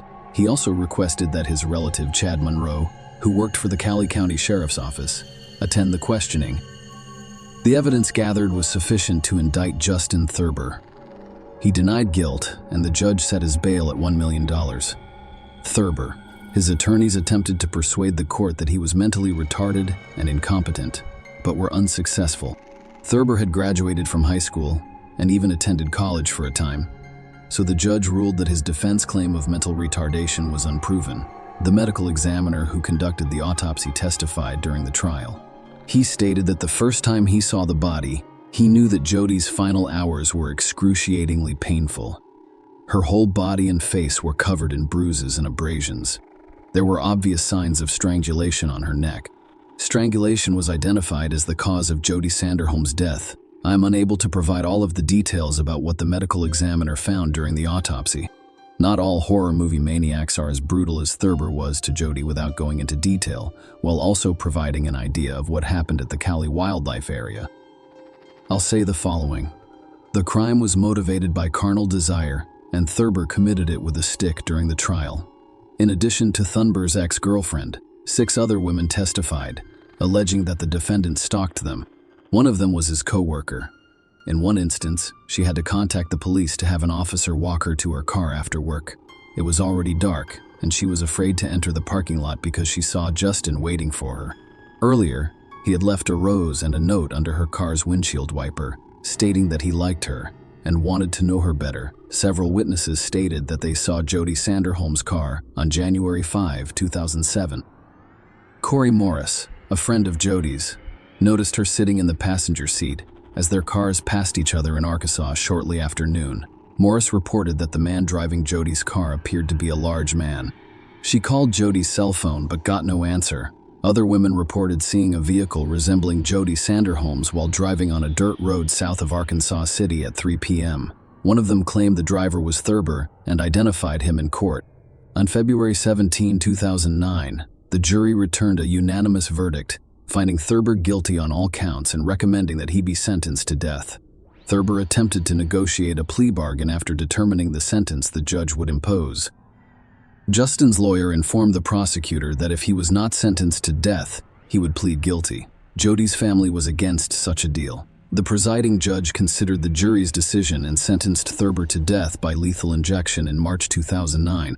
In 2008, the state of Kansas passed the Jody Act, which expanded police authority over suspects and expanded the list of actions that can be considered stalking. Justin Thurber has continued to pursue an appeal of the court's decision since his sentencing. His attorneys are attempting to establish Thurber's mental retardation. The Kansas Supreme Court postponed Thurber's death sentence in 2018, citing a U.S. Supreme Court ruling that executing defendants, even those with mild developmental disabilities, is unconstitutional. The Sanderholm family stated that a competency hearing was held during the original trial, and Thurber was found to be fully competent at the time. Cindy Sanderholm, Jody's mother, sat in court 11 years after her daughter died. She stated that Thurber had written letters to other girls while in prison, which should demonstrate his competence. That is sick. It's simply sick. It's simply sick. It's simply sick. It demonstrates that he is capable of communicating with others and writing letters. He knows what he's doing. I'm sure Jody pleaded for her life, but he denied it to her. She did not get a second option. She didn't get a second chance, she explained. In August 2021, the Kansas Supreme Court issued an opinion announcing that a state law passed in 2020 allows Thurber, who is appealing a death sentence, to request that an attorney be appointed by the Cali County District Court to assist with post-conviction DNA testing. Thus, 16 years after Jody Sanderholm's death, the final word in this case has yet to be spoken. It is also worth noting that no one has been executed since Kansas reinstated the death penalty in 1994. The last execution in Kansas was in 1965. Since then, 9 other people, in addition to Thurber, have been sentenced to death, but no execution has occurred. We have not executed anyone within that time frame. There is no timetable for future executions, according to Adam Pfannenstiel, the Kansas Department of Corrections communications spokesperson. I find it shocking that Kansas reinstated the death penalty more than 20 years ago. Jennifer Aldridge said there is no plan yet. Jody's older sister. I assume this would have been discussed 20 years ago when it was reinstated. As a result, even if a 30-year death sentence is upheld, it is highly unlikely to be carried out. Justin Thurber, 39, is still incarcerated at the Maximum Security El Dorado Correctional Facility in Butler County, Kansas. According to a Kansas Legislative Post-Audit Committee report published in 2014, each inmate serving time and administrative segregation at El Dorado costs nearly $49,000 per year. Furthermore, taxpayers pay nearly 4 times the cost to prosecute a case where the death penalty is sought, which is $395,000 per case, compared to $100,000 per case when the death penalty is not sought. For Sanderholms, taxes are an added insult to an already painful injury and a long wait for justice in the case of their daughter Jody. Every week, when I see my paycheck, it hurts so badly. Brian Sanderholm said, and I know I'm paying taxes to feed him. Death is what he deserves. That's what the law said, Cindy Sanderholm. So we need to fix the law so that we can use it. If it was your daughter or son, it was our daughter. What do you want to happen? How about Brian Sanderholm? Most regrettably, Cynthia and Sanderholm, Jody's mother, died on December 2, 2022, at the age of 63. Share your opinion with us in the comments, and subscribe to the channel for more.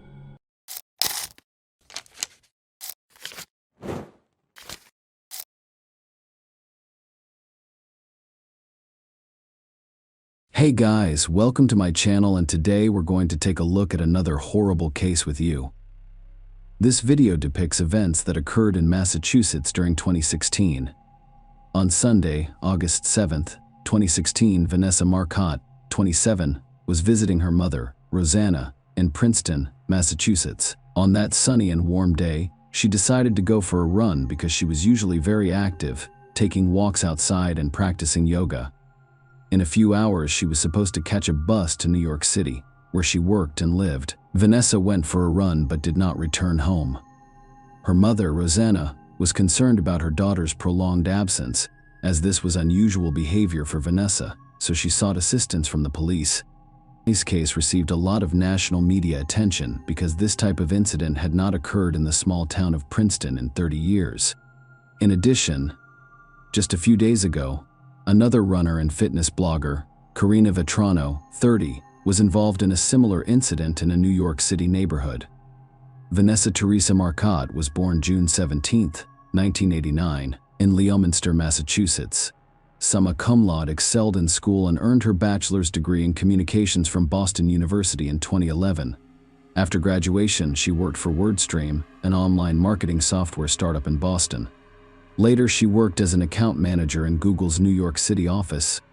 Vanessa had the opportunity to visit her mother and aunt in Princeton, a small rural town of about 4,000 people in another state, about once every 2 months. She was the only child in the family, so her mother, Rosanna, eagerly anticipated each meeting and was delighted when her daughter discovered an opportunity to visit her on Sunday, August 7, 2016. Vanessa left her mother's house on Brook Station Road around 1 p.m. to go for a run, returning to New York later that day via commuter bus. The area where she was going to run was familiar to her. Vanessa's mother called the police after several hours had passed and she had not returned home. The officers immediately launched a search, beginning with the area where Vanessa's route most likely took her. At 8:20 p.m., a police dog picked up the trail and led the search team to a densely vegetated area. A woman's body was discovered about 60 yards from the road, less than a mile from Rosanna Marcotte's home. Vanessa Marcotte was later identified as the victim. A preliminary examination of the body left detectives convinced that Vanessa's death was criminal in nature. Her clothes were removed, and burn marks appeared on her legs, hands, and face. As is evident, the location where the body was discovered is quite remote. There are no houses, only the road and the woods on either side of it. Vanessa's cell phone and headphones were also missing. Police thoroughly searched the surrounding area, but were unable to locate any of these items. Investigators suspected the perpetrator took them on purpose because they could have left traces of their DNA. A fire-damaged sneaker lay on the grass next to the body. Other locations also contained fire traces. Detectives concluded that the perpetrator attempted to destroy DNA traces using gasoline. Vanessa's death was determined by forensic experts to be due to strangulation. She fought for her life. As a result, DNA from an unknown individual was discovered under her fingernails. The fact that Vanessa's clothes had been removed clarified the motive for the crime. To summarize, the medical examiners discovered evidence of male contact. DNA samples were tested, but no matches were found in local or national databases. Princeton is a small town with a population of less than 4,000 people. This type of crime was extremely uncommon, and it shocked the entire local population. Authorities urged residents of Princeton and the surrounding areas to be vigilant and cautious, and asked anyone who saw anything suspicious to call the Massachusetts State Hotline. Colin Ortiz, Princeton Police Department. At a press conference on August 11th, Worcester District Attorney Joseph Early Jr. confirmed that the perpetrator was most likely male and had sustained minor cuts, bruises, and scratches during his struggle with Vanessa prior to her death. Vanessa's co-workers, as well as her family and Princeton residents, were shocked by what happened. According to a Google representative, Vanessa Marcotte was a beloved member of the Google team, having worked in our New York office for the past year and a half and being known for her ubiquitous passion for volunteer work and love of Boston sports. We are deeply shocked and saddened. Our thoughts are with her family and friends. Her alma mater also paid tribute to her. Colin Riley, Boston University's Executive Director of Media Relations, said, "We're so sad for her family and friends. They are in our thoughts and prayers." Police investigated a possible link between Vanessa Marcotte's death and an incident involving another runner, Karina Vetrano, that occurred a few days earlier in New York. Toronto went for a late afternoon run in Queens Spring Creek Park, which is less than a block from her house. She ran alone, despite her father's concerns. She was last seen alive sometime after 5 p.m. Just before entering the park, after failing to respond to repeated calls and text messages for Toronto's father, she notified a neighbor, the New York City Police Department's police chief, who launched a search around 11 p.m. Her father discovered her body face down about 15 feet from the trail, as was the case with Vanessa Marcotte Karina Vetrano, whose body was exposed, and the cause of death was also strangulation. Despite the similarities, investigators did not believe there was a link between the two cases. 6 months later, police arrested Chanel Lewis, a 20-year-old Brooklyn resident, after his DNA was found to match that of Karina Vetrano's body. On April 23, 2019, Lewis was sentenced to life in prison with no possibility of parole. But who is responsible for Vanessa Marcotte's death? Investigators believe the person who killed Vanessa lived in or frequented Princeton and was familiar with the area. Detectives also believed Vanessa Marcotte did not know the perpetrator and that their paths crossed by chance. Meanwhile, law enforcement sought assistance from the public, with separate 24-hour phone lines set up. Vanessa eventually stopped outside a local convenience store for a drink of water after 1 p.m. on August 7th and was last seen walking and talking on her cell phone. Investigators believe Vanessa was attacked within the next 2 hours of being seen outside the store. Her phone was turned off at 2:11 p.m. and has not been turned on since. Police officers were receiving and checking many clues, including searching the area where the body was discovered several times and the surrounding area, but the results were not satisfactory. It wasn't until 3 months later that the police learned more about the case. A new witness reported that on August 7th, he saw a dark-colored Ford SUV parked on the curb near where Vanessa's body was discovered, with the hood up. The driver appeared to be Hispanic, aged between 25 and 35. The witness first drove by the SUV around 12:45 p.m. At the time, the driver was standing next to his vehicle, talking on the phone, and the witness drove past the same location again around 2:05 p.m. The SUV remained in the same location, but its hood was down, and no one was visible inside or near it. Authorities began looking for a Hispanic man who owned a black SUV and allegedly lived near Princeton. On February 23, 2017, more than 6 months after Vanessa's death, Worcester County District Attorney Joseph Early Jr. provided additional information about the investigation, stating that the DNA found on Vanessa's body had been sent to a lab and a profile was created. Based on DNA evidence and witness testimony, the suspect was identified as a Hispanic male between the ages of 20 and 30, with an athletic build, medium height, and short or shaved hair. It was also assumed that the suspect owned or had access to a dark-colored SUV on the day of the crime and sustained visible upper body injuries within days of the attack. About 3 weeks later, a police officer patrolling the streets of Worcester County spotted a man who matched the suspect description. This man was driving a vehicle that looked exactly like the one seen the day Vanessa Marcotte died. The police officer quickly jotted down the license plate number on his hand. After determining the identity of the car owner, the police went to his house. That man was Angelo Colin Ortiz, who was 31 years old. Colin Ortiz, a Puerto Rican native with no criminal record, was married with 3 children and had been in Worcester for less than a year. He worked for FedEx's third-party contractor, made deliveries in Princeton, and was familiar with the town and its surroundings. Colin Ortiz was described as perverted by his Western neighbors, who claimed he frequently made vulgar remarks to residents. A former female Princeton postal worker also claimed that Colin Ortiz frequently made crude remarks in Spanish about her and other women to his co-workers.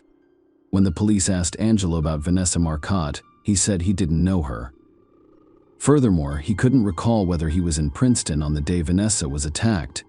He was asked to provide a sample of his DNA, and he agreed by signing documents indicating his willingness to provide his DNA for analysis. The lab took some time to run the test, which revealed that Colin Ortiz's DNA matched the one discovered under Vanessa Marcotte's fingernails on April 15, 2017. The man was apprehended and charged 3 days later. Prosecutors allege that on the day of the crime, Colin Ortiz purchased $5 in gasoline from a store 6 miles away at 2:35 p.m. Vanessa had already died by that point, so the man returned to the scene to try to destroy the evidence, specifically his DNA on Vanessa's body. The district attorney contended that the DNA evidence was obtained in accordance with all applicable procedures, which aided in the prosecution of the charges. However, Colin Ortiz's attorneys claimed that their client's DNA sample was obtained in an irregular manner. They claimed that the language barrier prevented their client from fully comprehending that he was not required to provide the police with a sample of his DNA. And Colin Ortiz stated that he was unaware that he could have refused to provide one. In an affidavit supporting the motion to suppress, Ortiz stated that, while he is a U.S. citizen, he was born in Puerto Rico and does not speak, read, or understand English. Ortiz wrote this on March 16, 2017. 2 large white state police officers arrived at my home with someone who spoke a strange version of Spanish. The trial dragged on for years until, on January 11, 2022, Judge Janet Kenton Walker denied the defense's motion to suppress DNA evidence. Ortiz declined to plead guilty to first-degree murder. However, in a plea bargain, he pleaded guilty to deprivation of life in the second degree, which carries a shorter sentence. He also pleaded guilty to the robbery charge, which carries a 20-year sentence. Prosecutors said the Market family agreed to the plea bargain to avoid a harsh trial. We are grateful and relieved that the trial ended as we had hoped, and that this man will now be unable to harm anyone in the same way that he harmed Vanessa. The Marcotte family said in a statement issued by the district attorney's office, "Let's keep this monster off the streets. I'll be dead before he has a parole hearing."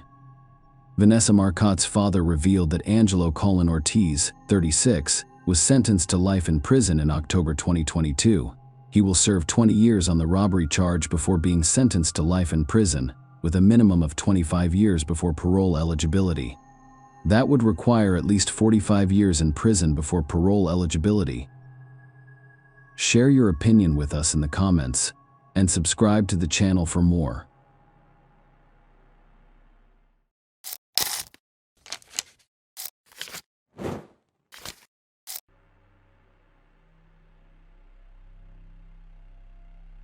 Hey guys, welcome to my channel, and today we're going to take a look at another horrible case with you. In this video, we'll talk about a story that happened in England. On Sunday, November 14, 2020, one surveillance cameras caught 34-year-old Alexandra Morgan at a gas station near Cranbrook, Kent. Nobody has seen her since. 4 days later, her parents reported her missing to the police. The investigation revealed many secrets that were hoped to remain hidden. The truth turned out to be far more terrifying than anyone could have anticipated. Alexandra Morgan, as she was known to her friends and family, was a single mother with 2 children ages 4 and 11. They lived in Wellesley, Cranbrook in Kent. She did not maintain relationships with her children's fathers. It wasn't easy for her to raise them alone. According to some sources, Alexandra was a dog groomer. People described her as a dynamic and ambitious woman who wanted her children to have everything they required. She wanted a better life for them and took several steps to make it happen. Alexandra arranged a meeting with her parents on November 13, 2021. She left her 2 children with them, claiming she was going on a spa vacation with friends. She said she'd be back in 3 days. Alexandra's parents became concerned on November 17 when she failed to pick up her children. She did not respond to any calls or texts. It was not like her. After several unsuccessful attempts to locate their missing daughter, the parents were forced to contact the police. Kent police said Alexandra Morgan's disappearance was suspicious, so they investigated it as a possible crime. At the start of the investigation, the police attempted to determine which spa Alexandria planned to visit. She told her parents she was going with friends, and the police wanted to know who they were. At the time, the investigators had no idea what they would face while searching for Alexandria. While searching for the woman, police obtained video footage from a gas station in Cranbrook. That was the last place anyone saw her.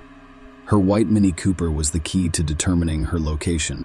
On November 14, she refueled her car, purchased some items, and left. At first glance, there was nothing unusual about this video.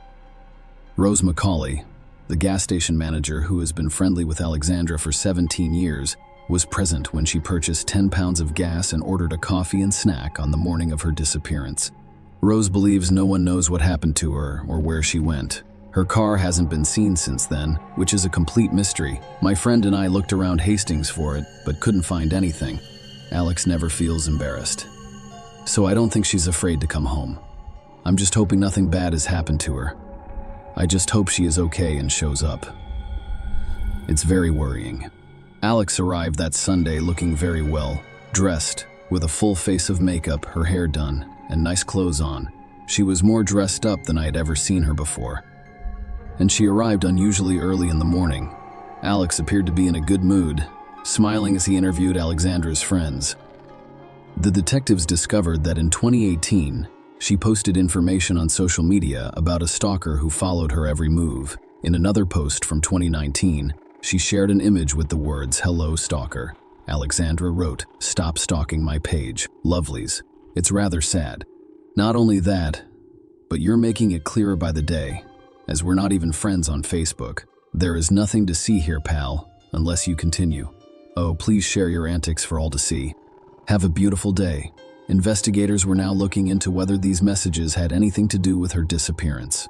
According to a police spokesman, Alexandra's failure to contact her family is completely out of character, and the case is now being investigated as a possible murder. While we conduct our investigation, I urge anyone who has seen Alexandra or her white Mini Cooper with a black roof to contact us. If you think you saw Alexandria or something suspicious but are unsure, please call and let us know. Alexandra was described as a slim woman with brown shoulder-length hair and a height of about 5 feet, 6 inches. She was last seen wearing a green knee-length quilted coat, a black top, ripped blue jeans, knee-high black boots, and a silver necklace. People can disappear without leaving any traces or clues for the police. Many missing person cases remain unsolved. But this time, things were different. Alexandra Morgan left a digital trail that eventually led the police to discover what happened to her. Furthermore, it revealed some shocking information. Alexandra hoped to improve her financial situation. To accomplish this, she began working as an escort and advertised her services on the internet. However, her family and friends were unaware of it. Women working as escorts are among the most vulnerable groups of people. Everyone, including the police, is aware of this. They never know who their next client will be. An ordinary person who, for whatever reason, has decided to pay for such services, or a maniac looking for a target. The investigators discovered that Alexandra had scheduled a meeting with her regular client prior to her disappearance. They arrested this man. At the same time, the police representative's statement made it clear that Alexandra had died. According to a Kent police spokesperson, detectives from the Kent and Essex Serious Crime Directorate are investigating the disappearance of a woman from Sissinghurst and arrested a man on Thursday, November 25, 2020. 1. A 40-year-old man from East Leonards-on-Sea has been arrested on suspicion of murder. Kent police officers with assistance from Sussex Police are conducting searches in 3 locations in Hastings and East Leonards-on-Sea as part of their efforts to locate Alexandria. Residents can expect a heightened police presence in the area as investigations continue.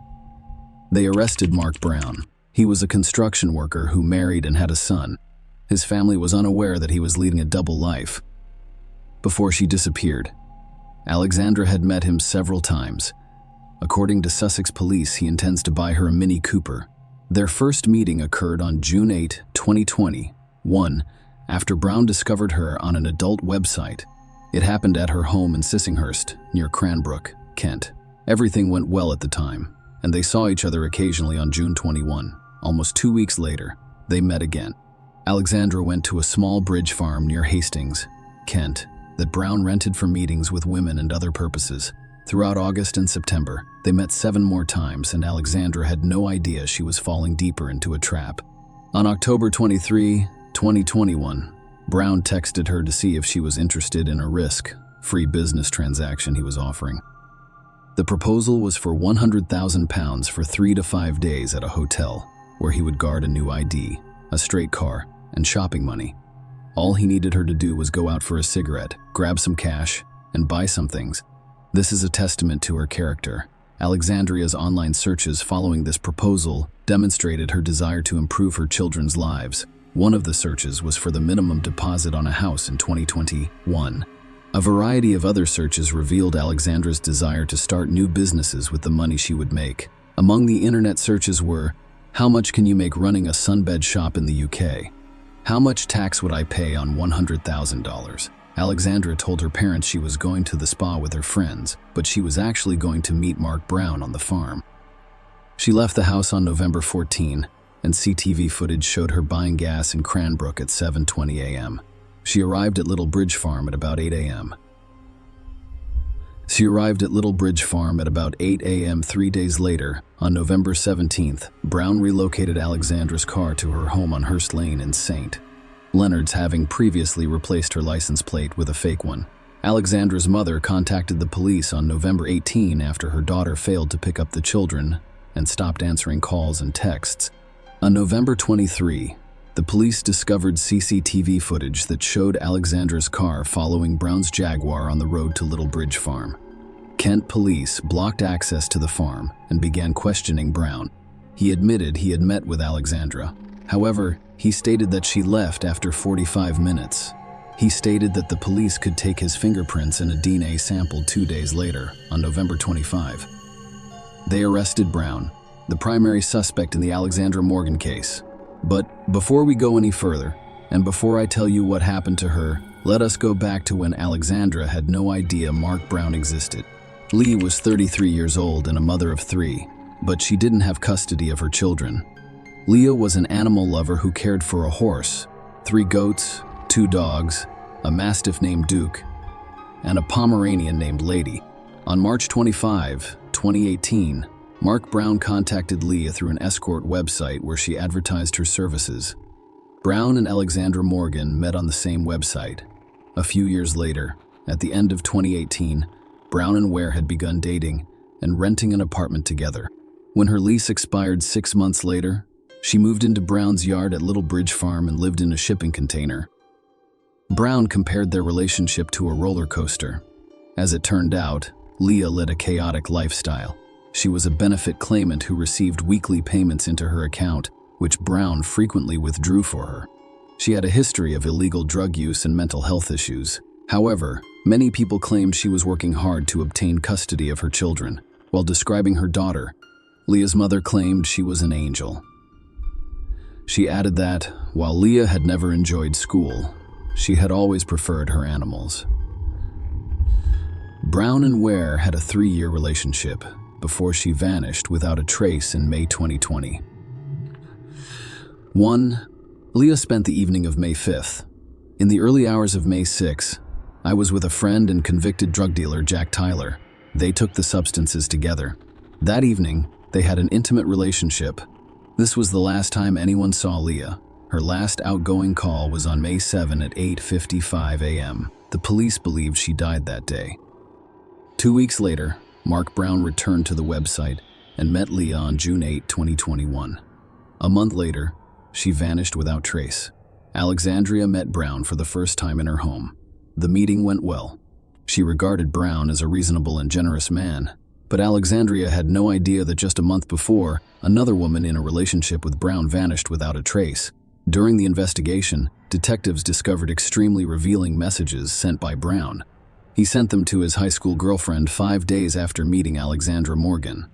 However, the messages were not about Alexandria. They were discussing Lee. This is what they said. "I'll be very careful how I word this. It happened again not long ago, while disposing of something. It's an extremely unpleasant task. An old oil drum, 5 liters of diesel, and there's not much left. It gets extremely hot and glows almost white. My heart, mind, and soul are heavy with the consequences of my actions. I'm a psychopath with a conscience." It's a joke, actually. Thus, investigators began to suspect Alexandra Morgan's death, and more frighteningly, that she was not Mark Brown's only victim. A spokesperson for the Sussex Police Major Crime Team stated that despite extensive investigations, "We have not found Leah or her body and are asking for the public's assistance in locating her or anything related to her disappearance." After Brown was arrested on November 25, 2021, police searched his farm. They discovered a barrel inside which someone had recently burned something. Experts examined its contents and discovered bone and tooth remains. The laboratory examination confirmed that these were Alexandra Morgan's remains. In a joint statement, Neil Kimber of Kent Police and Andy Wolstenholme of Sussex Police said, "Our thoughts are with the families of Alexandra and Leah during this difficult time. While we have located Alexandra's remains, we have yet to find Leah, and our investigations are ongoing. We urge anyone with information about Leah or Alexandra to contact us immediately." Leah is described by police as a slim white female standing 5 feet 6 inches tall with very long black hair and blue eyes. They suspected she had tattoos of a dragon on her right leg, Chinese writing on her right leg, Chinese writing on her right hip, and a fairy sitting on a flower above the name Ryan on her right leg. The search at Brown's farm lasted approximately a month, concluding on January 7, 2022. The police discovered the bones of a Pomeranian in the pond, along with a weight tied to its collar. Investigators believed it was Leah's dog, which Brown cruelly abandoned following Leah's death. Although police were unable to locate Leah Ware's remains, Brown was charged with her death on February 1, 2022. They had previously charged him with the murder of Alexandra Morgan. Throughout the interrogation, Brown denied the charges against him. However, when they informed him of the evidence that showed he had burned Alexandra Morgan's body, he admitted her death. Yet, Brown insisted that Alexandria had died as a result of an accident. The trial of Mark Brown started on October 17, 2022. During the court proceedings, new details about these two cases emerged. The jury discovered that Brown withdrew money from Leah Ware's bank account on a regular basis following her disappearance. Following Leah's disappearance on May 7, 2021, Brown collected her prescription medication and withdrew money from a cash machine every week using her new bank card. They delivered the card to his sister Cheryl's address. He would then place the cachet and medication in a horse box belonging to their pet. Birdie's prosecution lawyer, Duncan Atkinson, detailed several times in the weeks following Leah Ware's disappearance how Brown took £200 from her account, the maximum allowed in a transaction. This resulted in Leah's balance dropping from over £2,000 to £45. In July 2021, jurors were informed that Brown withdrew £200 from Leah's account, twice shortly after transferring £200 to his own account. When asked why he did this, he explained that he probably used her £200 and then replaced it. At the time, someone owed me £430, so they most likely paid me back. Atkinson stated that the withdrawals from Leah's account had nothing to do with her and everything to do with you. Is this a coincidence? She died after receiving her new bank card.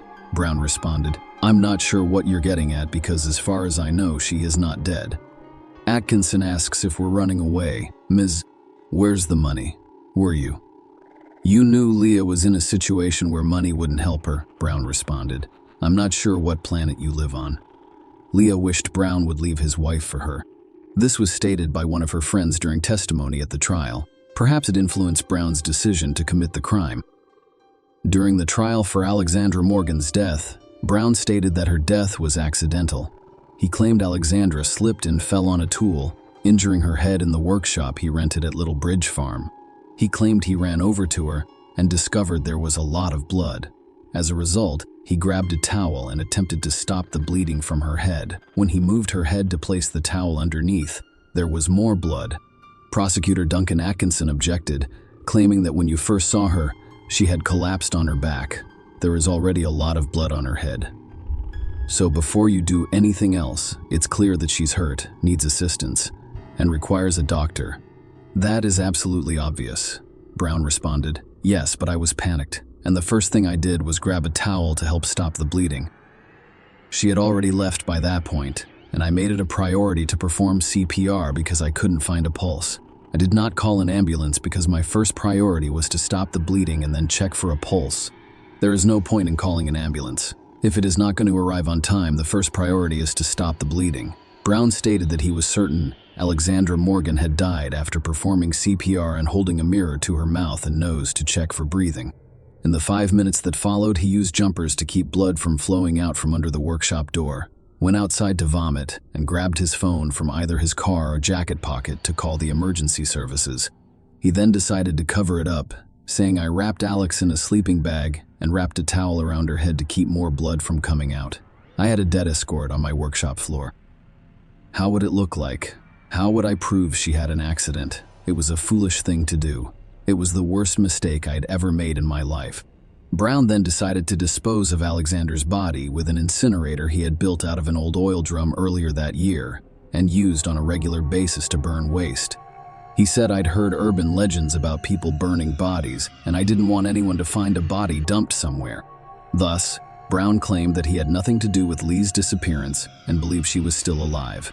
Alexandra's death was allegedly accidental.